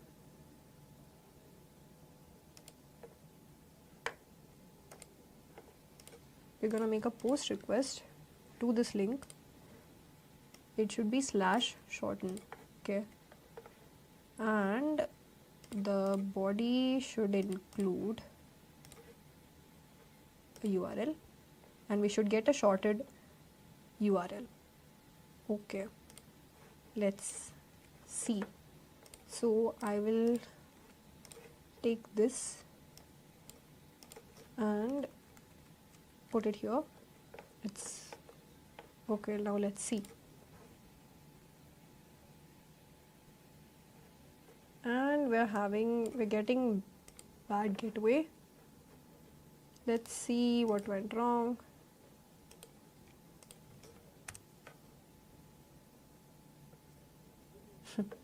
The dreaded internal server error. Something broke, but I'm not telling you why. Yeah, it is very annoying. Something broke, but I'm not going to tell you why. Don't worry, let's fix it. Okay, check the CloudWatch. This is what I was trying to tell you. If something goes wrong, CloudWatch is your buddy. Now let's hope that CloudWatch has saved our logs. CloudWatch automatically saves logs sometimes. So let's hope that it has done it so that we'll know what went wrong. Missing permission for S3. If the error is access denied, you forgot to give Lambda serverless URL shortened, it is there. I don't think we gave this. We didn't give this permission. Let's see. Log groups. Yes, it is there. Okay, thank God it's there. Let's take that and I don't know what failed, but let's just copy the whole thing, paste it here. Now tell me what's wrong. Your issue. The S3 bucket does not exist. Oh, wait. I know. We changed the name of the S3 bucket. God. And we didn't upload it. We didn't change it. Yes. We must have used it here somewhere. Serverless URL, not this one. That's the name of my bucket. There. That's the issue. It's still referencing, but your actual bucket is this one, serverless URL shortener bucket. Which function is referencing to that? There. Let's update it there. We have another Lambda function. Let's just take that one also. That was, okay, this one.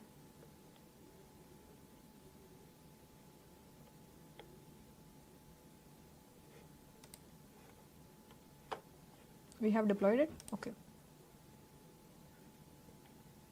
You are also referencing the same bucket. There you go. Okay, let's deploy it.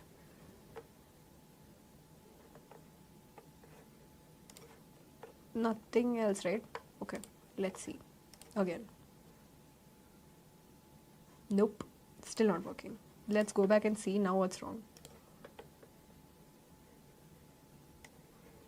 Let me just copy paste this. Still we're not getting it. I don't know why I checked this.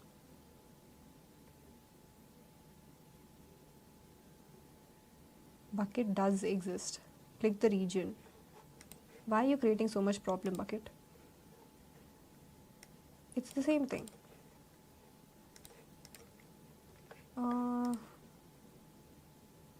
Hard code to bucket name for debugging. Modify your Lambda function to print the bucket name before calling S3. Oh yeah, good job. Which one is this? Shortener. Okay. Hard code.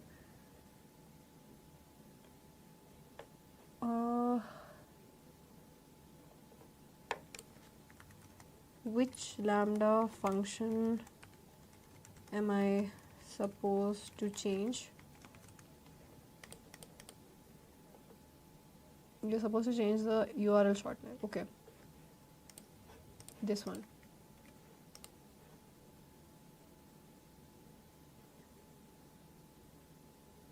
Okay.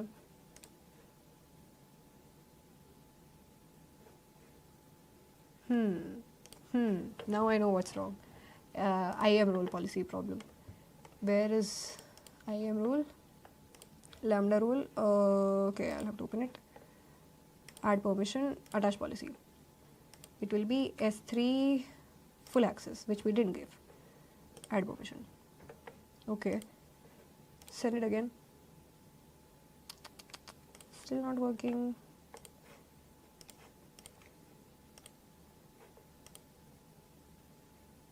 Now we have the permission issue. The error is clear. Okay. I am yes, S3 read only access. I have to redeploy it again. Okay. I did attach it, S3 full access. Okay, I'll just redeploy it again, both of them. Deploy it. Are you not deploying? No changes to deploy. No changes to deploy. It's not deploying. Okay. I don't think we got the response. Were we not supposed to get a response? I just got this. But you're getting an yeah, why? Obviously it's empty. Check the file. Let's go see. Can I open this? No.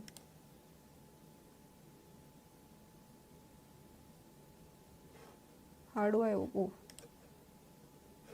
It's empty. You can add a sample. Why do I need to do this? Okay, let's do one thing. Let's re-upload this file.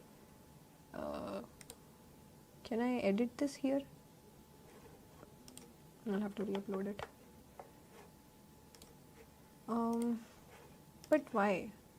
Update your Lambda function to log the retrieved data from S3 and the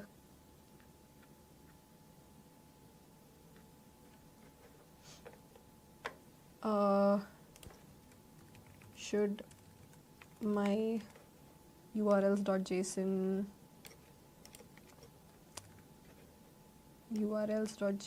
file contain data? What am I doing? Contain data. Isn't it supposed to store the shortened URL on its own?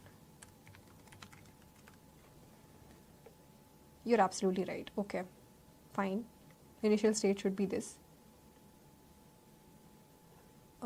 Checks the Lambda function receives a URL. It checks file in the S3, retrieves any existing URL. It generates a shortened version.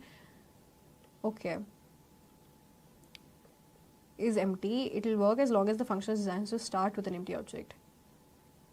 Make sure your Lambda function is properly updating. Which Lambda function is this? URL shortener.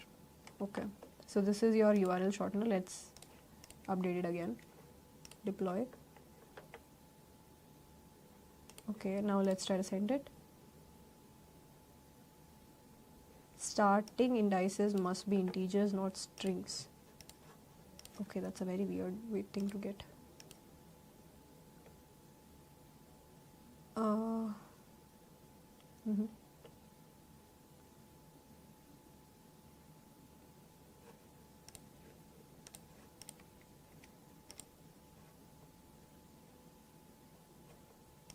Okay.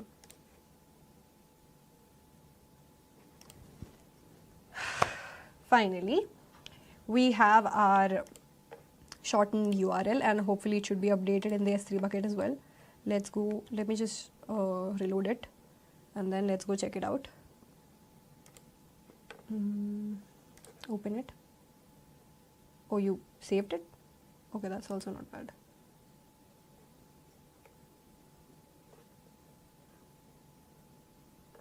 All right, there you go. And apparently in the beginning, let's go to the start. Okay, so in the testing part, ChatGPT had said that send a post request and we should get this response, and if we open this, we should get redirected to that. Okay, so now if I try to copy this URL, apparently if I open this, I'm supposed to be redirected to this, right? So according to you, if I open this shortened URL, I should be redirected to the original URL. Open the shortened URL in Google Chrome. Let me add that also. Okay, let's see. Where is it? Good catch. While the code is generating, it doesn't actually handle the redirect part. We've only covered the process of generating and storing, but we haven't set up any actual redirection logic. Okay. You'll need to create another API gateway. Okay, so right now, if I just, so as of now, if I just give any URL, it will get shortened, but it won't be able to, I mean, okay, fine, won't be able to do it. So we'll need to configure another API lambda for this. So as of now, if we give it any particular code, say if I give it this particular prompt, it will give me the shortened version. Now you have the code over here for how to implement the redirect logic as well. And I would leave it up to you guys to implement the redirect logic. Meanwhile, I will share this whole chat with you guys. Is it exported? I'll upload it to my GitHub page so that you guys can take it from there. There it is. Download data export. I suppose that should be here. I will upload this file to my GitHub and you guys can access it from there. Now additionally, there are a couple more prompts that we were missing. We've done the second one, and let's look at our last prompt. Now that I have a thorough knowledge of the basic AWS services, let's move on to the more advanced sections of AWS. Tell me about the advanced projects that I can build using AWS Cloud. Similarly, the same way as you did with your AWS basic projects, you can still go around and make advanced projects as well. And here we have a bunch of them: scalable real-time data processing, Kinesis plus Lambda, Route 53 S3 EC2, SageMaker again, Lambda API gateway, and also try integrating databases here. And the most important thing I would ask you guys to do is document your every step. So right now we made the application, but I didn't document it. But I would highly recommend you guys to document it. Like every single time you're like, okay, I had to attach this particular policy, I forgot about it, or I updated the bucket name, but I forgot to change it later. If you kind of document it, or even if you write it down using a pen and paper, it would actually help you a lot with your brain processing, with your understanding. It will largely benefit you. So please try incorporating that. And similarly, we have a bunch of other project ideas that you guys can do. And I'll just add this one also to the advanced projects. Oh no, I don't have to share this. Okay. Meanwhile, I'll export this one also. I'll just export the whole thing together. Confirm export. And I should get another email. Yeah.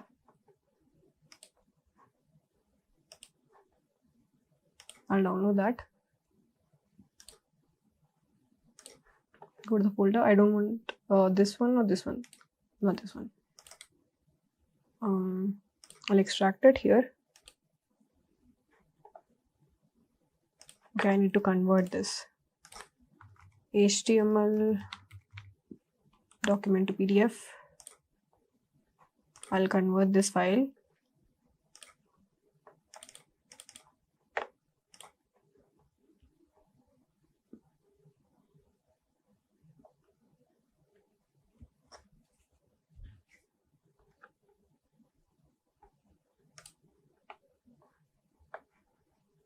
Download it and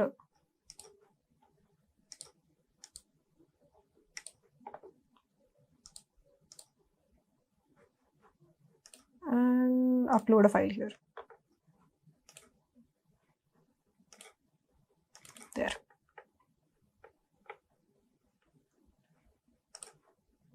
Let me see how that looks.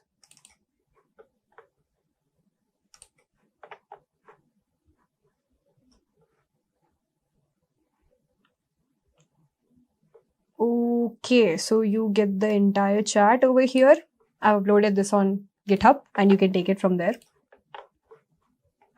All right. Now that was it for the hands-on part.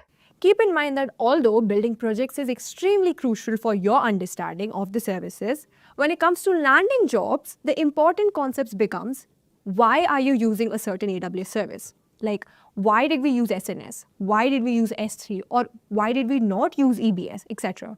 In the real world, employers are looking for someone who can think critically about cloud infrastructure and solve real-world problems by using the right AWS services. Or in other words, while projects are extremely helpful, knowing when and where to use a particular AWS service is what is going to get you hired. So, after you feel comfortable enough with AWS, try building projects on your own. You can ask ChatGPT for ideas and even debug your errors along the way, but try to design the architecture on your own. Additionally, as a cloud engineer, you'll also be expected to automate app deployments. So get yourself familiar with the CI/CD pipeline, with AWS CloudFormation and Code Pipeline. Alternatively, you can even go for Terraform and Jenkins as well. If this got a little overwhelming for you, remember that 80% of the outcomes result from the 20% of efforts. In the early 1960s, computer scientists started exploring the possibility of sharing computing resources globally. Although it started quite early, the term cloud computing only began gaining traction in the early 2000s, when companies like Amazon, Microsoft, and Google introduced their cloud platforms. Over time, it evolved so rapidly that today, in 2025, it has become one of the most sought-after skills in the IT industry. According to a report by LinkedIn, it consistently managed to rank among the top 5 skills employers are looking for. In fact, in 2025, 85% of organizations are expected to adopt a cloud-first approach, meaning cloud services are going to become their primary method for managing data. And it's not just about the growth rate. Leading tech companies like Amazon, Microsoft, and Google are actively on the lookout for cloud professionals to keep up with the demand. And here's the interesting part. These same organizations and many more are offering roles with salaries averaging 8 lakhs per annum. However, a cloud interview is a completely different story altogether. While theoretical knowledge is essential, practical knowledge is what is going to help you land a job. In this video, we'll dive into the top 5 practical and beginner-friendly cloud computing project ideas that will give you enough confidence and expertise to stand out from the crowd. Before we get started, don't forget to subscribe to our YouTube channel and hit the bell icon to stay updated with the latest content. Now, without any further ado, let's jump right in with the first project on my list. Personal cloud storage. Let's use Google Drive as our idol for this project. Starting with the requirements, our personal cloud storage should allow users to upload, download, delete, and list files. Moreover, it should also be able to implement authentication and authorization to keep the user's files safe and secure. If you put all these requirements together, then this architecture would look something like this in AWS. To start with, set up Amazon Cognito to ensure that sensitive user data remains protected. For storing the user data, you can utilize S3 buckets to secure and large storage capabilities. Next, to provide a user interface or the front end and real-time feedback for file operations, incorporate AWS Amplify. Add AWS Lambda for custom backend logic such as file upload, download, delete, and listing from the S3 bucket. Now, to connect this backend logic with the front end, you need APIs, which you can generate using Amazon API Gateway. Finally, deploy your application on AWS SAM or Serverless Application Model. We have prepared an entire architecture with detailed step-by-step guide on how to build these projects on AWS. Do keep in mind that these projects can significantly increase your chances of cracking interviews. So make sure to visit the link given in the description down below. Moving forward to our next project idea, detecting data leaks using SQL injection. The primary purpose of this application is to be able to trigger alerts upon detecting potential SQL injection attacks. Bringing together all these requirements, the architecture would look something like this. For this solution, we will build a 3-layer security system, which will start from the base layer to the first layer of defense. But before starting, host your database on RDS, as it will provide a safe and secure environment. Now, for the second layer or the middle layer, set up Amazon CloudWatch, which will monitor database logs in real time and will trigger instant alerts when suspicious activity is detected. For the innermost layer, incorporate Amazon SNS to send notifications in real time to the administrators, which will in turn enable quick actions against potential threats. Now, for the first line of defense, deploy AWS WAF. The interesting part about WAF is that it will block malicious SQL injection patterns way before they can even impact your database. At the end, connect this triple-layer security system with your database, ensuring a safe and secure environment for your applications. Proceeding to our next project idea, real-time collaborative code editor. Talking about the requirements, a real-time collaborative code editor project should allow its users to collaborate in real time, provide multiple user access, and real-time syncing of these changes. With all these requirements put together, the architecture would look something like this. To create this framework, begin with Amazon Cognito. I know we keep on using it a lot, but trust me, security is no joke. To store all the project files, codes, dependencies, libraries, and other assets, use S3 buckets, since S3 buckets can store large volumes of data. AWS App Sync can be used to synchronize data in real time across multiple users, and DynamoDB can be used to store these real-time changes temporarily. So combine these two to track and store large volumes of data. This data can be later pushed easily into S3 buckets for permanent storage. To process the backend logic such as syntax and semantic correction, syncing with DynamoDB, conflict resolution, etc., use AWS Lambda. Finally, expose the CRUD operations for these real-time data changes through API Gateway. And there you have it, a highly responsive and collaborative coding environment. Moving forward to our next project idea, cloud-based voting system. The requirements for this project includes user security, storing and managing voting data, real-time vote counting, and result handling. And lastly, supporting multiple voting events simultaneously without crashing. All these requirements together will generate a design like this. Following Amazon Cognito for user authentication and authorization, we'll need Amazon RDS for storing voting data securely, which will include event details, vote counts, and voter information. Now, to validate these accumulated votes and to count the results in real time, use Amazon RDS. Optionally, if you want to add an option for monitoring votes in real time to add transparency and a layer of protection, you can use Amazon CloudWatch. To allow users to cast votes and fetch the results from RDS, utilize API Gateway to generate APIs. Finally, deploy your application on Amazon CloudFormation. Moving on to our last project idea, cloud-based language translation service. The requirements for this project are quite straightforward. All you need to do is translate text or documents between multiple languages. For that, you need to provide APIs for text input and translation results. Considering these requirements, the architecture would take shape like this. After Cognito, implement Amazon Translate for real-time language translation and to dynamically set the source and target language based on user input. To handle backend logic such as processing language translation, use AWS Lambda. To connect the users with the backend services, you need APIs, meaning API Gateway.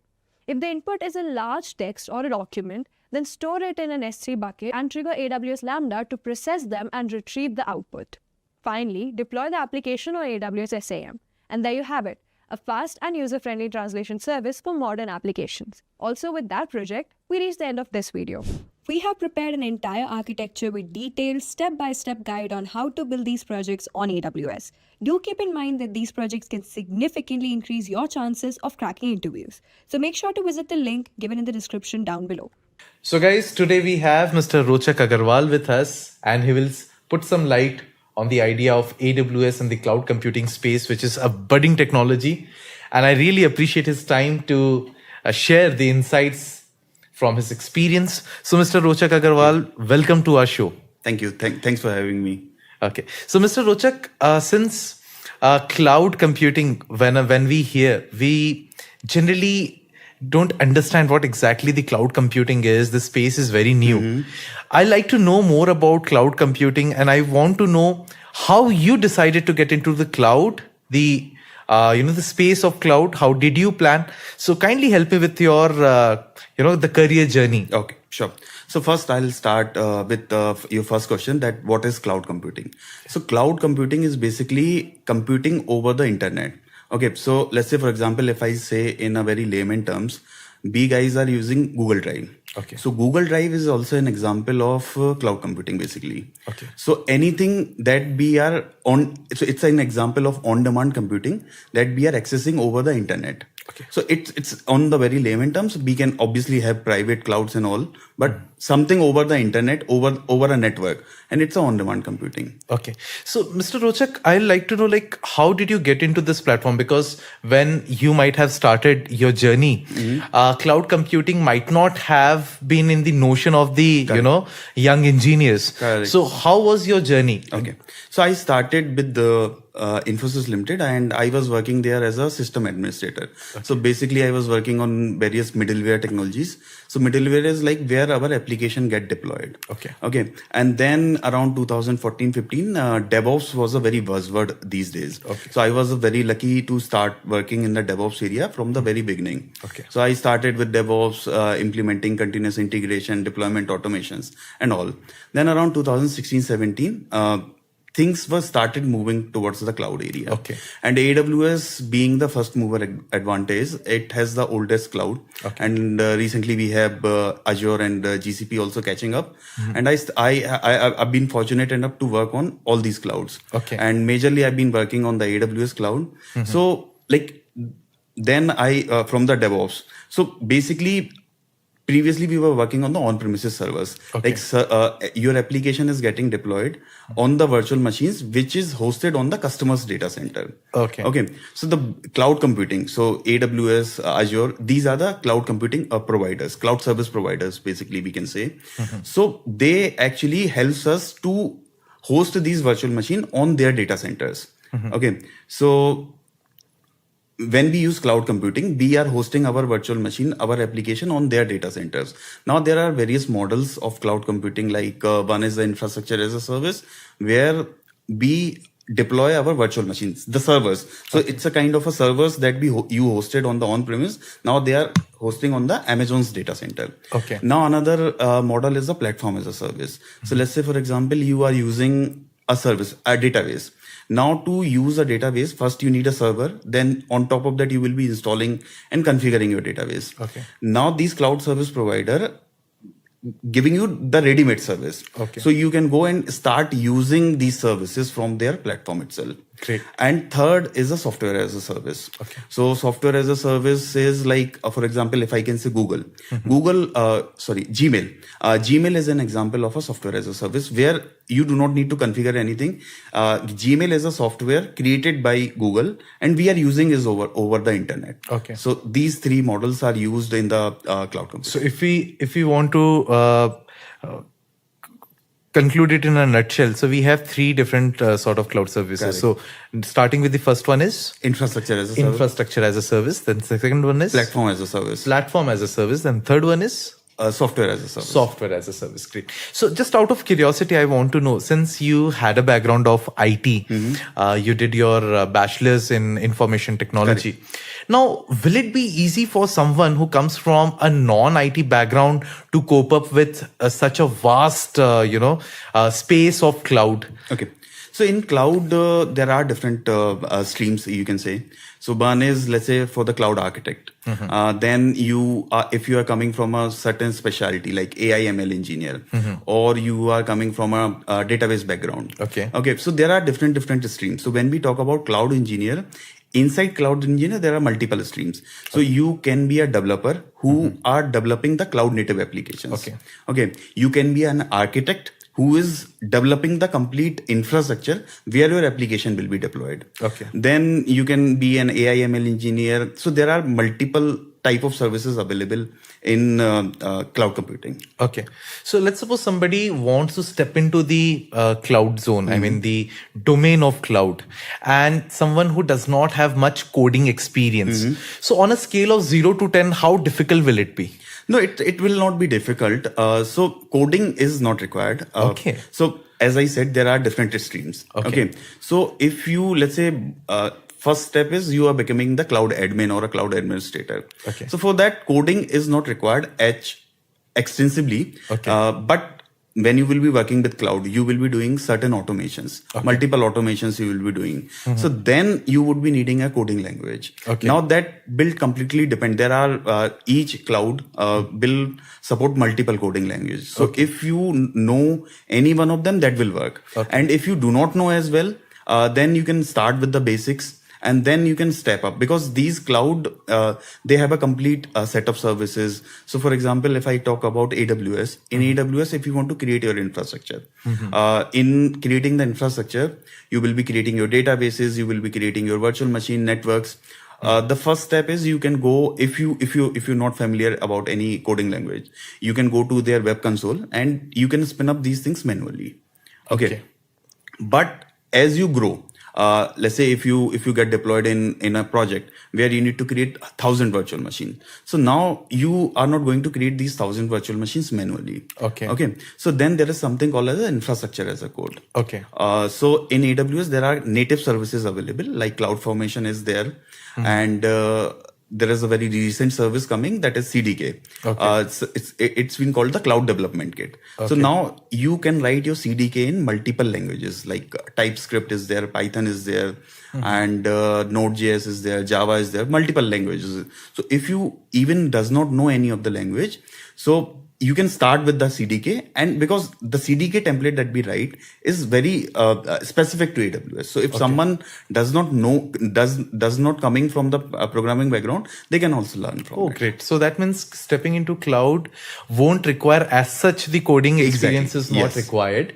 And a person can learn eventually while gaining some experience, right? Yes. And if the proper modules and if the things are provided while the person goes under the training and specific crafted modules, it will be very easy for him to get into the cloud space, right? So the first step is whoever is want to understand about the cloud computing, they need to understand. So the cloud computing is comprised of the basic domains. So first is, let's say, compute domain. In compute, there are services like EC2. Then container services like Elastic Container Service and Kubernetes Service. Then we have Lambda, Elastic Beanstalk. Second domain is the storage domain. In the storage, like S3 is there, files, the EFS Elastic File System is there, and other services. Third is database domain. So in database domain, RDS is there, Aurora is there, and fourth is security. And security services are there, multiple security services available. AWS Inspector is there, config management is there. And in the last, we have monitoring service. So AWS provide a very rich set of inbuilt service like CloudWatch, CloudTrail, AWS vulnerability management, multiple services are there.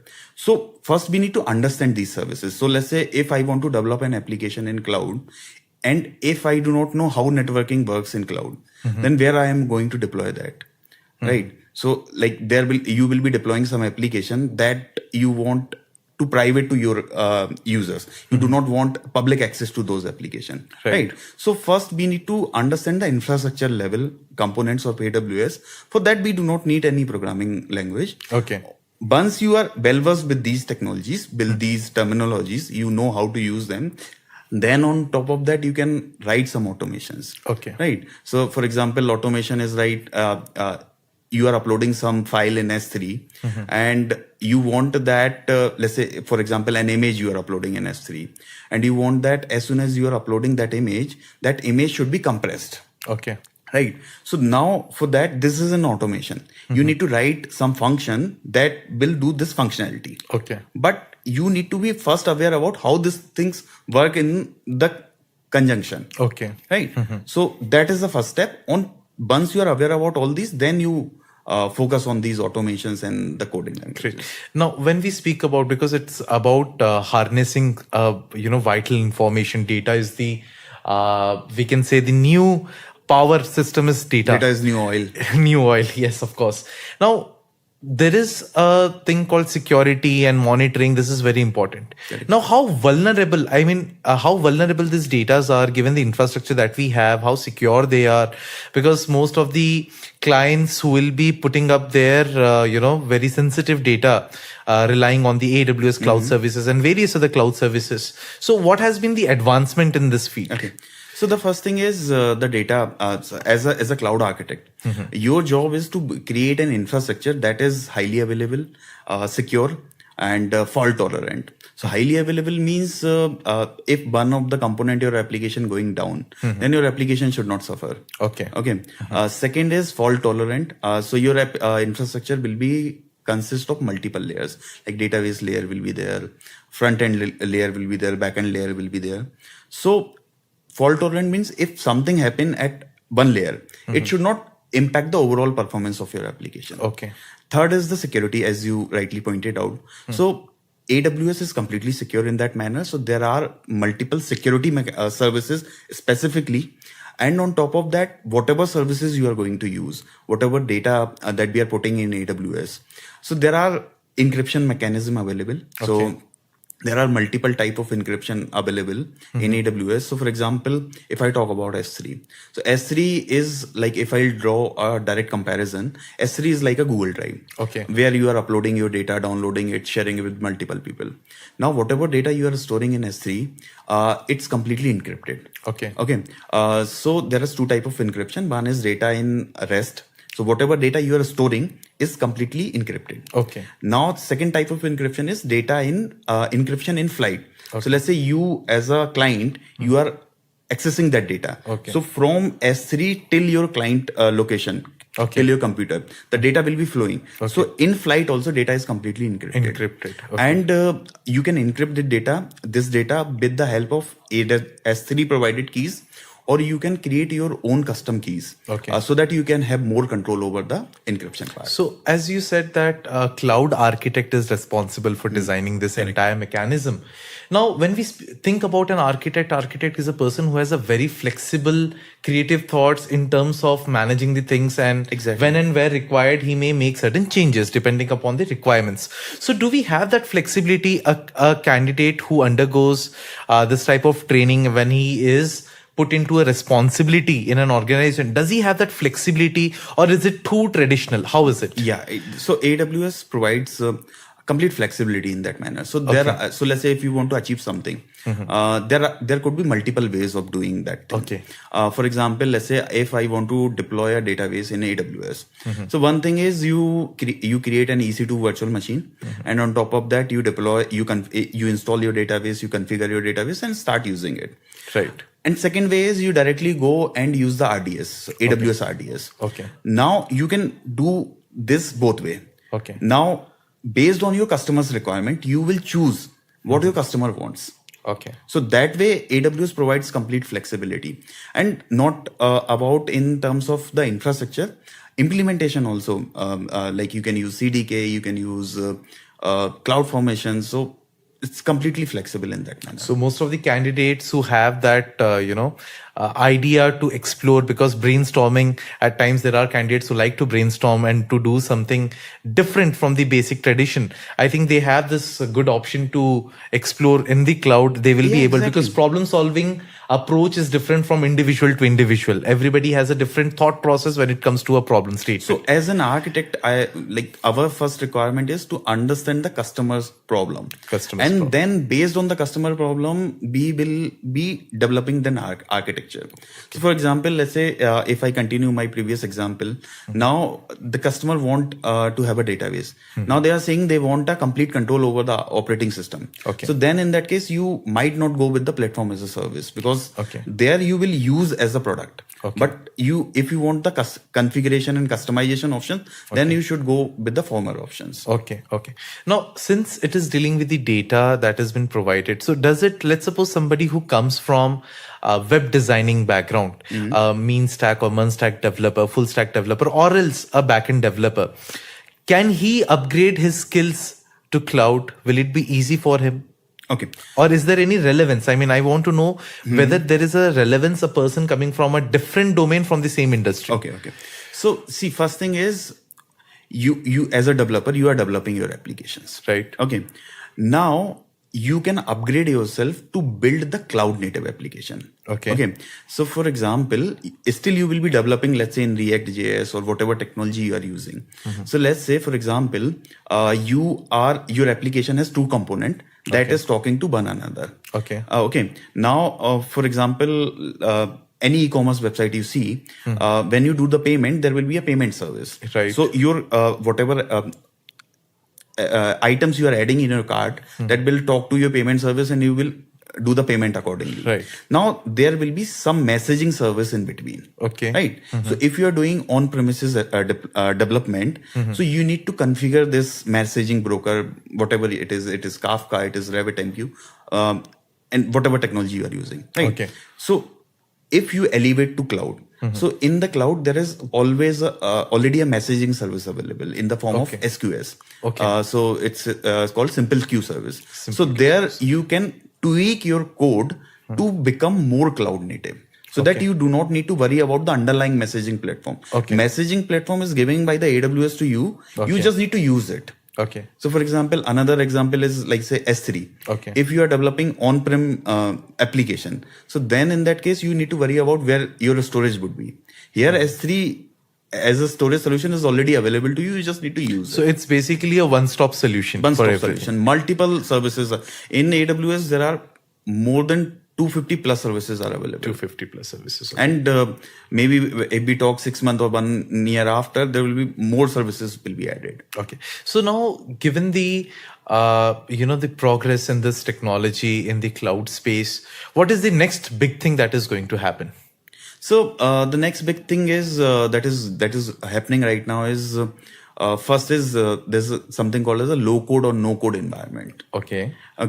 So low code and no code environment is where let's say you need to design a website. Okay. So instead of writing each and every code for a website, now in your website there will be some templates. Okay. You just drag and drop these templates and the code will automatically be ready for you, and you just need to customize that code. Okay. So that is, you can call it as a low code or a no code environment. Okay. So that means it will give more scope to the people who want to dive into this space coming from different industry. Exactly. Yeah. People coming from non-IT industry can also fit into this community, definitely. right? Now, if you want to design your website, what you do is you go to that platform, you create a basic template, then you will call your developer, I have created this basic template. Now you customize. Like, let's suppose most of the people used to use WordPress to develop a website. Yes. So it is exactly the same thing. On the same lines. And the second thing is generative AI is very vastly being used. Okay. So there is a new service from AWS called Code Whisperer. Okay. So there it's like IDE. So if someone is doing the development, they are using like Eclipse or Visual Studio Code.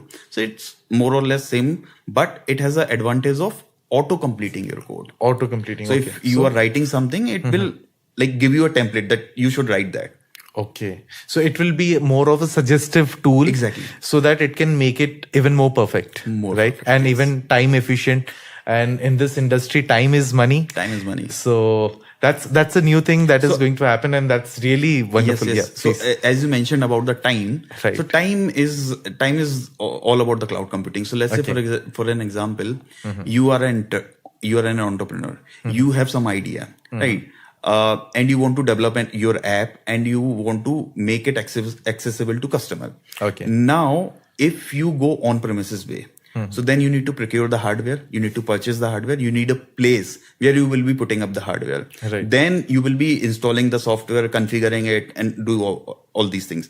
Now, it will take a considerable amount of time. Okay. Right. Till the time maybe you are completing it, maybe someone else come and release that software. Right. With the cloud computing and with the AWS, what you need to do is you need to log into your AWS account, create your servers. They will be ready in a minute or so. Okay. And you can deploy your application. So your whole stack, depend on the complexity of your application, will be ready in half an hour. Okay, so it's basically outsourcing your storage headache to someone who is very professional. So you're leaving the hard stuff to the pro. So if I'll say leaving the complete IT infrastructure to the cloud service provider. Okay. And you focus on developing your application. Right. So Mr. Rochak, for example, like a lot of the students, when we were growing up, we had a lot of, thoughts. When somebody will ask me, when I was in my class 10 or 11, people will ask me that what you want to become, and I'll have a different aspiration. As we grow and realize certain things, then we'll change our aspirations. So generally what happens when we are a student, we are into a lot of influence of lot of school of thoughts, right? Some people will advise in their strong suit. Different people will have a different strong suit. People will suggest, let's suppose somebody good in mathematics will suggest that you should be thinking about statistics and then pursuing data science. Somebody will suggest for web development. Somebody will suggest for you learn coding and enter into IT. There will be a lot of suggestions, lot of hustle and bustle. So how do you think, let's suppose a student wants to start his career, what are the basic things that he should know, and how can he focus on the cloud computing, and why exactly cloud computing and why not others? So what are the advantages that he'll get? Okay. Please put some light into it. And it's a very good question, because I have seen people who are cloud engineer, but they are not clear about their basics. So Okay. I'll talk about from the very beginning what a student need to learn to become a good cloud engineer. So first is they need to have a basic understanding of any operating system. Okay. Linux is preferable because most of the organization, they use Linux as their operating system when they are deploying their application. Okay. So basic Linux knowledge should be desirable. Like it is, you can say it's a mandatory, because whenever you will be installing or configuring anything on EC2, you need to run basic Linux command. So basics of Linux or any operating system would be the first thing. Okay. Second thing is you should be aware about networking. And it is a very critical part. I have seen many people, they start working on AWS, they are working with load balancers and everything, but they does not understand what is a TCP and UDP protocol, on what port HTTP listens to. So these are the absolute necessity, because in AWS, there will not be a separate networking team. You will be the complete owner of the networking in AWS. So in networking, you should be aware about OSI model of networking and some basic networking protocol, and which ports these protocol listens to. For example, HTTP listens on port 80. So at least this knowledge is required. And on top of that, how IP addressing works. What is a BNet and subnet mask, all these things and these are the things, these are taught in college as well. So operating system and networking, these are taught in colleges as well. And on top of that, basic understanding of database as well. So these are some of the things, if you know these things, because if you do not know these things, then you have to learn it afterwards. Because without knowing these things, you cannot become a good cloud engineer. You can create a virtual machine, go to console and create a virtual machine, but whenever an issue comes, and if you do not know, if you are not clear about the basics, then you will be like haphazard in a haphazard situation. Right. So these are the things, and if you know any of the scripting language, that will be like cherry on the cake. It's not a prerequisite, but it's good to have. So either Python or Shell will also work, because when you are doing your daily day-to-day works, you want to automate certain things, and you can automate these things if you are. So that means, in a nutshell, we will require 4 things. The very first thing is the idea about an operating system, preferably Linux. Second is networking. And the third one is to have a knowledge on Databases. And the fourth one is scripting, right? So these are the four things that will be required. Again, these are the certain things that you should be prepared. And these are basically taught in the colleges.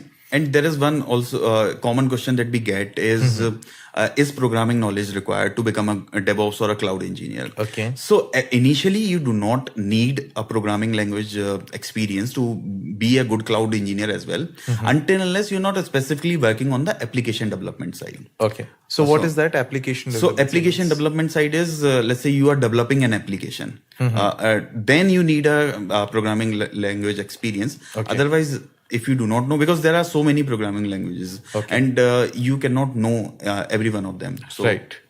Being a DevOps engineer, you will be good without the programming language as well. So how competitive this space is? I mean, let's suppose how a person will start his journey when we think about a corporate hierarchy. So a person having this basic knowledge, where will he start and where will he end? I mean, from zero to hero, what is the journey? Okay.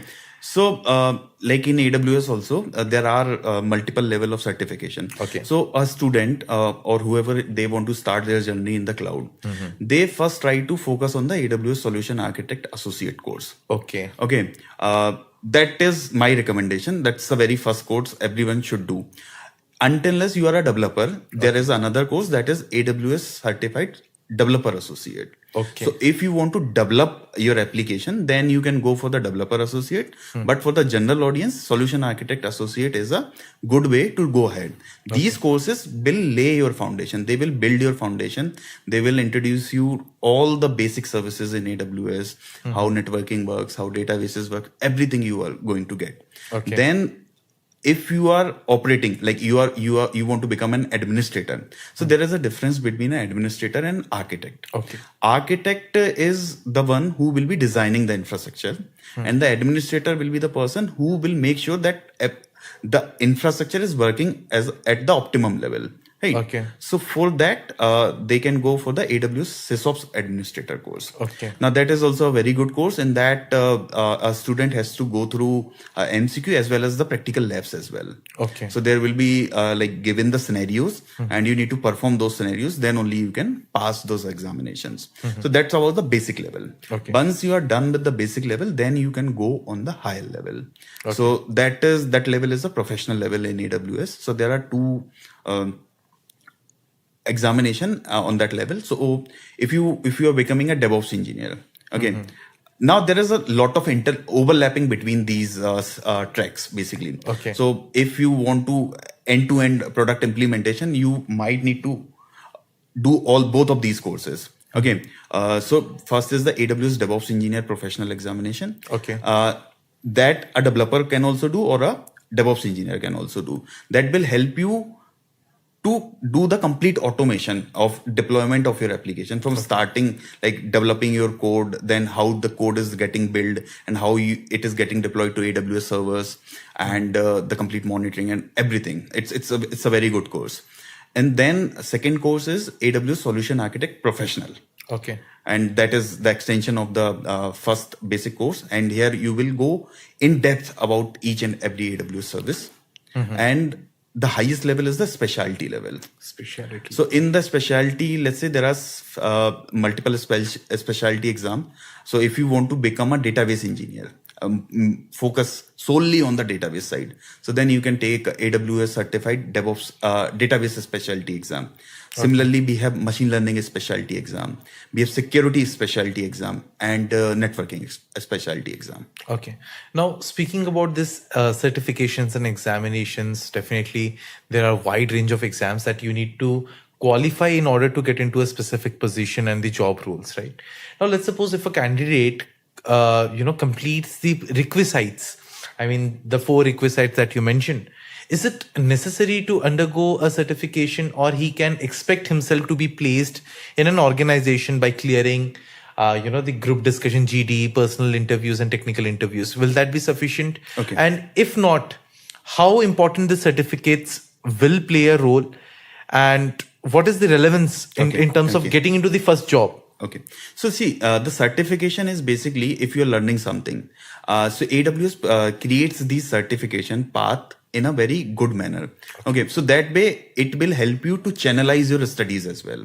Okay. So that is like apart from getting the credentials, it will help you study. Like if I go and search for the AWS documentation, how should I know which service I need to learn? Okay. Right. And let's say if I'm learning EC2, then what topics I need to learn at a basic level, right? So that way, these certification helps you to channelize your study, what topics you need to learn in EC2, what I need to learn in networking, what I need to learn. So that way, these certifications are very important.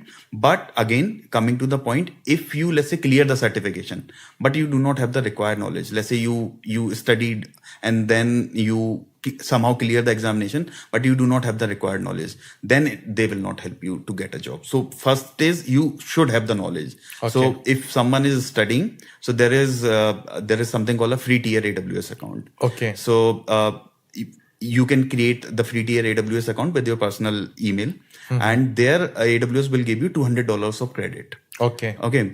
So that you can play around with AWS services. All right. So each and every type of services you can play around. There will be, of course, some limits put on them, and to learn the technology, these limits are sufficient. Okay. So that is the more important thing. Okay. So in the cloud space, we have seen so many options available. Like there is GCP, there's AWS, there's Azure. So how a candidate should choose which one to specialize in or which one to prepare? I hope the fundamentals remain the same. Correct. The functioning and the fundamentals remain the same. But how does an individual determine or decides which particular cloud space he should be focusing on? So the first thing is students should not be focusing about how many cloud providers are there. They should be focusing on one cloud provider. Okay. Okay. So if let's say someone is learning AWS, instead of learning multiple, let's say I'm completing AWS Solution Architect Associate, then I'm going the Azure Administrator. Okay. It is not the right way to do the things. Instead, what they need to do is, if they are learning AWS, first they complete Solution Architect Associate, then they go deep in AWS. Okay. Okay. The reason for that is each and every cloud service provider is more or less same. Okay. So if I talk about AWS, in AWS there is EC2.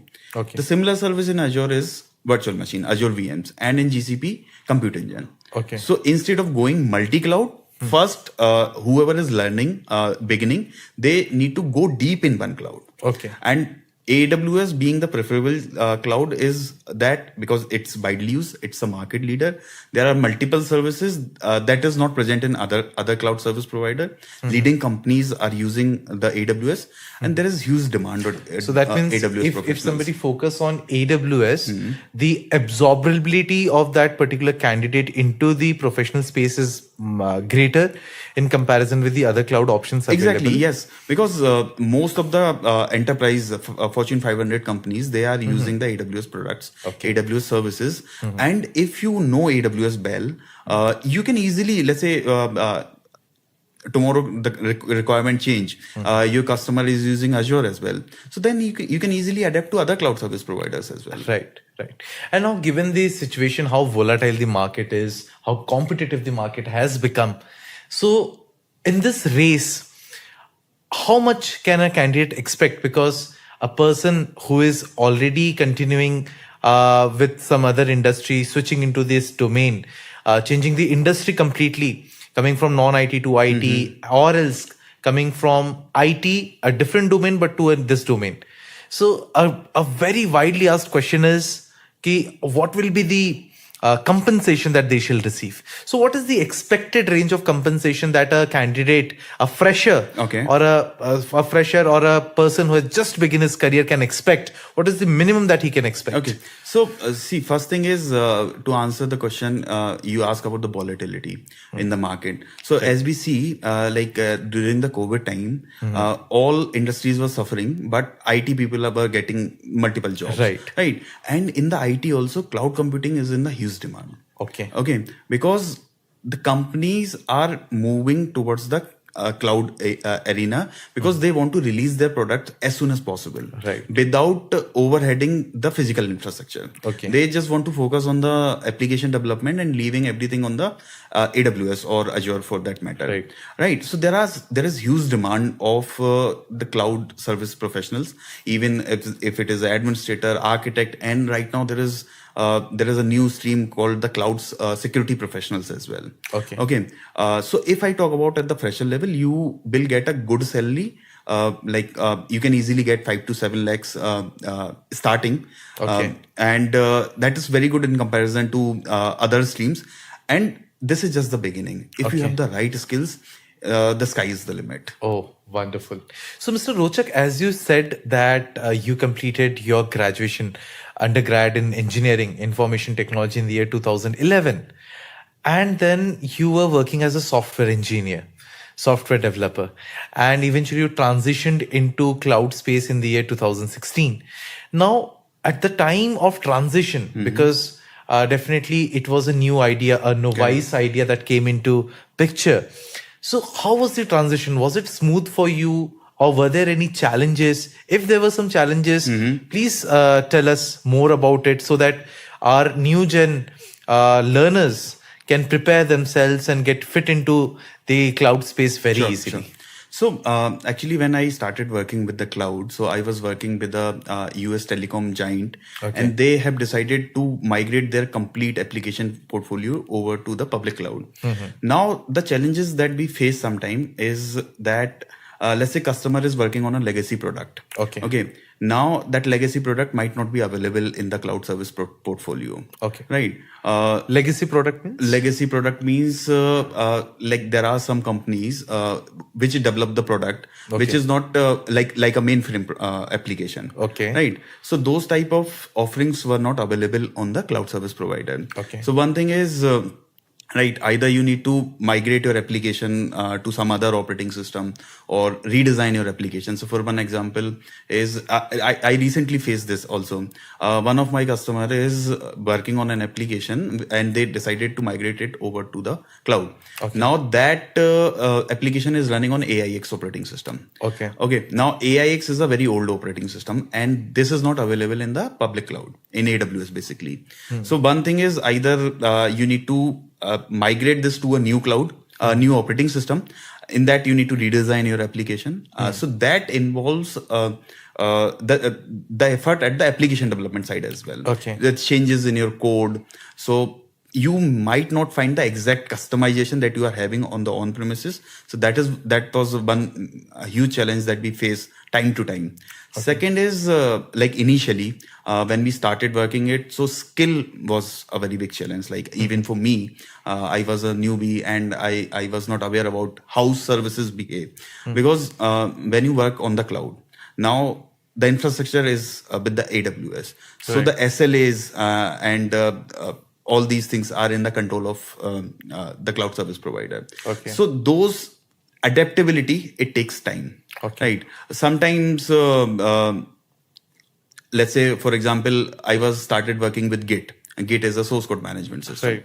Right. So that was working fine in my on-premises environment, but it behaved completely differently in the cloud environment. So those type of challenges we face on the technological front as well. Okay. So, but we learn from these mistakes and evolve ourselves. Of course. So I just wanted to know and understand, since you were already a software engineer, you were developing softwares, you're already doing fine. I mean, 2011 to 2016 is a good chunk of time that you have already invested. So what made you switch into the cloud? Okay. So for personally, I am not very good at coding. Okay. To be honest. So for me, like I can write scripts and all.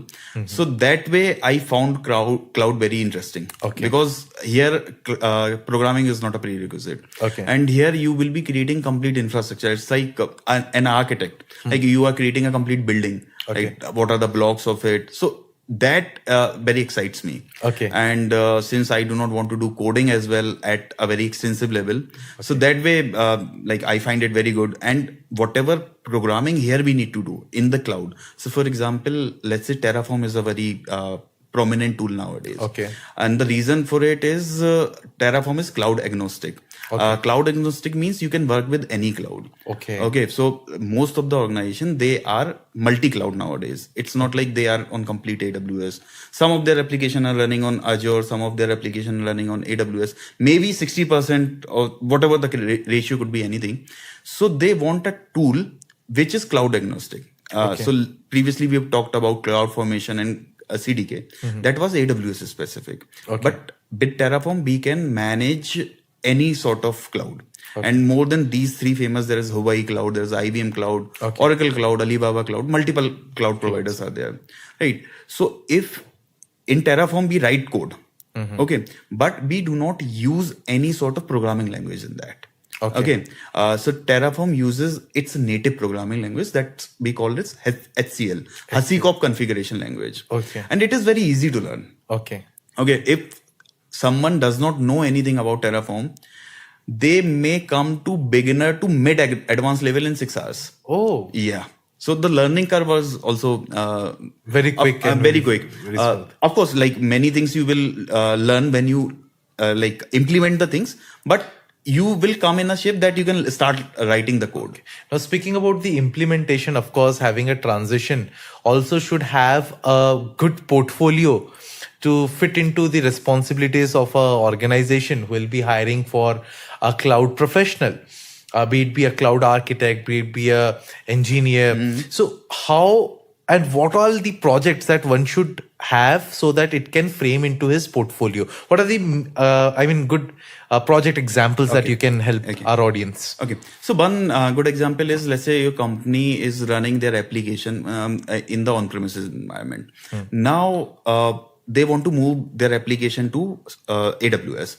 So there could be multiple ways of doing this. One is like kind of a lift and shift, where whatever the application is running in the VMs, you just use AWS VM and deploy your application.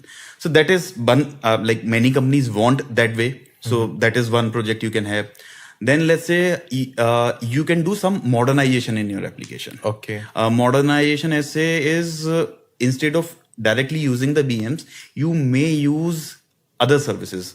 Like for example, if I talk about in one of my recent engagement, there was one web application that was running on the customer virtual machines. Okay. So we migrated those and we run them over the AWS Elastic Beanstalk. So AWS Elastic Beanstalk is a managed service where you do not need to even worry about the AWS virtual machine. You just need to upload your code and your code will be up and running in no time. So those type of migration is very necessary to have. Okay. And third is you can have a DevOps project in AWS. Okay. Right. So once your code is in AWS, now because the code development is an eventual process. It's not like you develop all the code at once. The maintenance and the enhancement keep going and going. Okay. Right. So once your code is in AWS, wherever it is running, it may be running on the virtual machine, it might be running on the Elastic Beanstalk, it might be running on the containers. Now, how you are going to implement the next enhancement, right? So implementing that, how you are integrating your CI/CD pipelines with the AWS. That is a very good project to have. Okay, so that means lift and shift, migration, and DevOps are certain key projects that one should have hands-on experience. And to like expand on this question, now when we talk about the DevOps pipeline, okay. So DevOps pipeline nowadays is not only about deploying your code. Okay. So there is like multiple terms, buzzwords you heard, like ML ops, there is a chat ops, there is AI ops, and then there is a DevSecOps. Okay. So DevSecOps is basically implementing the security best practices into your deployment pipelines. Okay. So when we are saying implementing the DevOps pipeline, it's not only about deploying your code, but implementing what are the security related things will be there from the application vulnerability point of view. From, let's say, if I'm deploying my code on the EC2, so is there any security vulnerability on the operating system patch level? So all these things one need to do. Okay. So Mr. Rochak, as you said that it's a continuous learning process and eventually a person will find himself into a good fitting job. Now getting into a right job requires a process and there is a requirement of successfully completing that process, right? In this journey, when a candidate finds himself facing a recruiter, what is the general recruiting process? What are the expectations that the recruiters usually have from the freshers or for a person who will be switching into the cloud? Okay. So for that, like if someone want to secure a job in the cloud space, so if he or she is a fresher, then they need to focus on their basic concepts. Okay. Because since you are a fresher, people know that you have not worked on any of the AWS projects, right? Right. So you need to focus on the basics. So you should know how this service works in conjunction, right? For example, load balancer with the virtual machine, load balancer with the EC2 instances, and so on. So focus about the basics of networking, how IP subnetting works, and all these things. So basic is absolutely necessary, and on top of that, your concept should be very clear. Okay. Technical concepts should be very clear. And of course, primarily the projects and the skill sets that you have eventually done. And then, of course, like if you want to get an edge, so what you can do is you can search for various AWS projects that is available. Okay. You can try implementing those using your free tier account, and then you can showcase them. So to your recruiter that I have done so and so. So the benefit of that is if you tell them your portfolio of the project, then discussion will revolve around these projects, and then you can confidently answer the question that you are putting up to you. So the generic resume that we usually see put up on a table of a recruiter generally has the basic details, what all roles and responsibilities that they have had before. Now, how does the technical resume, like what is the key highlights of a technical resume that has been submitted? What are the things that it should have? So technical resume, if you should have done any certification, Yes. then you should mention that. Okay. Then the key point is if you maintaining any project portfolio, you should be mentioning that. Okay. And then what are the key services you are working? Okay. You are knowledgeable about. Okay. And there are 2-3 things the recruiter see in your resume. Okay. One is Terraform. Okay. Okay. Then there is Kubernetes. Okay. So if you put up these things in your resume, there are high chances that your resume are going to get shortlisted. And then any of the scripting language. Okay. So these are some of the things if you mention in your resume. Then Okay, so that means in our technical resume, the projects and the tools that we have got acquainted and experienced during the work on the project that we should definitely mention. Exactly, And yeah. particularly these 3 things should always be there so that your resume push to the top and you will be the most desirable candidate to get absorbed into the organization and go. Great. So Mr. Rochak, since we had this discussion, and of course this is very inspiring for our young learners who will be taking their path towards cloud, what is the highlights? I mean, what is the advice that you want to give to our young learners? What are your 2 cents from your experience you want to pass on to the people, to the individuals who want to make their career in cloud? So I have said this before as well. Don't go multi-cloud. Okay. So go deep in one cloud. Okay. There is no benefit of going multi-cloud. You can go multi-cloud later in your career, but if you are starting, go deep in any one of the cloud. That is the most basic thing to do. Second is you should be very clear about the basic concepts about the networking, operating system, and scripting. Okay. So if your basics are clear, then you're good to go. So before starting your cloud journey, clear your basics, because that is the most important thing to do. Basics, fundamentals, then focusing on one particular cloud. Because I have seen people who start working on the cloud, but they do not know basic Linux commands as well. So it will be very challenging for them only when they will start performing their duties. Right. So basically, a candidate who wants to take up the career in cloud must have a good fundamental. That is very important. Proper skill sets, knowledge of the scripting languages, as well as the different tools that are required in cloud is very important. And again, fixing up with any of one particular cloud is very important. And go deep in that cloud. And go deep into that. That is very important. Rather than investing in their time in learning multiple languages and confusing themselves and overburdening. So rather, they should focus on one cloud. cloud. They should go deep, learn the tools. Scripting will be a cherry on the cake, and that will definitely help them securing a right job in the right organization with a right salary. Right. Exactly. Okay. Yeah. So, Mr. Rochak, now we have come to the end of this podcast, and our learners must have got a lot of insights about the cloud and how they should start their journey in the cloud. Your journey was very inspiring, and I'm very sure this will boost their interest in the domain of cloud. And of course, the insights that you have given, the advice that you have given will make their career go skyrocketing. I thank you very much once again for giving us your valuable time. Thanks for having me. I hope this conversation helped our learners in a good way. Of course. Thank you. Just a quick info, guys. Intellipaat brings you executive postgraduate certification in cloud computing and DevOps in collaboration with I have Divya Sampar, IIT Roorkee. Through this program, you will gain in-demand skills like AWS, DevOps, Kubernetes, Terraform, Azure, and even cutting-edge topics like generative AI for cloud computing.